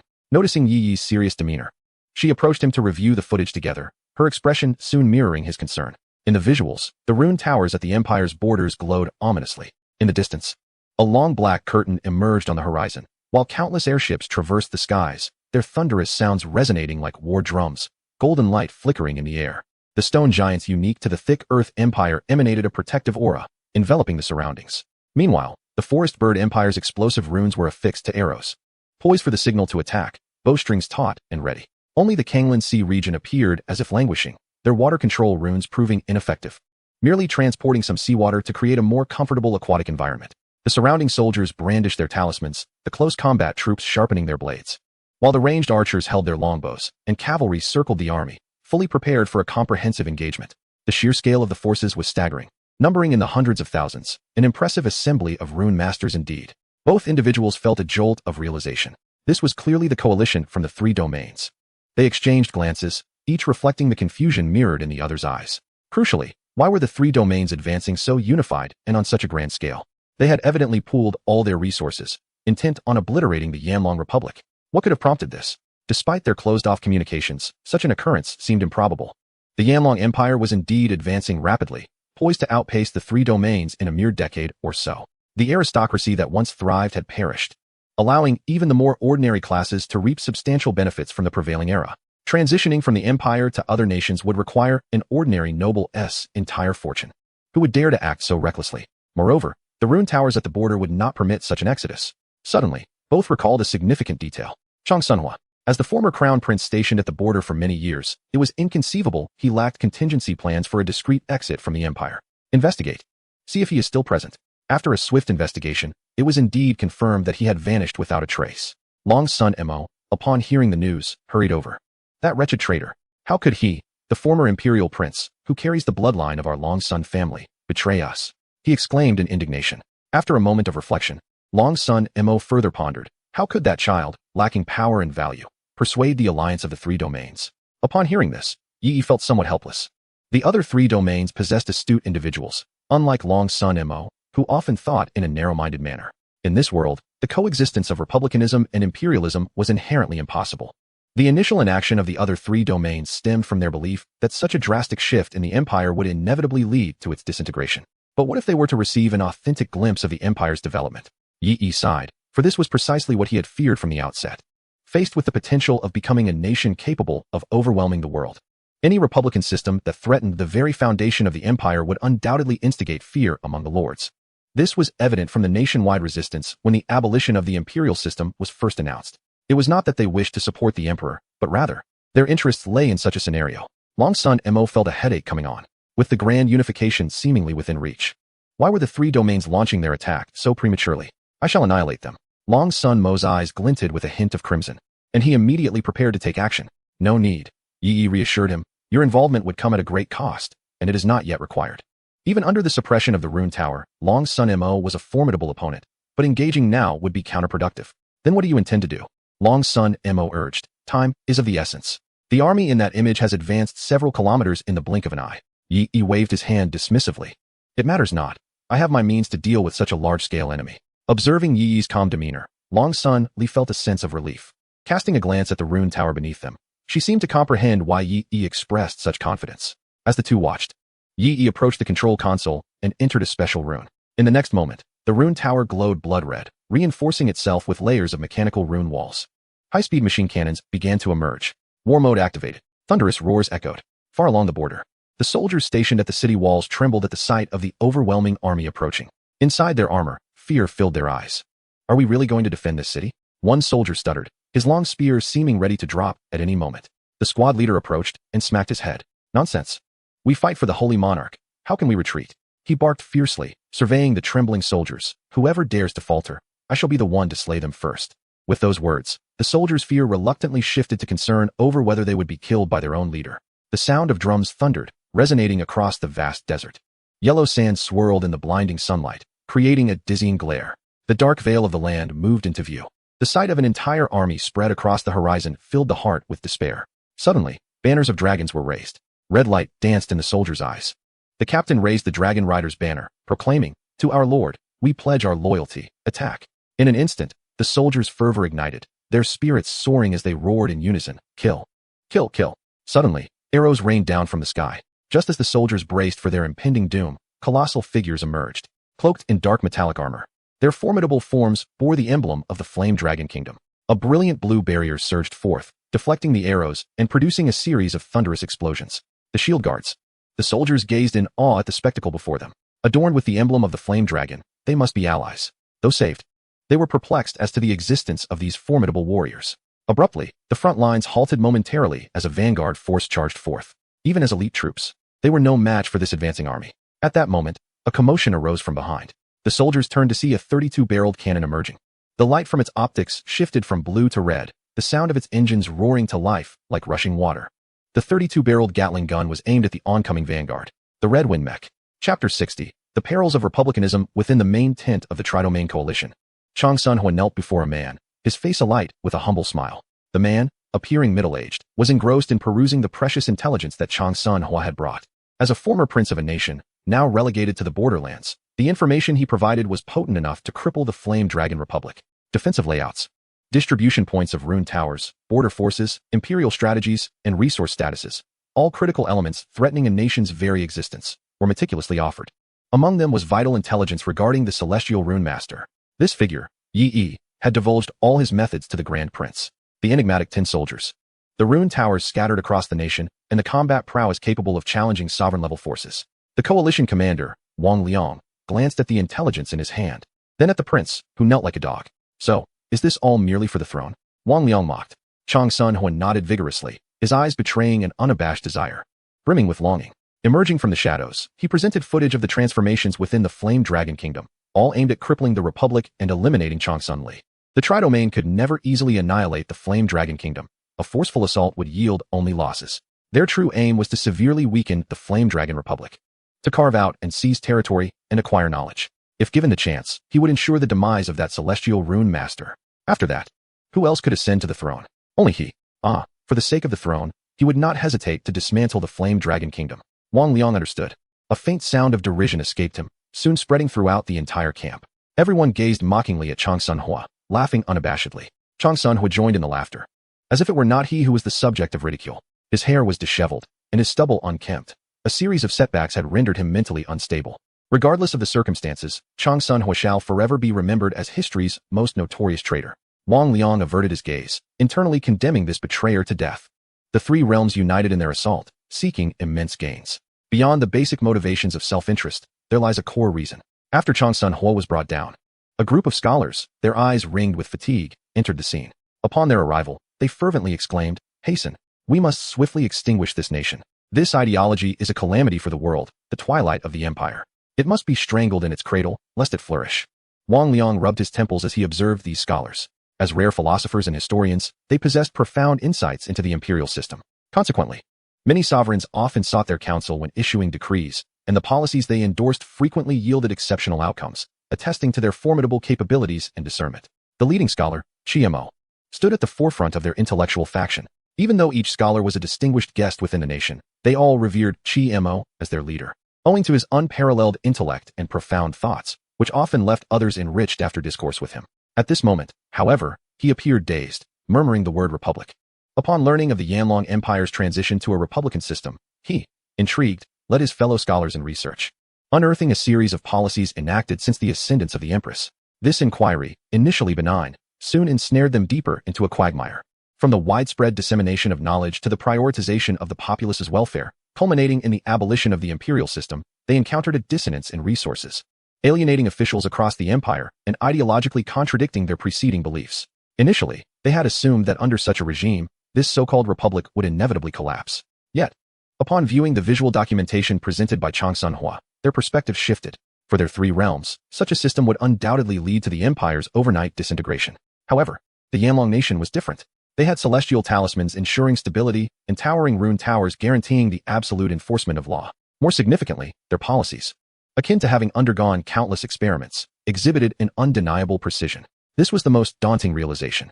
Their research indicated that should the Yanlong Empire eventually conquer them, the dissemination of republican ideals would inevitably incite a revolutionary fervor. By that time, the imperial system would stand no chance of resurgence, collapsing before any external conquest could transpire. Chiemo, scratching his head, disregarded the gravity of the occasion, collapsing to the ground in despair. This is a premeditated disaster.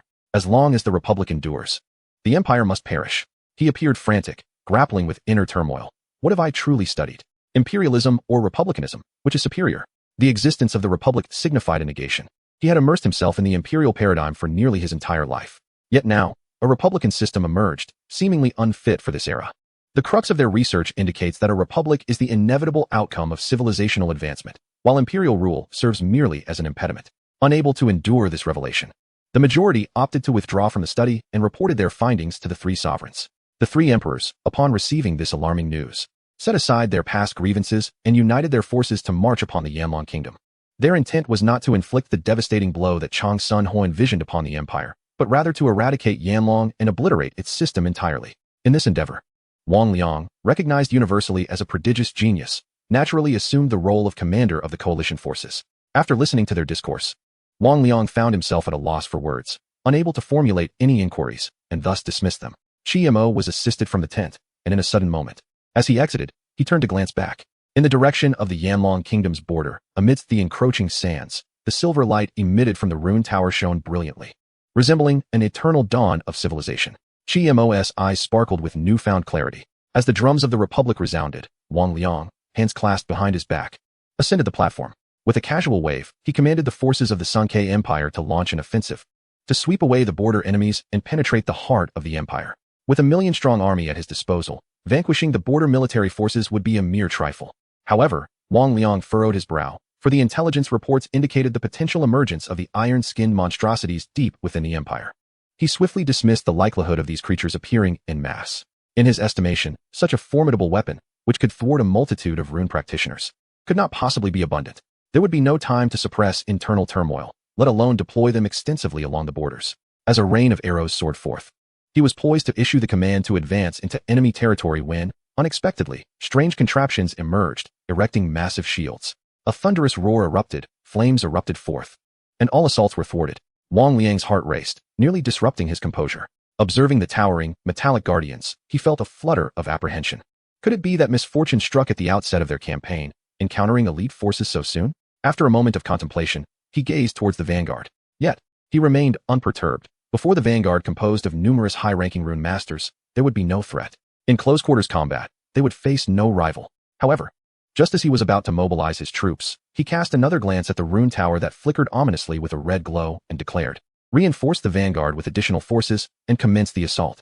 Chapter 61. The rune tower garrison. The Western coalition, led by Wang Liang, targeted the front line with the most intelligence, where Chang Sun Ho was stationed. The second vanguard, numbering over 10,000, surged towards the border. The shield bearers upon the city walls remained silent, steadfastly holding their shields and taking no action. This brought a sigh of relief to the commander of the second vanguard, as it appeared they had no further means of defense. The vanguard, being the most perilous, was fortified by the protective runes bestowed by the Thick Earth Empire. These runes were a closely guarded secret of the Thick Earth Kingdom, typically employed to construct colossal stone giants. Standard barriers are immobile, serving merely as fortifications, while the protective runes of the Thick Earth Empire possess the remarkable ability to move with the intended target, making them a natural weapon of war.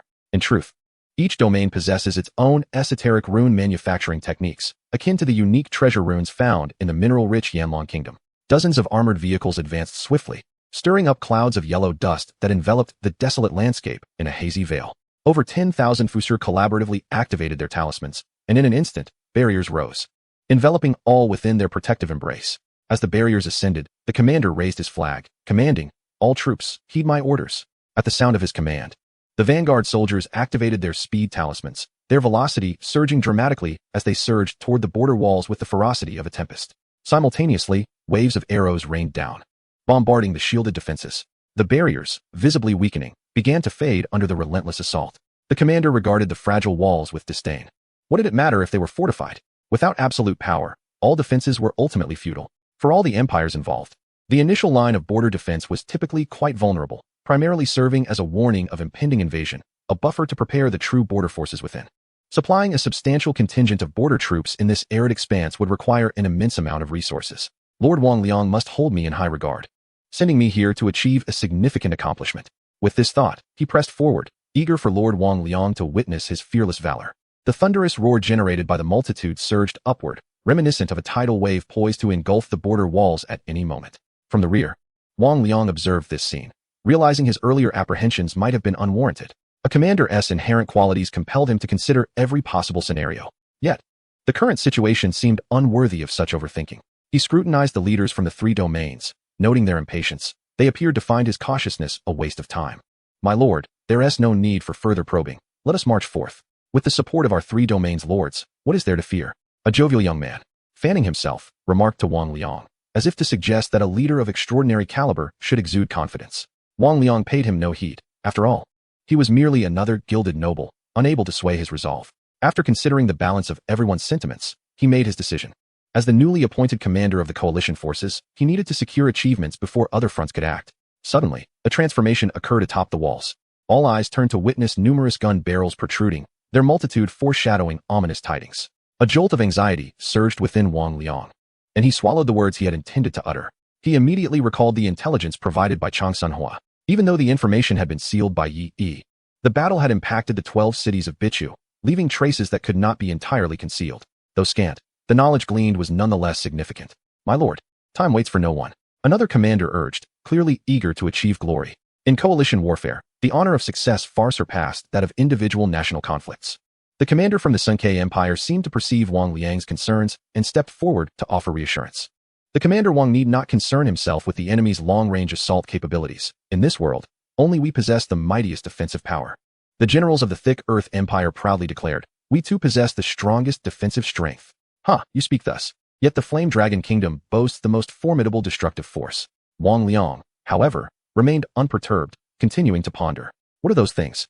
Did the intelligence reports of total annihilation stem from their elevated realms? Before Wang Liang could reach a conclusion, the events that unfolded in the next moment provided him with the answer. The commander of the Vanguard Army's 2nd Division surged ahead, brimming with excitement. Eager to engage in a fervent melee, the soldiers from the Flame Dragon Kingdom at the border gazed in horror at this spectacle. It was unstoppable. The coalition army formed by the three nations, with their rune equipment and combat prowess, as well as their foundational rune realms, surpassed theirs. Just as these soldiers, who had narrowly escaped danger, felt a momentary relief, their legs weakened once more. Most of them, like Chang Sunhua, had been exiled to the border as punishment, their combat abilities inherently lacking. Now, they had lost even the will to fight. Yet, at that moment, the arriving Red Wind Mecha array readied their weaponry. A dragon-tooth mecha, bearing a massive sword, approached, scanning the oncoming foes with its eyes aglow. The soldiers looked on, uncertain of their intentions. One soldier, witnessing the menacing advance of the coalition's vanguard, turned pale. The squad leader beside him felt an oppressive weight, too fearful to draw breath. Amidst such terror, unease gripped every heart. Yet these ironclad behemoths remained utterly unfazed, steadfast as granite, unyielding even before the collapse of mountains. Suddenly, the dragon-tooth mecha turned to bow before the rune tower, its right hand clenched tightly against its chest. Great Holy Monarch, we shall eradicate all invading foes. The mechanical, electronic voice resonated, prompting the shield guards and Red Wind mechas to turn, kneeling on one knee, their right hands placed upon their chests. Great Holy Monarch, we, the Rune Tower's Border Defense Army, pledge our loyalty to you. The army is the foundation of a nation, a principle that Yi has always emphasized. Hence Chang Sun Li's utmost regard for it. He not only fervently promoted civilians to soldier status, but also ensured ample supplies for the army and basic welfare. Regrettably, time was too limited, affecting only a portion of the military. The original empire's first line of border defense was merely sacrificial, receiving little attention. The subsequent border defense forces became the backbone. Those selected to operate the mechas were individuals with profound loyalty to Chang Sun Li. After paying their respects, the dragon-tooth mecha rose, brandishing its great sword. The Red Wind mecha loaded its ammunition. With a swift downward swing of the great sword, a signal was conveyed. Rune Tower's defense army, heed the command. Exterminate the invaders. The Red Wind mecha lifted its 32-barreled Gatling rune cannon, rotating its muzzle, commencing the preheating process. After a brief pause, in the next moment, hundreds of concentrated beams of light erupted forth. To all soldiers and the coalition, these suddenly appearing beams of light surged forth like countless streams converging into a mighty river, striking towards the vanguard army. The vanguard commander surged forward. But in the blink of an eye, a river of light surged toward him. Before he could comprehend the situation, the barrier enveloping them trembled violently, as if besieged by 100,000 troops. In that fleeting moment of defense under assault, he altered his strategy. At that instant, the second vanguard commander harbored but a single thought. Gritting his teeth, he turned and transferred all defensive measures of the barrier to his subordinates. Boom. The second vanguard commander was obliterated in the deluge of light, as the river pierced through, sweeping toward the rear. Chapter 62, Commander of the Garrison. Li Feng the vanguard was repelled, leaving only blood staining the desert, and the grotesquely disfigured corpses scattered about. Did we really drive them back? A soldier murmured.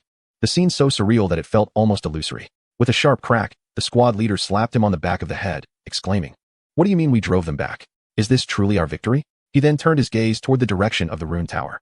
Under the shimmering red light, a group emerged, bathed in its glow. At the forefront was Li Feng, the survivor from the trial grounds.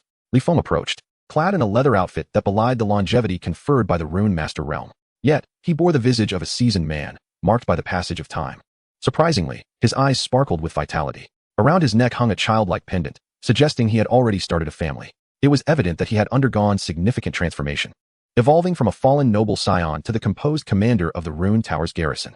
Upon emerging, he faced a series of reforms, choosing to align himself with the tide of the times alongside his brother and the comrades who had fought alongside him. Now, his brother had also established a family, and those comrades lived peaceful and contented lives. Beneath the brilliance of the rune tower, safety was assured in all areas, except for regions beyond its reach. The days of trepidation in the trial grounds were now behind them. Li Feng stood beside the dragon-tooth mech, his right fist clenched against his chest. The group behind him halted, while the mech adjusted, raising its right arm in salute. The garrison of the western border rune tower, under the orders of the chairman, has come to reinforce. The squad leader stepped forward, exhilarated, and grasped Li Feng's hand, exclaiming, "Is it truly the chairman who sent you?" Given the power they had displayed, they could have easily escaped during the assault. Li Feng nodded, assuring, "If we can hold for 3 more days, the esteemed rune master will come to escort us back." They could not afford to falter so soon. The rear lines were not yet prepared, and the rune master had other locations to aid. More critically, retreating would spell certain death. With the presence of the artifact talismans and the rune tower, they could at least mount a defense. However, if they retreated, they would lack the resources to traverse the desert and would face fierce attacks. The squad leader trembled, tears glistening in his eyes. He could hardly believe that he and his fellow sacrifices had garnered the chairman's attention, even prompting the dispatch of the rune master to their aid. Their wretched lives, surprisingly, were cherished by those in higher echelons. The captain exclaimed with fervor, "That is splendid. Our western first defensive line will strive to hold the fort until 3 days hence." He paused, casting a curious glance at Li Feng, as if hesitating to speak further. The first defensive line was fraught with peril, populated by victims akin to themselves. Even from the distant borders, they understood that the Yanlong kingdom was in its prime, reaping the benefits of the era while those within enjoyed the bounties. Under such circumstances, the arrival of individuals from the rune tower to garrison the border was indeed remarkable. Li Feng discerned his thoughts and smiled. "There is no need for concern. I have willingly come to serve here." After Yi was imprisoned, he too faced repercussions, but fortunately, once Yi was released, he was liberated alongside him. Upon resuming his official duties, the situation remained tumultuous, as if the empire could crumble at any moment. Fearing the extinction of his family's lineage, he and his brother both took wives. He gently touched the red string on his wrist. Now, Li Feng and his brother's children were of similar age, nearly 6 years old. Under the protection of the Yanlong Republic, they received compulsory education, and knowledge of runes was no longer shrouded in secrecy, illuminating a promising future for the children, provided the nation could maintain stability. For the sake of their future, he voluntarily requested Yi to assign him to the border. Yi admired such resolve and, after testing his mettle, appointed him as the commander of the border garrison of the rune tower. The entire garrison consisted of 400 units of the Red Wind combat mechs, 100 units of the Shield Guard, 50 units of the Storm Strike, 10 units of the Dragon Tooth close combat mechs, and a core vessel known as the Jellyfish, all entrusted to him. "Willingly come?" the captain queried, a hint of disbelief in his tone. Li Feng responded with a smile, offering no further explanation. This was his decision, made in the name of safeguarding the future of the Yanlong Republic, requiring no validation from others. "Let us rest for a moment to prepare for the enemy's assault," he commanded. The barrels of the Red Wind mechs emitted wisps of white smoke as they returned one by one to the rune tower for ammunition replenishment. Each attack incurs a cost, particularly for mechs like the Red Wind and Storm, which are the most resource-intensive. Each rune tower operates independently. Yi can manage them, but cannot supply energy to the rune computers, which need time to recuperate. The production lines governed by these rune computers cannot achieve mass production of runes without sufficient energy. In the Battle of Xingdao City in Bizhou, the Storm mechs unleashed a seemingly endless barrage of missiles because Yi was stationed at the rune tower there. He possessed the passive skill mental barrier, which mitigates mental fatigue and enhances mental prowess. Thus, the unmanned mechs operated by the likes of Old Li achieved such remarkable results. This was also an experiment by Yi, assessing the combat effectiveness derived from consciousness-controlled mechs. However, the outcome was somewhat disappointing. Had Yi not been present, the combat effectiveness might have been considerably diminished. Aside from the rare Eagle Eye mechs, the offensive power of other mechs did not surpass that of the rune sect level, with most simply delivering standard rune attacks in overwhelming numbers. From the very beginning, Yi crafted mechs operated by humans, merely allowing for remote consciousness control. The combat prowess of these consciousness-controlled mechs naturally pales in comparison to that of a human pilot. However, engaging directly in mech warfare currently carries adverse effects. Once outside the protective range of the rune's tower, the human becomes the energy core. Prolonged operation can drastically shorten one's lifespan, potentially leading to death by energy extraction. The rune's tower serves as the energy nexus, ensuring a continuous supply of mobile energy within its vicinity, aside from the runic ammunition. Upon exiting the area or severing the connection, the reserve energy depletes, and in the throes of hyper-frequency combat, energy consumption escalates significantly. Li Feng braved the swirling yellow winds, his long hair dancing about his ears. He reached out his hand, grasping a wisp of flying sand. Moments later, he released it, allowing the tempest to carry it far away, his gaze following the yellow dust as it ascended towards the lofty heavens. Li Feng emerged from the Blackwood Forest alongside Yi, having traversed the entirety of the reform process. He firmly believed that under the guidance of the Celestial Rune's master and the chairman, the Yamlong Republic would surely advance towards a brighter future. His children would possess fundamental human rights, free from the arduous journey he had endured. This turbulent age of yellow sands would undoubtedly stabilize. Behind him, a resolute assembly of like-minded individuals gazed determinately at the coalition forces, fists clenched tightly. Li Feng stood atop the city wall, murmuring, "For this, we must be prepared to make sacrifices." Within the coalition's encampment, Wang Liang listened intently to the surviving soldiers recount their experiences. As he absorbed their fearful accounts, he interjected, "So, you are suggesting that the attacks you encountered were not particularly strong, merely frequent, correct?" The soldiers nodded in affirmation. After pondering for a moment, Wang Liang commanded, "Deploy the full runic heavy infantry to probe further." He then instructed, "Keep an eye on those peculiar movements." After some time, news returned. Upon reviewing the reports, Wang Liang noted a significant detail. After each repulsion of our attacks, they returned in batches to the rune's tower. It appeared they possessed limited offensive capabilities and perhaps faced some exhaustion. Wang Liang had anticipated this. Every situation harbors its vulnerabilities, and as a formidable commander, he was keenly aware of such nuances. Yet, he found himself somewhat unaccustomed to this novel mode of assault. However, if it meant depleting soldiers as a resource, that was a costly endeavor, contradicting his principles of leadership. He pondered for a while, then suddenly sank into the yellow sands beneath his feet. Panic ensued among those around him, fearing they had provoked Wang Liang's ire. But he raised his hand to halt their commotion, his body sinking into the ground while his gaze remained fixed towards the border. Suddenly, a spark of insight illuminated his eyes, and he vanished, reappearing beside the sand table. He scrutinized the layout of the rune's tower and the strategic geography of the Yamlong nation. With a chuckle, he declared, "If the terrain is difficult to traverse, then I shall not depart. This is, after all, a desert region." Chapter 63, A Half Year of Time. Returning to dust, Yi sat aboard the airship racing at high speed, trailing a long blue tail, as projections of the border's battle conditions reflected before him. The eastern defensive line was constructed to counter the threat posed by the Sinkai Empire, strategically occupying elevated terrain and solid fortifications, making it currently the most stable. Guarded by the national protector, Changsan Mo, his mere gesture is sufficient to suppress any potential threats without the need for reinforcements. In the northern icy lands, enemies are scarce, mostly engaging in minor disturbances, thus posing little concern at present. The southern expanse of the ocean, near the Kanglan Sea, ostensibly presents a significant threat. However, the enemy appears to be in a state of despondency. Reports indicate that they languish atop the reefs, basking in the sun, only mobilizing when urged by allied forces, then merely shifting positions to continue their sunbathing, rendering the border troops in a state of bemusement. He gazed towards the western desert, recalling his conversation with Changsan Mo. In the flickering light of the lamp, they sat across from one another, engaged in casual discourse. Why have the four domains persisted for millennia? The essence of Yi's inquiry was directed towards the national protector. Had he not encountered Changsan Mo, the protector would undoubtedly represent an overwhelming force. Yet, why has there been no instance of a coalition from three domains launching an assault on a single domain? In such a scenario, the targeted domain would surely struggle to withstand the onslaught. Changsan Mo, however, shook his head despondently. Our power, though formidable, is constrained by national boundaries. Strength derives from one's own nation. Hence, action can only be taken within those confines, with no possibility of crossing into other nations. Changsan Mo elaborated. Only when our soldiers invade enemy territory can the national protector engage within that area. Each nation is separated by extensive border buffer zones. Yet for Yi, the location of the rune tower represents his own sphere of attack. In comparison, Yi's mastery of celestial runes affords him greater flexibility, significantly enhancing his capabilities and strategies, enabling him to effortlessly overpower his own nation's protector. If he were to attain even greater freedom, he would transcend the realm of runes, approaching that of the celestial way. Conversely, should the enemy breach their defenses, reclaiming lost territory would prove exceedingly difficult. Throughout these millennia, The costs of conquest among the domains have largely been borne in this manner. Yi furrowed his brow as he surveyed the western border, where he sensed three presences akin to that of the national protector.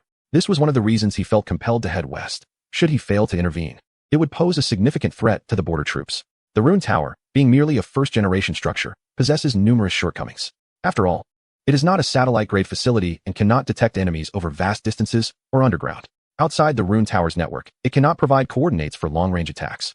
Moreover, while he is absent, issues such as limited energy and prolonged recovery cycles remain unresolved.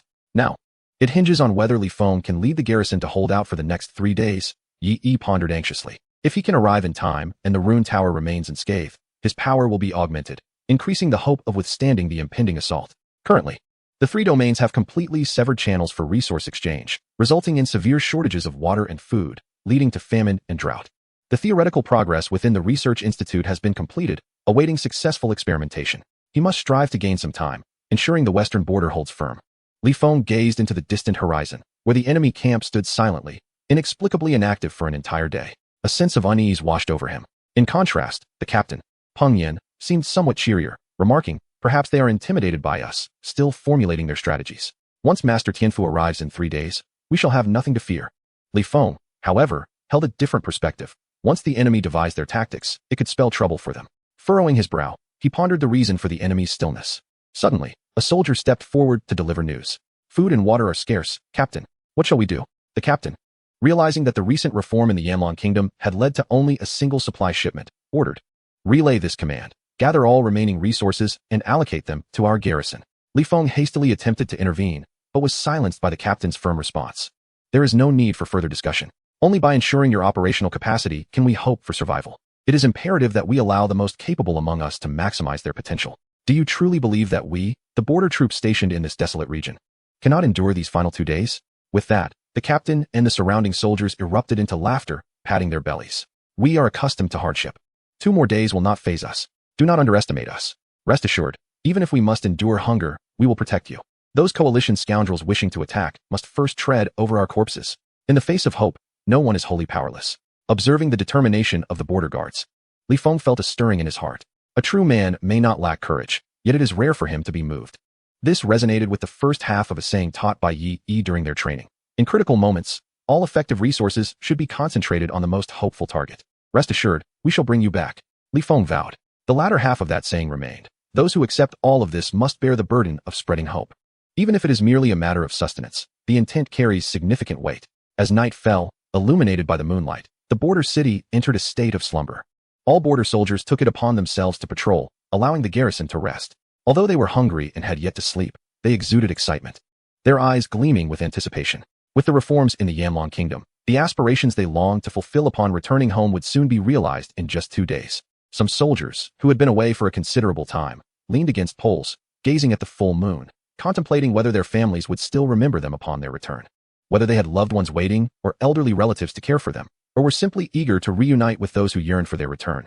Each soldier held their own thoughts. Most had arrived here with reluctance. In the face of the enemy, fear and retreat might characterize an unworthy soldier. Yet, undeniably, in the presence of their families and loved ones, they were the most competent and valued. Uncertain whether those they cared for were also gazing at the luminous moon. Yearning for their return, Li Feng was enveloped in contemplative nostalgia. "For a prolonged period, the void within my heart shall find solace in merely 2 days." Captain Peng Yin stroked the long white beard that had inexplicably sprouted upon his chin. Once an ordinary soldier, he had ascended to the rank of captain. Among his contemporaries, some had succumbed to the inexorable passage of time, while others had perished amidst the vast desolation of the battlefield. This realization brought forth a sense of melancholy. Having spent over 3 centuries in the realm of talismans, he found himself reflecting on a life that had already surpassed its prime. The nobility had vanished. Adversaries had been eradicated, and his family was scattered. As he caressed his white beard, a sudden disinterest in returning overcame him. Instead, he felt a peculiar curiosity regarding why Li Feng would willingly come forth. Upon his return, would anyone still remember him? In an unnoticed corner, the ground split open, revealing a gaping chasm. Moments later, a pair of crimson eyes flickered to life, and a shadow emerged, laden with a heavy burden, dispersing into the city. Within the coalition's encampment, Wang Liang removed the banner of the first city along the frontier. Stepping out of the tent, he witnessed the blaze of the border city erupting into flames, with plumes of smoke rising and drifting into the obscurity of the night. The tide of battle had been set. Wang Liang gestured for silence, commanding, All troops, heed my orders, advance. In the next instant, airships burst forth from the darkness, accompanied by the thunderous footsteps of colossal stone giants as they surged towards the frontier. Chapter 64. The coalition advances. The resounding explosions echoed continuously towards the city walls. Instantly, several breaches appeared in the fortifications. In the darkness, fiery columns of smoke ascended with fervor. The enemy had invaded. Alarm bells rang out, resonating throughout the city. Yet, soldiers were still being mercilessly slaughtered by the infiltrating marauders, their lifeless bodies strewn across the ground. Attempts to retaliate were futile as they found themselves isolated and unable to resist. A soldier, clutching a basket of talismans, rushed towards the walls. Suddenly, as he rounded a corner, an arrow shot forth. Why was there an attack within the city? Startled, he attempted to leap aside, only to realize it was too late. At that moment, a metallic arm reached out, shielding him. Emerging from the shadows behind the soldier, a shield guard stepped forth. As formidable as a giant rhinoceros, as imposing as a fierce tiger. Recognizing the arrival of the garrison, the soldier stammered, "Thank you."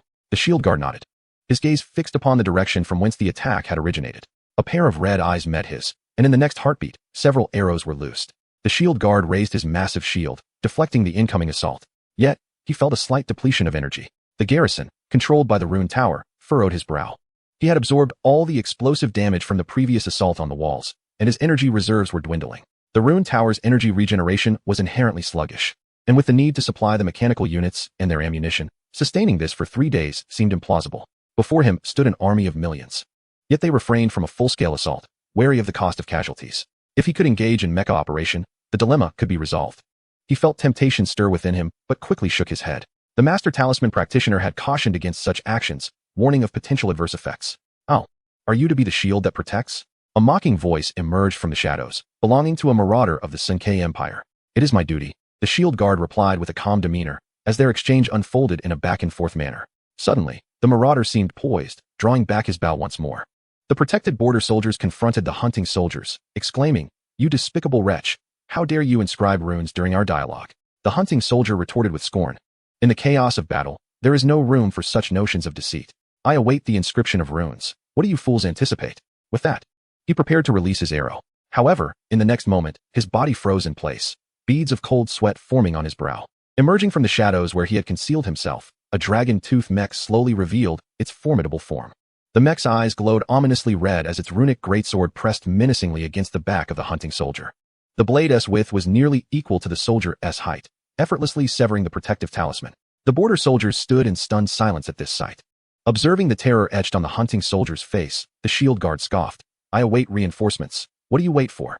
In a flash, the sword struck, and the hunting soldier stood motionless for a brief moment before being cleaved in two, the stench of blood permeating the air. The dragon-tooth mechs, originally stationed within the city for close-quarter combat following the wall's breach, found unexpected utility in this scenario. The infiltrating hunting soldier was swiftly eliminated, incurring minimal losses. Yet the destruction of the city wall remained irreparable. Some patrolling soldiers were also unable to be saved. Before their battle concluded, the moonlight would watch over their fallen forms. Li Feng, the operator of the dragon-tooth mech, approached, inquiring, "What is the status of the wall?" The shield guard replied immediately, "It is dire. However, the specifics require your personal assessment, Commander." The gravity of the situation was evident, as even the shield guard had taken position beneath the wall. Without delay, Li Feng commanded, "Inform the border soldiers to retreat to the ruined tower. It is the safest location now." With that, he leaped several times, scaling the wall. Upon reaching the summit, he was taken aback. A multitude of gunfire erupted from the muzzles of the red-winged mechs, piercing through the ranks of the advancing army, akin to raindrops sinking into a profound river, without a ripple of disturbance. Had they finally devised a strategy that disregarded the cost of casualties, merely to amass their forces? Clenching his greatsword, Li Feng pondered the sudden shift in the enemy's tactics. Suddenly, beneath the wall, pits began to emerge one after another, as figures surged forth to ambush the red-winged mechs. This relentless cycle prevented the mechs from concentrating their firepower. Recognizing the tactics employed, Li Feng discerned that these were the methods of the Thick Earth Empire. The techniques of his own nation's Earth Control sect were derived from their practices.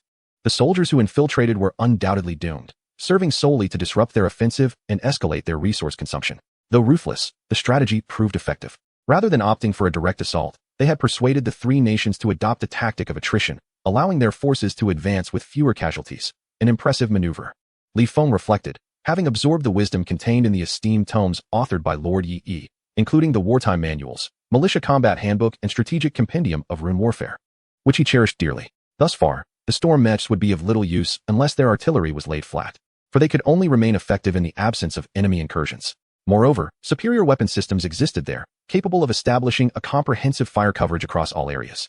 Recognizing this, Li Feng made an immediate decision. All troops, heed the command. Protect our border defenders as they converge upon the rune tower. The enemy forces press relentlessly. There is no time to linger. Upon the issuance of the command, the mech battalion commenced their withdrawal, safeguarding the soldiers from the sudden onslaught of marauding foes, all the while depleting energy and defensive capabilities. If this continues, merely reaching the rune tower will exhaust significant resources. Suddenly, Captain Peng Yen charged forth, piercing the darkness to seize a marauder, eliminating him on the spot. All border forces, summon your resolve. Do not be a burden, Peng Yen declared. We are the majority. Can we truly fear these vermin? The soldiers, upon hearing this, felt a flush of shame. They were indeed the defenders, safeguarding their nation. Yet now they found themselves in need of protection like children, witnessing the valiant struggle of the mech battalion. Many of the breaches in their defenses were a consequence of their own actions. They yearned to prove their worth. Yet the hope of returning home was just beginning to dawn. Should they perish, they would see nothing more. Seeing his soldiers in such despair, Peng Yen felt a pang of helplessness. As more breaches emerged, 10 dragon-tooth mechs could not seal them all. Li Feng, leading the squad forward, offered words of comfort. Fear not, we are here to protect. This only fueled Peng Yan's frustration as he scolded, if you are unfit for battle, then abandon the rune tower. Aim true. In truth, he understood his own lack of aspirations. However, most of these soldiers still had families to protect. They surged back towards the rune tower, passing countless mangled bodies that could encircle the city twice over. The conflagration and explosions, combined with the stench of blood and gunpowder, were enough to shake even the firmest resolve. The garrison at the rune tower consisted of over 4,000 border soldiers, consolidating all defensive strength in this location. The faces of the border soldiers bore the glow of the rune tower and the hues of smoke. Panting heavily at the stark transformation that had transpired in just 1 hour, the mechs stood tall before them, their imposing figures providing a semblance of safety, allowing the soldiers to regain some composure. Suddenly, the walls erupted, a colossal stone giant extending its hand. Chapter 65. The Guardians stand ready. A massive airship followed closely, swarming with an innumerable host of troops. The entire border city was left with naught but the solitary flicker of the rune tower's light. In the blink of an eye, the vast desert border was reduced to the rune tower alone, and many border soldiers perished within the city. Li Feng gritted his teeth. The city had fallen.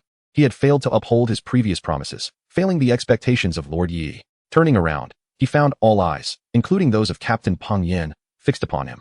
In their gazes, amidst the smoke lingered remnants of starlight. Li Feng collected himself. Chaos must not ensue, at least not outwardly. Moreover, hope was not lost. The firepower network that the rune tower could unleash was the most ferocious defensive mechanism he had ever encountered. All personnel, heed my command. Position the storm mech artillery horizontally and manually aim. Li Feng waved his hand. Crimson Wind, take your positions at the various fire points within the rune tower. Shield guards, mobilize to the outer perimeter of the rune tower to ensure that the enemy's ranged attacks do not reach it, guaranteeing the output of the rune tower's firepower network. Today, even if it means death, we must defend our position. As the words fell, the long-dormant storm mech gradually lowered its cannon. The Dragon Teeth series fortified itself with stones to withstand the tremendous recoil. No enemies could emerge from beneath near the rune tower, for its foundation was exceedingly solid. Moreover, it was too close, patrolled by mechanical hounds, so there was no cause for concern. The tentacles of the jellyfish airship descended, linking with the rune tower, providing localized coordinates and absorbing energy to establish formidable defenses. Li Feng raised his great sword, leading the cadre of Dragon Teeth mechs forward. They were tasked with eliminating any foes encroaching upon the vicinity of the rune tower. Li Feng reassured the border troops, "Do not worry, my comrades. Though our strength may be limited, we can still offer you protection." Lord Yi once proclaimed that true power is not a tool for caprice, but a shield to safeguard the weak. Observing the resolute stance of the defense forces, Peng Yen turned to the soldiers huddled within the tower and admonished, "Look at them, and then at yourselves. How can the disparity be so vast?" His frustration was palpable. Even in such a dire moment, they cowered like turtles retreating into their shells. One soldier, filled with shame, replied, "We only wish to return home. We have family and friends awaiting our return. After spending so many years at the border, our sole desire is to go home. No one wishes to perish on the eve of dawn. Since some are willing to confront the darkness, they see no reason to court death." With a swift stroke, Peng Yen severed the soldier's broad blade. "Do you think they lack such thoughts? Who among us does not have family? Who desires death? Yet, why do others choose to face calamity?" With that, he no longer expected them to rise to the occasion. He issued commands for them to man the Guardian Shield mechs and departed. The soldiers, with stubborn resolve, thought to themselves, "Easier said than done. Others control from afar. While we face death in person, if only we could be like them, who wouldn't be brave?" Suddenly, the sound of hurried footsteps echoed. The soldiers, intrigued by the commotion outside, peered out. Towering figures of the Guardian shields loomed like giants, blocking out the encroaching darkness. Meanwhile, the defense troops, once inside controlling their mechs, had mysteriously appeared beside them, seemingly preparing for something. Some were writing letters, others paying homage to the ruined tower, while some gazed into the distance. Li Feng stood beside a dragon-teeth mech, facing into the wind, his disheveled hair billowing. The world before him was shrouded in darkness, with indistinct shapes drawing near. Suddenly, ships burst forth from the shadows, charging towards them. Yet, Li Feng remained unperturbed, his body steadfast, his gaze piercing into the depths of the darkness, eyes shimmering with unwavering determination. Just as the incoming vessels obscured half the sky, in the blink of an eye, a beam of light erupted, disintegrating the ships into mere dust. In an instant, Li Feng's world transformed, illuminated brilliantly. The ruined tower behind him radiated with kaleidoscopic beams, swaying like flowers, flowing like water. Wherever the light traversed, a resonant thud echoed, and the enemy was obliterated in an instant. In that moment, the barrage from the ruined tower illuminated the entire night sky. In the distance, Wang Liang observed the border fortifications, and the suddenly illuminated night sky filled him with foreboding. Logically, he should have felt a sense of alarm. His heart raced, prompting him to immediately dispatch individuals for reconnaissance. Peng Yan, clutching his talisman box, turned his gaze toward the runic tower, entranced by its dazzling radiance. This spectacle captivated all the soldiers who bore witness to such destructive power. With long range, high potency, and rapid frequency, under such formidable firepower, any utterance would surely be deemed truth. The commander of the enemy's foremost vanguard was struck with terror. In mere moments, their losses had surged to nearly 10,000. Along with the destruction of numerous high-value war machines, he swiftly issued a command to mobilize the Stonewall Giant and erect a military-grade barrier talisman. Compared to protective charms, barrier talismans merely lacked automatic triggering, yet they excelled in stealth and durability. Once activated, a barrier talisman would gradually consume energy until its efficacy waned. One was designed for individual combat, while the other catered to collective warfare. The Stonewall Giant, a rare asset of the thick Earth nation, was not an extraordinary life form, but rather an alternative war machine, laden with barrier talismans endowed by numerous talisman sections. Once activated, it functioned as a mobile boundary. Such a Stonewall Giant was of immense value, reserved for assaults on cities inhabited by multiple talisman sect practitioners.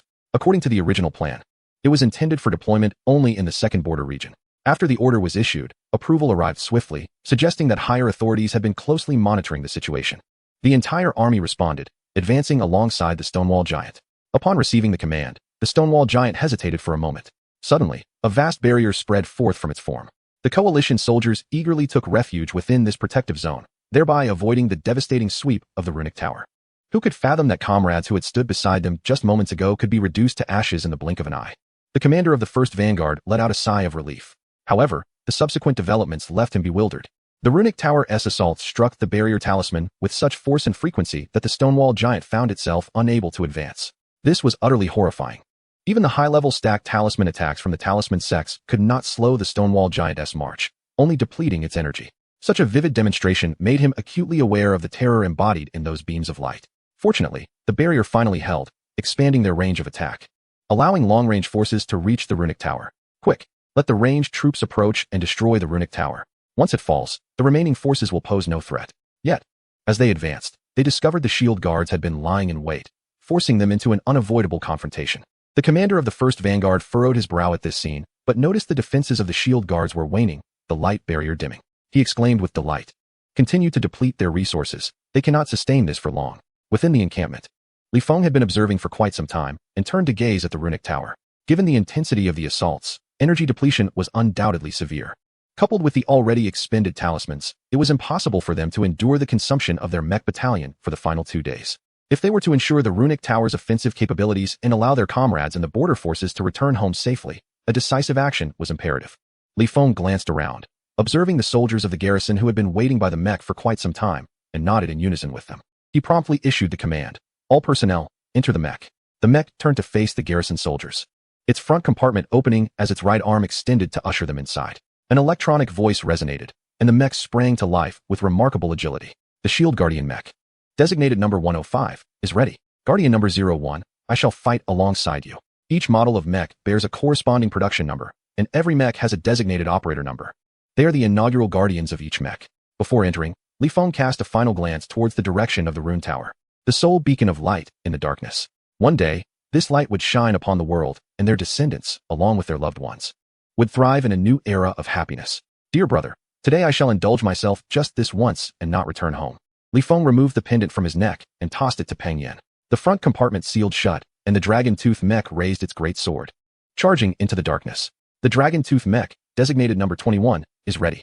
Guardian number 01, I shall fight alongside you. Chapter 66. Synchronizing with the sun and moon. Overclock status. Within the military tent, Wang Liang scrutinized the battle reports presented by his subordinates. The staggering casualty rates made his eyelids twitch uncontrollably. In light of such losses, had all his elaborate strategies aimed at minimizing casualties been for naught? Had he known that so many would perish, why had he gone to such lengths? Nevertheless, the city had already fallen into their hands, and the three esteemed leaders could now bypass the buffer zone. All that remained was to circumvent the rune tower and launch an offensive towards the towns behind it. Reluctantly, Wang Liang raised the flag of the first defensive city and commanded, withdraw the vanguard, and let the main force of the second legion bypass and proceed directly onto the main road, advancing towards the second defensive line of the Flame Dragon. He refused to believe that in this arid expanse, they could truly withstand a month of siege against the first rune tower without succumbing to hunger. Eventually, this formidable challenge would dissolve without a fight. Just as Wang Liang's hand descended decisively to finalize the military orders, three figures abruptly materialized by his side, restraining his hand.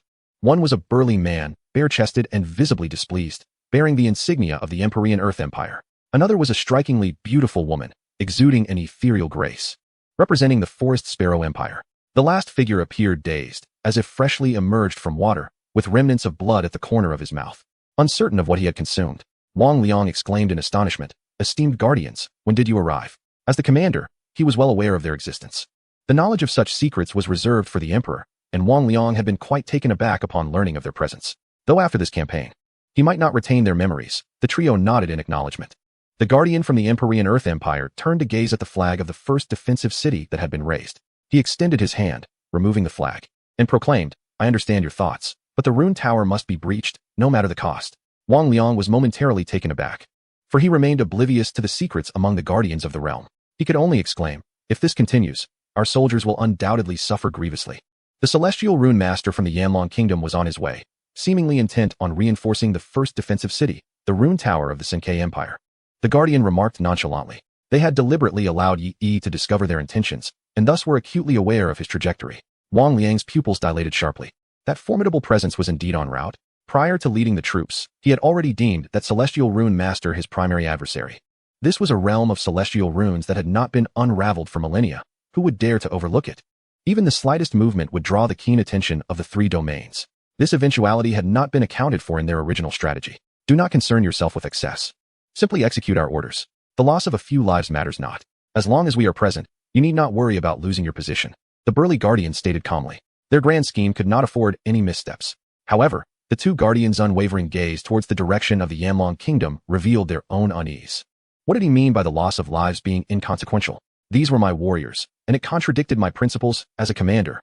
Minimizing casualties and ensuring the survival of my soldiers, alongside the probability of victory in battle, was my guiding tenet. Yet, the words of the three guardians were not something he could defy. Suppressing the discomfort within, Wang Liang acquiesced, understood. The three nodded, issuing one final command before their figures vanished. Make sure to take care of those civilians. As long as they survive, they will serve a greater purpose. Wang Liang was taken aback. Civilians?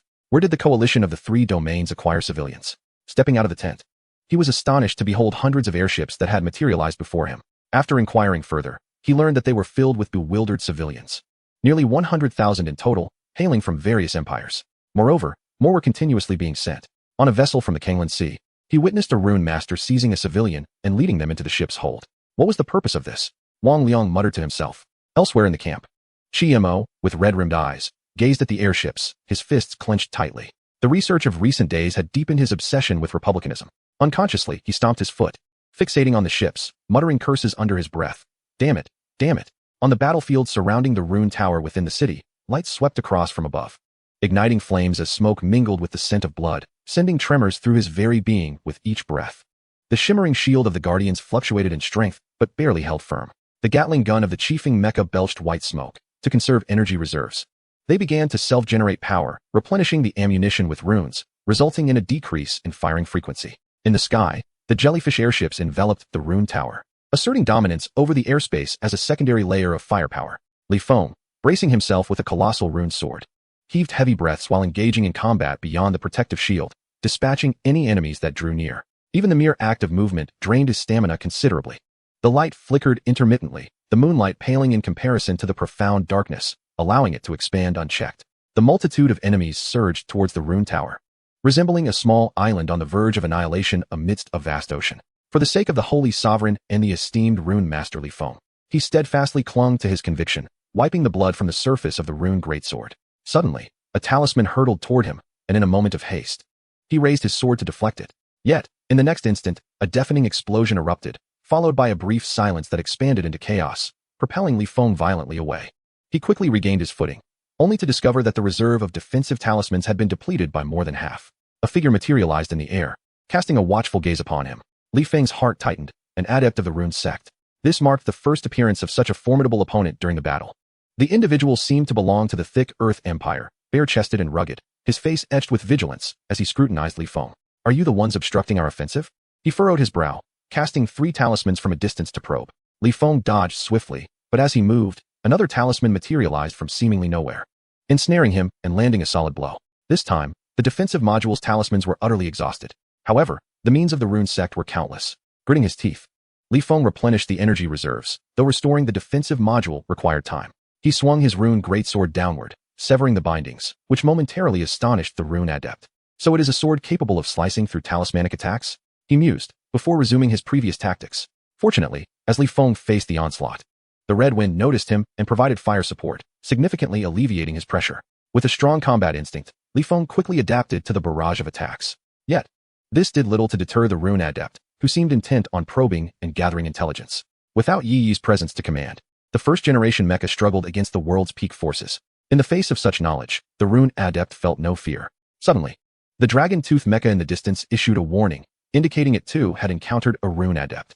Noises erupted from the direction of the city walls, as yet another colossal stone giant charged forth, leading a vast army toward the rune tower. The enemy commenced a fierce assault. The shield guardian sensed a heavy burden. Should the enemy close in, defense would become impossible. The energy reserves meant to recharge the defensive module were nearly depleted, causing the mecha to gradually stall. Observing that Li Feng could no longer resist, the rune adept appeared to be documenting the encounter. Li Feng rose once more, his mecha bearing the marks of battle. Pockmarked and worn. Under the moonlight, he glimpsed his own shadow. Although it bore the form of the mecha, it reminded him of his past self in the trial grounds. Back then, he fought for survival. Now, it was for the future. Instinctively, he turned to gaze in the direction of home, only to find it obscured, and then lifted his eyes to the full moon. After a brief moment, Li Feng lowered his head. "Ah, I had forgotten, they cannot see." The 4 domains divide the world, and the climate of the Flame Dragon Empire varies greatly from east to west, north to south. As a borderland, the sunrise and sunset are out of sync with the inland regions. He chuckled, his eyes slowly emanating energy trails that spread across his body like fissures. Very well. At least they still bask in the radiance of the sun. For now, I have managed to hold my ground. Suddenly, Li Feng resolutely declared, "Dragon Tooth Mecha number 21. With me as your energy core, enter hyperfrequency mode." The dim blue light in the eyes of the Dragon Tooth Mecha instantly transformed into a blood-red hue, mirroring the colors of the rune tower. "Rune Guardian number 01, I shall fight alongside you." The rune sect member, alerted by the commotion, turned to see a blood-red figure materializing before him. The rune greatsword descended with a brilliant white glow, cutting through the darkness. Chapter 67. Do not dwell, do not dwell. A crimson line ignited at the horizon, heralding the dawn as the sun from the east prepared to rise. Yet the battle intensified, the ground upheaved by 3 feet. Among the remnants lay shattered corpses, alongside petrified figures all advancing towards the interior of the Flame Dragon Empire, towards the east. Clang. A tall, stooped shadow dragged its form within the rune tower, the elongated barrel of its weapon scraping against the ground. The fierce flames outside illuminated the cold figure, rendering it seemingly ablaze. The eyes of the Crimson Wind mecha dimmed, yet it appeared to harbor some unyielding conviction. It stepped down from the artillery platform and strode directly into the depths of the rune tower. A series of alerts rang out continuously since entering hyperfrequency mode, their electronic tones imbued with profound melancholy. "Guardian number 01, your consumption has reached the critical threshold of life. Please disengage from hyperfrequency mode." The border soldiers, huddled within, noticed the arrival of the Crimson Wind mecha and, upon witnessing the scene, approached in a state of confusion. Suddenly, the Crimson Wind mecha raised its hand towards the first soldier. Its colossal size instilled an unimaginable sense of pressure. The border soldier, Fu Zhe, froze in place, fearing that the mecha intended to slay him. A massive hand descended, the heat of the metal washing over him, yet no harm befell him as expected. The Crimson Wind mecha enveloped him with both hands, instinctively shielding Fu Zhe. Their eyes met, and he found it difficult to articulate the sensation, an overwhelming sense of safety and reliability. Guardian number 01. Your consumption has reached the critical threshold of life. Please disengage from hyperfrequency mode. The surrounding border soldiers observed the unfolding drama, bewildered by the events. Clearly, this Crimson Wind mecha had fought to its limits. The atmosphere was so still that one could hear a pin drop, save for the increasingly urgent electronic alerts. Guardian number 01. Your consumption has reached the critical threshold of life. Suddenly, the voice ceased. The electronic tones vanished, and the light in the mecha's eyes dimmed to an extreme. The front hatch abruptly opened, and the Guardian tumbled out. Fuze instinctively reacted, catching him. The body felt weightless, as if it might dissolve into ash at any moment. It was unimaginable what he had endured. The border soldiers, including Fuze, could not comprehend why he possessed such indomitable spirit. As a member of the formidable mecha brigade, he could have abandoned them and awaited the arrival of the great Rune Master 3 days hence, returning to his homeland. Did they not have loved ones waiting for them? Or perhaps someone they longed for? For their sake, should life not be cherished? When the heavens fall, there will always be someone to bear the weight. Fuze gazed anxiously at him, attempting to heal him with a recovery talisman, but to no avail. The flickering flames outside cast their glow upon the pale visage of the Guardian, the trails of tears glistening like stars in the night sky. Suddenly, the Guardian grasped his arm, choking back sobs. Help me, help me. Fuze assumed he was pleading for life, urgently signaling to those around to offer recovery talismans. Although they might prove ineffective, they had nothing to lose in trying. Yet, as Fuze pressed the talisman, the Guardian halted him. From his bosom, he produced a letter he had penned long ago. Upon seeing it, a hint of color returned to his cheeks, and with reddened eyes filled with earnest entreaty, he said, "Brother of the Border Army, please take this back for me. I do not wish for them to wait." Fuze nodded fervently, hastily accepting the letter.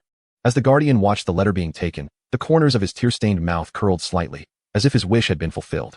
In the end, he raised his hand, the iron arm of the chiefing mech meeting the Guardian's palm. His eyelids grew heavy as he spoke. Chiefing number 401, Guardian number 01, requesting permission to disengage.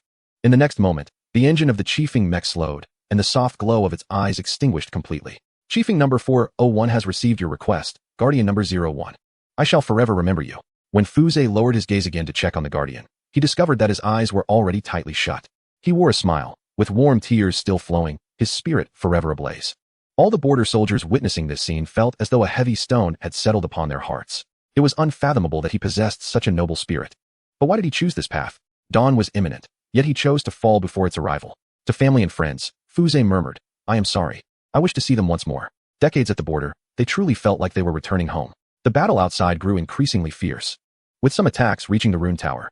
The chiefing mech knelt there, the Guardian's body slowly turning to stone, his head tilted toward the east. Fuze turned away. The border soldiers nestled within the rune tower gazing at him, or rather, at the letter in his hand. The letter lay open, its words faintly visible in the light. To prevent it from being lost or damaged, Fuze felt compelled to commit it to memory. He was also curious as to why the Guardian wished to send this letter back. Using the light, he flattened the letter to read it. Amidst the rumbling sounds, his body gradually stiffened. Suddenly, Fuze stood up, walked to his friend, and entrusted the letter to him. Then, facing the fiery glow, he strode directly toward the chiefing mech, unable to shout. The surrounding border soldiers became curious, wondering why Fuze had transformed after reading the Guardian's letter. They gathered around, eager to discover what he had seen. "What do you think it said?" a somewhat younger soldier asked, grinning. He was indifferent. As long as he would see his family again afterwards. What does it matter to survive by any means? I suppose it is merely a matter of bequeathing one's estate and issuing warnings to future generations, an old soldier remarked with a certain nonchalance. In the span of these decades, he had witnessed countless farewells and separations, and felt little. What mattered now was to return this letter and erect a monument for the esteemed defender. The onlookers began to chatter animatedly. Fuze's friend unfolded the letter, and all eyes turned towards it. Gradually, silence enveloped them. In the light, the inky script was not particularly elegant, yet it was meticulously penned, indicating the writer's earnestness. "I bid you farewell for eternity. My death is for the sake of the Holy Sovereign, the nation, and humanity. It is both glorious and necessary. Under the guidance of the Holy Sovereign and the Celestial Symbol Master, in 10 or 8 years, we shall be well, having food to eat, clothes to wear, and homes to dwell in. I have acquired the spirit of a revolution for freedom. Thus, though I perish, I remain. My undying spirit shall always accompany you, protecting you and my living comrades. That rising red sun shall illuminate the future of civilization. For this, I willingly fall on the eve of dawn. For the sake of the nation, for my beloved homeland to no longer suffer from war, and for my siblings, bound by blood, to not tread the battlefield as I have. I was born for greatness and die in glory. Do not mourn. Do not mourn." So it was.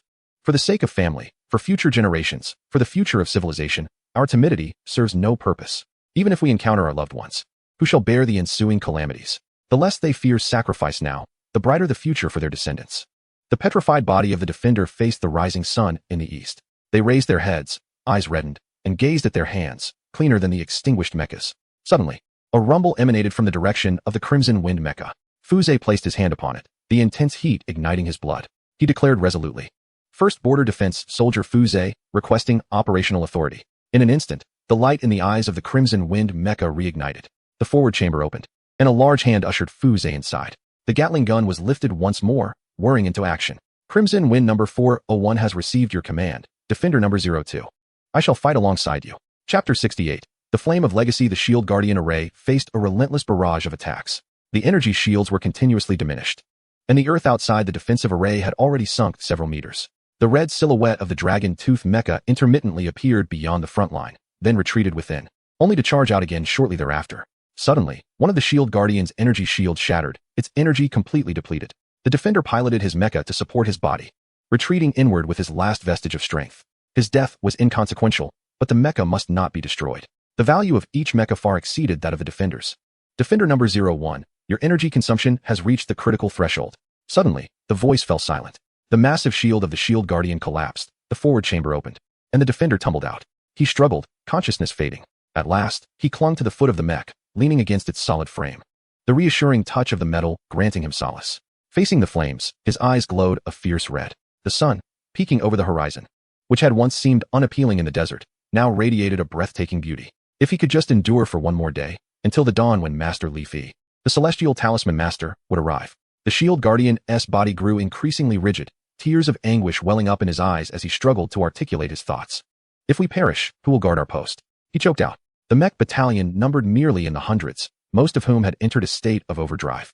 Should they all fall, who would assist the border troops within the tower, who would safeguard the runic tower? And would their loved ones in the heartland suffer from the aftermath of war? Shield Guardian number 105, Guardian number 01, requests permission to disengage. The majority of the mech battalion members were part of the new generation, nurtured by the era. They held hope in their eyes and passion in their hearts. Their elders often reminded them that if their generation fought valiantly, the future of the common folk would be secured. The Shield Guardian's breathing slowed, the dazzling red sun becoming a blur. "I'm sorry, I couldn't hold on any longer," he expressed with remorse. Suddenly, a figure began to materialize before him. Judging by its form and attire, it appeared to be a soldier from the border defense. The hazy figure crouched down and tightly grasped his hand. "Shield Guardian no. 105 acknowledged. Guardian number 01, I will forever remember you." The silhouettes of the border soldiers multiplied, rushing towards various fronts. The Guardian's eyes widened gradually. Under the radiance of the red sun, those figures overlapped, resembling countless individuals pressing forward in succession. That voice reassured him. "Fear not. I shall take your place and continue the fight." "That is good." The Shield Guardian slowly closed his eyes. "That is indeed good." The border soldiers entered the mech, their iron arms lifting the bodies and placing them into the runic tower. He raised his massive shield, Shield Guardian number 105, and once more charged towards the defense line. Under the firepower net of the runic tower, as long as they remained, hope would never wane. At the Coalition's encampment, Wang Liang sat before a sand table, eyes closed. The soldiers around him fidgeted restlessly, unable to comprehend why this diminutive runic tower was so challenging to conquer. Despite intensifying their offensive, they encountered even fiercer resistance. The dispatched talisman masters had even suffered losses. They could not fathom what fueled these individuals to resist fearlessly against death. Wang Liang opened his eyes, gazing intently at the sand table for a long while. Since they had not succeeded after prolonged efforts, and with the three great leaders issuing rigid orders, there was no alternative. Another offensive force must be deployed to disrupt the rhythm of the runic tower's attacks. The second main force, led by the talisman masters, assembled and surged into the inner perimeter of the runic tower during the intervals of assault, determined to destroy those armored sentinels. His subordinates took their leave. Wang Liang stood with his hands clasped behind his back, looking towards the runic tower in the direction of the red sun. He held great admiration for such a military force. These warriors were precisely what he had longed for. "Yet, you are now my adversaries." Wang Liang sighed wistfully, then coldly declared, "I must annihilate you." As the night deepened, the enemy's assault grew increasingly ferocious. On the battlefield, Peng Yin navigated through the chaos with great difficulty. Though he possessed no formidable offensive capabilities, his adeptness in evasion and survival techniques had allowed him to endure at the border for so long. He skillfully dodged the rain of arrows, clutching Li Feng's pendant tightly in his arms. Nearly a day had elapsed since the battle began, and with the addition of 2 more days, only one night remained until the arrival of the Celestial Rune Master. Peng Yin held Li Feng in high regard. Over the years, Li Feng was the first individual with whom he felt a genuine connection. The ease with which Li Feng entrusted him with the pendant left Peng Yen pondering the depth of that trust. He sensed an innate purity in the man. Despite their limited acquaintance, he had made a lasting impression. His current endeavor on the battlefield was to locate Li Feng's mech. If he could offer assistance, that would be ideal. If not, he at least wished to retrieve the body should the worst come to pass. In the darkness, the firepower network of the Rune Tower continued to blaze, yet it appeared restrained by numerous factors, revealing many gaps. The garrison forces had proactively severed the energy supply to the Rune Tower, maximizing its defensive capabilities. Such a strategy could sustain their efforts for 3 days without issue. And it was fortunate that such a decision had been made to endure this long.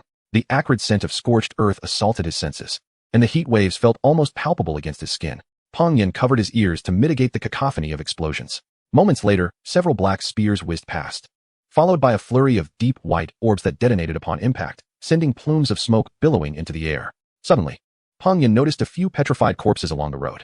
Witnessing this grim sight, he quietly surveyed his surroundings and dragged the bodies to a safer location. A wave of sorrow washed over him as he beheld these young men, most of whom were soldiers he had previously reprimanded.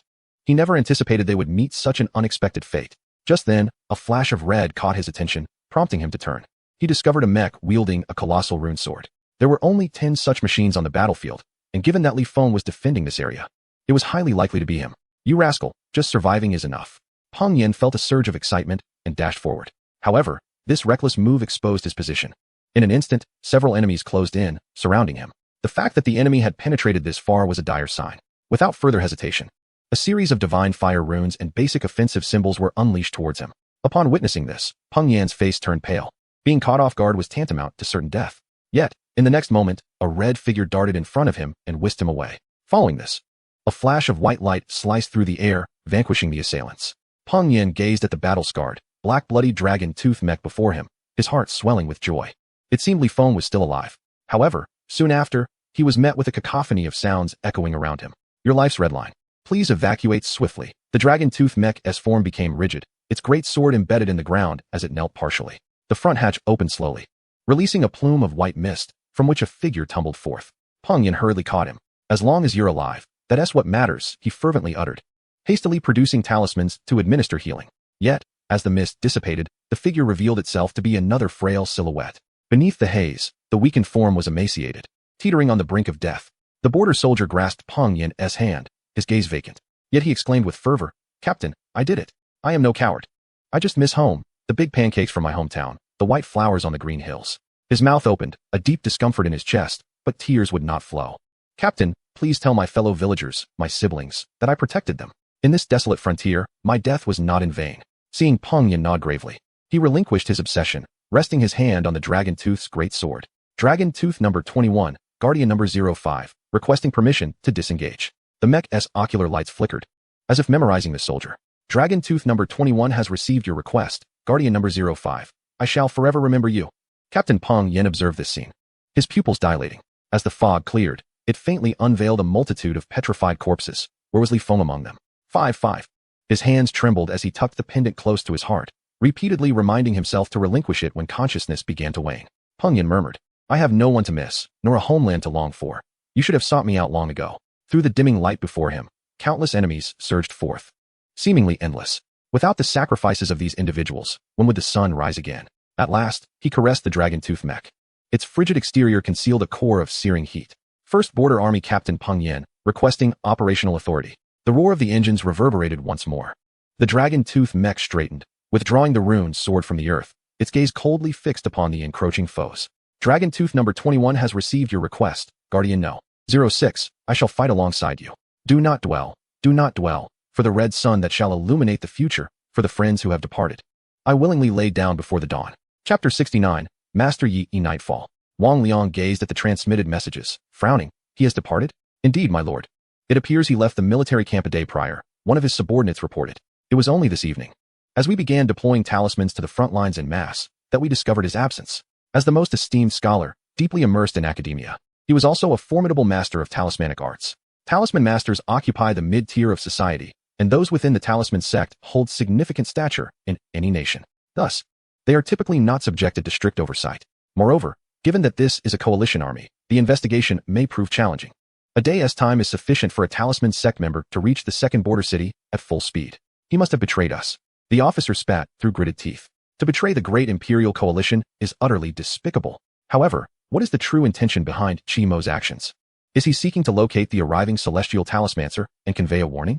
Yet, why would he, a scholar with profound insights into Imperial studies, choose to betray the righteous coalition? After this campaign, the annihilation of the Yanlong Republic will lead to a shared dismemberment of this nascent state. Technological advancements, talismanic knowledge, and human resources will remain unaffected, Wang Liang mused. After all, that esteemed celestial talismancer could not possibly arrive so swiftly. By then, the Talisman Tower would have long since been dismantled, in the presence of the three well-prepared guardians of the nation. Even a celestial talismancer would be rendered powerless once the Talisman Tower is uprooted. The essence of talismanic arts is fundamentally rooted in knowledge. Had Yi been privy to their thoughts, he would surely have smiled wryly and shaken his head.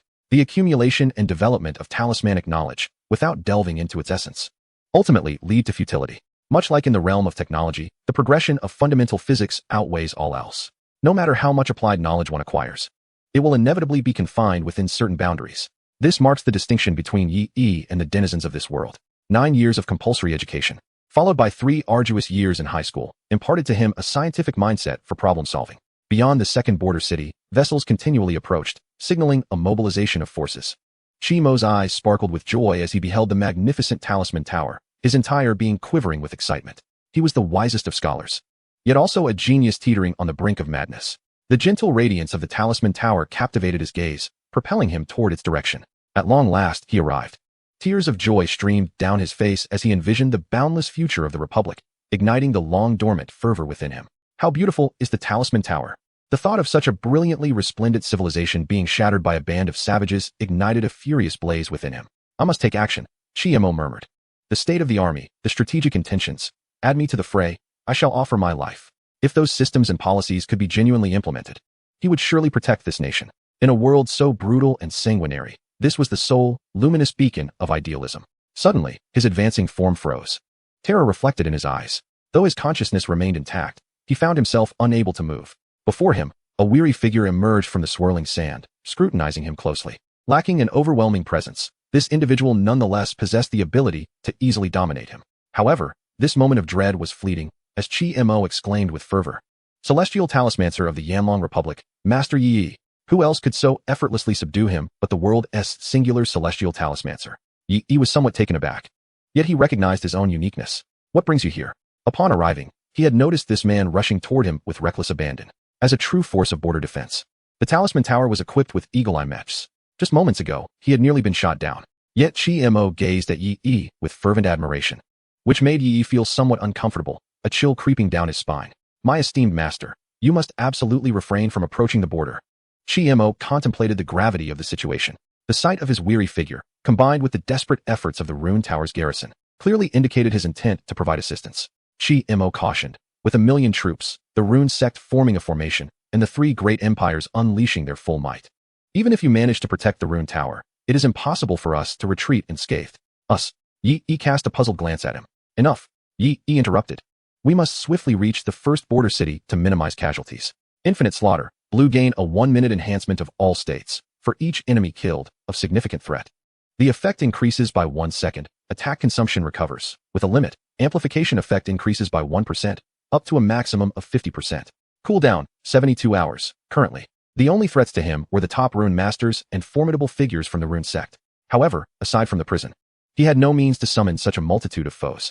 He immediately took control of the nation's rune towers and eliminated those deserving of death imprisoned within. In an instant, current amplification effect, 50 duration, 807 seconds. Regrettably, most criminals had already been purged during the recent crackdown. Otherwise, he could have multiplied their numbers significantly. Yi had patiently awaited these past few days, hoping for a slight increase in the number of prisoners to extend the duration. Stay here for now. Yi glanced towards the position of the first border city, where 3 powerful auras were rapidly approaching, their intention to lure him in glaringly evident. Today, you shall pay the price. Before Qi Mo could fully comprehend, he succumbed to unconsciousness and was cast into the rune tower. In the next moment, Yi's figure vanished, leaving a long tail of energy as he soared away like a missile. On the battlefield, the remnants of mechs were strewn about, while the 3 stone giants advanced ominously. Peng Yan activated his hyper-frequency state, surveying the hostile surroundings. The coalition forces, having finally made their way here, felt their trembling hands ease slightly. Did they know what ordeal they had endured over the past 3 days? A mere rune tower, under the protection of the stone giants, had suffered losses exceeding 30,000. The bodies lay thickly around the perimeter of the ruined tower, the acrid stench of blood and gunpowder incessantly testing their limits of endurance. At last, we have succeeded, a centurion exclaimed, his eyes ablaze with excitement. This scene resembled a collective assault by players across the server against a singular boss. At this moment, they were finally on the brink of achieving their goal. Kill. The coalition's banners waved high. The runic light surged, countless assaults hurtling towards Peng Yan. What a pity. He lamented that he could not slay more. Drawing upon his remaining strength, he faced the overwhelming onslaught, raising his shattered runic greatsword as he charged into the enemy ranks. In the midst of the clash of light and shadow, amidst the jubilant smiles of the enemies and the desperate struggle of the defending soldiers, a beam of light suddenly appeared above the ruined tower. From afar, 3 figures in the sky trembled, aghast at the sight above the ruined tower. Countless golden runes coalesced in the air, engulfing everything. A chill coursed through Peng Yan, sharpening his awareness as every incoming assault was deflected. He turned to gaze towards the direction of the ruined tower. The fiery red light gradually transformed into a resplendent gold, evoking a sense of relaxation and warmth. Your Excellency. Watching the figure slowly materialize, Peng Yan felt an overwhelming relief wash over him, leading him to kneel upon the ground. The enemy soldiers stared in horror at this scene. As golden talismans floated around them, the weight of this pressure rendering them immobile. A celestial talisman master. Within the light beam, Yi Yi's silhouette soared forth.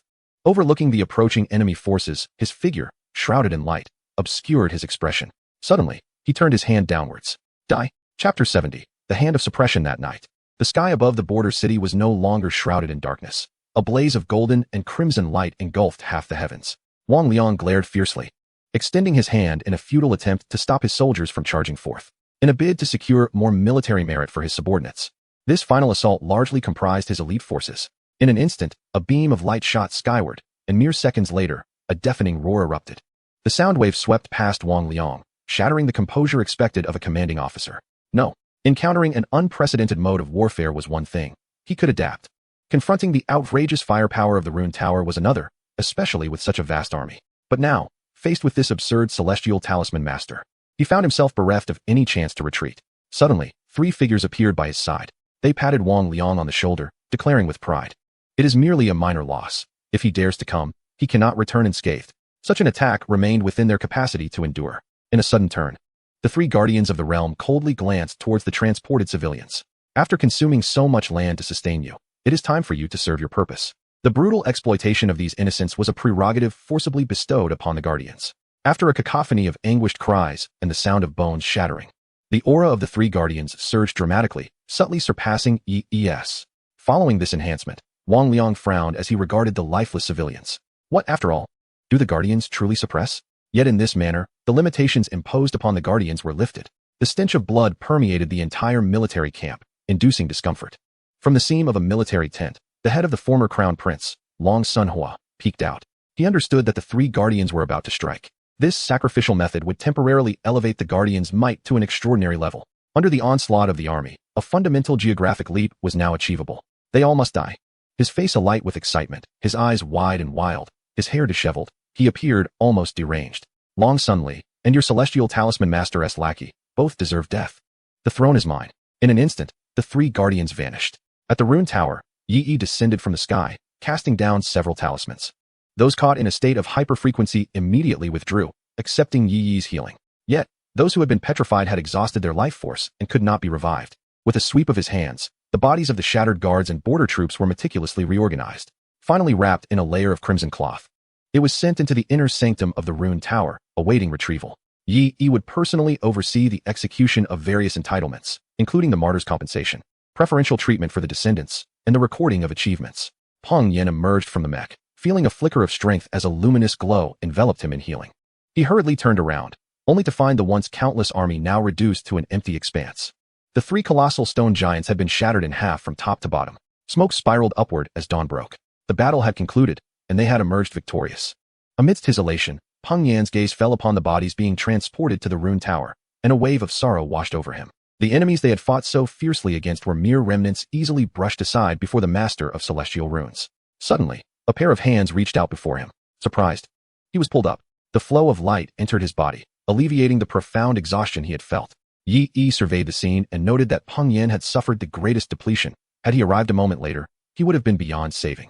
Li Feng's body had already been reduced to mere sand amidst the battle. Yi was currently utilizing the computational power of the rune tower to search the battlefield for his remains. Upon seeing the one who had lifted him, Peng Yin instinctively wished to kneel. This individual was a pinnacle of strength within the world, a follower of the holy monarch of the Flame Dragon Kingdom, and none would dare to show disrespect. It is our inadequacy that has necessitated your esteemed presence. Yet Yi halted him, guiding his bewildered gaze towards the rune tower. The surviving soldiers, with reddened eyes, clutched the tokens entrusted to them, murmuring the words they had been asked to convey. Yi expressed his gratitude, stating, "Had it not been for your valiant defense of the rune tower, I too might not have been able to easily vanquish the invading foes." This implied that their deaths held significance. The sorrow lingering in Peng Yan's heart dissipated as he clutched the pendant in his embrace. "I will surely bring you back." Suddenly, Yi's gaze shifted towards the outer defense line. He snorted coldly, "Well met. Since you have arrived, do not think of leaving." Before Peng Yan could grasp the reason behind Yi's words, a heavy pressure suddenly descended upon him, as if he bore the weight of 2 mountains. Yet in the next instant, the rune tower emitted a faint chime, and the oppressive force abruptly vanished. Panting, Peng Yan looked up in terror. The sensation of the world being under control was utterly terrifying. Even before the rune sect, he had never felt such pressure. Oh no, could it be that the enemy is using us to lure the master here? This possibility struck Peng Yan. If even the master of celestial runes were to perish, what would become of the Flame Dragon Republic? What of the bright future they sought? As border soldiers, they understood the significance of a celestial rune master. Ever since Yi ascended to that status, the borders had remained unbreached, and the domestic turmoil had been effortlessly quelled. Even if the holy monarch sat high upon his throne, without a top-tier power, their situation would inevitably worsen. The Republic could very well collapse. Contemplating this grim possibility, Peng Yan felt darkness closing around him. "Master, you may leave. Even if it costs us everything, we shall strive to buy you a moment," proclaimed Peng Yan and the assembled soldiers. They were prepared to sacrifice their lives, but the future must endure. Yet Yi stood with his hands clasped behind his back, resolutely advancing against the swirling sands. Behind him, the rune tower resonated with a thunderous roar, blue light ascending in concentric rings from its base to its apex. Symbols of light took shape around the tower, encircling it. Suddenly, 3 figures emerged at the horizon of the sky, each exuding a formidable aura of murderous intent. The 3 guardians of the nation, Thick Earth, Forest Sparrow, and Azure Waves, were fully prepared to execute Yi here. Such power could not be resisted. Even if all the sects of talismans in the world united, if you surrender the method to break through to the heavenly talisman realm, I might spare your life. The burly man from the Thick Earth Empire stated coldly. As he spoke, 3 colossal killing talismans materialized in the void. Yi, standing with his hands behind his back, slowly ascended, surveying the 3 men with a smile. "It's good that you are all here." The trio failed to comprehend Yi's meaning. Yet it was evident that he had declined their offer. "Since that is the case, then you shall perish." With a tempestuous surge, the talismans transformed into 3 highly compressed transparent orbs, hurtling towards Yi. In the next moment, the orbs exploded, unleashing a cataclysmic detonation. From a distance, Chang Sunho was ecstatic, exclaiming, "Wonderful! They are all dead, ha ha ha!" Peng Yan believed he would meet his end, but in the next instant, a protective barrier enveloped them. Yi remained poised, calmly observing the 3 guardians. With a flick of his finger, the talismans prepared for their long-awaited ascent. How is this possible? This is their most devastating attack. Its destructive power could obliterate an imperial capital. Upon witnessing Yi effortlessly deflect the assault, they felt a sense of foreboding and immediately turned to flee. "Flee!" Yi waved his hand, and the talismans surged forth to intercept. His gaze was icy. Had the price not yet been paid? In a sudden flash of fury, the talismans swelled, glowing a deep crimson. The 3 guardians sensed an overwhelming threat. Turning back, they beheld a terrifying spectacle, the talisman attacks engulfing the entire world. In the blink of an eye, the talismans surrounded the trio. After a brief moment of stillness, they erupted with a deafening roar. Chan Sunho watched this scene, his joy vanishing instantaneously. No. Chapter 71. Omen accompanied by the dazzling stars in the heavens. Everything fell into silence. It was over. Wang Liang's face turned ashen as he collapsed to the ground. If even the Guardians could not withstand this man, their Western allied forces were utterly doomed, with no hope of breaching the defenses. They had calculated every possibility, yet never anticipated the immense strength of this heavenly talisman master. Such an attack had never before graced the world. "Quickly, retreat the entire army," Wang Liang bellowed, hastily gathering vital items and fleeing into the distance. Yi did not pursue recklessly. Instead, he controlled the storm mech to bombard the area, knowing that by the time they escaped the strike zone, their losses would be devastating. He turned back to gaze at the site of the attack, where a void remained. It appears that the 3 formidable entities have been utterly vanquished. Yet, this does not deceive Yi. While it is indeed challenging to discern with the naked eye, the recording of the battle from the rune tower remains operational. Upon reviewing the footage of the attack, he discovered that these 3 beings seemingly employed some peculiar method of escape, albeit at a considerable cost. leaving them gravely wounded. Had the symbol sect intervened and utilized the talismans infused with materials for their assault, it might have proven effective. However, as a celestial talisman master, Yi Yi's heightened resonance ability inherently counters similar energy attacks. Thus, while their assaults were undeniably potent, they were ultimately futile. With the aid of the Rune Tower's offense, amplified fivefold by the wrath of a common man, his attacking prowess reached an astonishing zenith. One wonders whether they would seek revenge against Yi Yi through other means after their retreat, as he observed the warriors below. Underneath the Rune Tower, the warriors gazed upon him with reverence. Such a formidable foe had been effortlessly dispatched with a mere gesture. In this moment, the warriors felt a profound sense of shared honor and disgrace. Indeed, their steadfastness bore significance. Yi Yi nodded in silent acknowledgement. Any retaliation or assault shall be borne by me alone. The three guardians of the nation fled in disarray, their blood spilling profusely, none remaining unscathed. How could a celestial talisman master possess such outrageous might? Logically, a celestial talisman master is one who can layer talismans to an extraordinary extent, thus generating immense power. Yet, Yi Yi's methods clearly deviated from the anticipated norm. He resembled a malignant tumor within this world, every action defying the natural progression of reality. One of the guardians of the Sunke Empire, with a crooked neck exposing the dark skin beneath, murmured and suddenly tore away his skin, revealing a male visage. The Sunke Empire is renowned for its beauty and, owing to its control over high-grade talisman materials, has enjoyed prolonged peace without warfare. Consequently, the entertainment culture flourished, evolving into a grotesque form, to the extent that even the guardians now exhibit effeminacy. Cloaked in a veneer of beauty, yet beneath lies filth. That one attack had clouded his consciousness, leaving him shaken, and it seemed his lifespan had significantly diminished. The guardian of the thick Earth Empire, muscular yet emaciated, appeared as though he had been thoroughly drained. Having lived so long, each had resorted to life-preserving measures. Meanwhile, the guardian of the Kanglan Sea remained remarkably tranquil. He soared for an extended period before plunging into a body of water, floating atop the surface like a fish basking in the sun. In this manner, he embodied the spirit of the entire Kanglan Sea. Despite the feeble combat prowess of this domain, it remains the most stable, occupying over 60% of the world's ocean and maintaining primary control over it. The three realms regard this capacity to bring everything to silence with awe, while the denizens of the Kanglan Sea seem to lack acumen. Thus, the three realms fear that any misstep might provoke a catastrophic response, resulting in inexplicable annihilation. Suddenly, the guardian of the Kanglan Sea sprang up like a salted fish, gazing intently towards the direction of the Yanlong Kingdom for an extended period before lying back down. As the protector of the nation, he possessed a degree of intelligence. The three domains were severely lacking in water resources, in terms of resources, politics, and apocalyptic methods. The Yanlong Kingdom would have no influence over them. Conversely, they were blessed with abundant marine resources, ensuring their sustenance, and were backed by the ancestral might of a national-level talisman.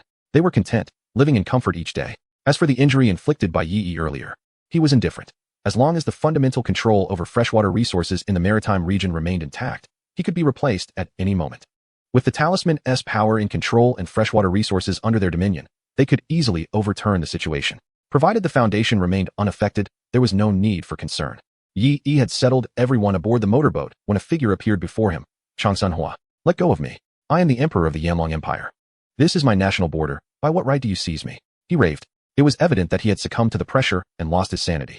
Who would have imagined that decades ago he was a spirited contender alongside the current holy monarch, Changsunli? Now, he had been stripped of his throne and was referred to as a mere gentleman. No, perhaps more aptly, a madman. In truth, he could have joined the coalition forces. Yet for reasons unknown, he chose to remain behind. He even ran towards them in reverse. Upon noticing this, Yi Yi intervened to shield him from enemies intent on killing Changsunhua, capturing this traitor to take him to the capital. After all, he had promised Changsun Emon not to kill him. He would leave the matter to the Changsun family to handle.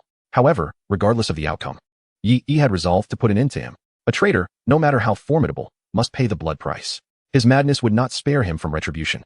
This was Yi Yi's guiding principle. Once all was concluded and the Rune Tower had been reinforced, Yi Yi set sail back to the capital. The journey was uneventful, merely a passage through the vast expanse of the empire. Without the Rune Tower's presence, a high-level force could not maintain order across the nation. After disembarking the others, Yi Yi waited for some time until they had settled their affairs. If there were any needs, they could seek his assistance immediately, even in this national emergency, as Changsun Li was eager to meet him. However, such privileges were rightly theirs. Suddenly, a figure returned before Yi Yi. It was Peng Yan. My lord, I have completed my tasks. Please take me back, he stated. Yi Yi paused in surprise. You wish to return to the border? The threat has merely been alleviated. And who would return to the border when the armies of the three domains loom? Peng Yan gazed longingly at the dramatically transformed capital. In just a few decades, the Rune Tower had risen, devoid of any filth, and everyone had the right to an education. This symbolized an infinite future. The brothers of the Rune Tower's garrison surely fought for this very future.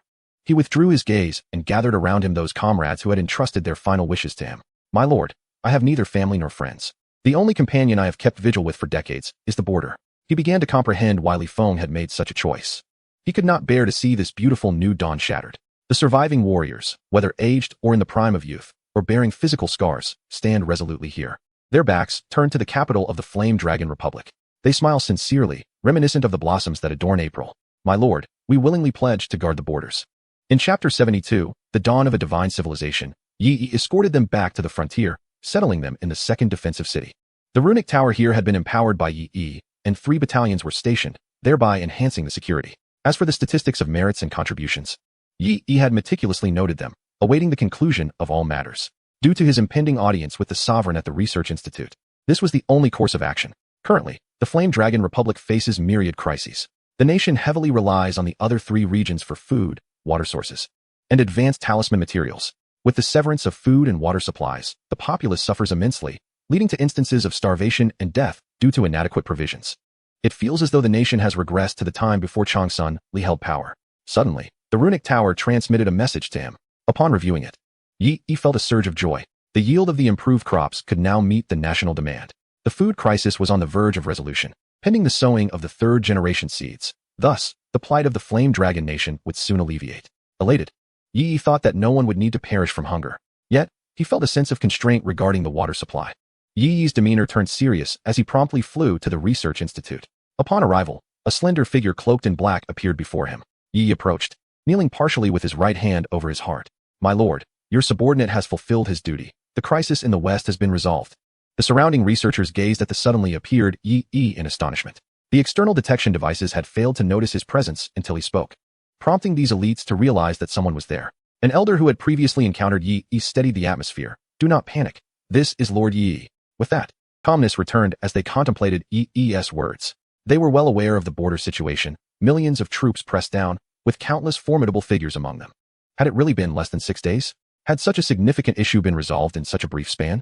Their eyes sparkled with admiration as they regarded Yi. Truly, he was worthy of being called the Master Talismanist, the most loyal follower of the chairman. The fact that such a powerful Master Talismanist would willingly bow in servitude only confirmed the chairman's exceptional prowess. Changsun Li turned and approached Yi. He had already been contemplating how to decline any rewards, but suddenly, a pair of delicate hands reached out to him, caressing his face, abdomen, and back, causing a faint blush to rise on Yi's cheeks. As long as you are unharmed, she sighed in relief, having been restless over the past few days. Although she knew no one could threaten Yi, a sense of worry lingered within her. She cast a sideways glance at the researchers, who were now wide-eyed. In an instant, everyone turned their backs, engaging in conversation as if they had not witnessed the scene. Yi rose, recounting the border situation and strategic arrangements to Changsun Li before being led by a group of researchers to the core area of the institute. The Hongming Kaitian Pavilion, crafted by Yi himself, symbolizes innovation and creation, paving the way for all beings. It is within this space that the new agricultural crops of the Yanlong have been developed, and it serves as the very cradle of Yi's groundbreaking technologies. The original celestial talisman techniques were experimented here, thus the pavilion is adorned with shimmering blue and golden lights, while runes sway gracefully in the air. At the center, a grand tree is covered in runes, its semi-transparent form revealing 4 spherical cores at its heart. These interconnected cores form a network, enabling a computational capacity far superior to that of ordinary rune towers. Yi has aptly named it the 4-element rune computer. Currently, the entire Research Institute is grappling with a formidable challenge: how to convert resources into usable water. In the realm of rune technology, this task is significantly more manageable than in the conventional scientific world, evoking a sense that with the correct formula, one could conjure objects effortlessly. However, such feats demand Yi's unique capabilities. The Yanlong Kingdom, true to its fiery name, is formidable in battle, yet suffers from a dire shortage of water. Consequently, prior to reform, countless lives were lost annually due to this scarcity. After processing the data, Yi felt a surge of joy. Suddenly, an enticing fragrance danced at his nostrils. Turning, he discovered that Changsun Li was standing beside him, while the researchers maintained a distance, marveling at a column he used for information transmission. Nonetheless, the matter at hand was of utmost importance, and Yi responded earnestly to Changsun Li's inquiry regarding the generation of water. We have already grasped the fundamental principles. As a university student, he was well versed in the molecular structure and valence of water. The periodic table of elements was something he had memorized thoroughly in high school. Given the right conditions, all the knowledge he had acquired over a lifetime would prove invaluable, serving a unique purpose capable of transforming the world. With a clear understanding of the microscopic aspects, the macro-level process of water generation became evident. Thus, our current dilemma lies in the computational demands and the method of aggregating water molecules within a specific area, or even refining substances to transform them into water. Chang Sun Li moved closer, her brow furrowed in contemplation. But wouldn't tea that necessitate talismanic materials? Energy is conserved. The emergence of water must invariably coincide with the disappearance of another substance. At present, high-grade talismanic materials are controlled by the Sankei Empire. How can we procure these materials when our throats are being squeezed? Yi shook his head. What we need is merely the ability to mobilize water molecules. Ordinary talismanic materials will suffice. Chang Sun Li's beautiful eyes narrowed slightly. With the issue of talismanic materials resolved, the computational challenge, upon Yi's return, would merely be a matter of time. Yi had already orchestrated everything, which emboldened Chang Sun Li to undertake sweeping reforms in pursuit of her ultimate aspiration. For reasons unknown, Yi had been in a constant rush over the years, often engaging in relentless research without rest. She felt an incessant urgency to achieve her goals, lest a thorn remain forever lodged in her heart. So, had success indeed been attained? Yi raised his hands high, channeling a vast stream of data in accordance with specified requirements. A pillar of light ascended, the runic tower's apex shimmering, connecting with a slender beam of light. Each runic tower across the continent emitted a ray, linking together to form an immense network of shared resources, dramatically amplifying the computational capacity. Ultimately, a fluorescent green water began to rise beneath the core's great tree, its surface dotted with glimmering lights, as if tiny spirits danced upon the water. This water, in essence, harnessed the collective will of all beings. It not only quenched thirst, but also expedited the spiritual energy cultivation of rune practitioners, even aiding the young in awakening their wisdom. The crowd rejoiced, for the crisis regarding water had been resolved. In the Yanlong Republic, no one would be able to exert control over them. This scene left Yi in a trance, as if he had forged the tree of life. All his endeavors laid a solid foundation for a future divine civilization. In the Kanglan Sea region, a message was transmitted. The Yanlong Republic had made significant breakthroughs in food and water source generation technology, anticipated to disrupt the supply-demand balance across the three domains, leading to a devaluation of the water resources under their control. The ancestral legacy may very well be at risk. Upon the dissemination of this news throughout the Kanglan Sea region, the inhabitants of all maritime territories remained expressionless, silently gazing towards the direction of the Yanlong nation. Their previous apathy vanished, eyes wide open, as if the sun no longer needed to shine. Chapter 73. The beginning of the soldiers' transformation in the bustling streets of New Dao City. Old Man Li's lips were chapped, his family lying in the shade, gazing at the cloudless sky. At the onset of the blockade across the three domains, the Yanlong nation swiftly implemented emergency measures, controlling all resources and distributing them judiciously, which allowed the nation to endure. Now, however, resources had run dry. Although just 3 days prior they had celebrated news of peace in the Western Front, their joy was short-lived, as resources remained under siege. The room was impeccably tidy. Every usable item had been utilized. Drawing from the contents of the post-disaster survival manual, they had survived on excrement, insects, and edible tree bark, but now the surroundings were barren, devoid of anything. Among them, only Old Man Li, having experienced such tribulations, retained a semblance of spirit. Suddenly, a knock echoed at the door. Old Man Li sprang to his feet, urging his family to be vigilant. In times past, during resource scarcity, the Empire had offered no relief, leading to numerous deaths from starvation. Back then, they dared not sleep at night, fearing the sight of neighbors peering in with sunken, red-eyed faces. Unexpectedly, his grandson, Li Taiju, spoke up. "Father, what are you afraid of? The runic tower is still shining." Old Man Li was momentarily taken aback, realizing that this was no longer the past. Now, there was the presence of the Holy Monarch, with Yi overseeing the heavens and the runic tower illuminating all directions. Throughout this prolonged famine, there had been no reports of cannibalism. He approached the door, revealing the gaunt figures of the guards outside. However, a fleeting glance revealed that their lips were moist, showing no signs of dehydration. Under the current regime's strict control, these guards somehow lacked for nothing, suggesting the presence of corrupt officials at play. Regardless, those who dare to make subtle moves at this moment are certainly not individuals of humble stature like him. The Holy Monarch is undoubtedly troubled by the scarcity of resources. They should refrain from further complicating matters. The Old Man Li respectfully stated, "My lord." Upon hearing this, the family inside the room turned pale. Since the establishment of the Republic, aside from the Holy Monarch and the esteemed Celestial Master Yi, Li had not addressed anyone else as my lord. It seemed they were indeed in a predicament. Misfortune had compounded upon them. Yet, the guard shook his head and handed him a ration and water ticket. The research conducted by the Celestial Master had made groundbreaking progress, resolving the water issues of the Yanlong Republic. Filled with admiration, he exclaimed, "With this water ticket, you may collect water for daily use from the Tree of Life at the Rune Tower. Food will also be dispensed there." After the guard departed, Li and his family gazed at the water ticket in their hands, exchanging bewildered glances. Was this truly the resolution? Under immense pressure from the other three domains, they had seen everything with utter clarity. Li had mentally prepared for death, yet now they were told the problem was resolved.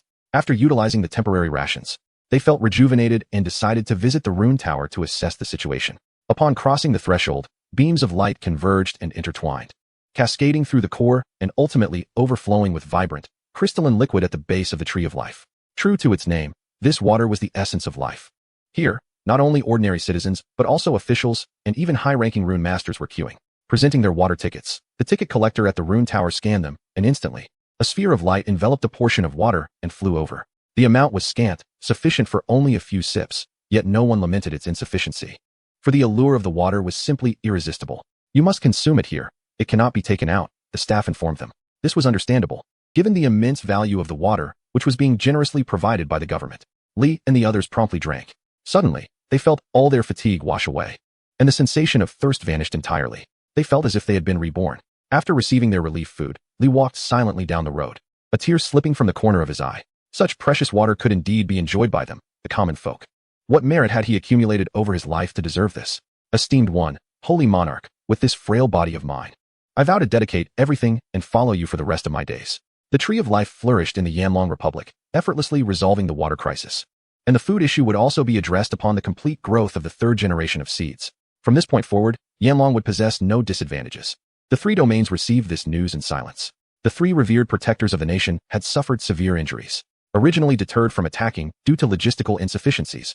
The Yanlong Kingdom was now sharpening its blades, awaiting the gathering of forces to sweep across the three domains, unifying the world of runes. Why haven't the people from the Kanglan Sea arrived? Pondered the Emperor of the Thick Earth Kingdom. The two emperors convened here to signify their shared fate. Yet only the Kanglan Sea had not responded, devoid of any whispers or tidings. Among the three domains, only the Kanglan Sea can truly be regarded as a domain. The other two domains are merely influential regions of a single nation, lacking in geographical expanse, and can only be designated as nations. The Kanglan Sea, in contrast, exerts its influence over nearly 70% of the world. This was the initial site of exploration for humanity and serves as the primary experimental ground for national-level talismans. Should the control talismans be activated, the entire sea would be affected. However, their presence is of no consequence. They are merely low-witted lunatics, boasted the people of the Sinkei Empire. Their empire possesses advanced talisman materials, allowing for the most sophisticated methods, and their numbers rival those of the Yanlong Empire. The inhabitants of the Kanglan Sea are intellectually deficient, stubborn, and possess the least formidable warriors. Yet, curiously, they wield the capability to overturn the very tables of existence, deterring any invasion out of fear that they might whimsically reset civilization itself. This is also the reason why, during the coalition of the three domains, they were not rebuked despite their lack of contribution. Nodding towards the Lord of the Thick Earth, a sudden chill coursed through him. Could it be that they would truly engage in such foolishness?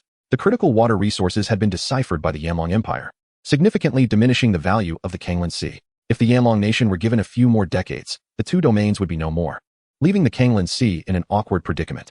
Contemplating this, the notion of world annihilation became considerably simpler. No one could escape such a fate. This would be a strategy that inflicts 1,000 casualties on the enemy while suffering 1,000 losses oneself, even if annihilated.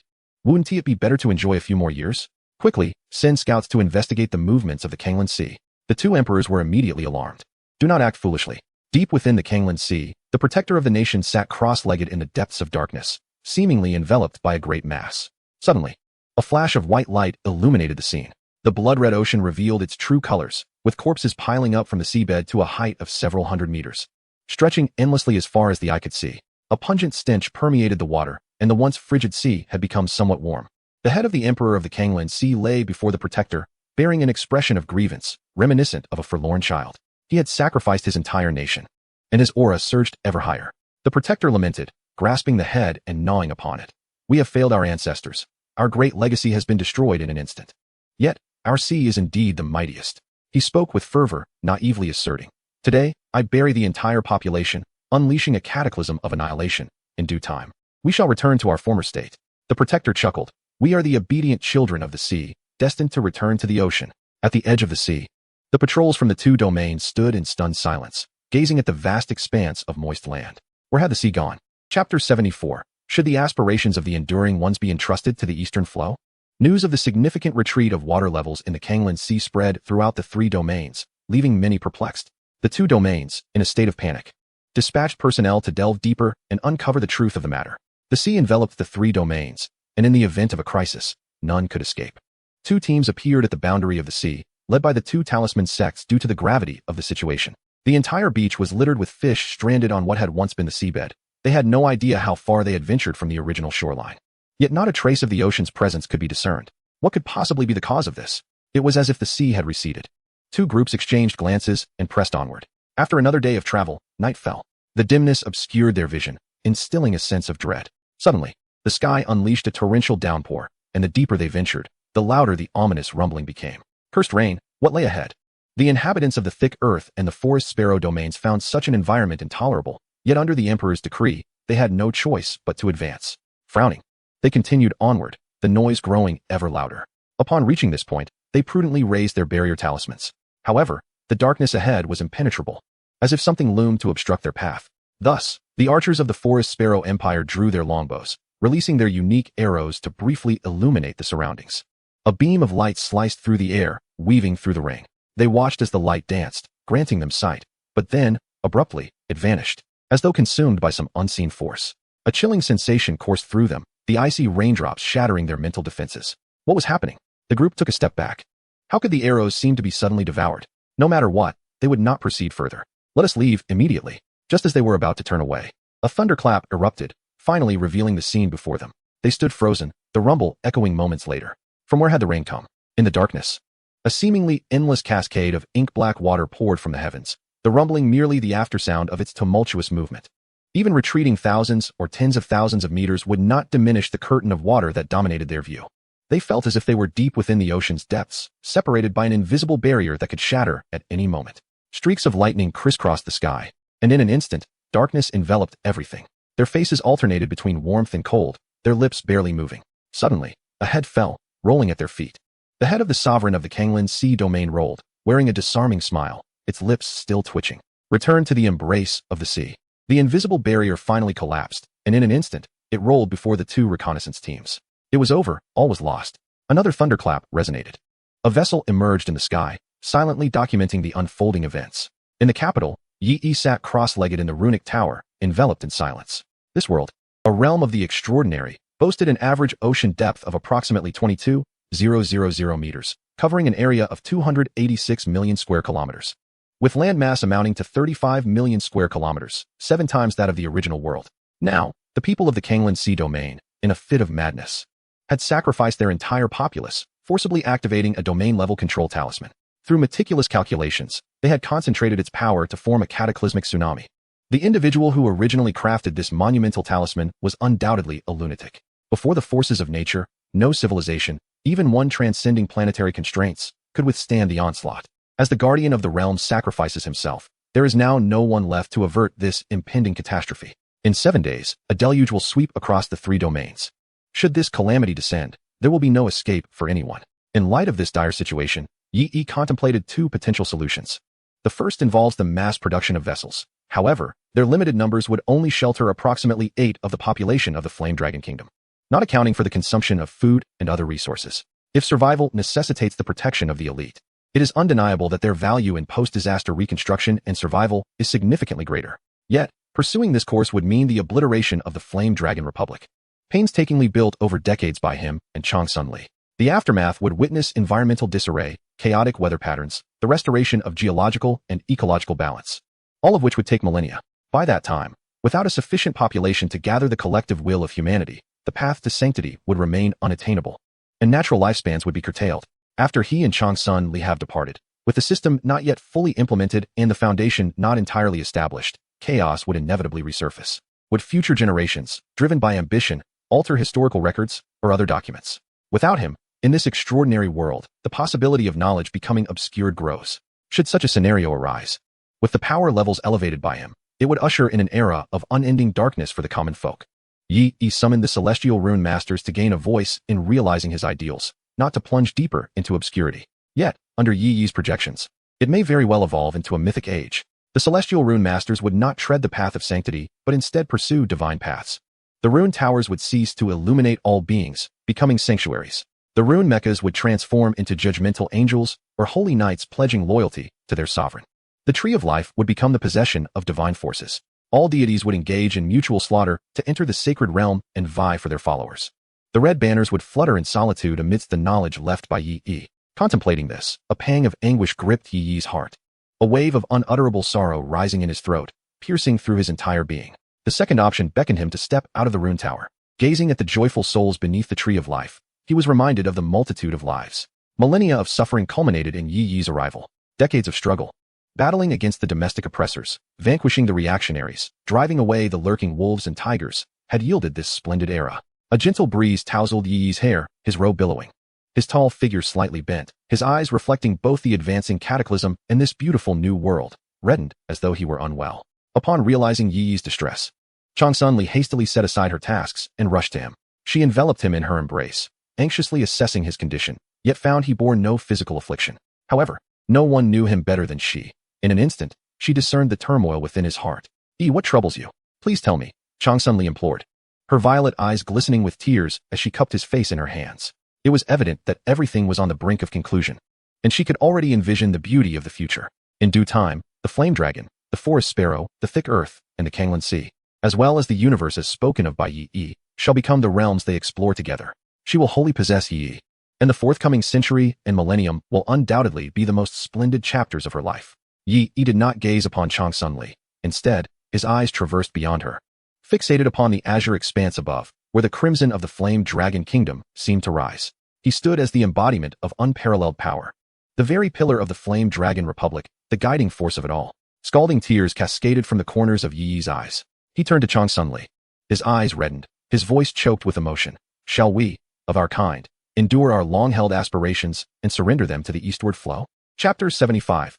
Aiding civilization's final journey. The news of this catastrophe swiftly engulfed the world. The forest sparrow and thick earth nations united, preparing to construct a grand vessel to evade disaster.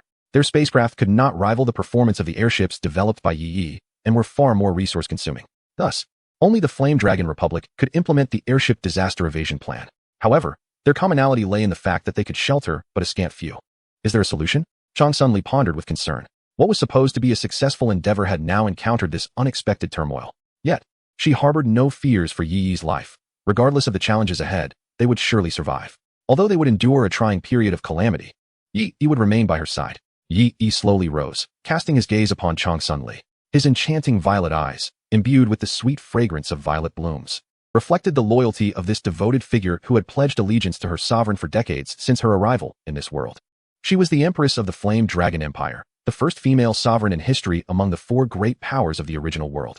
In truth, for all that had been accomplished, Yi owed her a debt of gratitude. Had it not been for Chang Sunli, his political acumen and strategies would have never led to such a position.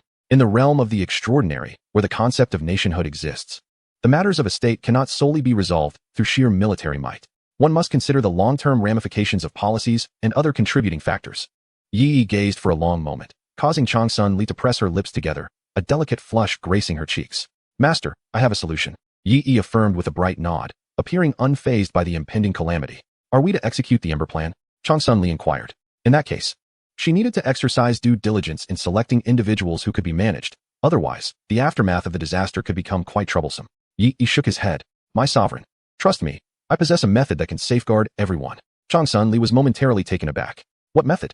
In the face of such an apocalyptic scenario, Yi had a plan? No, she thought. It was precisely because it was Yi that there would be a solution. Previously, he had always provided her with exceedingly satisfactory responses. Yi stated, I have yet to fully conceive this matter. Grant me a few days, and I shall assuredly present you with a gratifying answer. Upon hearing this, Chang Sunli understood that the ensuing tasks would be akin to the research of water and sustenance. It would be best for her not to interject, entrusting everything to Yi, merely mobilizing all available resources in his service. Before departing, Yi suddenly turned back to glance at Chang Sunli. His eyes were filled with indescribable emotions, guilt, reverence, regret. After Yi left, Chang Sunli massaged her temples. Though weary, she found solace in the fact that her beloved Yi possessed the means to resolve this formidable dilemma. A glimmer sparkled in her eyes. Once this matter was resolved, everything would return to normal. Chang Sunli continued to immerse herself in the intricate affairs of governance. Yet, it was regrettable that amidst her concern for Yi, She failed to grasp the reason behind the tears that unexpectedly streamed down the face of this resilient child she had watched grow since childhood. Dear citizens, do not panic. The chairman is currently holding the fort with Lord Yi nationwide. Trust that this calamity will be successfully weathered under the guidance of our esteemed leaders. After millennia of blood and tears, we have awaited the arrival of the Holy Monarch, the brilliance of the Rune Tower. To be born in this resplendent era, we harbor no regrets. Regardless of the decisions made by the Holy Monarch, we understand fully. Let us preserve the flame of civilization, without concern for our lives. Merely wishing that the Holy Monarch may continue the legacy of hope and future. Throughout the streets and alleys, a cacophony erupted. Old Man Li brandished a large banner, trailed by a group of equally fearless individuals. The banner proclaimed, "We seek a prosperous age. Having enjoyed decades of pleasure, what is death to us? As long as our Holy Monarch remains, centuries hence, let us gaze eastward, and the sun shall still shine bright." They were not ingrates, retreating in the face of disaster. Since they felt powerless, they would not trouble the Holy Monarch. Thus, upon witnessing an individual inciting unrest over the potential implementation of the kindling plan, they would step forward to educate them. As Old Man Li's figure traversed the street, Yi's presence appeared amidst the crowd. He walked along the thoroughfare. Despite the impending calamity, vendors still peddled their wares. The aroma of large pancakes evoked memories of elementary school in his previous life, igniting a craving within him. A child hurried past, only to return, drooling at the sight of the pancakes. The vendor, a kind woman, smiled and handed him a pancake. "Here, enjoy." The child, unhesitant, seized it and began to munch, yet suddenly recalled what he had learned at school and fumbled through his pockets, offering all the money he had. Though insufficient, the woman didn't mind. She merely smiled and resumed her cooking. The child asked, "Auntie, why do you still sell pancakes? Everyone else is too anxious to conduct business. Yet you persist. It's quite peculiar." Pausing for a moment, the woman placed the freshly made pancakes aside, her voice gentle as she replied, "I am making pancakes for heroes. Waiting for their return." Heroes? The ones who protect our homeland? Yi suddenly recalled something. The soldiers of the Western Frontier Army, many of whom hailed from this place. "I have fulfilled my duty. I am no coward. I merely long for home, for the pancakes of my hometown, and the white flowers on the green hills." Suddenly, the woman stiffened. At the stall, several figures gathered, their smiles radiant. "Auntie, may I have a pancake? I'm a bit hungry." The white flowers on the green hills bloomed once again. Indeed, they were beautiful. Suddenly, the elderly woman's eyes glistened with tears as she wiped away the flowing moisture, only to find the young men before her had vanished. The freshly made pancakes were warm to the touch. "I have prepared these for you all. You must eat your fill and not go hungry." Yi returned to his research institute, casting a glance at the world, in pursuit of a beautiful future. Everyone was striving, yet now an apocalyptic deluge threatened to obliterate it all. He resolutely refused to accept such fate. His mission was unfinished, his spirit unyielded, and his hair not yet touched by autumn's frost. Turning back, Yi strode slowly into the depths of the institute, hands clasped behind him. "I still possess the strength. My young comrades, I shall assist you in this final endeavor." An overwhelming surge of information flooded in. He would process data on terrain analysis, meteorological assessments, and the configurations of the Rune Towers within the coming days. His goal was to mitigate the catastrophic flood while preserving ecological balance and minimizing subsequent impacts. The first option was the Fire Seed Plan, wherein he and many human elites would survive and rebuild humanity. The second path was Yi's sacred path of dissolution. By forcefully resonating with the collective will of all beings, he could enter the sacred realm, harness its power to resonate with the four great talismans of the world, and mobilize the Rune Tower's strength to suppress the deluge. This path, however, would surely lead to his demise. Yet, for the sake of the way, he would die without regret. The continuation of civilization would render his sacrifice meaningful. Chapter 76, Sacred Path of Dissolution. 6 days later, Yi emerged from the research institute. The intense computations had drained him, yet his steps remained firm, and the light in his eyes had not dimmed. Those who steadfastly pursue idealism are forever the brightest jewels in the world. At the farthest reaches of the Yanlong Empire, along the border of the Thick Earth Empire and the Sinkei Empire, the soldiers suddenly felt raindrops falling. Moments later, they looked up to see a curtain of water soaring into the sky, trembling in fear. "Save us!" In an instant, the border city was obliterated like an anthill beneath a flood. Meanwhile, at the Yanlong nation's border, Peng Yan observed the transmitted imagery. The overwhelming force was something they could not resist. This was nature, and without escaping the planet's constraints, even the mightiest weapons were rendered useless. He silently closed his eyes, feeling desolate. "Brotherly Feng, will the future we seek still endure?" Changsun Li and numerous important leaders of the nation had been waiting anxiously for Yi's response. "Rest assured, everything will turn out well," Yi replied with a smile. "Return now. After today, you shall witness the results. No one will perish." Upon hearing Yi's promise, the crowd felt a sense of relief. With so much to accomplish, they promptly returned to their posts. No one seemed concerned for the health and safety of their esteemed leader. Yet, Changsun Li felt an uneasy knot in her heart and chose to stay behind to check on him. Seeing that Yi was merely mentally fatigued, she felt a little more at ease. She inquired, "What is the solution?" As Yi walked toward the rune tower, he faced Changsun Li's question with courage, unafraid that his answer might jeopardize his loyalty mission. For all his actions had neither harmed her nor sought personal gain at her expense. The essence of it all is to bring happiness to the nation's populace, while simultaneously bestowing upon her the timeless glory of being the unparalleled sovereign. Every action taken by Yi is an expression of unwavering loyalty to Changsun Li, both in this life and for countless generations to come. His unique value lies in enabling the contemporary Changsun Li to receive the utmost accolades of future civilizations, a pursuit desired by many monarchs, yet utterly unattainable. Upon reaching the rune tower, what could be the solution? Changsun Li had long discarded her imperial robes, donning instead the humble garb of labor. Though weary from daily toil, her commanding presence remained. The inquiry became even more potent. Yi paused, gazing at the towering edifices adorned with the crimson banners of the Yanlong nation, and responded to Changsun Li's question. Upon hearing his answer, her pupils dimmed momentarily, devoid of light. The path to salvation. As the warm winds from the tree of life enveloped him, Yi ascended slowly, invisible rays intertwining with his being. Changsun Li found herself at a loss for words. Her body felt feeble, yet she remained remarkably composed, her eyes brimming with unshed tears. "Come back, I cannot permit you to do this," she implored weakly. In response to her plea, Yi merely turned his back to her, declaring, "My sovereign, you need not hold me back, for your eternal glory. I would die without regret." Yi was confident that preserving civilization would ensure its forward momentum under Changsun Li's guidance. Yet she lamented, "But I do not desire this." Clinging to the last flicker of hope, she forcibly activated the imperial talisman, commanding, "I order you." Suddenly, her tone softened, the talisman falling to the ground as she beseeched. "Would you return?" Indeed, upon activation, Yi remained unmoved. Turning to witness this, Yi was momentarily taken aback, meeting Changsun Li's gaze. The glistening tears in her eyes revealed a profound understanding. She likely anticipated the talisman's waning efficacy, which explains why she had earlier asked what more she could wish for. Yi, lacking comprehension of romantic affairs, now felt a pang of anguish in his heart. Changsun Li advanced, grasping Yi's hand, her tears cascading onto his arm, warm, imbued with the fragrance of violets, yet piercing, laden with her sorrow.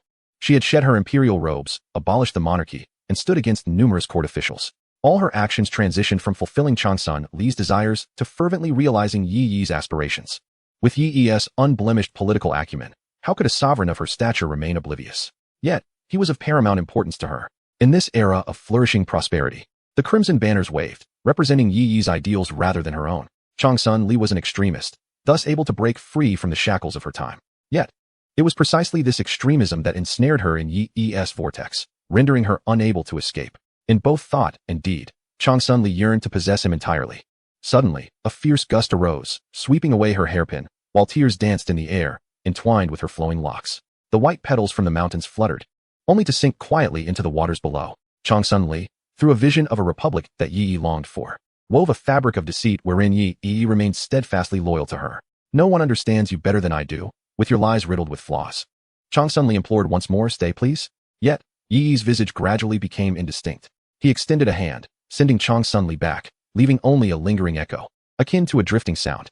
Suddenly, the runic towers of the Yanlong Empire blazed with light, as the collective will of all beings was summoned.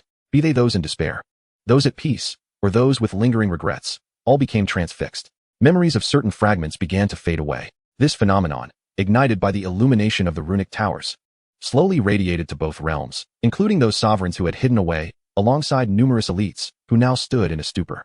The holy path of humanity and the four great national-level runes gradually illuminated. Only the runic tower mechas remained unaffected, pulsating with runic light, though theoretically devoid of life. They knelt half-heartedly towards Yi, their right fists clasped over their chests. Yi had initially left a contingency for all beings. One of their connection-driven methods was aligned with the collective will. A chilling electronic voice reverberated through this suddenly silent world, drifting across the vast expanse, seemingly boundless. Great Pathbreaker, Supreme Creator, Guide of the Republic, Crimson Wind, Dragon Tooth, Storm, Shield Guardian, Eagle Eye Mecha, bidding you farewell. We shall carry forth your long-held aspirations and safeguard your glory. Yi's soul appeared to transcend all constraints, becoming an ethereal essence wandering throughout the consciousness of civilization. This extraordinary sensation gradually detached him from emotions and all ties, merging him with the collective. This was the cost of enforcing the holy path. Yet in this moment, he was unfathomably powerful. All runes of the world were under his command. With his consciousness slowly waning, he beckoned with his fingers. The runic towers shone brightly, barriers rose, and national-level lethal runes activated, forcefully cleaving the deluge into 4 segments, guiding the flow through the waterways. With decisive strikes, Yi sculpted waterways, rivers, and mountains. If the celestial runesmith was akin to a deity, then the holy runesmith resembled a creator of worlds. Various runes, treasure runes, barrier runes, protective runes, control runes, ascended, shimmering in the high skies. Yi's ephemeral crimson silhouette appeared high above the 3 realms, cold and merciless, akin to the heavenly order, yet embracing all beings. After eradicating the pests of the empires, he cast a final glance towards the Yanlong kingdom, devoid of regrets. In the fury of a common man, in that instant, a blinding radiance illuminated this runic planet. The soldiers were reborn. Chapter 77. The vanished return guided by Yi. The threat of the deluge diminished significantly. Years hence, the malignant effects of this disaster would greatly lessen, while the resources it brought would turn into a boon. Suddenly, Yi reappeared above the runic tower, plummeting downwards. Caught by the eagle-eye mecha, his body felt utterly insubstantial, and his consciousness began to fade. Leaning against the eagle-eye mecha, he gazed from the pinnacle of the runic tower over the entire capital, as if surveying the world itself. The senses of smell, touch, hearing, and sight gradually fade. Yi understands that he must depart. Suddenly, a familiar figure rushes towards him. Yi strains to see, imprinting the vision he yearns for into his mind. And then his consciousness fades completely. Long Sun Li arrives in haste, only to find Yi devoid of life. She is nearly overwhelmed, tears brimming in her eyes. As her tears fall upon Yi's slowly petrifying form, she pleads, "Don't go, don't go," feeling helpless and terrified to touch him, fearing that any contact might shatter him. Fortunately, in his final moments, Yi gazes at her. Long Sun Li comforts herself with this thought, desperately trying to maintain her composure. Yet suddenly, she stiffens. Following Yi's gaze, she realizes he is looking past her, toward the fluttering crimson banner. The sound of a faint cracking startles her as Yi's body gradually crumbles, transforming into white light that disperses. Long Sun Li's heart seems to fragment alongside him, leaving behind only the runic heart, a crystallization of Yi's lifetime of knowledge. She unconsciously caresses the runic heart, seeking to understand for whom Yi had dedicated his life. This blow weighs heavier upon her than the fall of a nation. However, as she opens it, the records within render her speechless. Fight for the glory of the Lord. Concepts of runic knowledge dissemination, along with studies on the runic tower and Mecca, are meticulously documented. Each research record concludes with a resolute determination to sacrifice everything for Long Sun Li. The records indicate that forcibly entering the sacred path results in a loss of civilization-level existence, an inevitability that no one can evade. Only those with profound obsession retain a vague memory of it. Most importantly, the records reveal the method to break through the sacred path. Even such documentation embodies Yi's unwavering spirit of facing death with indifference for her sake. This leaves Long Sun Li in turmoil. What was his true intention? Did he genuinely act to ensure her glory would illuminate the world? She gently strokes the runic heart, murmuring, "Will you return and provide me with an answer?" Suddenly, Long Sun Li raises her head abruptly, her tears momentarily frozen. What was his name? The tree of life sways, rippling in the azure waves. In the blink of an eye, several years have passed. In the streets, a filthy beggar stumbles along with a cane, missing the laughter and joy of those around him. Long Sun Hua's gaze is dim, as if he has lost his senses. Approaching the imperial palace, he wishes to enter his former home, only to be informed that a ticket is required. Given his circumstances, he is offered a half-price ticket. Long Sun Hua mumbles, "This is my kingdom. I am the Grand Prince, but no one takes him seriously." Someone attempts to take him to the runic tower for poverty relief, but in an instant, Long Sun Hua collapses to the ground, as if finally succumbing to exhaustion, his last gaze fixated on the imperial palace before him. Above the capital Verdant Hills, the airship's large screen broadcasts the news of the Yanlong Kingdom uniting the world, heralding a global liberation. The former protector of the nation, Long Sun Mo, leans against a tree, smiling. In his lifetime, he has finally witnessed it all. The Empire of Flame Dragon has unified the world, and the crimson banner flutters across the globe. Taking a sip of wine, a gentle breeze stirs. White flowers sway at his feet, and his white beard dances in the wind. The long-cherished ambition of Chang Sun Mo, steadfast for centuries, has finally been realized.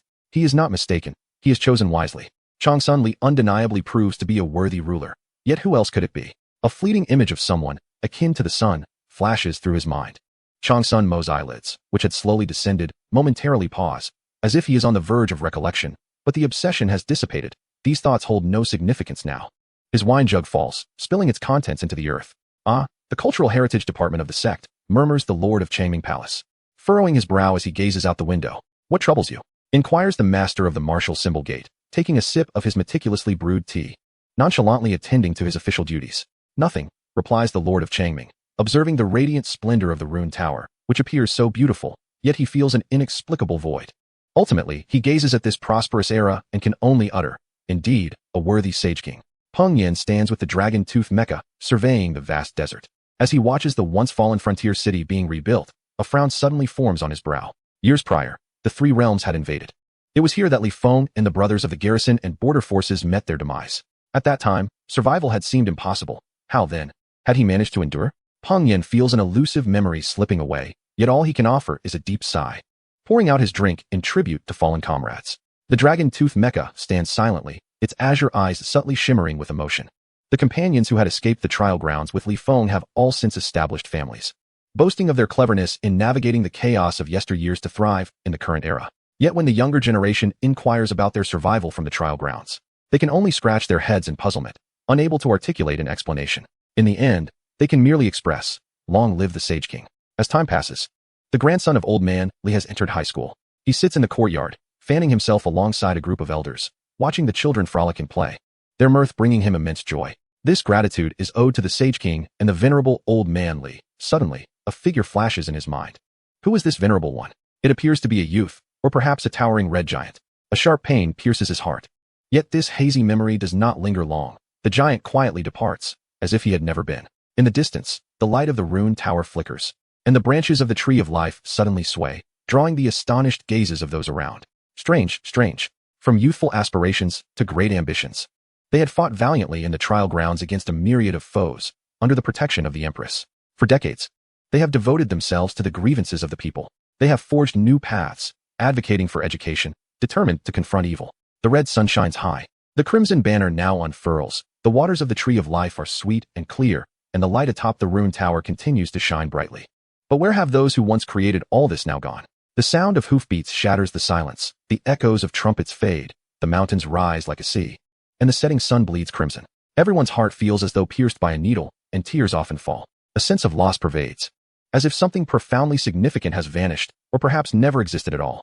Yet, in this world of unification, the rapid advancement of rune technology unfolds in a breathtaking manner. Everything appears so splendid. What could they possibly lose?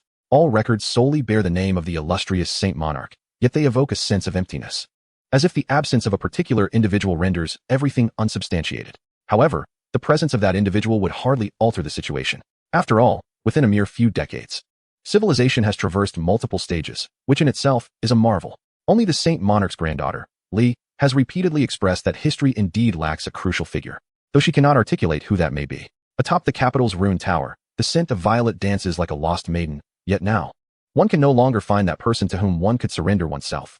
A flicker of red light sways. Clad in a long black and red robe, Li embraces the Heart of Runes, silently gazing over the realm. This Heart of Runes reveals to her that there once existed a person who devotedly cared for her. That individual was pure and resolute, forging a narrow path into a broad avenue. Yet, Li ambiguously yearns for an answer. Is your loyalty to me or to this world?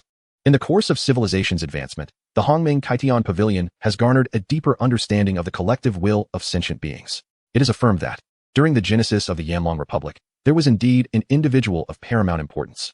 Consequently, the entire Rune civilization has been bestowed with an illusory yet essential goal: to unearth history and identify the vanished red giant, the vital pathfinder. As the journey of civilization unfolds, the Rune starship glides into the vast ocean of stars. Time elapses unknowingly. Those pale violet eyes suddenly gaze upon the entire cosmos, reminiscent of a sea of stars. In the realm of space, Yi returns. Upon reopening his eyes, a series of messages appear before him. Life evaluation. You were born in obscurity, fortunate to encounter a wise ruler, rising from humble beginnings to forge an extraordinary path. You propelled the era forward with personal will, establishing a terrestrial kingdom of objective materialism, allowing humanity to gaze towards the stars. Life evaluation. As you stated, you are merely an ordinary person. Perhaps you could take a moment to reflect. Loyalty in actions has reached 90%, granting you complete active skills. Inner acknowledgement of loyalty has reached 2%, granting you the first stage reward. Kind reminder, the rewards for achieving 100% loyalty during 3 initial reincarnations are exceedingly special. Please cherish them. Yi reflects on everything from the second rune world, feeling no regrets. All he has done has fulfilled the entire civilization. Chapter 78, Reconstructing Ideals. Strengthening beliefs, returning to the space. He gazes at the figure draped in a coat outside the realm, feeling an inexplicable emptiness, as though something is amiss. I have returned.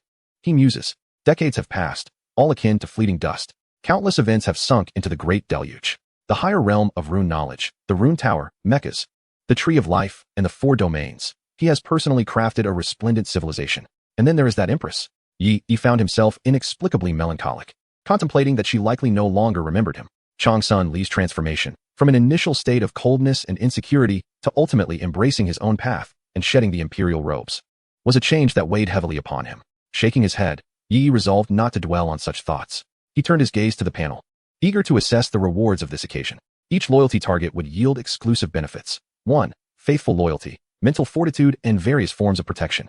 2. Emotional loyalty, passive skills, items, and bonds. 3. Loyalty to the sovereign, active skills. 4. Loyalty to the nation, civilization loyalty, acquisition of items, national fortunes, weapons, and a unique knowledge system of civilization.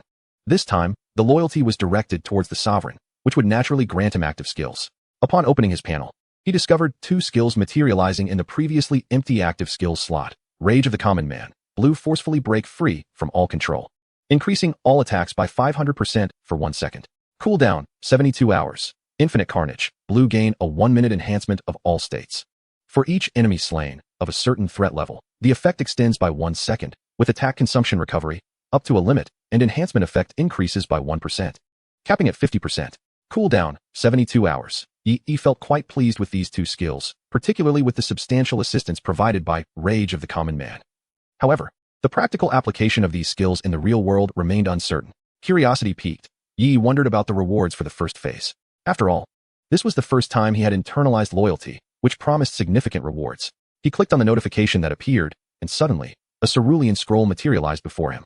Upon opening it, 2 items emerged. Runic civilization, a remarkable achievement in the next century's development. 1. Modular rune towers. 2. Simplification of the rune cultivation method. 3. Notable advancements in technological development, nuclear weapons, concepts for space-based weaponry, and designs for mortal-grade mechas. Yi's eyelids twitched in astonishment. Nuclear weapons had been developed. It was evident that technological advancement had reached a remarkable level. After all, he had been deeply involved in research, providing a clear pathway for the technological evolution of runic civilization, now flourishing alongside physical technology.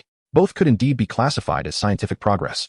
The simplification of the rune cultivation method particularly caught Yi's attention. Previously, mastering runes necessitated accompanying knowledge. Without study, one could not hope to progress in the runic arts.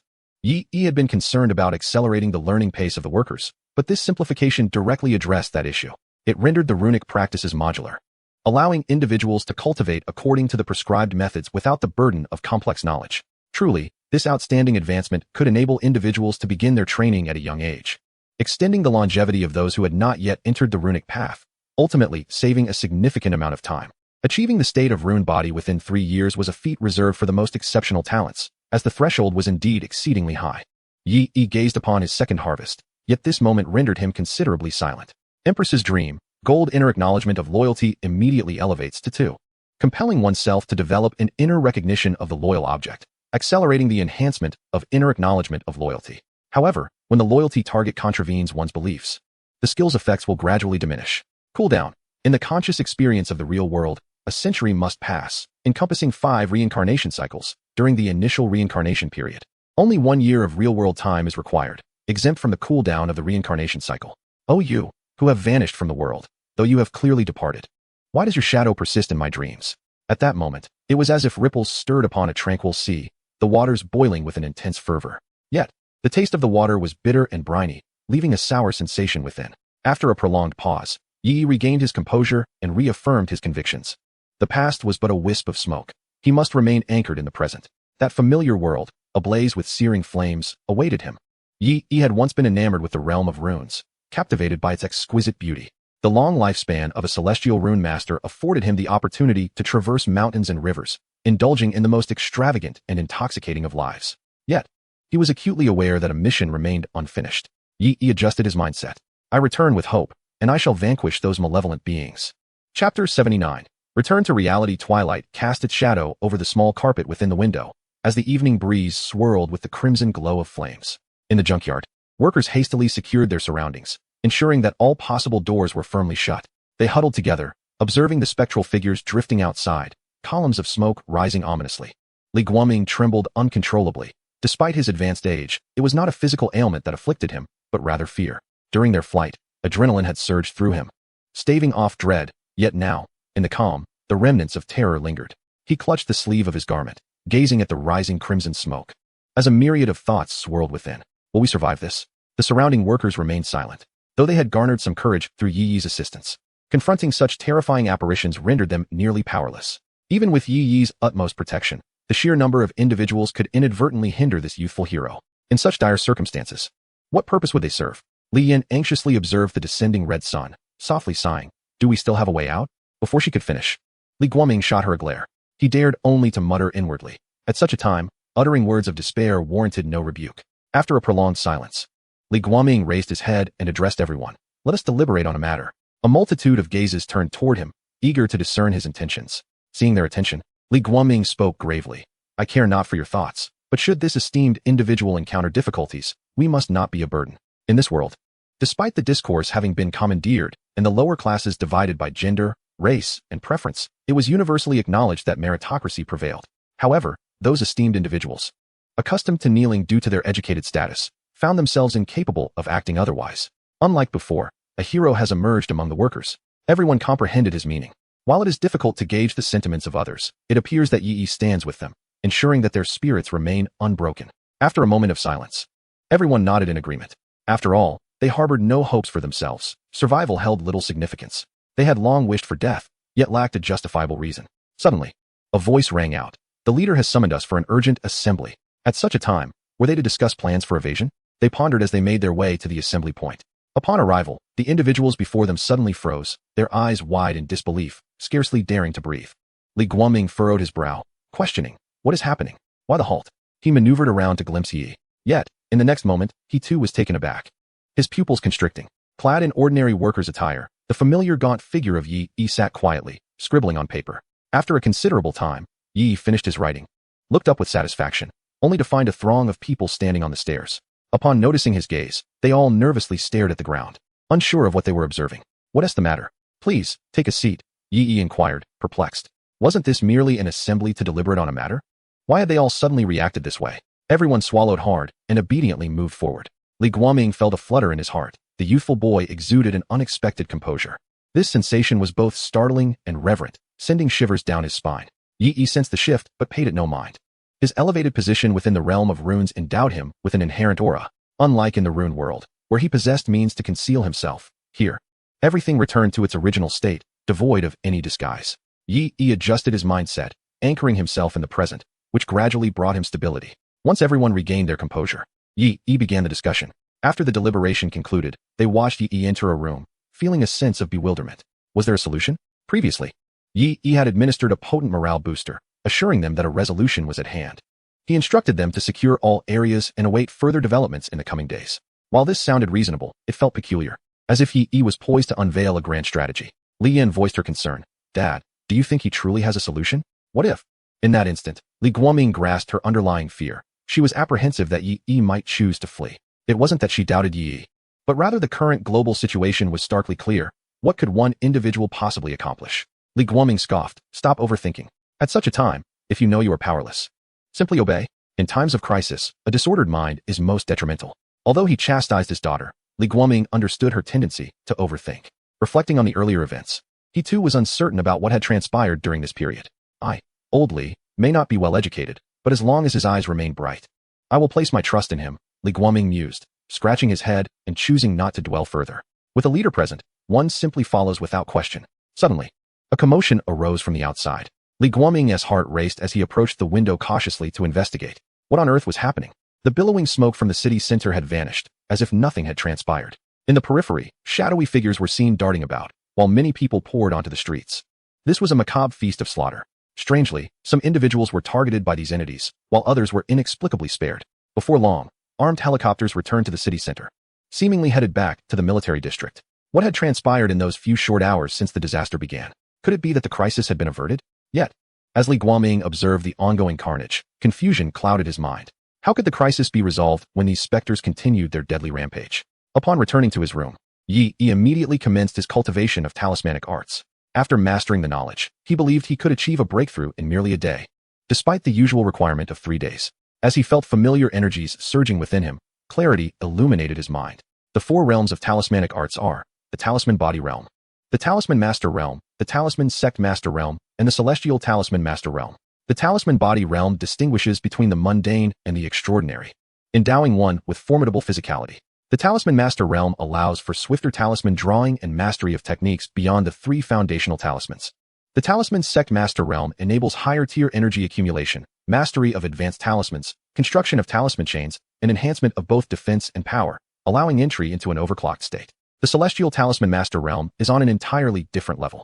As for the final realm, the Sacred Talisman Realm, Yi believed it transcended mere talismanic arts, veering into the realm of national destiny. This path seemed unattainable for him, requiring foundational talismanic computing, numerous interconnected talisman towers, and a vast populace to provide the collective will.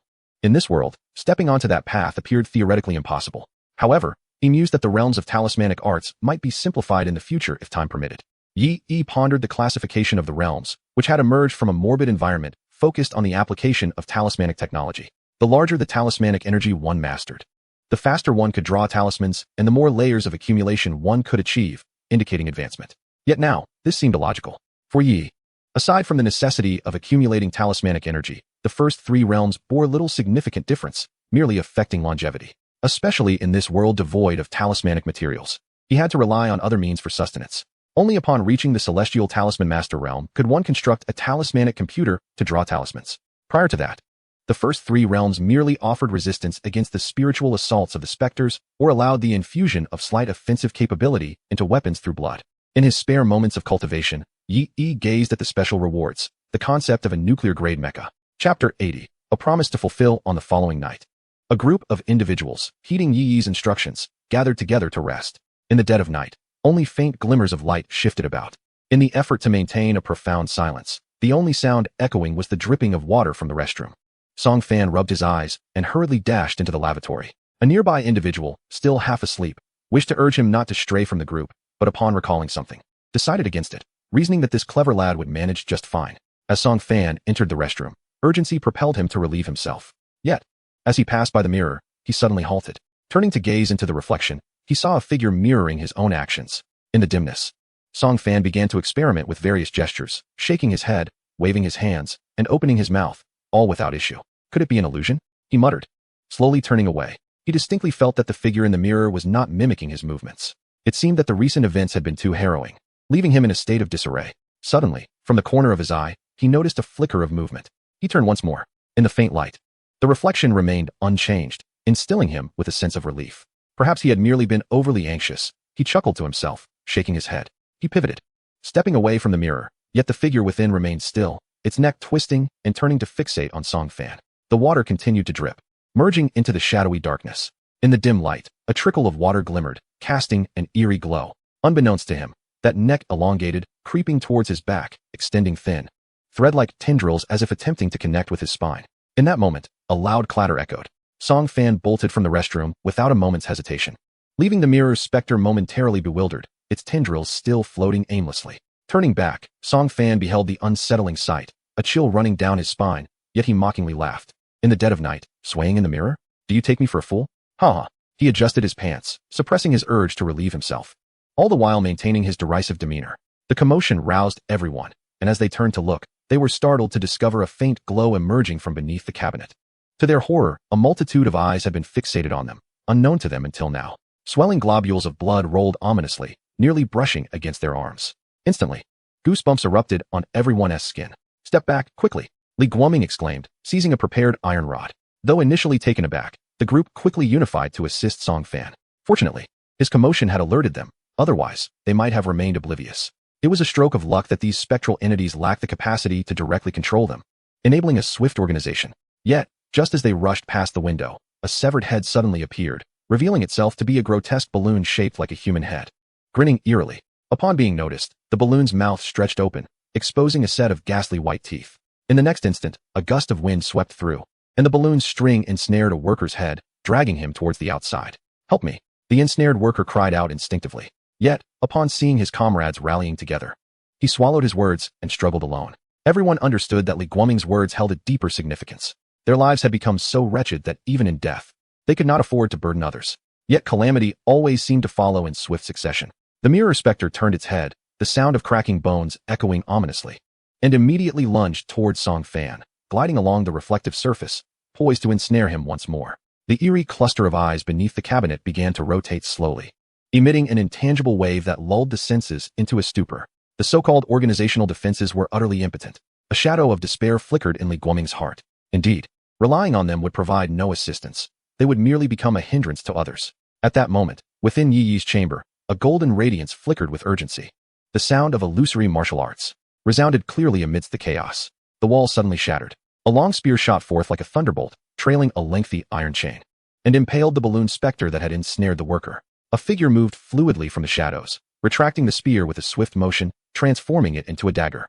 Detected mental attack, drowsiness, medium level, immunity established. The cluster of eyes turned to observe, only to find their efforts utterly ineffective. A cold glimmer descended, and the eye cluster fell silent. Yi Yi turned his gaze toward the mirror specter, the dagger morphing back into a spear, his eyes devoid of warmth. The mirror specter, which had been about to ensnare Song Fan, halted abruptly, leaving Yi Yi momentarily astonished. Did these spirits possess sentient awareness? The mirror specter fixated on Yi Yi for a prolonged moment before retreating several steps. In an instant, it darted back into the mirror. The soft glow rendered Yi Yi's figure enigmatic and imposing. The worker, ensnared by the balloon specter, expressed his gratitude profusely to Yi Yi. He attempted to kneel but was gently prevented from doing so by Yi Yi's hand. Is this how salvation comes? Song Fan, clutching his trousers, was still caught off guard. He gazed at Yi Yi's silhouette, his eyes sparkling with admiration. This was simply too heroic, having spent his days on the assembly line. He had never encountered such a formidable presence. The group gradually relaxed, collapsing onto the ground, relieved to be alive. Suddenly, Yi Yi clutched his mouth and began to cough violently. His body was already afflicted with a severe illness, and he had been managing his movements until now. Having endured considerable pressure over the years, he had maintained relatively good health. However, the rapid succession of actions had indeed taken a toll on him. Even with his successful ascension to the first level of Talisman Master, his body had been honed. Yet, the root of his ailment lay within his organs. It was akin to an increase in offensive power, while his endurance remained alarmingly low.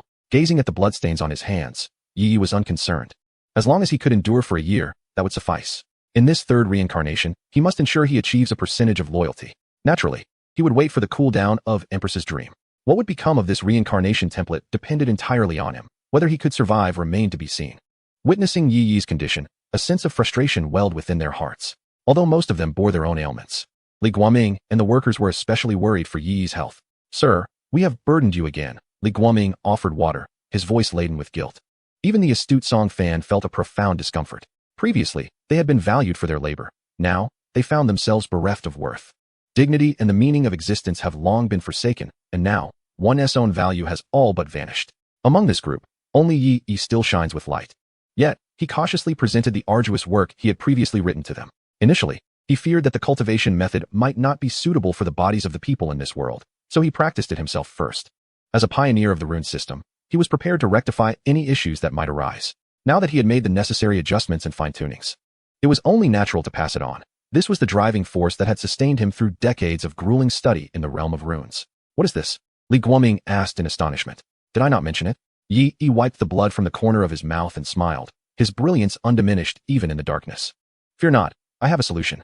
Chapter 81.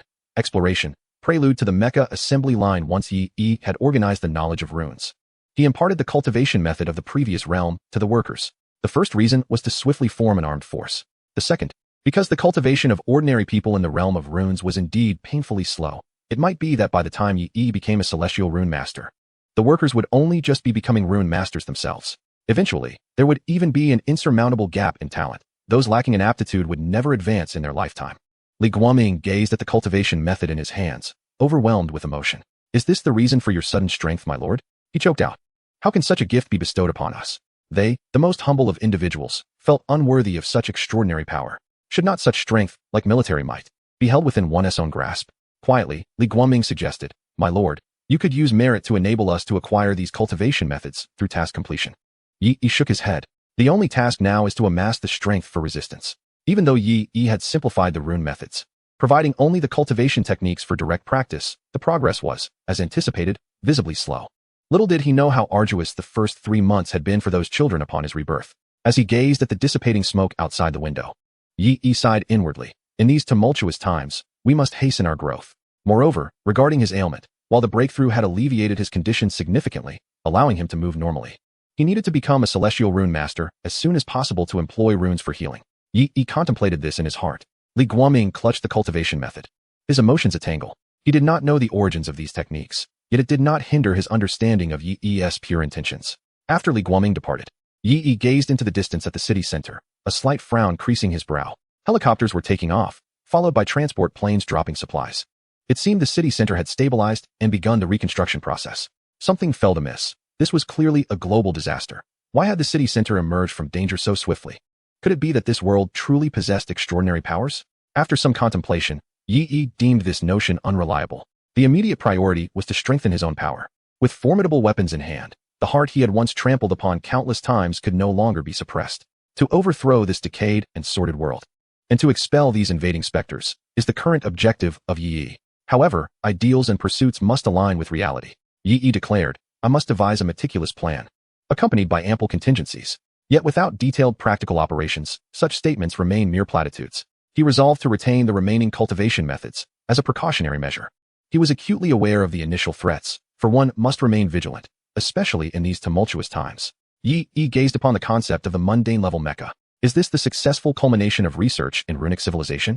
He marveled. Indeed, once the potential of a civilization is awakened, the resultant energy is boundless. The so-called mundane-level mecha, characterized by its simplicity in manufacturing and reliance on non-runic systems for offense, stands apart from the runic towers. This type of mecha has its limitations, lacking the extraordinary enhancement provided by runic support, and thus is classified as mundane level. After a moment of contemplation, Yi realized that manufacturing runic mechas was not feasible at this juncture. Therefore, producing some mundane-level mechas as a preliminary step would suffice. Yet, the process of mecha manufacturing is far from straightforward. Typically, precision equipment and high-strength materials are indispensable. However, given that the runic civilization has developed for over a century, it is implausible that it has achieved nothing of worth. Within this context lies a crucial element. Worker B, Micro-Intelligent Engineering Unit designed for ultra-precision engineering and equipment maintenance. Requirements: a small quantity of metal, a modicum of runic energy, and extensive runic engraving techniques.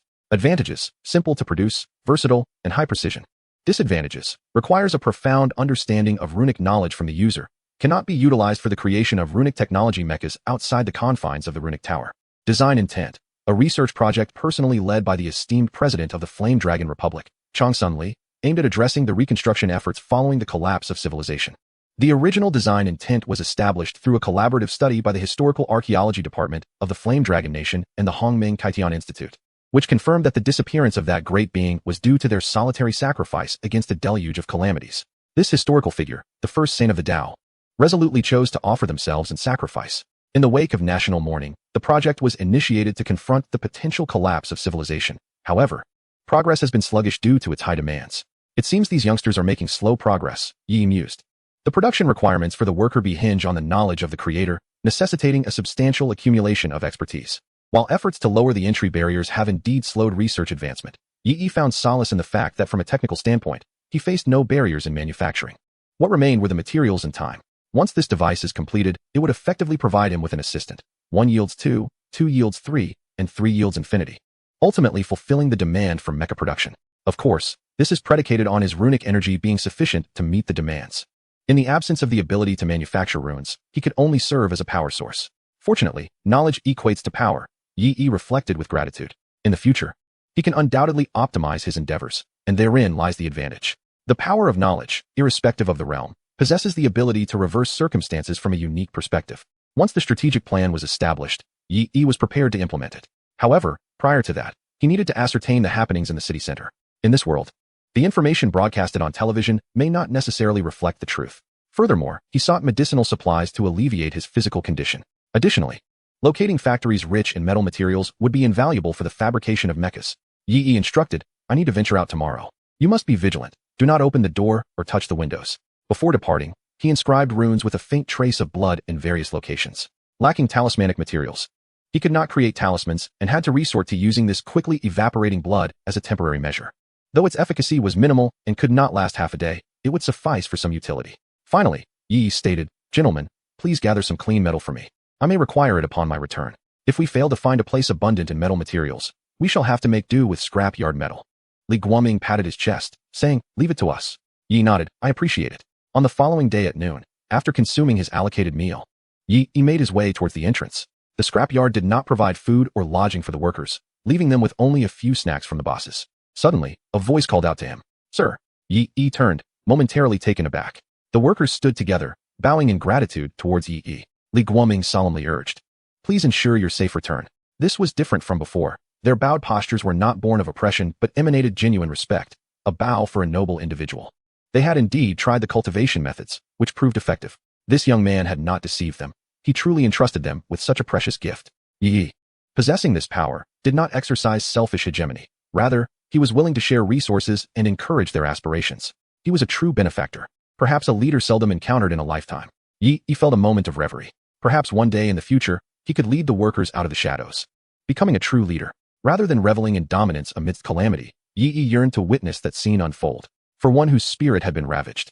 This was the greatest reward. Yi smiled. Rest assured, I shall return safely. I hold hope for it. Upon reaching the street, Yi changed his attire. Wrapping himself in a scarf to ward off the chill, he concealed his face and suddenly spotted a familiar figure. Xiao He had been following him all along. He waved, and Xiao He promptly dashed over, circling around him.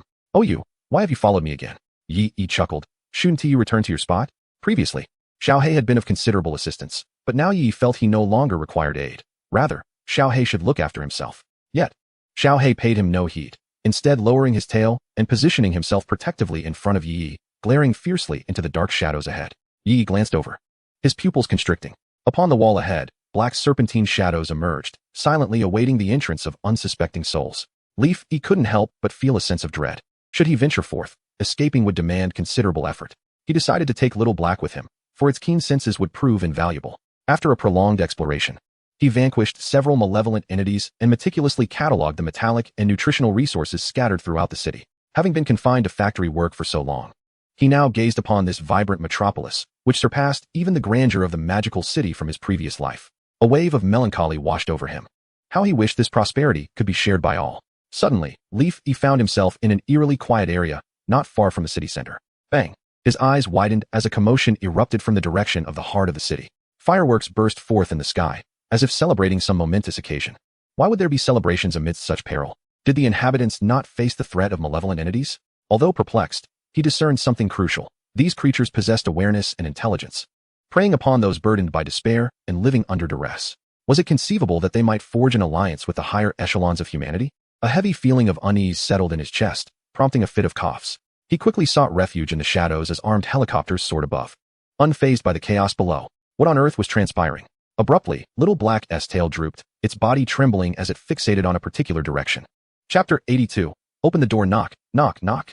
The sound of 4 distinct knocks shattered the silence, echoing sharply in the stillness. He instantly heightened his vigilance, keeping a watchful eye on Little Black.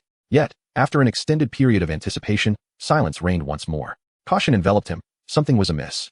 His observations revealed that many doors in the vicinity stood ajar, with lifeless bodies strewn about the thresholds, as if an unseen force had struck down the occupants the moment they opened their doors. The knocking intensified, emanating from a nearby building. Leaf's gaze sharpened, and he distanced himself from the source, moving swiftly to exit the area. Nevertheless, the persistent knocking seemed to pursue him relentlessly. He was uncertain of the consequences should he be caught. The situation within the city remained unclear, and now he faced this enigma. Come on, he urged, noticing Little Black lagging behind. Obediently, Little Black leapt onto Leaf's back, clinging to him like a backpack. Inside the building, a tall figure continued its relentless knocking. After 4 strikes, the door creaked open, and its form abruptly shifted, vanishing to another location. Through the thick wall, it fixed its gaze upon Leaf, wearing a sinister grin. At that moment, a middle-aged man rushed over, clutching a bag and donning spectacles that lent him the air of a scholar, followed closely by a cat-like specter.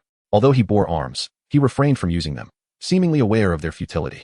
Upon spotting Leaf, his face lit up with joy. Help me, he began, but upon noticing Leaf's gaunt appearance, he abruptly halted his plea. Sun Xiaodao dashed aside, evidently unwilling to endanger the boy. Upon witnessing this, Yi's perception of the people in this world underwent a profound transformation. It seemed that not all were malevolent. Coincidentally, this individual fell within the ambit of his attack. Yi swiftly conjured a spear, its long iron chain trailing behind him. Sun Xiaodao, clutching crucial documents, made a dash to the side. Yet, the cat demon would not grant him an opportunity, letting out a shrill cry as it lunged forward. I cannot die, I cannot die. Sun Xiaodao gritted his teeth, unwilling to succumb to despair. After enduring countless hardships to escape the central research facility, he was determined to safeguard this vital information. The people of the world must know the truth. In the next moment, the cat demon's airborne form was effortlessly pierced by the spear. Having cultivated the art of talismans, Yi Yi's mental strength had grown considerably, allowing him to manipulate the spear with precision. In an instant, the spear erupted like a hedgehog, blood spraying forth as the air became saturated with a nauseating stench. This scene caused the specter knocking at the nearby door to pause, a grotesque smile freezing on its face. As Yi withdrew the spear, the apparition began to realize something was amiss. He can kill me. The figure of the door-knocking ghost gradually dissipated. However, in its final moments, its form shifted, now an elderly man, then a youth, and finally a child. Yet, regardless of the transformation, its body remained elongated. With 4 resounding knocks, silence once again enveloped the surroundings. Yi frowned as he retracted the spear. Why had the knocking suddenly ceased? Before he could ponder further, Sun Xiaodao attempted to grasp his hand, only to be met with a warning snarl from the small black creature. Left with no alternative, Sun Xiaodao implored, "Dear brother, I beseech you, please help me escape from this place." The display of power Yi had just exhibited ignited a flicker of hope within him for survival. Yi regarded him and the box he held with interest. The man appeared refined, reminiscent of a professor from his past life. However, the gray in his hair suggested he had long been in a state of anxiety. "What did you mean by what you just said?" Yi inquired, having caught the man's words about shouldering the redemption of civilization. Sun Xiaodao trembled. "This is not the time for such discussions. Take me away to a safe place, or it will be too late." As he spoke, several black dots suddenly appeared in the distant sky, seemingly more military helicopters. Yi, with his keen eyesight, noticed that from the direction the man had come, a group was in pursuit, armed with firearms and advancing rapidly. Surprisingly, they appeared unperturbed by the specters. With this revelation, Yi confirmed that this man was indeed extraordinary. Detaching a belt, he secured it around Sun Xiaodao. Should he harbor any ill intentions, he would meet a fate akin to that of the cat demon. Just as dusk began to settle, Yi led the man away from their pursuers, collecting some medicinal supplies on their way back. However, he was puzzled by the whereabouts of the door-knocking ghost. In the junkyard, as night fell, a tidy collection of metal had been amassed, yet Yi had yet to return. The others, while cultivating, could not help but feel a sense of foreboding. The darkness was ever looming, instilling fear. Suddenly, a series of knocks echoed through the air. Had someone managed to escape? Upon hearing the sound, Li Yin immediately stood up, eager to answer the door. They are all unfortunate souls, and she feels deep sympathy for her companion who has endured such suffering for so long. However, she finds herself obstructed by Li Guaming, who sternly reminds her that the master had instructed them not to open the door. "But it could be our fellow workers outside." Li Yin expressed her concern. "You are being foolish. It does not matter who is out there. A prohibition is a prohibition." Li Guaming retorted with irritation, lamenting how he had come to have such an unthinking daughter. "At this moment, we must remain calm. You should leave. We shall not admit anyone here." As his words echoed, the heavy footsteps and knocking indeed subsided. Yet, it was not long before the knocking resumed once more. "Knock, knock, knock. Open the door. I have returned." A familiar voice rang out, causing Li Guaming to spring to his feet in excitement, eager to open the door. The others, upon hearing this voice, felt their anxious hearts finally ease. Suddenly, Song Fan grasped his hand. "What are you doing? Let me open the door quickly. We must not let the master catch a chill." Li Guaming exclaimed in frustration. However, Song Fan trembled as he said, "Do you not sense something amiss?" The crowd looked at him, puzzled. It was nearly the time for the master to return. What could be strange about it?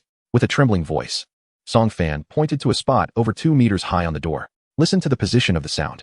The crowd turned to look and abruptly realized the unsettling truth. How could the master be so tall? At this revelation, a chill surged through them, and they instinctively retreated from the door. As the knocking intensified with their hesitation, the voice grew more frantic. "Open the door. It's me. I have returned." The runes carved by Yi earlier glimmered faintly on the door before swiftly fading. "Oh!" Suddenly, Li Yin gasped, covering her mouth as she glanced toward the window. There! A grotesque face, smeared with blood, leered at them, long arms resting against the window, rubbing against it, with a sinister grin. "Open the door." Just as the window seemed on the verge of shattering, a figure appeared instantaneously behind the monster. In the next moment, a flash of silver danced in the air. Yi descended slowly, having severed the monster's head. "I wondered where you had gone. It turns out you came here," Yi mused, astonished that these creatures dared to invade their home. With Yi holding the severed head and his scarf billowing in the cold wind, the crowd felt an immediate sense of relief. Their pillar of support had returned. "It is well that the master has come back," Li Guaming said. His previous fear now vanished. "It is good that you have returned." Chapter 83, The Revelation of Truth. The dawn of the resistance. The journey was somewhat prolonged due to medicinal issues, but fortunately, they had brought Sun Xiaodao along. One of his 3 doctoral degrees is in medicine, allowing him to comprehend the terminology and assist Yi in resolving the matter. The workers all sighed in relief. Thankfully, Yi had returned, and all had been but a false alarm, with everyone assuring that they were fine. Once everyone had departed, Yi inquired, "What do you mean by the redemption of civilization?" Sun Xiaodao, feeling secure at last, placed the box on the table. Opening it, he began to extract one document after another. Analysis of the strategic intent of the Hayes Federation, source analysis of the Spectres, the President's summit negotiation with the Spectres, the underlying logic of Spectre homicides. Indeed, it is no surprise that the Federation, which implements elite education, exhibits a highly concentrated allocation of resources. Merely 2 days after the calamity struck, they had compiled comprehensive information regarding the Spectres. Various documents encapsulated the hidden technologies of the Hayes Federation, resource extraction sites, vital facilities, and a rough outline of military intentions. Whoever possesses these documents, given sufficient capability, might withstand the overwhelming force of the national machinery. Adjusting his glasses, Sun Xiaodao's gaze sharpened. The earlier disheveled demeanor dissipated, revealing a scholar laden with responsibility. The night was heavy with darkness. Chilling winds swept through the air, thick with a faint metallic scent of blood, intermittently disturbed by the sounds of specters rampaging. Along the way, Sun Xiaodao had disclosed to Yi that he was the head of a premier national research institute, privy to a wealth of information. It was reasonable to assume he possessed knowledge of the events transpiring in the city center, nay, across this world. What, indeed, was being celebrated amidst the fireworks? As Yi opened the document titled The President's Summit Negotiation with the Spectres, previous files had already indicated that the Spectres' motive for homicide was primarily to harvest despair energy for a certain entity. Thus, they targeted the oppressed from the lower echelons of society. Sun Xiaodao gravely articulated the truth. The human elite had forged an agreement with the invading Spectres, designating our world as a long-term harvesting ground for despair energy. This revelation struck Yi like a bolt from the blue, leaving him paralyzed. The military, weaponry, and apocalyptic nuclear arms were all forces he could not contend with. The human elite, wielding such power, had colluded with the Spectres? What madness was this? Yi exclaimed in outrage. Why have they lost their minds? They were always mad, selfish, and deranged, Sun Xiaodao replied resignedly. The reason for their collaboration, as I understand it, is that the Spectres believe only we know how to inflict oppression and despair upon our own kind. What they desire is not merely the despair of torture, but a deeper, more profound mental anguish. I suspect their arrival is prompted by the sheer number of individuals in our world living under such conditions. Then why not simply annihilate us? Yi felt an unprecedented humiliation wash over him. This scene felt hauntingly familiar. It was a grotesque betrayal for one's own to aid outsiders in exploiting their people. The Spectres required us to revert to our original societal status. Hence the necessity to preserve these upper echelons, allowing them to act as overseers of the slaughterhouse, perpetually harvesting the deeply repressed masses. This process would be accompanied by familiar tactics, shifting contradictions, suppressing information, and expert propaganda. Moreover, the elite's desire for longevity could also be satisfied by the Spectres. Longevity? Yi gazed at Sun Xiaodao, pondering why he would flee with such knowledge if eternal life was attainable. Under the current system of this world, he, as a leading researcher, would lead a life of unparalleled comfort. Understanding Yi's perplexity, Sun Xiaodao remained silent. Sun Xiaodao adjusted his glasses and resolutely declared, I am a scholar of humanity, destined to benefit mankind. Even if I cannot alter the current state of society, I shall never yield to the invaders. Outside the window, several fighter jets sliced through the sky. The television suddenly flickered to life, broadcasting the latest news. Fellow citizens of the Hyson Federation, we have preliminarily alleviated the crisis. You can place your full trust in the government and return to your original posts. In memory of our fallen compatriots, we must work even harder. Rest assured, the government will compel enterprises to raise wages and grant more leave. To ensure the implementation of these policies, we will dispatch troops for oversight. This change will undoubtedly usher in a sweet future for you all. Yi's anger surged uncontrollably. I need your help, Sun Xiaodao implored. We must disseminate this message. At the very least, we must buy more time and rally strength around you. In Sun Xiaodao's plan, they needed to traverse the land, striving to spread the news as far and wide as possible. Utilizing his various means, he intended to preserve the information over the long term. At present, Yi was the only entity he had encountered capable of confronting the malevolent spirits and providing protection. Understood. I have a plan, Yi nodded. A plan? Sun Xiaodao assumed he had not articulated himself clearly. What I mean is, we need to move around. It is too perilous outside. Do not worry, I have my methods. Yi continued to nod, lost in contemplation. Sun Xiaodao wished to say more, but upon observing Yi's serious demeanor, he reluctantly stifled his words. He did not harbor high hopes for Yi. What could a mere worker accomplish? If Yi were to encounter obstacles, he could still implement his plan later. He only hoped that Yi truly had a solution. That night, the city center shimmered with vibrant lights in the distance. Yi stood silently against the cold wind, watching. I will put an end to all of this. 2 days later, a small machine bee, resembling a hummingbird, buzzed forth from Yi's hand. It was resplendent. Embodying all hope, he released the bee onto a pile of metal. The bee sprouted countless tiny mechanisms, industriously processing the metal. An hour later, a second bee was produced. Subsequently, the two bees worked in tandem, significantly reducing the time required to create a third bee. However, due to spatial constraints, a maximum of 4 bees could operate simultaneously, reducing the processing time to merely a few minutes per bee. In a mere day, the number of bees had reached over 200, nearly half of the current carrying capacity. Now, we meet the conditions for manufacturing mechs, Yi concluded. By harnessing the swarm of bees, he could fabricate robots akin to printing. He accessed the mech repository's data, selecting the most suitable robots that could currently be produced: Guardian, humanoid multifunctional robot, and Dragon Ball, floating cloaked laser reconnaissance orb. With his present rune energy reserves, he could only simultaneously power 10 Guardians and 20 Dragon Balls. If someone could share the burden, production could be significantly increased. Regrettably, these robots are designed for physical combat. Yi intends to employ them solely as support in warfare, primarily for defense against corporeal adversaries. The spirits will require the workers to advance their skills in the arcane arts before they can unite in resistance. This endeavor will likely require a month, which conveniently affords Yi the time he needs. His first objective is to disseminate information while simultaneously achieving a breakthrough to the second tier, thus enabling the storage of greater energy reserves. Before long, Sun Xiaodao found himself astounded by the sight of the robots before him.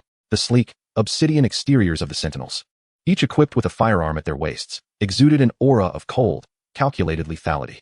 Floating beside each sentinel were 2 Dragon Balls, periodically scanning their surroundings with laser precision.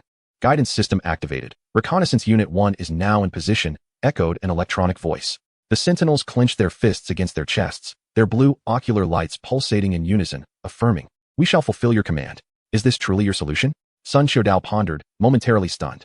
The evidently avant-garde technology left him feeling as though his years of study had been in vain. Clearly, he had spent too long in the laboratory, in this society. Such beings were referred to as workers. Chapter 84. A message to the people of the world. The world remains ensnared in chaos. Even though the city center has stabilized, the military and various institutions have yet to recover from the onslaught of the spirits. Meanwhile, as Sun Xiaodao finds himself pursued, Yi has devised a means of concealment. Fortunately, Sun Xiaodao had adequately prepared for his escape, alleviating any excessive concern. Crucially, he has incapacitated surveillance devices in certain areas, rendering his pursuers incapable of tracking him and facilitating his subsequent actions. In the darkness of night, figures darted through the shadows, entering a towering edifice. This was one of the branches of a domestic IT industry giant.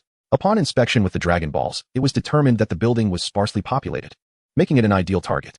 The Sentinels swiftly neutralized all individuals present, rebooting the power and establishing a connection to the signal tower. The power center has been secured, and the implantation of a virus has commenced. The Dragon Balls penetrated the systems, extending long tendrils to infiltrate the computers.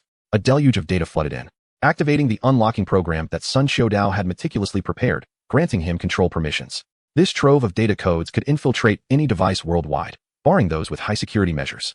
This was Sun Xiaodao's primary objective, a specialized program extracted from the research facility. Originally, these programs could not be utilized without specific software and equipment to translate the language. However, the Dragon Ball robots fashioned by Yi proved invaluable, capable of directly facilitating the transformation, a form of cutting-edge technology that Sun Xiaodao had never encountered.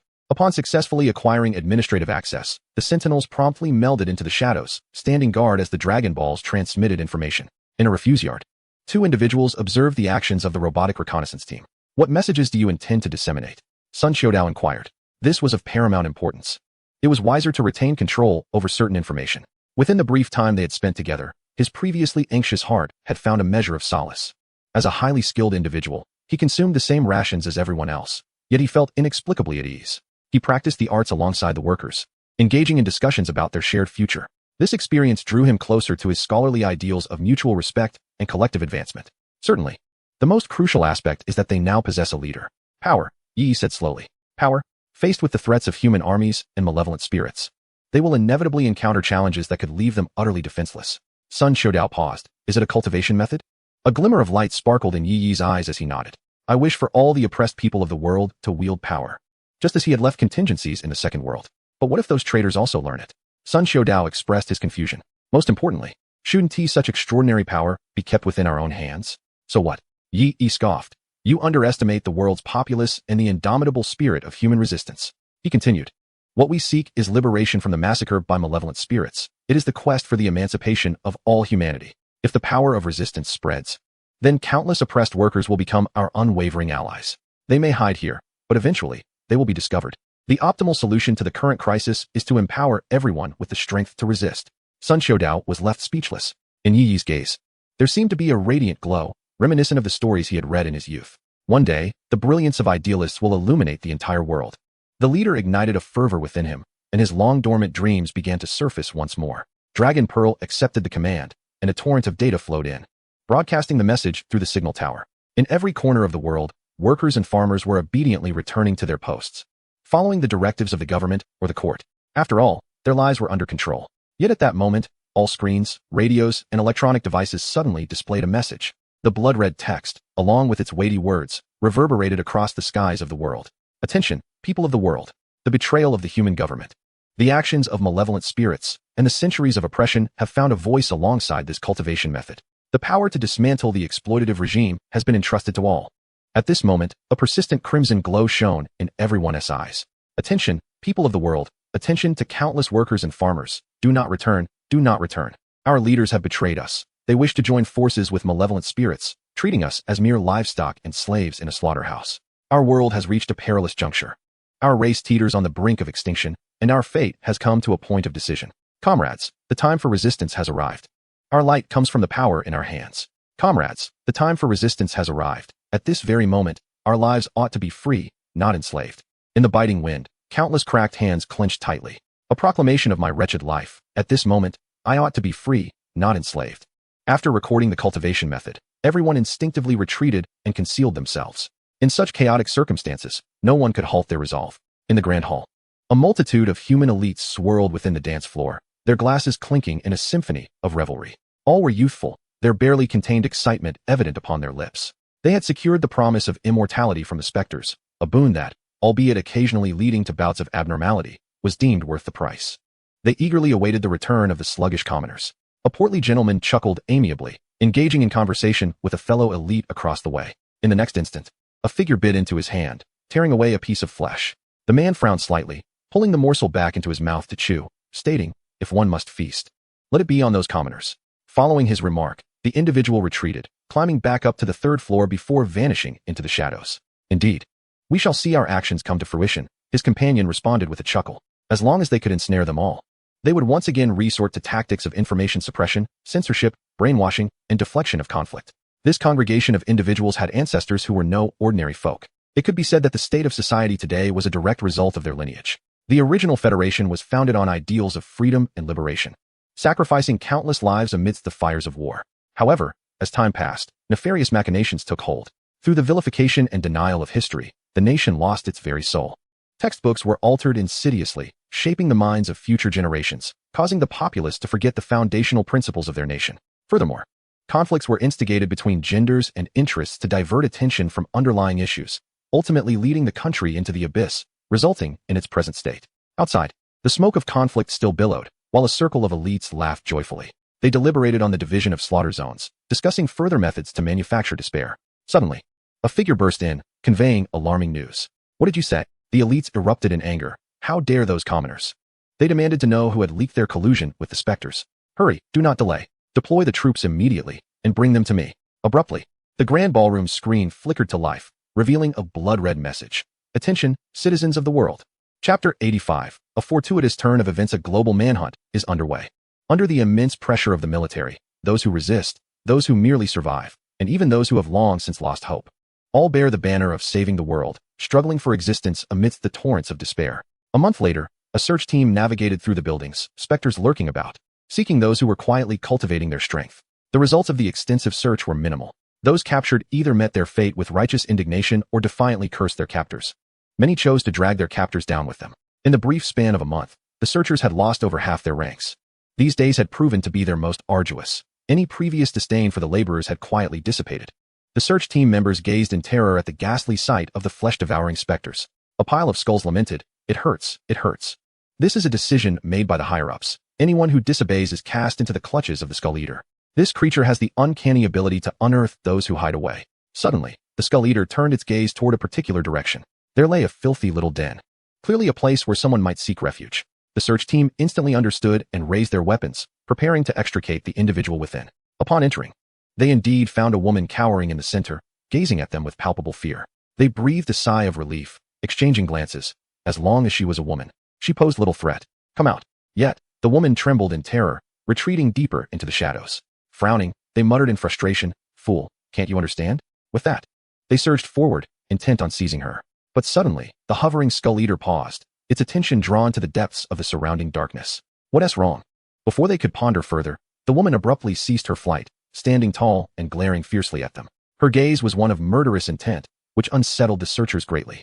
You wretched creature, I command you to come here. One of them clicked his tongue, raising his weapon to fire. But in the next instant, the woman vanished from sight. Hey, where did she go? The man who was about to pull the trigger suddenly felt his vision blur, his teammates staring at him in horror. Moments later, a searing pain erupted in his abdomen. He looked down to find a hand plunged into his flesh. Finally, he met the furious gaze of the woman. Fire now? Just as the captain was about to shout, shadows began to coalesce from the darkness. The wails of the specters gradually fell silent as they stood in a daze. Behind them, footsteps echoed ominously. Unbeknownst to them, hundreds of workers had surrounded them, wielding shovels and wrenches, silently observing their plight. Among them, several robotic figures emerged, taking the lead in restraining the ghostly horde. The captain stammered, "Run, quickly." Suddenly, a crimson banner unfurled, its vibrant hue seemingly stained with the blood of those who had perished at the hands of tyrants over the past month. For our fallen brethren, let us strike. In an instant, all the workers charged forth. The Skull Eater let out a piercing shriek, pointing at them. Yet, ultimately, its control was limited. The next moment, a wrench struck the Skull Eater squarely on the head. Having entered the realm of symbols, they could finally channel their spiritual energy into runes to combat the specters. The Skull Eater attempted to regain its dominion, but under the incessant barrage of attacks, it could not withstand the onslaught, its form becoming increasingly insubstantial. As it glanced at its spectral minions, it realized with horror that those it had painstakingly nurtured had been slaughtered. Before long, the search team was obliterated. A month passed, and across the globe, a vast multitude entered the realm of symbols. The pent-up emotions that had long simmered finally erupted, hinting at the potential for a united front. What to do? In the Platinum Building of the Hyson Federation, the president and a host of leaders paced anxiously. The nation was engulfed in chaos, with specters, military forces, and civilians locked in a deadly struggle. The economy is on the brink of collapse, infrastructure is paralyzed, and significant cities are engulfed in chaotic conflicts. Suddenly, a shadowy figure emerges. It possesses a human form, yet lacks any expression. Upon encountering this entity, the president and all high-ranking officials immediately kneel, exclaiming, "Great Sovereign of the Dark Realm, Supreme Lord of Shadows." Their earlier collaboration with the supernatural was initiated by this very being. Although the extent of its power remains unknown, the cessation of global supernatural disturbances since their agreement speaks volumes about its extraordinary nature. Even the title they use was derived from the incoherent murmurs of some supernatural beings who encountered it. The shadow said nothing, merely gestured towards them. Suddenly, visions flooded the president's mind. They expressed their gratitude, exclaiming, "Thank you, Great Shadow." Before they could finish, the shadow vanished. Nevertheless, they continued their expressions of thanks until they deemed it appropriate to rise. They exchanged glances and erupted into laughter. For the entity had assured them that they need not worry. This calamity would soon be quelled. The cost, however, would be an increased feeding of the supernatural entities. This would test their capabilities. Now, they must contemplate how to evoke deeper despair among the common populace. Laughter echoed amongst the shadows of the group, reminiscent of malevolent specters from the abyss. Beneath the refuse, after the workers ascended in their arcane practices, they commenced fortifying their defenses. With an influx of individuals serving as energy sources to sustain the robots, production was ramped up. Each person was assigned a guardian robot and a dragon pearl, swiftly establishing a base beneath the original tunnels. Under the meticulous processing of the worker bees, the base became impervious, completely sealing off any trace of its presence to ensure the supernatural beings could not locate it. Yi successfully ascended to the third level of the arcane path, granting him greater energy. He could now manage the operation of thousands of robots. Before him, a runic computer began to construct. Once completed, and energy reserves met the requirements in 2 years, he would ascend to the status of Celestial Rune Master. At that moment, Yi would truly begin to shine in this world. How is the global situation? Yi inquired. Sun Xiaodao, holding a tablet, replied joyfully, "Excellent. The army is stretched thin, and the supernatural entities are unable to withstand the tide of resistance. Indeed, when humanity possesses the means to resist, their potential for explosive growth is limitless. What was once an utterly despairing situation has been turned around. At this rate, the salvation of civilization is within reach." The large screen projected a view from the Dragon Pearl, which carried worker bees through various channels, distributing them worldwide. Upon reaching their destinations, they would seek out qualified leaders who had mastered the arcane path to initiate the production lines for robots. He aimed to establish a resistance movement, and the first batch of worker bees had already arrived in certain locations. The banners they bore were a deep crimson. The mission of the resistance was nothing less than the liberation of humanity. Chapter 86. A flawed endeavor, rebirth once more. That is good, Yi nodded, feeling somewhat fatigued. To seize this fortuitous opportunity, He had been tirelessly orchestrating the overall strategy day and night. Strategic planning, personnel allocation, and resource point occupation, among other matters, were all under his guidance in this seemingly insignificant junkyard, leading the global resistance of humanity. Yi vowed to fulfill his promise. Hope shall prevail, and the future shall unfold. Suddenly, the large screen before him dimmed. Yi and Sun Xiaodao turned in astonishment. Through the transmission of the Dragon Ball imagery, he witnessed the entire sky darkening. A solar eclipse? Yi shook his head vehemently. No, that was impossible, for the world had succumbed to darkness. Abruptly, a face materialized in the pitch-black sky. Its enormity was overwhelming, cold and merciless, sending chills down Yi's spine. For the first time, he felt genuine fear. This fear was something even he, as a celestial mage in the second world, could not withstand. At its emergence, all the malevolent spirits fell silent. What was transpiring? Yi's heart suddenly ached. Just when the situation seemed to be improving, this occurrence tightened his heart. Suddenly, the mouth of that face opened, writhing as a torrent of murmurs poured forth. As people heard these whispers, they stood frozen in place. This phenomenon manifested across the globe. Sensing the ominous nature of the event, Yi felt unease wash over him. The disturbance penetrated the underground base, and the runes on the walls flickered momentarily before collapsing. The workers' gazes became vacant, as fragments of their minds were gradually sealed away. Finally, the two exchanged a glance, and in each other's eyes, they recognized regret. Without warning, Sun Xiaodao pressed a button. The protective system has been activated. Just a little more, you must survive. Sun Xiaodao's expression slowly dulled, inevitably succumbing to silence. The robots throughout the base sprang into action, evacuating everyone except Yi. The doors sealed shut, and the entire base was locked down, striving to conceal itself. Mental attack detected, abyssal murmurs. Attack level, extraordinary intermediate, current mental resistance. Extraordinary low, judgment completed, immunity not possible, attack power diminished by 60%. Your mind has shattered. In a haze, amidst the interplay of light and shadow, it seemed that everything fell into silence. Yi felt disoriented, losing track of time and space. Suddenly, a light pierced through the darkness. Empress's dream has completed its cooldown. Yi jolted awake. Where am I? The surroundings were a blinding white, leaving him somewhat disoriented. Suddenly, he realized something. Mental barrier, effect 3, enhances all mental skills. After mental collapse, a fictitious world is constructed to protect the brain. This fictitious world resets every year. Current status, activating. This was his fictitious world, designed to prevent his mind from disintegrating further. My mind has collapsed. Yi clutched his head as he rose to his feet. Had it not been for the cooldown of the skill, he would have remained in slumber for a much longer time. But why had his mind shattered? What had that eerie existence done? Upon reviewing the records of the attack, Yi discovered that this mental assault was both coercive and purposeful. Had it not been for the passive ability known as mental barrier, he would likely have appeared untroubled on the surface, yet his spirit would have been shrouded in dust, difficult to cleanse. It was precisely due to the detection of such an assault by the mental barrier and his conscious resistance that led to his unconscious state. Suddenly, Yi realized something. The cooldown period for Empress's dream would still require an entire year, even with the reduction of initial usage conditions. A year, a pang of anguish struck his heart, and an overwhelming sorrow surged within him. What remnants of their efforts could possibly remain after a year? I must escape. Humanity's resistance still requires my presence. Driven by an intense will, Yi's mind jolted. In an instant, he plummeted into darkness.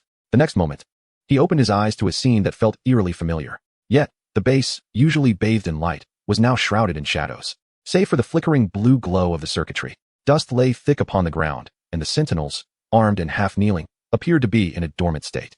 He floated in nutrient fluid, with the dragon pearl hovering outside. Upon his awakening, the dragon pearl rotated joyously, as he issued commands. The sound of rushing water enveloped him, and he finally returned to the surface. The air, laden with impurities, filled his nostrils, yet surprisingly, he did not cough. After a prolonged period of rest, his ailments had markedly improved. He stood completely bare, dust clinging to his feet. Opening the operational log, Yi fell into silence. Indeed, a year had passed. In the end, Sun Xiaodao activated the base's emergency defense system. He issued commands to evacuate everyone, likely aware that significant troubles loomed ahead, wishing to place Yi in a state of slumber before such peril ensued. To this end, he became the executioner, sending everyone, including himself, away to minimize consumption. Yi's heart was filled with complexity. Had it not been for Sun Xiaodao's decisive actions, he might have faced dire consequences. Sun Xiaodao was an astute scholar. He refrained from probing into Yi's advanced technology. The reason lay in his interactions with Yi, which made him acutely aware that Yi was the very foundation of all these transformations. Even if they were to perish, Yi must not be allowed to die.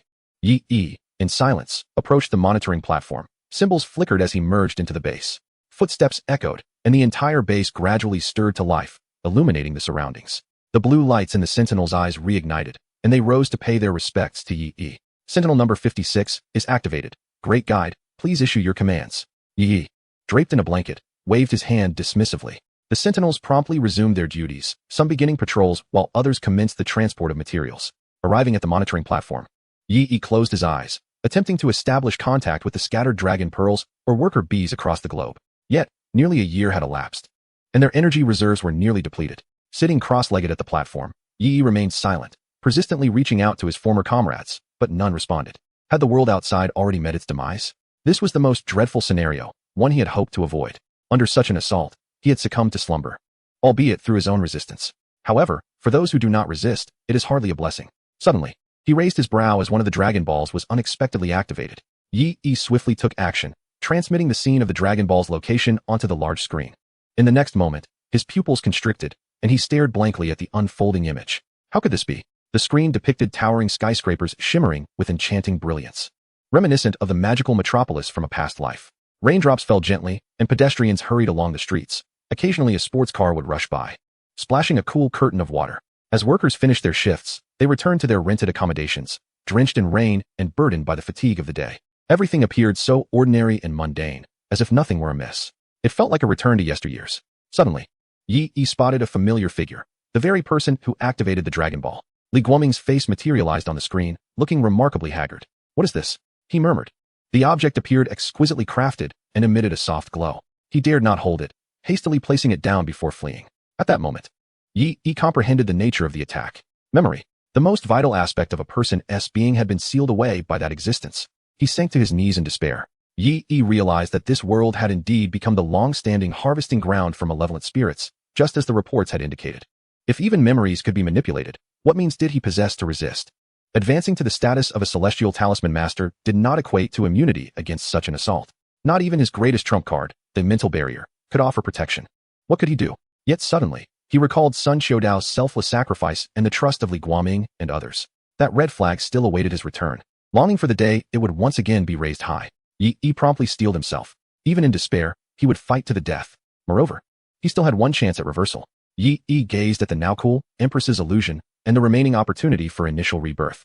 I shall surely turn this around, Yi declared resolutely. Rebirth. Chapter 87. Comrade. In this desolate world, darkness encircled Yi like a relentless tide. Coldness had become the world's norm. Yi was merely an ordinary university student, his life devoid of conflict and bloodshed. The fragrant air of the campus and May often enveloped him, as he occasionally stayed up all night gaming with his roommates. Lacking exceptional talent or striking looks, he was an inconspicuous individual among the masses, a typical scholar. This was an immense blessing. Yet, without warning, Yi found himself transported to this oppressed world. Years of toil and abuse had trampled upon his dignity, both of soul and body. In truth, the only thing sustaining his will to live was an indomitable faith. If one were to delve deeply into his soul, they would find that his spirit had perished, leaving only a flicker of the Tao heart alive. Now, Yi lived for others. My homeland, can you once again shelter me? The betrayal of humanity's elite could not be overcome, and that terrifying existence had begun to reveal its head. He is indeed worthy of the term abyss. In an instant, all efforts were rendered futile, a despair so profound that none could relish its flavor. Instead, the fragrance of gardenias wafting through the campus lingered in his memory. Yi suddenly opened his eyes. I will forge a path. In the ensuing realm, he must attain unwavering loyalty, which may well distort his will. Yet, for the sake of humanity, such sacrifice is justified. Suddenly, a brilliant white light surged forth. Rebirth world, long journey through time, special category, rebirth identity, spirit of the chronicle of time, rebirth restrictions. Current world is unique, restricting mental barriers and ties. Faith protection acquired in this world, indomitable will. Indomitable will, green in my heart, faith endures. Effect 1. The firmer the faith of the protector, the greater the resilience of the will. Effect 2. When the will is worn to the brink of collapse, the stronger the conviction.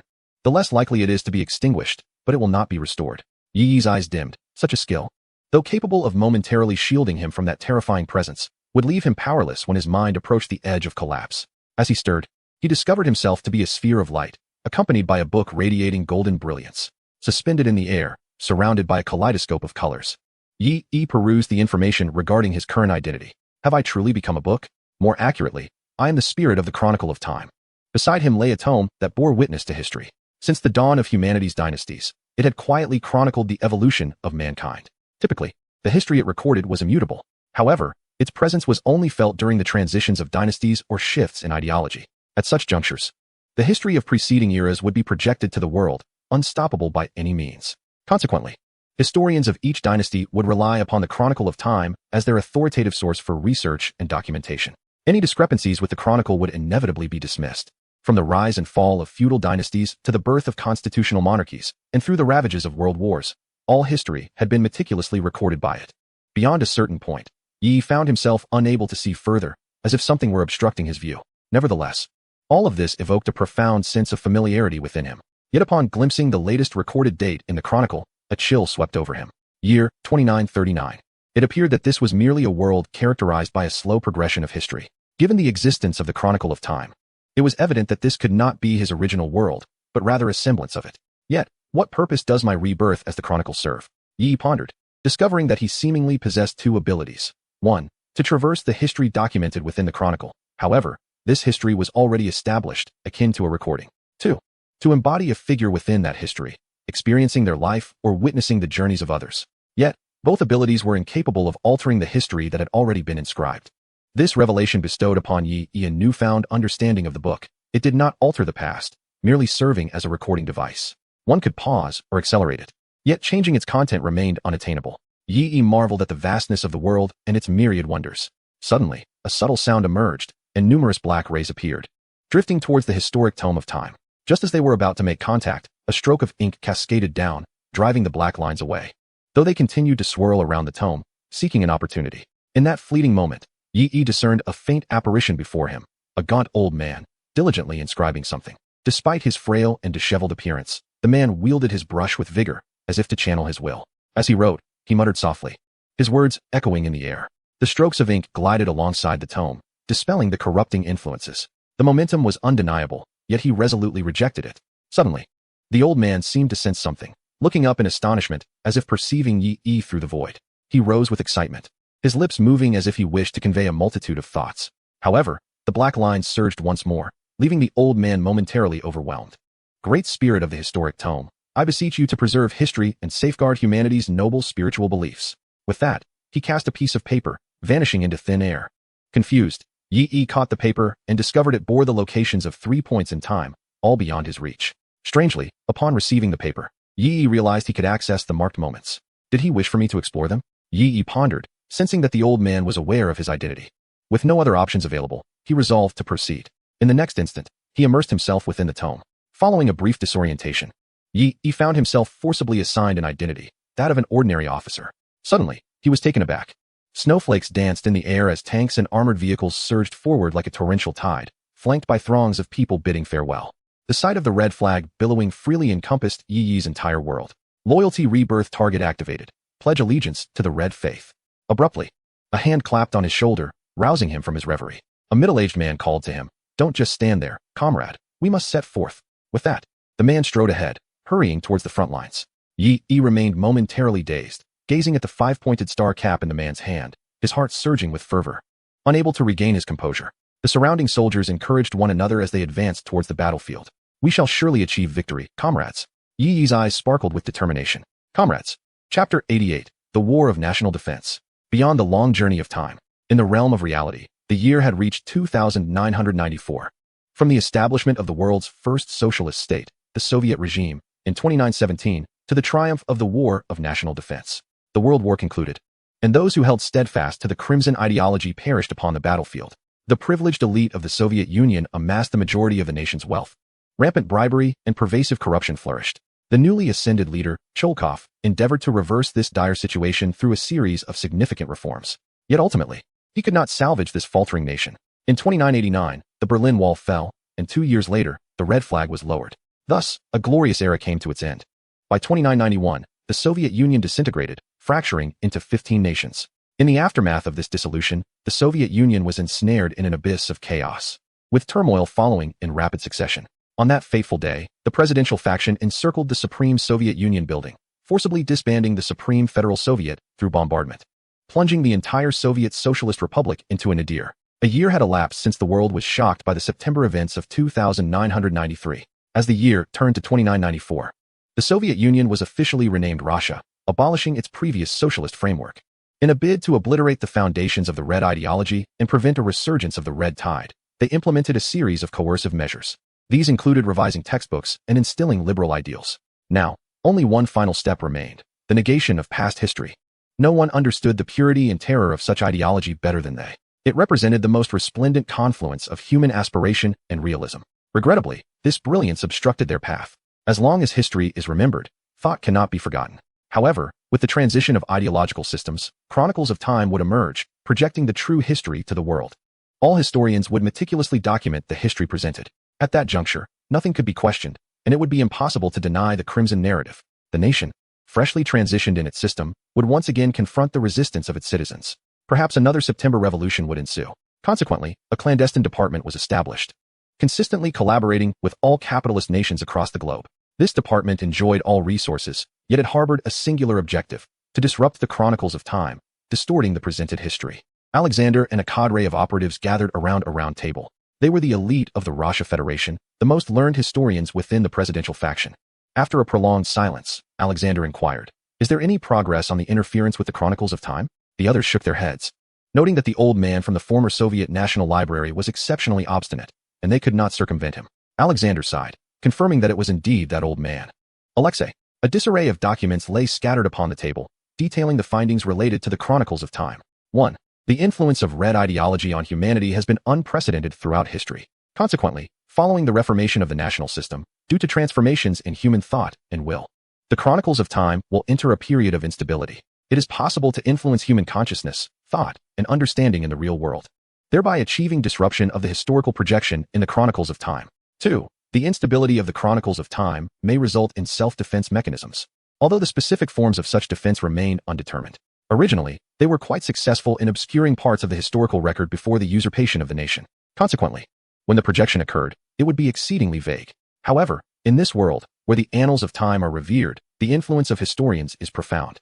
Alexei, as a world-class historian, possesses formidable abilities and immense societal sway. Nowadays, under the national ideological reformation, this venerable elder leads those loyal to history in opposition, causing the reform's progress to stagnate.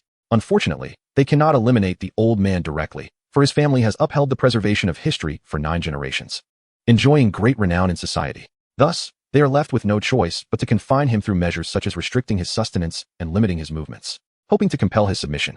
To their surprise, the old man proves to be exceedingly obstinate, unwilling to budge even under threats to his loved ones. This predicament troubles Alexander greatly. With less than a year remaining until the projection of the annals of time, the progress is disconcertingly slow. Suddenly, a piece of news arrives. Alexander opens the envelope, and all eyes are upon him, eager to discern its contents. After a prolonged moment, Alexander bursts into laughter. "Ah, my friends, I believe we need not worry any longer." The others look on in confusion, inquiring what has transpired. Without further ado, Alexander declares contentedly, "We have reached a consensus with the United Federation. Friends from across the globe will assist us." The crowd is astonished. Could this indeed secure their success? Following the disintegration of the Soviet Union, among the 251 nations worldwide, only the ancient Eastern nation remains resilient. However, the current situation is precarious, with the West preoccupied with reaping the rewards of the Soviet collapse. In truth, few believe that nation poses a genuine threat, as the battleground of public opinion remains firmly in their favor. Some ponder, if that is the case, then the task becomes simpler. The remaining time will grant us 3 opportunities. If we succeed even once, the annals of time will be altered, although they currently wield all power within the nation. Altering history remains a formidable challenge, as it is difficult to circumvent the old relics of the past, leading to limited success. Alexander exclaims with fervor, "But if friends from around the world unite, no one can impede us. This is the prevailing trend. The battleground of public opinion belongs to us, to the side of justice and freedom." Yet, Alexander remains unaware of the West's true intentions. Previously, the West had been wary of the power of the Soviet Republic. However, with their old adversary now in disarray, this is indeed a cause for celebration. With the tiger fallen in the plains, everyone seeks to take a few jabs. So, where should we begin? Alexander has long considered this. Naturally, they must commence with the foundation of the nation, war, a period of history rife with skepticism. A voice inquires, "But such a lengthy history encompasses countless events. It may prove challenging." "Fear not," Alexander replies. "We need only to create a slight disturbance. As long as there is a single flaw, just and righteous individuals will come to our aid. To influence the annals of time, we must strike at the core. War, tales of heroism, and similar narratives can serve as our targets. Gentlemen, the United Propaganda Department, the education sector, the cultural and tourism departments, along with numerous corporations, A new war has commenced. Reflecting upon Alexei, Alexander shook his head. Failing to comprehend the nuances of advantage and detriment, he remained nothing more than a pedantic scholar. The steadfast loyalty across 9 generations is indeed a farcical commitment. I shall bring you flowers only after your demise. In the annals of time, Yi perused historical records. Grasping the temporal context he occupied in the events that were destined to unfold.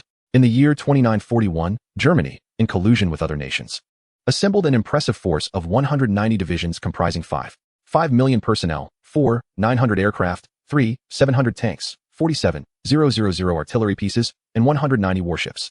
This formidable assembly was categorized into 3 army groups that launched a blitzkrieg against the Soviet Union from the north, center, and south, igniting a full-scale patriotic war. As of today, in the winter of 2943, both factions found themselves in a stalemate along the Eastern Front. Following this battle, the invading coalition would face defeat, paving the way for a strategic counteroffensive by the Soviets. Suddenly, that voice resonated once more. O spirit of the great annals of time, I humbly beseech you, assist me in safeguarding the history of humanity. Chapter 89. The Predestined Fate. Yi. Who are you, and why speak of guarding history? Upon his initial rebirth in this world, apart from comprehending the historical past, he possessed no other memories, as if newly born. Remarkably, the owner of this voice could traverse the pages, guiding him to observe this unobservable history. Upon hearing Yi's response, Alexei in the outside world was filled with exhilaration. As if after a long and arduous search, he had finally discovered a glimmer of hope. Ordinary individuals could not communicate with the annals of time nor discern the existence of the spirit of the book.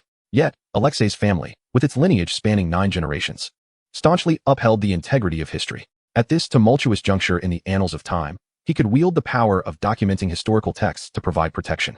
This might be the only extraordinary force in this world, even if it could not alter reality. Dipping his quill in ink, Alexei continued to inscribe words.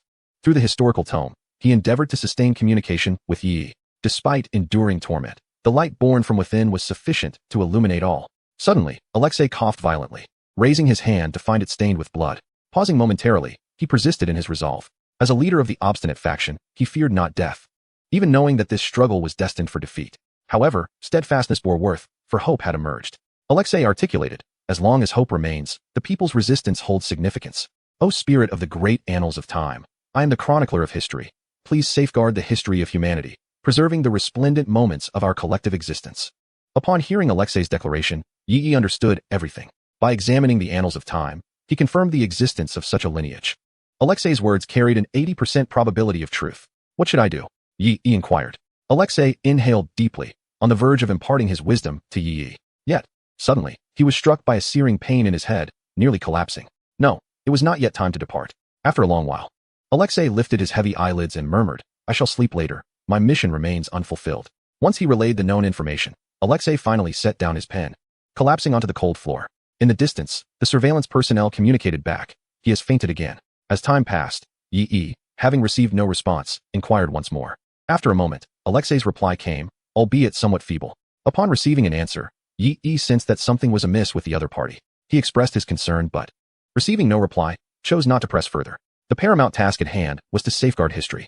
From Alexei, he gleaned 2 essential mandates for this preservation. 1. The outcomes of wars, events, and individuals must remain unchanged, regardless of whether they are tragic or not. 2. The annihilation of the aberrations born of human malice must be executed, ensuring they do not disrupt history. Should the adversary interfere with the outcomes of war or the ultimate fates of individuals, it could lead to an overwhelming breach by external enemies. Yi concluded, I need only to withstand 3 assaults, after which the annals of history will emerge, no longer requiring my guardianship. At that moment, he pondered his own identity. Clad in a blue hat and blue trousers, with a small red star atop, Yi comprehended his role, a political commissar. A political commissar who had endured numerous fierce battles, having lost all his comrades. Always at the forefront, he was forcibly reassigned to a smaller unit, becoming part of a guerrilla force, distanced from the grand battlefields. Now, he must visit the recruiting camp to meet his soldiers. This was an act of profound benevolence and foresight, for Yi was still young, a commissar with unwavering faith. If the dedicated youth of the Red Faith were to perish on the battlefield, what remnants would remain of the vast Soviet Union? In that moment, Yi also learned his name. He possessed a pair of iron-like black eyes. Paul. The Soviet Union had reached its critical juncture. Waves of soldiers were dispatched to the front lines, crimson blood staining every inch of the land. The singular goal of the nation was to defend its homeland. Behind the steel torrent stood the flesh and blood warriors. Behind the warriors, the unarmed populace. And behind the people, the nurturing motherland, with no retreat left. Upon arriving at the barracks, the atmosphere was lively, yet no one felt irked. Why didn't you tell me? A woman cried, embracing her husband in uniform. You have an exemption. The motherland needs me. With a snap, his photograph was captured as he headed to the battlefield. One copy was given to his family, another filed in the soldier's records. Whether he would retrieve it himself or let it gather dust remained uncertain. Mother, I am going to the front. I shall not bring shame upon you. The small-framed Pavel bid farewell to his mother.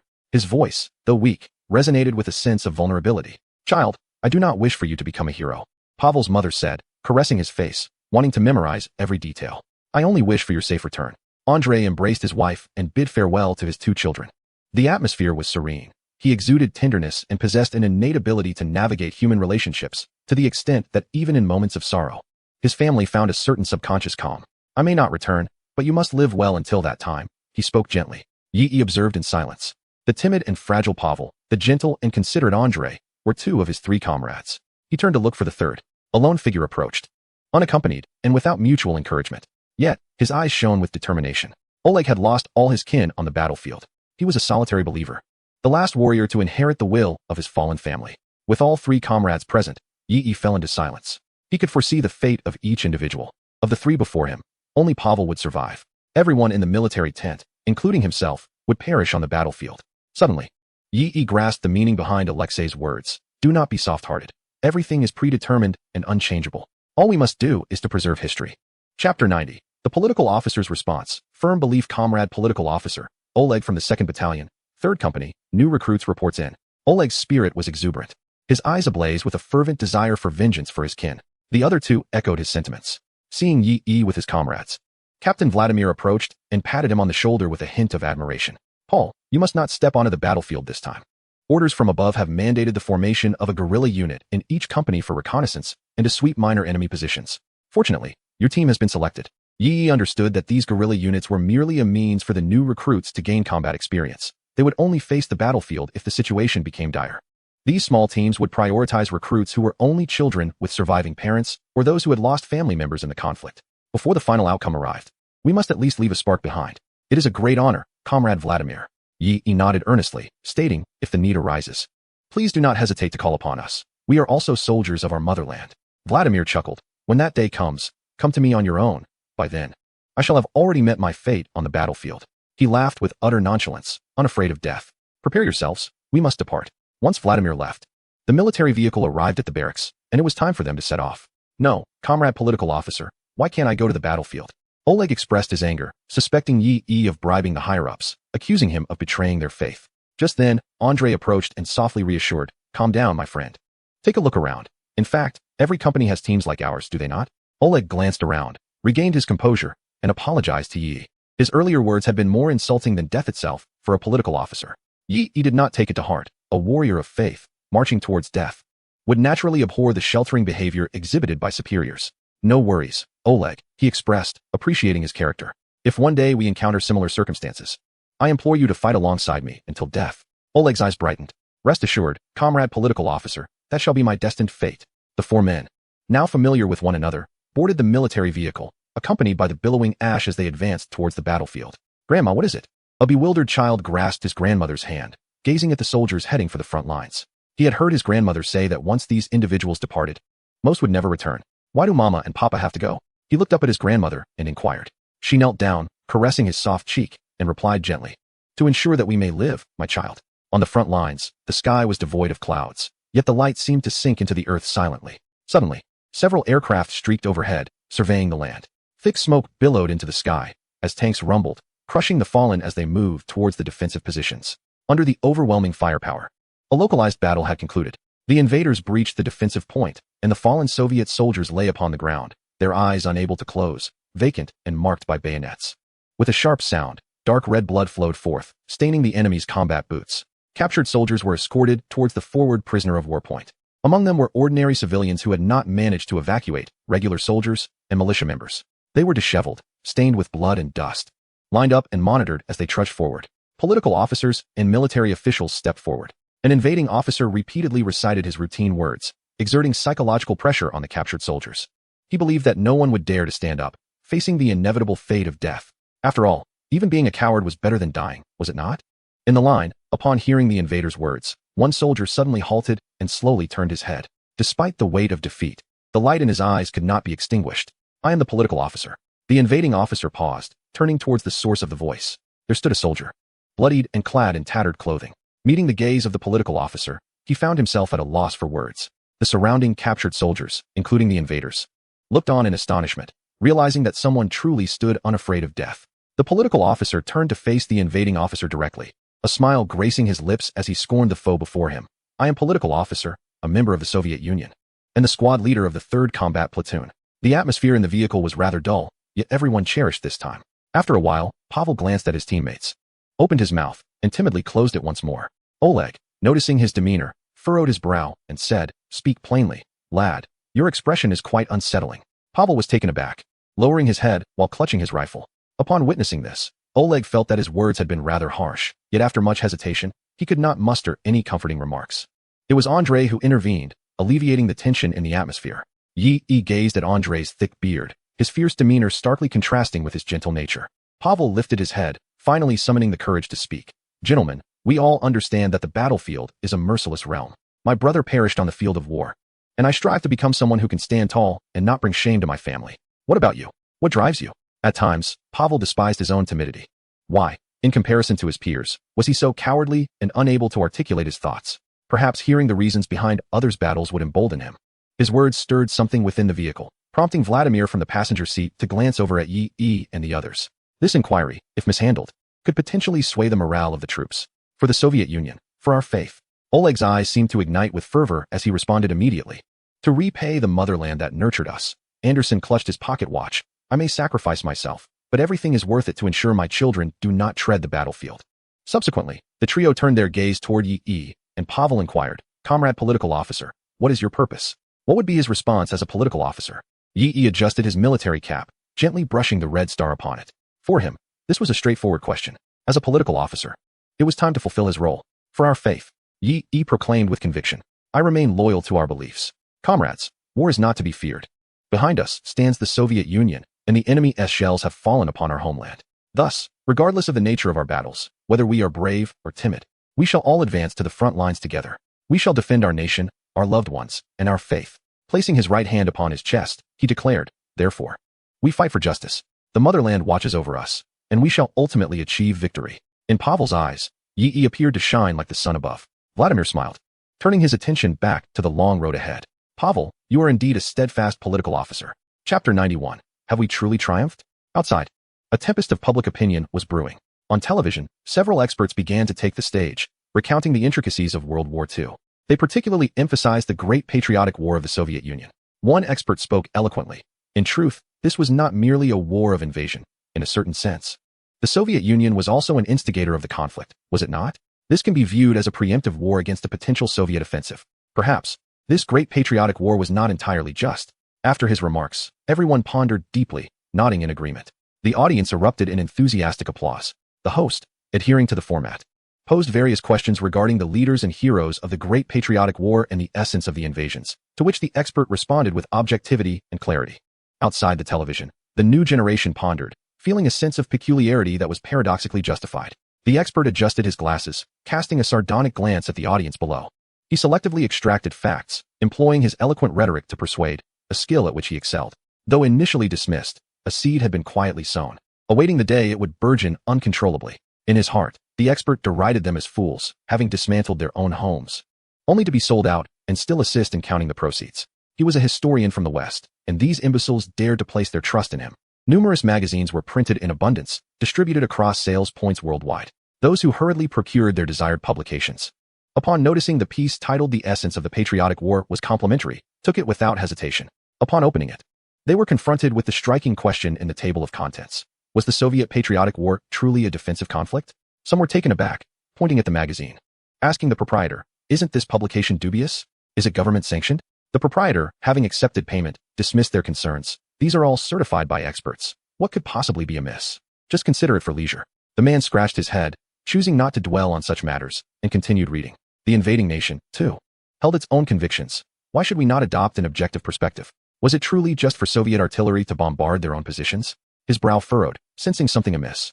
Yet, upon glancing up, he observed others engrossed in the magazine. On the large screen, the expert's commentary played. He was astonished. Indeed, It was the words of an expert.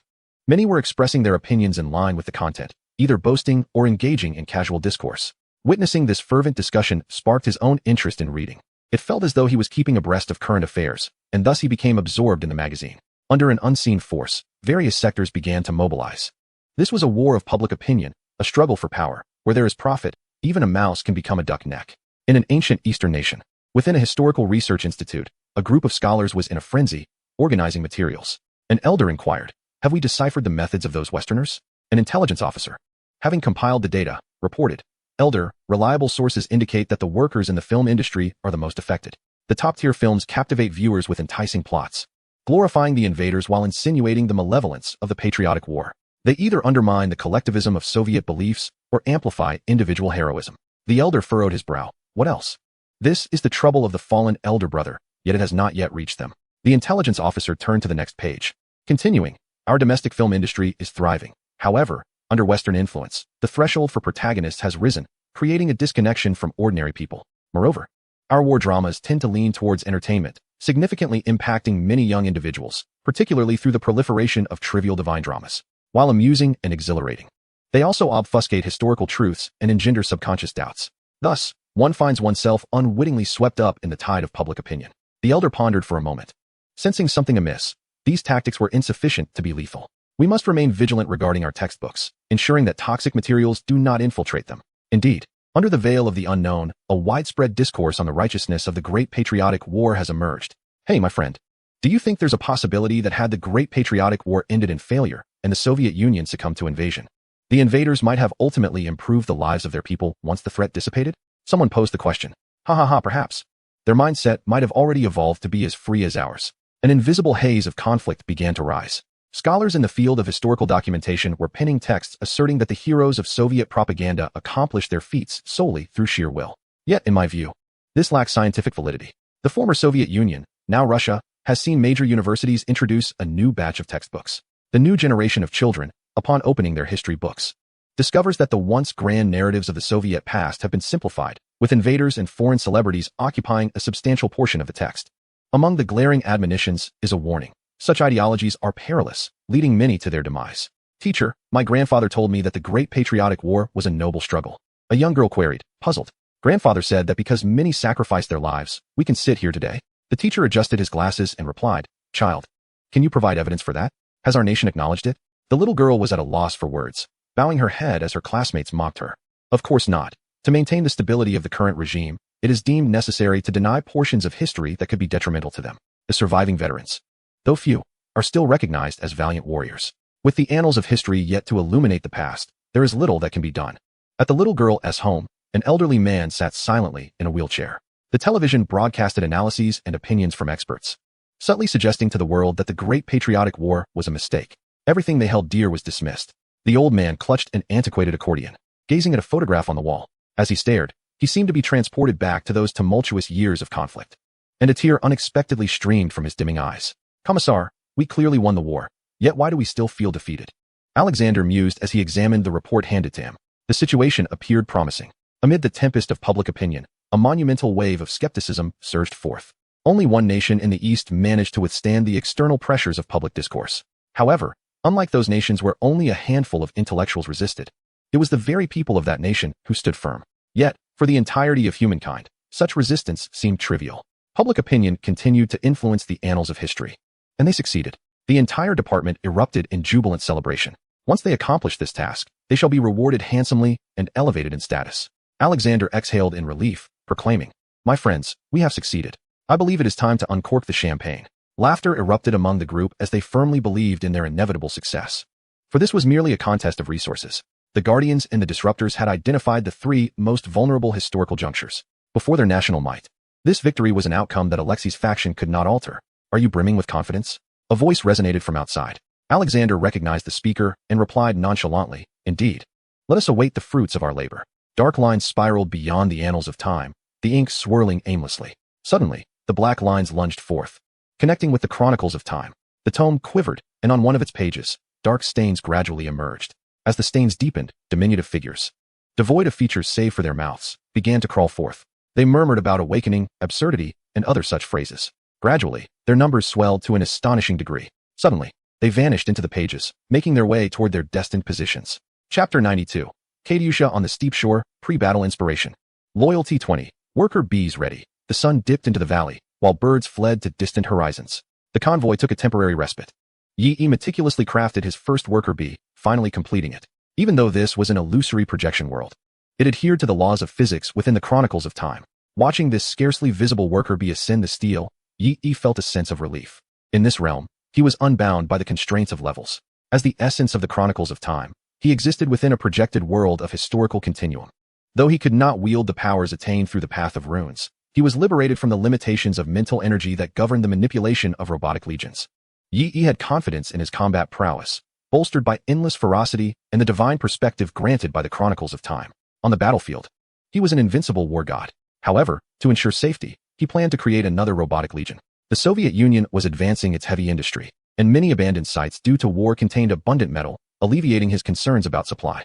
With the mental energy constraints lifted, he chose not to rely on a frugal defensive force as his primary combat strength, but rather sought avenues to unleash unrestrained firepower. Yi gazed at the mecha design database. Tiger Ben, anti-infantry bipedal mecha height 3 meters, high mobility, excellent defense against light fire. Equipped with 2 high-speed machine guns and a grenade launcher. Wolf Spider, quadrupedal main battle mecha height 5 meters, low mobility, impervious to light fire. Equipped with 4 high-speed machine guns and rainfire missiles, capable of switching to a crushing mode to obliterate all targets in its path. With these, Yi could fortify his safety net even further. However, before that, he had one more task to accomplish. The Empress's illusion. Inner recognition of loyalty immediately increases to 2. Force oneself to develop inner acknowledgement towards the object of loyalty, accelerating the enhancement of inner recognition of loyalty. However, if the loyalty target contradicts one's own beliefs, the skill effect will gradually diminish. The reason for not using it earlier was that he was still in a period of observation. He sensed that this belief did not conflict with his own principles. He feared that the upper echelons might exploit this belief, implanting cognitive traps. Yi was apprehensive that upon employing the skill, he could fall into a mental snare, leading to a distortion of his thought processes, subtle and difficult to detect. Thus, he needed to adopt an objective perspective to discern the true nature of this red belief. Nevertheless, he could now fundamentally confirm his suspicions. In truth, Yi had no alternative. Even if it contradicted his own convictions, he had to utilize this skill. Skill activated. Detected that you already possess inner acknowledgement. Loyalty has increased from 2 to 3. Once the behavior loyalty reaches its maximum value, the first phase reward will be unlocked. At that moment, Yi experienced an indescribable sensation. The worker bees, having absorbed a mass of metal, led their newly created companions to another location. All preparations were complete. Observing the jovial camaraderie of his fellow soldiers, Yi silently vowed, "Even if I cannot alter your fates, I shall not permit anyone to trample upon your glory."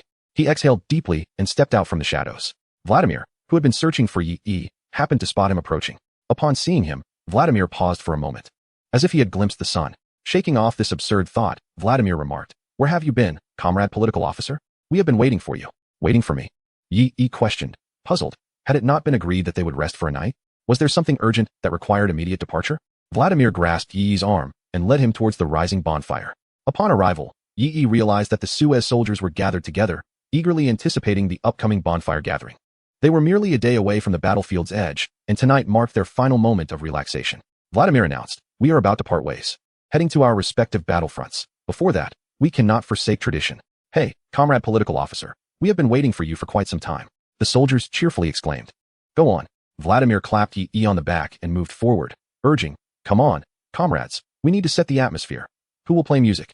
Pavel timidly lifted his gaze, but upon seeing the crowd, quickly lowered it again. He could play the accordion. In fact, he had brought it along, as the squad had not prohibited it. Andrei, a meticulous bearded man, noticed Pavel's situation and laughed. If someone can perform music under the scrutiny of so many eyes, then he must be quite brave. He then addressed Pavel. "Moreover, this is the last opportunity before heading to the battlefield. Everyone will surely be delighted, will they not?" Andrei's words flowed like a gentle stream, merging seamlessly into Pavel's heart. Grateful, Pavel gazed at Andrei before embracing his accordion and stepping outside. He adjusted the tuning, producing a most agreeable sound.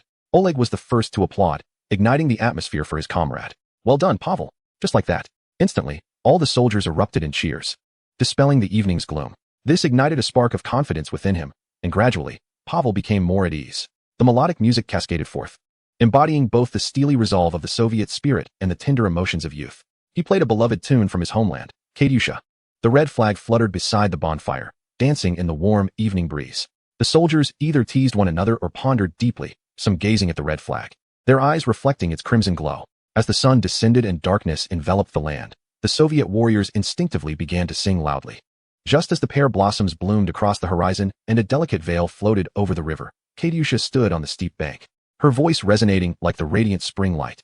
The maiden sang a beautiful song, celebrating the majestic eagle of the steppe, her melodies carried by the wind towards her homeland.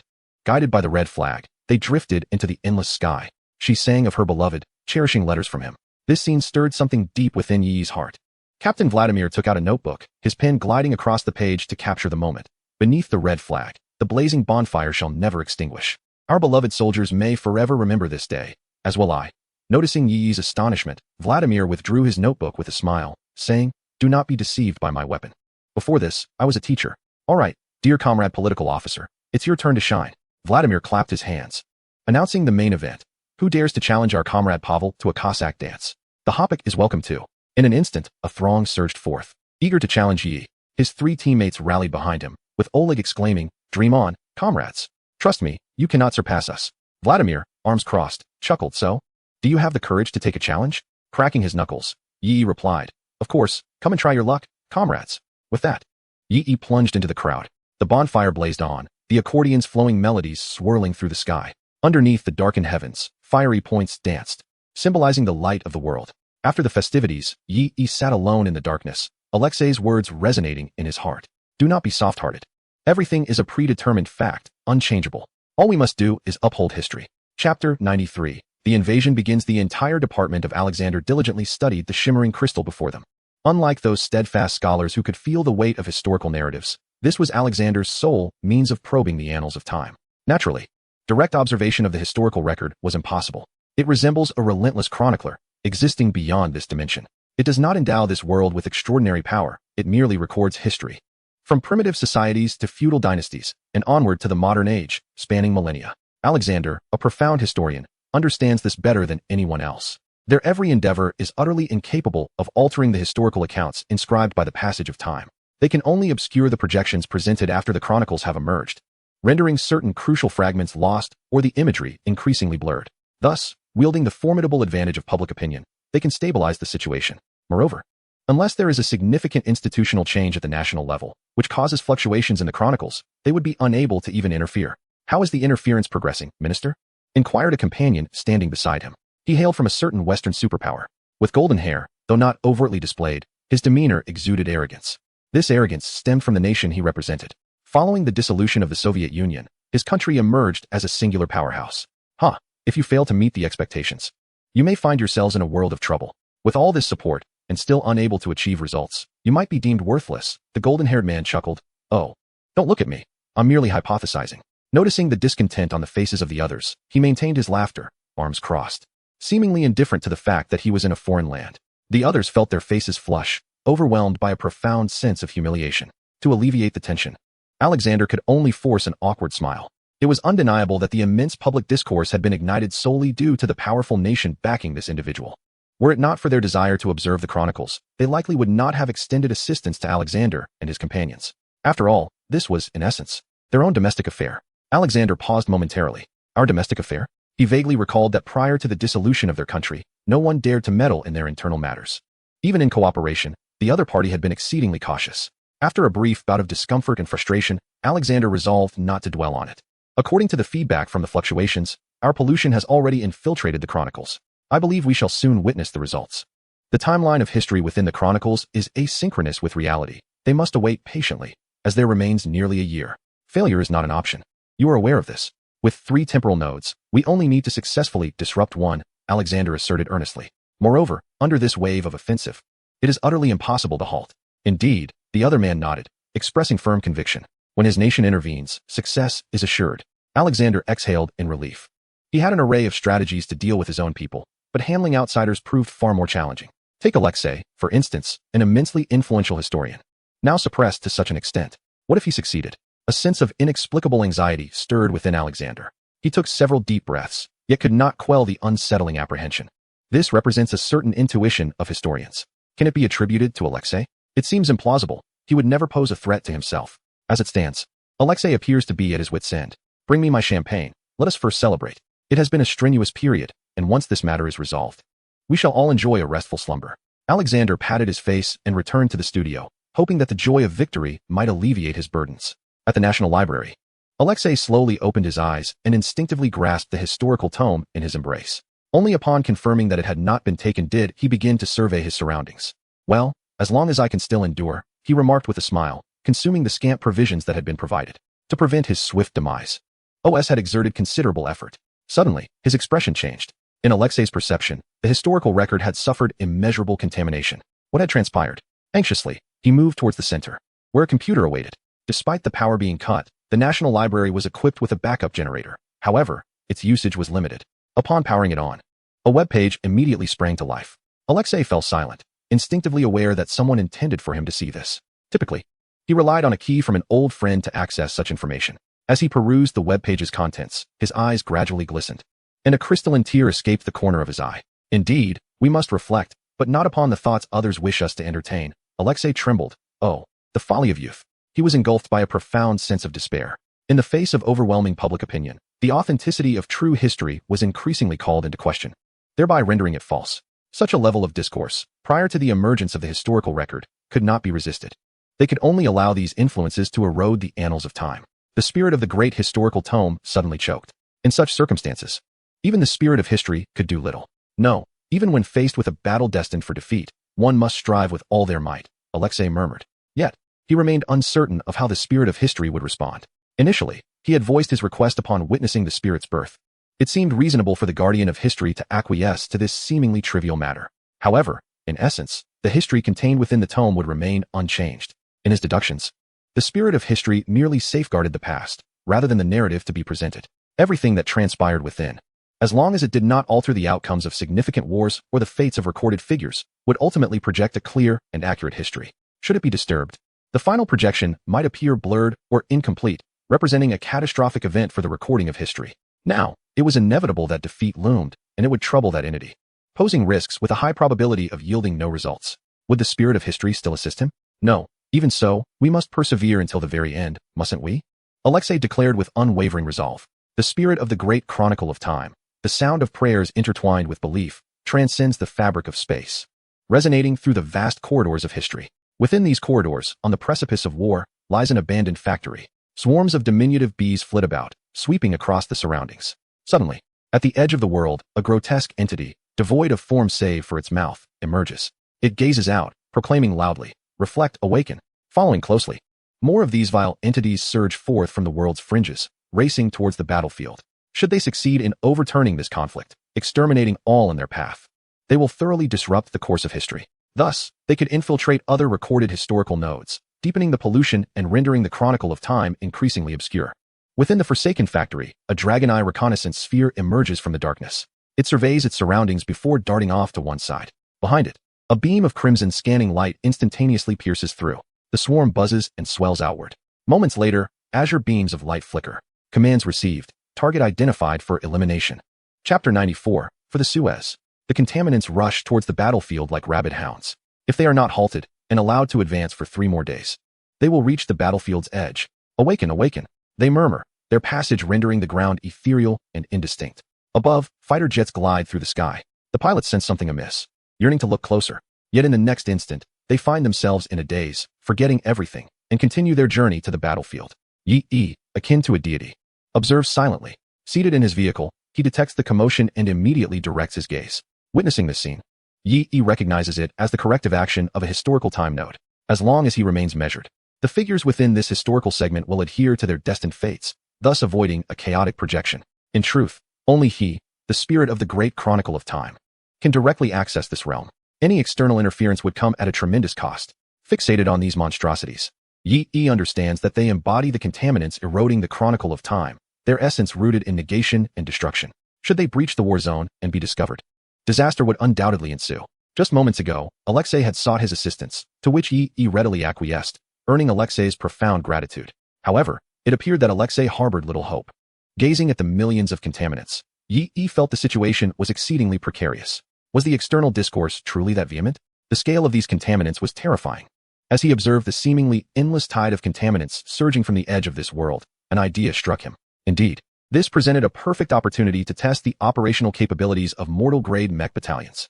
Under conditions that would not affect the fates of individuals or events tied to historical time nodes, even detonating an atomic bomb here would bear no consequence. After all, the expanse of this world's entire patriotic war encompasses merely a fraction of a single world.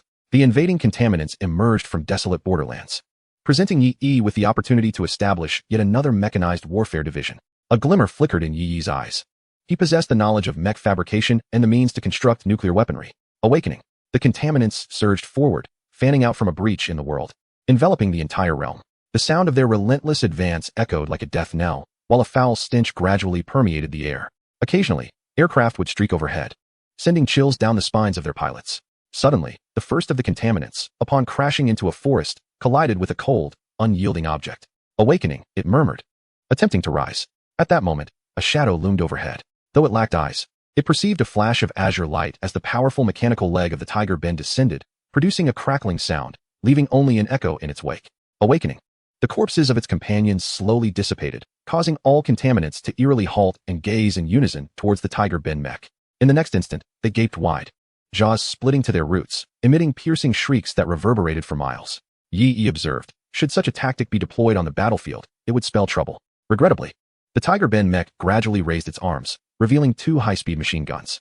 From the dense forest behind, the roar of engines erupted as numerous tiger Ben mech emerged, their eyes glowing with blue light. Suddenly, an even more towering figure lunged forth. Its head rotated, scanning the surroundings, capable of 360-degree assaults, utilizing both tracks and mechanical legs. Easily adaptable, the missile bay behind it creaked open, unveiling fiery red warheads. The Wolf Spider, a main battle mech, appeared, accompanied by thousands of mechs materializing from the borderlands, cold yet exuding an intangible allure. In the next moment, a barrage of missiles soared into the sky. Instantly, the stars seemed to rain down. The missiles split apart, igniting into a dazzling display of fire, cascading downward. Simultaneously, cannons roared to life, a metallic storm engulfing the swirling sands that surged towards the tide of contaminants. The screeching contaminants fell silent, instinctively attempting to flee. However, the deluge swept through, shattering their forms, leaving only a fragmented utterance. I clarify. Retracting his gaze, Yi ceased his observation. Though the methods were formidable, they were regrettably ineffective against him. Moreover, on the other side, the formal phase was about to commence. It appears we are unfortunately out of luck, grumbled Lieutenant